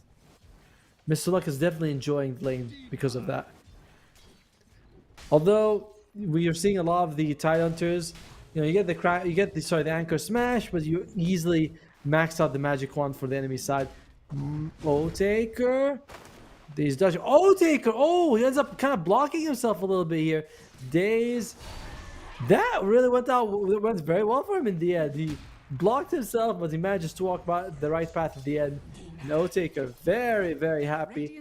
He gets salved up. I believe that's actually his salve. And he's just going to be fine. Takes a little bit of time to heal, but he's generally okay. Look at PMA. This offlane Venge is... She's not getting much farm. TA is also suffering a whole lot. It's really just get the juice, or got the juice, is having a fun time. Meanwhile, mid lane, Daze teleports, just loses his life, and he's like, if you're Mars bet, sorry, if you're Toshi, you're like, if you're gonna come mid, you gotta help me kill the Storm, not give him more. I'm hearing the Storm is jumping on someone. I think he's jumping on the TA. Can we look at the TA for a second? TA? I think yep, she's gonna be just fine. Ran out of mana. I guess there are fraction charges, and if you're a Storm, you're like, well, Dire's top tower can't is do under anything about that now. Except continue farming. Slark wants the Echo Saber. I'm cool with that. LeBron, he is in a little bit of trouble. And disconnect comes out from the Invoker. Slight advantage for Mars bet. But 2,000 gold in 6 minutes is nothing to scoff at. And we'll see. Who do we believe is going to be winning here? Someone's saying that there's not a whole lot of stuns, but I'm not sure about that. I mean, Marsbet has Storm's Pull, Ravage, Cold Snap. I've almost forgot that name. You have Dark Will's Bramble. Okay, you have 4 people who can stop TPs. On Navi's side, you've also got a decent, fair amount of control. You know, the Pounce, the Roll, as well as the Sun. A little bit more control of Marsbet overall than Navi. But it should be fairly fine. And looks like we are going to go back and start. One sec. There we go. LeBron gets sniped with the Wave Tear. That is a level 2 Wave of Tear. So you get the damage. And I think that was like a solo kill overall. And you can see Mr. Lucky, he has to sort of walk the long way.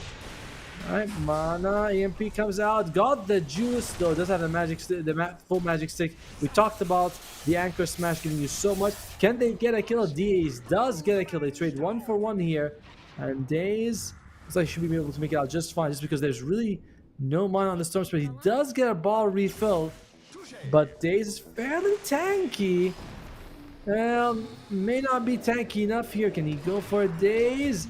Again, no mana on the Storm Spirit, but it's going to be that last kill gets off Mr. Luck. 6 Essence Shift stacks on him, but he just continues to be unkillable. So they do kill a Terrorblade, but they lose their offlane duo. If you're Navi, I don't know if you're really happy with that. You want your bench to farm. And look at this TA. He is so far behind the Storm Spirit. Almost 1,000, 500 gold behind? Do we have stacks anywhere? Like, that could be a... Nope, no stacks. And they're actually putting some wards and sentries. Marsbet, they're saying, yeah, we're just going to make sure you can't stack even. So removing the TA's chance to come back, this is a... It's very early, but this is a nightmare start for Navi. 1 second, I'm going to be drinking water. Nobody fight? Alright, they didn't get the memo. Toshi, this guy's been suffering, and the suffering looks like it's going to be continuing for a little bit. He is alive. Tornado comes out. Toshi still alive. Nice use of the slow for the trap. They are going to kill a GZ Mo. He has enough for a small jump, although they are going to be letting him go. And LeBron, the high five comes out. The roll, it does land. And LeBron, yeah, he's not going to be making out this one. One more hit. It's a miss, but he does get in the end. Navi, we're talking about a rough start for them. But this kill on 2 supports, as well as keeping the TA alive, it does a lot. Like, it does a lot to cut that deficit. And now we get to drink water for a second.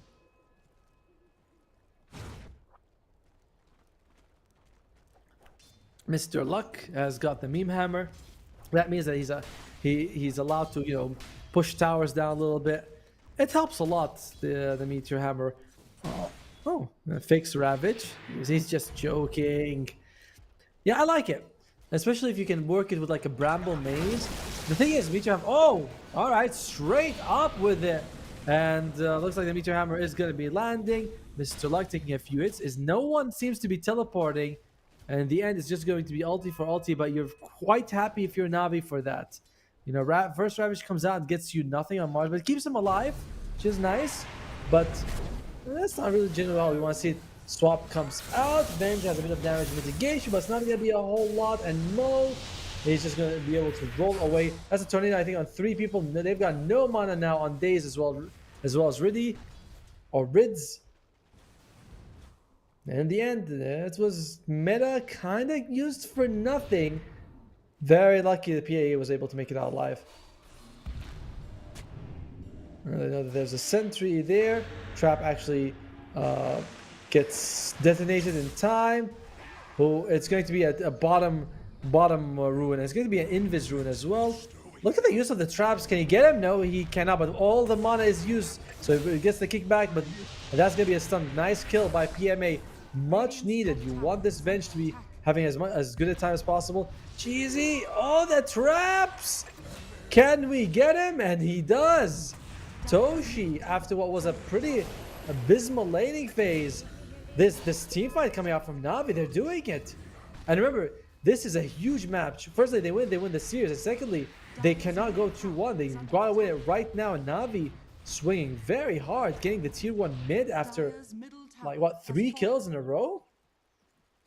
Otaker is farming like a god, but TA, she was 1,500 gold behind the StoRm, and now she is contesting for the top farm.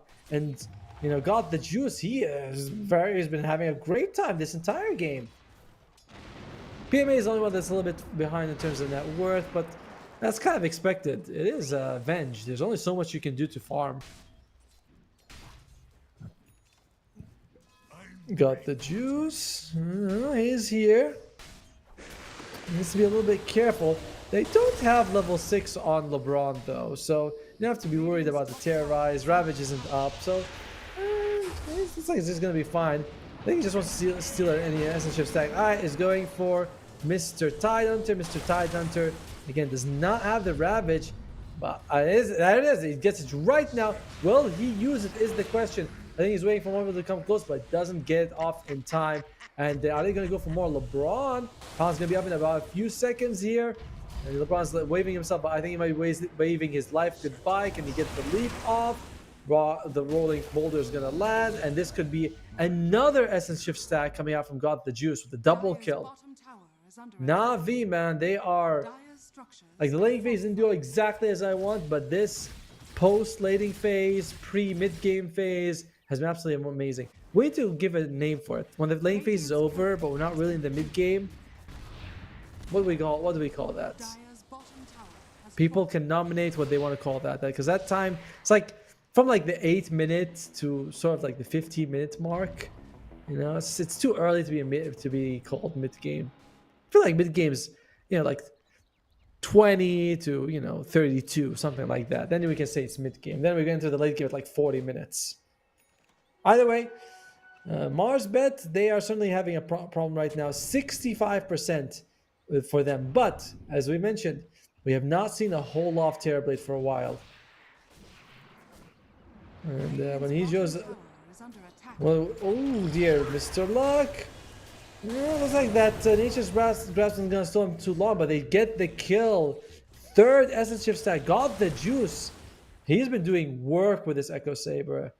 And Tidehunter, he's been dipping.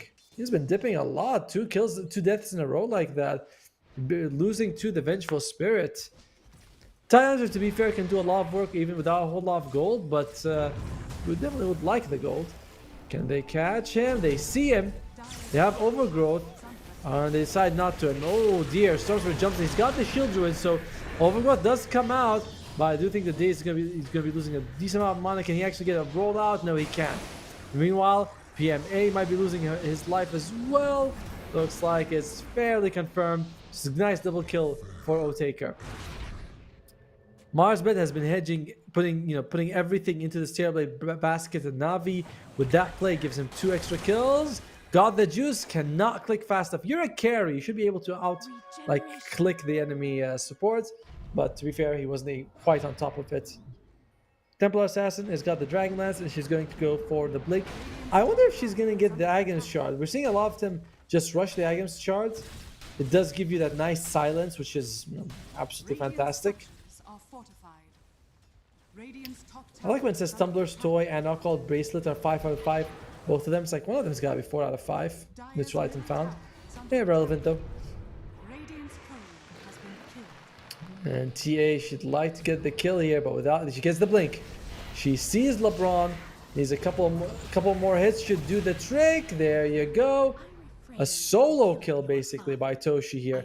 And the Blink Dagger arrives just when you need it.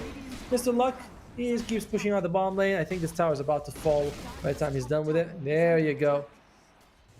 That is, again, one of the best things about the Meteor Hammer is that you make any hero a legitimate, tower threat. On top lane, they just see PMA. He's got a nice duo to work with. Both the TA and the Slark really appreciate that bonus damage that they're going to get, especially the Slark, because as he steals agility, he's going to get more and more damage out of it. Oh, okay. Ravage is available. The EMP does not land, so Mr. Luck, can he make it out? Looks like they kind of have different ideas of who they want to go for. And looks like the Invoker's just going to get out there just fine. Dust was not used by God the Juice, and I don't think it would have mattered anyway.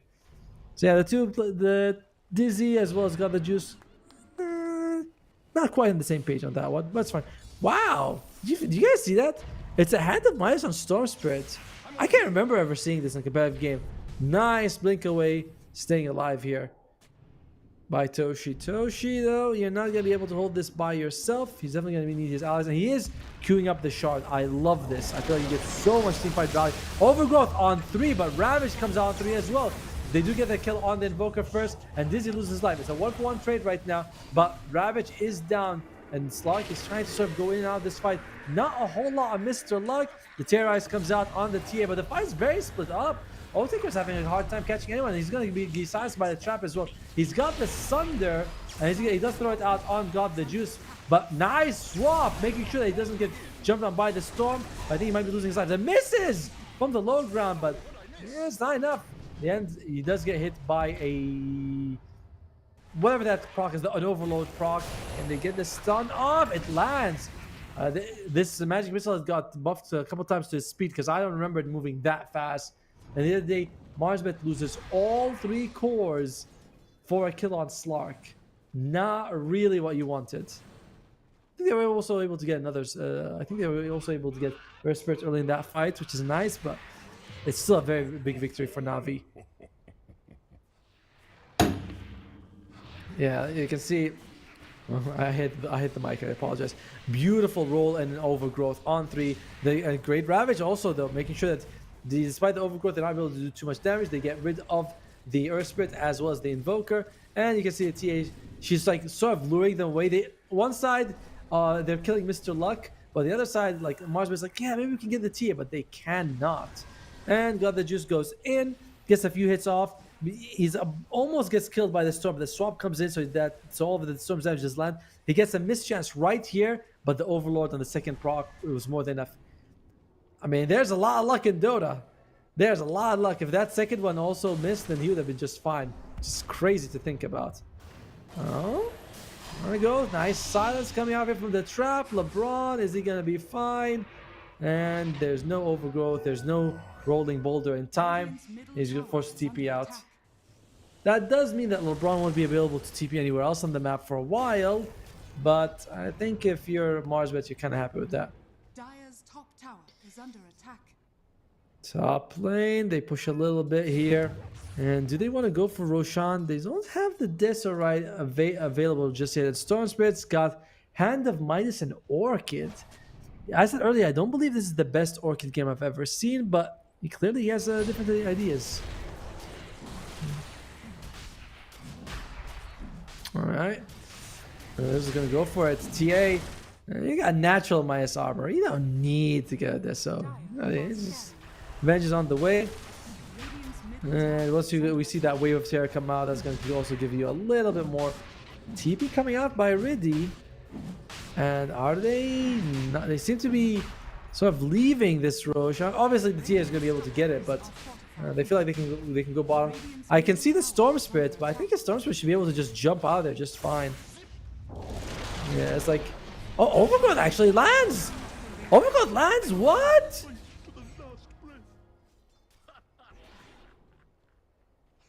Wow, I was completely thinking that he should be fine. You know, it's a Storm and he's up against Tree and Slark. Those are not exactly, you know, the best lockdown for them. But he was in the trees, did not jump far enough. Alright, solid swap. Trap comes out, but I don't know if you're gonna be able to get him. Yeah, Mr. Luck seems he's just fine. No mana on the TA, by the way. So Toshi needs to be careful, and Jeezy loses his life. And Navi Jr., they're just running away with this game right now. I know it only says 2,000 gold advantage, but they have an Aegis. They have like, what, 6 agility stacks on the Slark. They have Spirit Vessel on the Earth Spirit. Oh, 7 stacks. Oh my god. He's got Aghanim Scepter. Now they're going for more. LeBron is going to be terrorized here. Well, he uses the terrorize. God, the Juice is just going to get it. Now it's going to be the 8 stack for him. And look at that. Who they find here? It's Mo. And so close to landing that. Very lucky that for Mo that didn't happen. All right, Navi Jr. And getting themselves a nice skill. They haven't taken any tier 2s just yet. So they're not playing this where it's like, oh, we got to be moving right now and getting objectives this very second. Invoker looks like he's going to be stealing the enemy Wisdom Ruin. And there's a Philosopher still on LeBron, so it gives him a little bit of EXP. But he's level 7, 21 minutes in. I imagine after this Wisdom Ruin is going to be level 8. There you go, he's going to be level 8. But still feels very far behind in terms of EXP. And at the same time, Navi, they just steal the enemies. Oh, can we get that? He's got overgrowth? No need, baby. It's not, of course, not available, but yeah, just get the jump to land. He has overgrowth right now. Mr. Luck does not have the mana to use the Ravage. It's a slow death, but it is a death in the end. And oh, now this could be something. This is still an Aegis. 4 people here.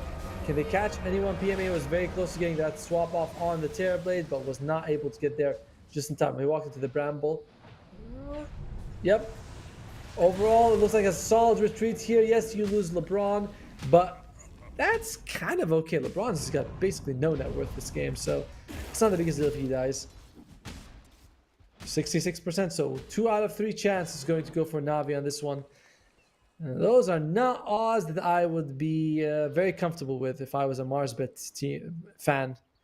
And all right, if GZ goes for a Hand of Midas on this position for Invoker, 22 minutes in, which means he's probably gonna get it by like 25 minutes unless he gets kills. I don't know. That seems extremely, I don't want to say trolly, but kinda. You know, it's like, what you're thinking now? You want to get a Hand of Midas? It's not like it's you know, like maybe an Ogre Badger where it would be like, oh, you know, if I get 3 or 4, you know, double, triple hand of Midas, then I'm fine. But it's an Invoker. Okay, looks like you walk in, get a little bit of vision, break the smoke, and LeBron, it seems like, is the target. Needs to be very careful on this Slark. Slark can get nice swap coming out, but the Ravage at the end, he does not get his ultimate off. A beautiful move by Marsbet here to kill the Slark. Not a very expected outcome there, but they're going to be very happy with it. Does cost them the use of the Orchid and the Ravage, so it was not the cheapest kill, and they still lose LeBron for that. But you walk away happy if you're Marsbet. All right, Days, Mr. Luck. Yeah, you're not catching him. That's gonna be a courier, and yeah, Jeezy, dude, he's getting the gold. Nice use of the rolling boulder to dodge the tornado, and I think we're gonna be, you know, dodging life on that Invoker right now, and he's gone. Radiant's middle tower is under attack. We miss him more every day.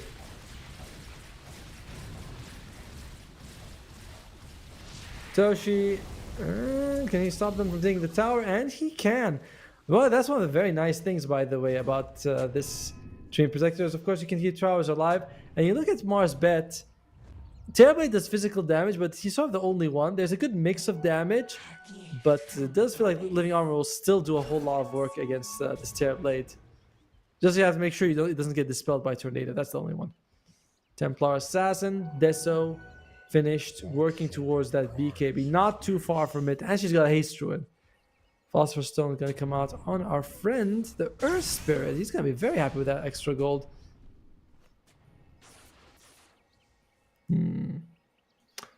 What?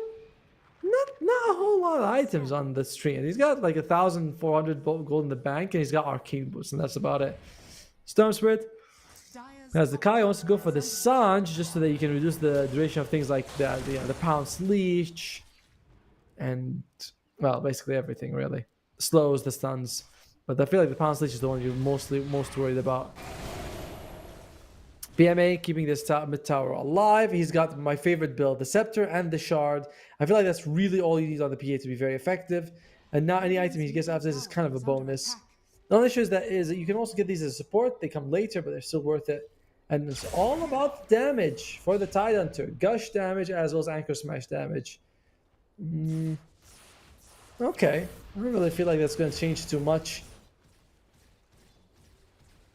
He's still a Tidehunter. He's still not the biggest damage hero. 25 minutes have come and gone, and still no Hand of Mice on the Invoker.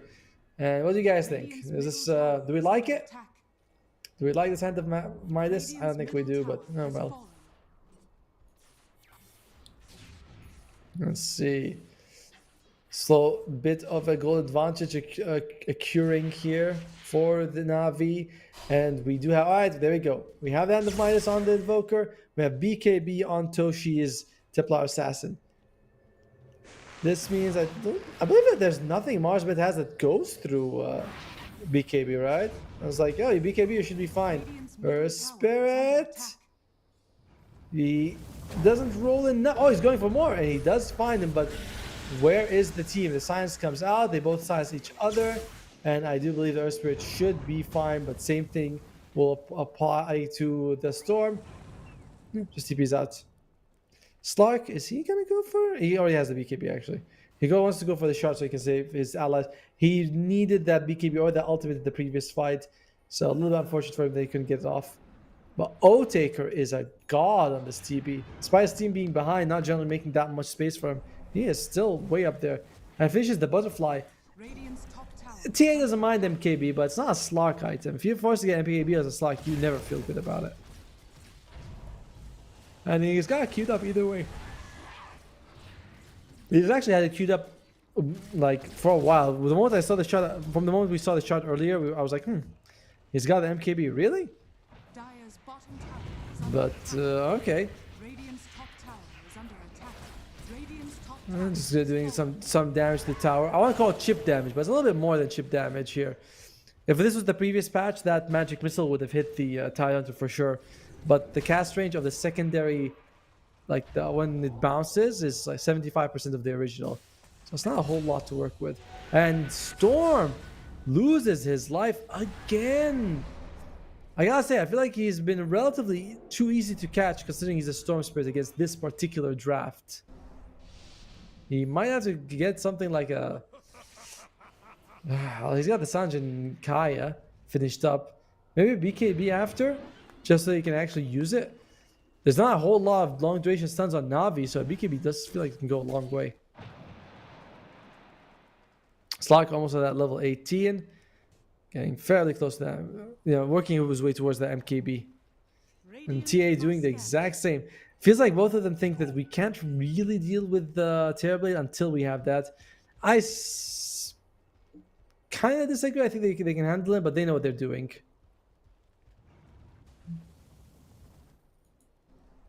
Alright.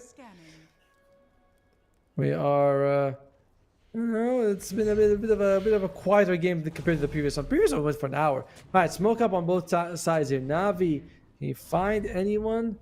And they see O-Taker right at the front, immediately gets rid of that TA trap. It's visible for about a second before it phases away, so you know, if you can't get up. Oh, luck! Breaks the smoke, gets swapped out. Reminder, he's got the Ravage though.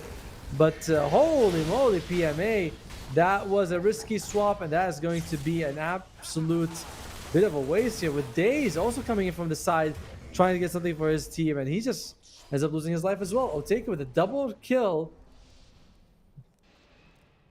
Yeah, that was very short. I don't think you ever really want to swap the Tidehunter. He's just too tanky, and oftentimes when you swap him, he's going to be surrounded by your allies, so you're going to be like, hey, ravage them now. And he'll be like, yes, I shall tentacle them. So, I think you'd much rather swap, you know, the Invoker or the Dark Willow if you can. Very risky swap and definitely not pay up for PMA. Who needs to be careful? He gets a Vengeful Spirit and his farm is starting to look a little bit, you know, like it could use a little bit of work right there. In the meantime, Roshan is up. They're gonna go for it. Slark. He throws out the ultimate. He's getting those hits out on Mr. Lucky. Almost draining his mana actually. And he might, if he does, then Mr. Lucky can actually ravage. And he's still got the mana, but Mr. Lucky is out of mana now. And I think he might be losing his life. Has the 20 magic wands charges, but he says, you know, my team's not gonna be helping me out. They've bailed. And they're gonna be happy days. Is he gonna be losing his life? He's fairly tanky as an Earth Spirit. And LeBron. Okay. I think LeBron's just sort of wasting everyone's time here. He's gonna be dying. Obviously, he wants to waste their time, but it's just gonna be fine with the end. And Days has 9 Spirit Vessel charges. That is a lot. That's a lot of Spirit Vessel, and you can throw it in the fight. And Roshan spawn, he moves over. He actually spawned on the dire side, but now he's on the radiant side because he moves. And I expect this one to not take too long. You have Deso, you have Vengeful Spirit, and of course it's a Deso on the TA, so you get those extra meld.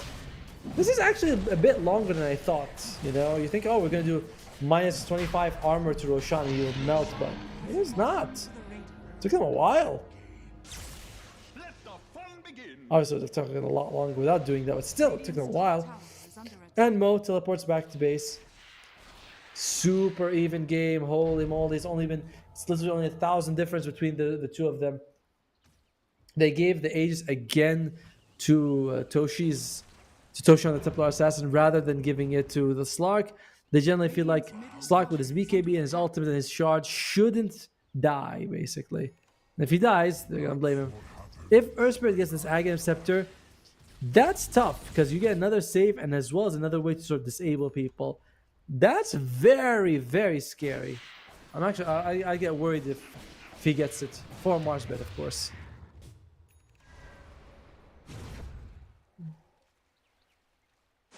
Alright.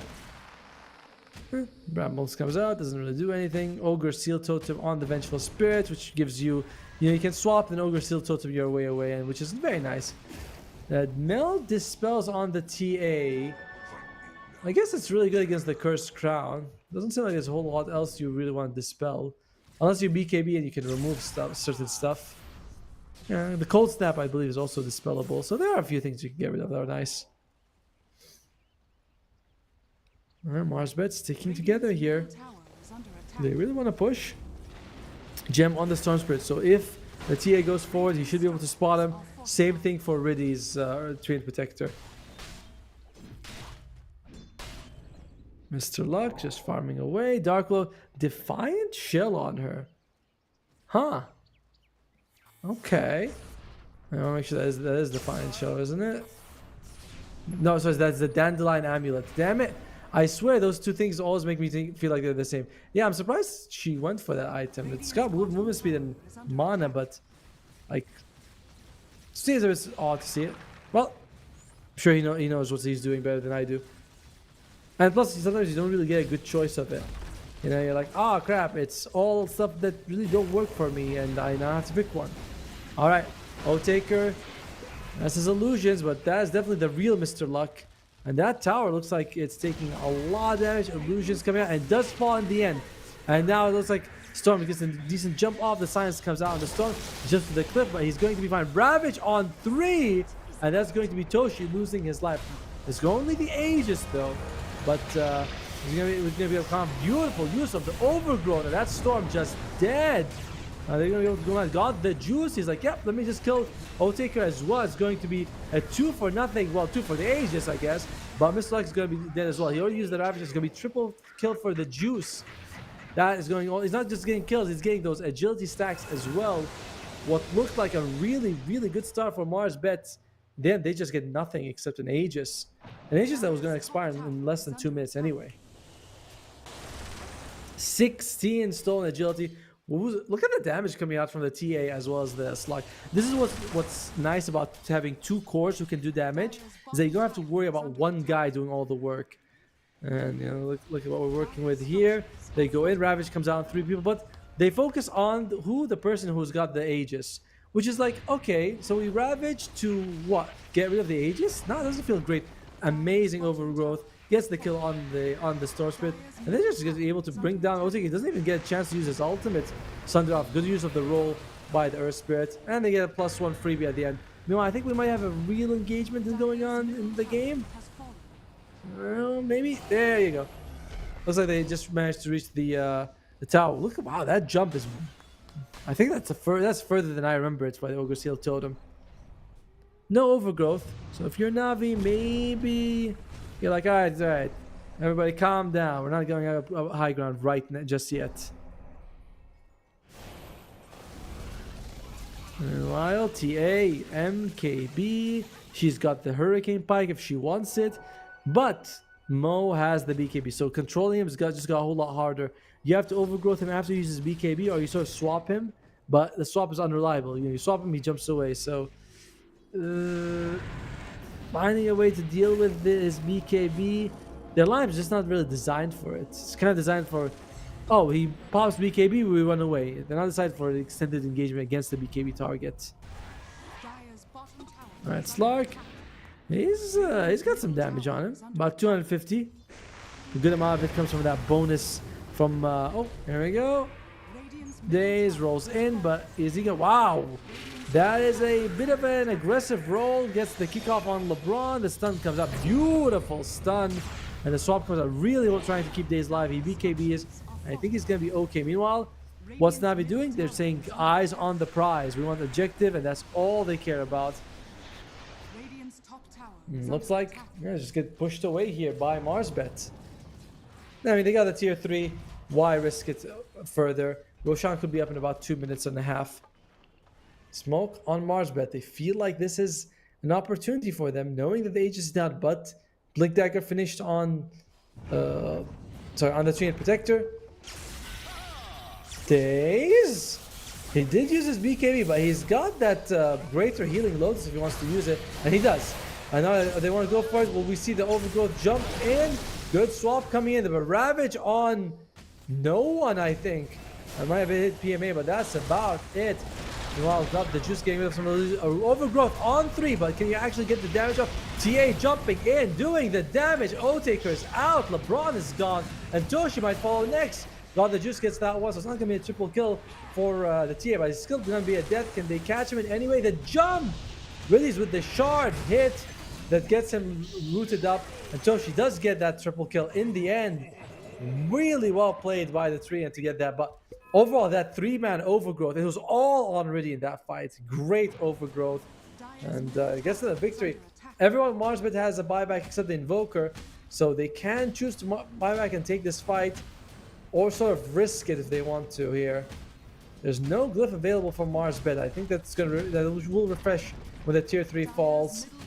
And yeah, they go for Days, who is fairly tanky, you know. He's got 2,600 health, and he's got a greater healing Lotus, and he's got like 20 health regen, so not the easiest kill. BKB used by the Storm. The swap comes out. He wants to go next to his friend. Good Ravage. Sorry, Ravage on nothing except the PMA. And then we have the brilliant Treant 3-man overgrowth on all the cores, basically. And they just get to bring down O-Taker as well as bringing down the Storm. Let's go back to the real game, actually. I think that they took a Rax already. Marsbet, everyone's up. Mid Rax and bottom Rax have fallen. Navi, 20,000 gold lead. O-Taker, he is very farmed, but he's kind of the only one on his team who's got any gold to his name. Meanwhile, Navi, the dual core, has been doing work for them.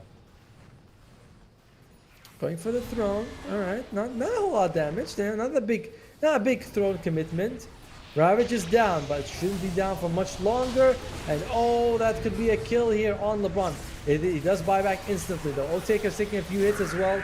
Brown Mace comes out. The swap on the Days. Days is gonna be alive.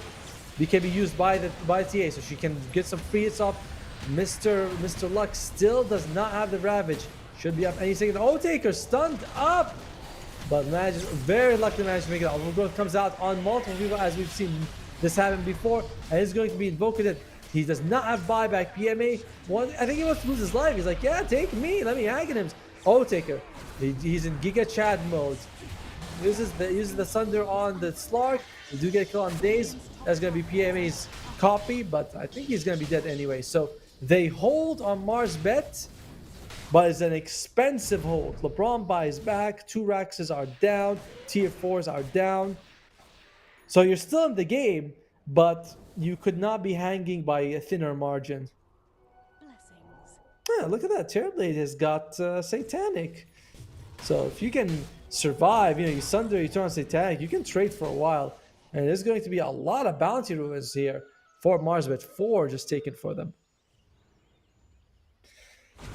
I don't know. I'm really not confident that this Terrorblade is going to be enough. He's going to be able to do it by himself. He's going for the shard. Does give you that Terror Wave, which is nice.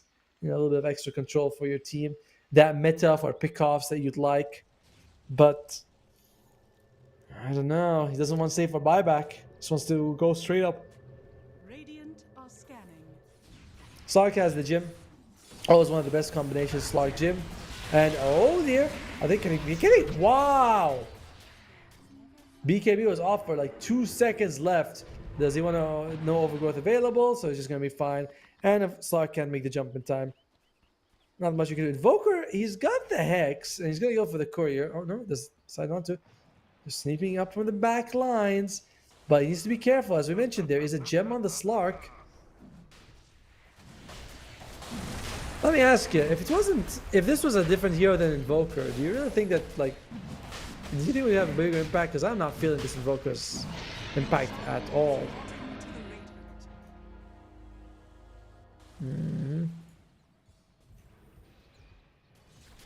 Alright, let's see. And that's going to be, again, the Aegis we're giving on the TA, because they just feel like she's a little bit more vulnerable than the Slark. 3,000 health, Shard, Ultimate, BKB. He's even got Invis on him. So they just look at him and they're like, yeah, I don't think that Slark's going to be losing his life, so why would we give him the Aegis? TA a little bit easier here. And Slark taking a few hits. He really is he's going for... Dude, he just gets LeBron. Like, what is going on? LeBron used a buyback in the previous fight. Ravage comes out. It does catch the Slark. And that's a swap coming in, so there's a bit of damage mitigation coming out.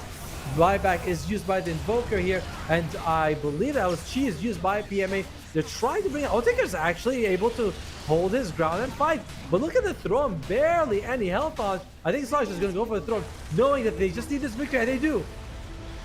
Mo calls GG just as the throne is about to fall. Na'Vi, after a relatively tough tournament for them, manages on the final day to break down his Mars Bet and make their way to playoff. They're going to go lower brackets, which is a little unfortunate for them, but they're fine with this. So really well played by Na'Vi here at the end. I think the overgrowth was one of the reasons they won it. We also saw some fantastic moves by the Slark. Just the laning phase in general went very well for them. I thought, except mid, TA suffered, but she was able to get a few kills, and then we saw her just jump to the top of the net worth. So very impressive. I think we might have the group standings here at the end. All right, let's look at what we're working with. Yep, team level up is up. They've never lost a series. They did lose a couple of games, but no series. StoRm very close. Moneymakers and Na'Vi Jr. Right there. And as we mentioned, Mars Bet, they had to win 1 game to advance, but they didn't. So even though the score is 2-3, 2-3, Na'Vi Jr. has more victories overall than Mars Bet team. So ouch. And there's Ram Squad with -9. Ooh, that's a little painful. But yeah, kudos to Na'Vi Jr. for advancing. Really, they really earned it. They had this bit of a wacky draft, and it worked out for them with this offlane Venge. The TA recovered. Slark had a good game. And yeah, they do secure themselves a spot in the playoffs. Hello. Yeah. All right, the production said back to you. That's why I was doing that. But that is just going to be the end of the groups. We don't know who's going to be advancing. All the games have been played out, and this is going to be the last match of the day as well. Tomorrow we are going to be concluding Group B, so we're going to have 3 games there, and Group B is wide open.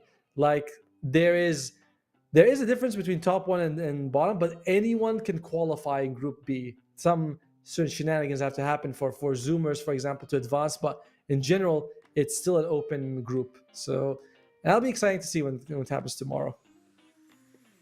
In the meantime, we have Yeah, we are just gonna be calling it for the day. I'm Atomo. Harry Freak was behind me. We really appreciate you guys tuning in. Appreciate Pinnacle for giving us this chance to cast. But yeah, we're gonna go back with the end of the group stage for Pinnacle Malta Cup 3. We'll see you guys tomorrow. Have a great night and stay safe.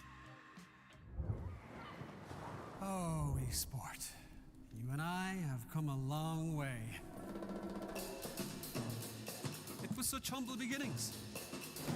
As we gathered in small groups, we were professionals right from the start. Passionate, organized, and ready to rumble.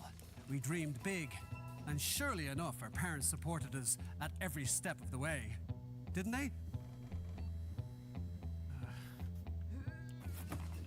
Fired up by all this love, it wasn't long until we caught the scent of competition. To be honest with you, it wasn't always that easy.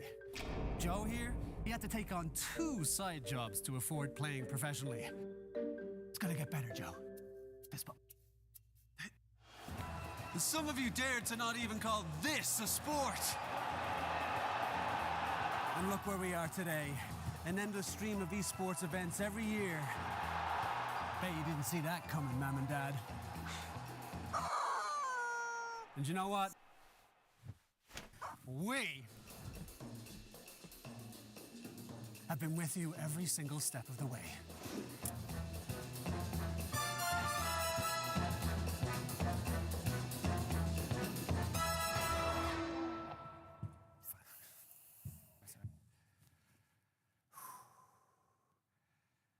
Go on, go back.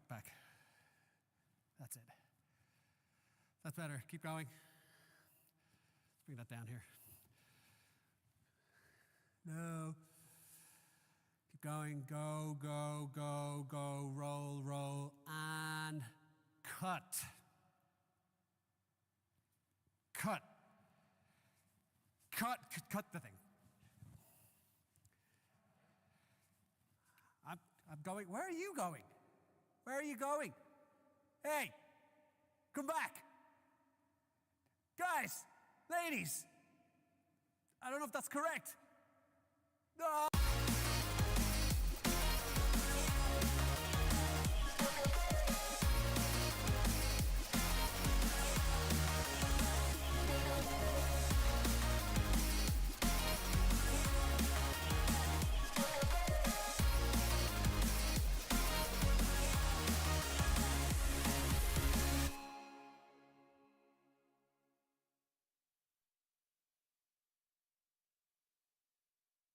Dream of working with people you watch on screen. Exclusive esports opportunities handpicked just for you. Candidate profile to raise above competition. Let 10 GG handle routines. Make a step towards your dream today.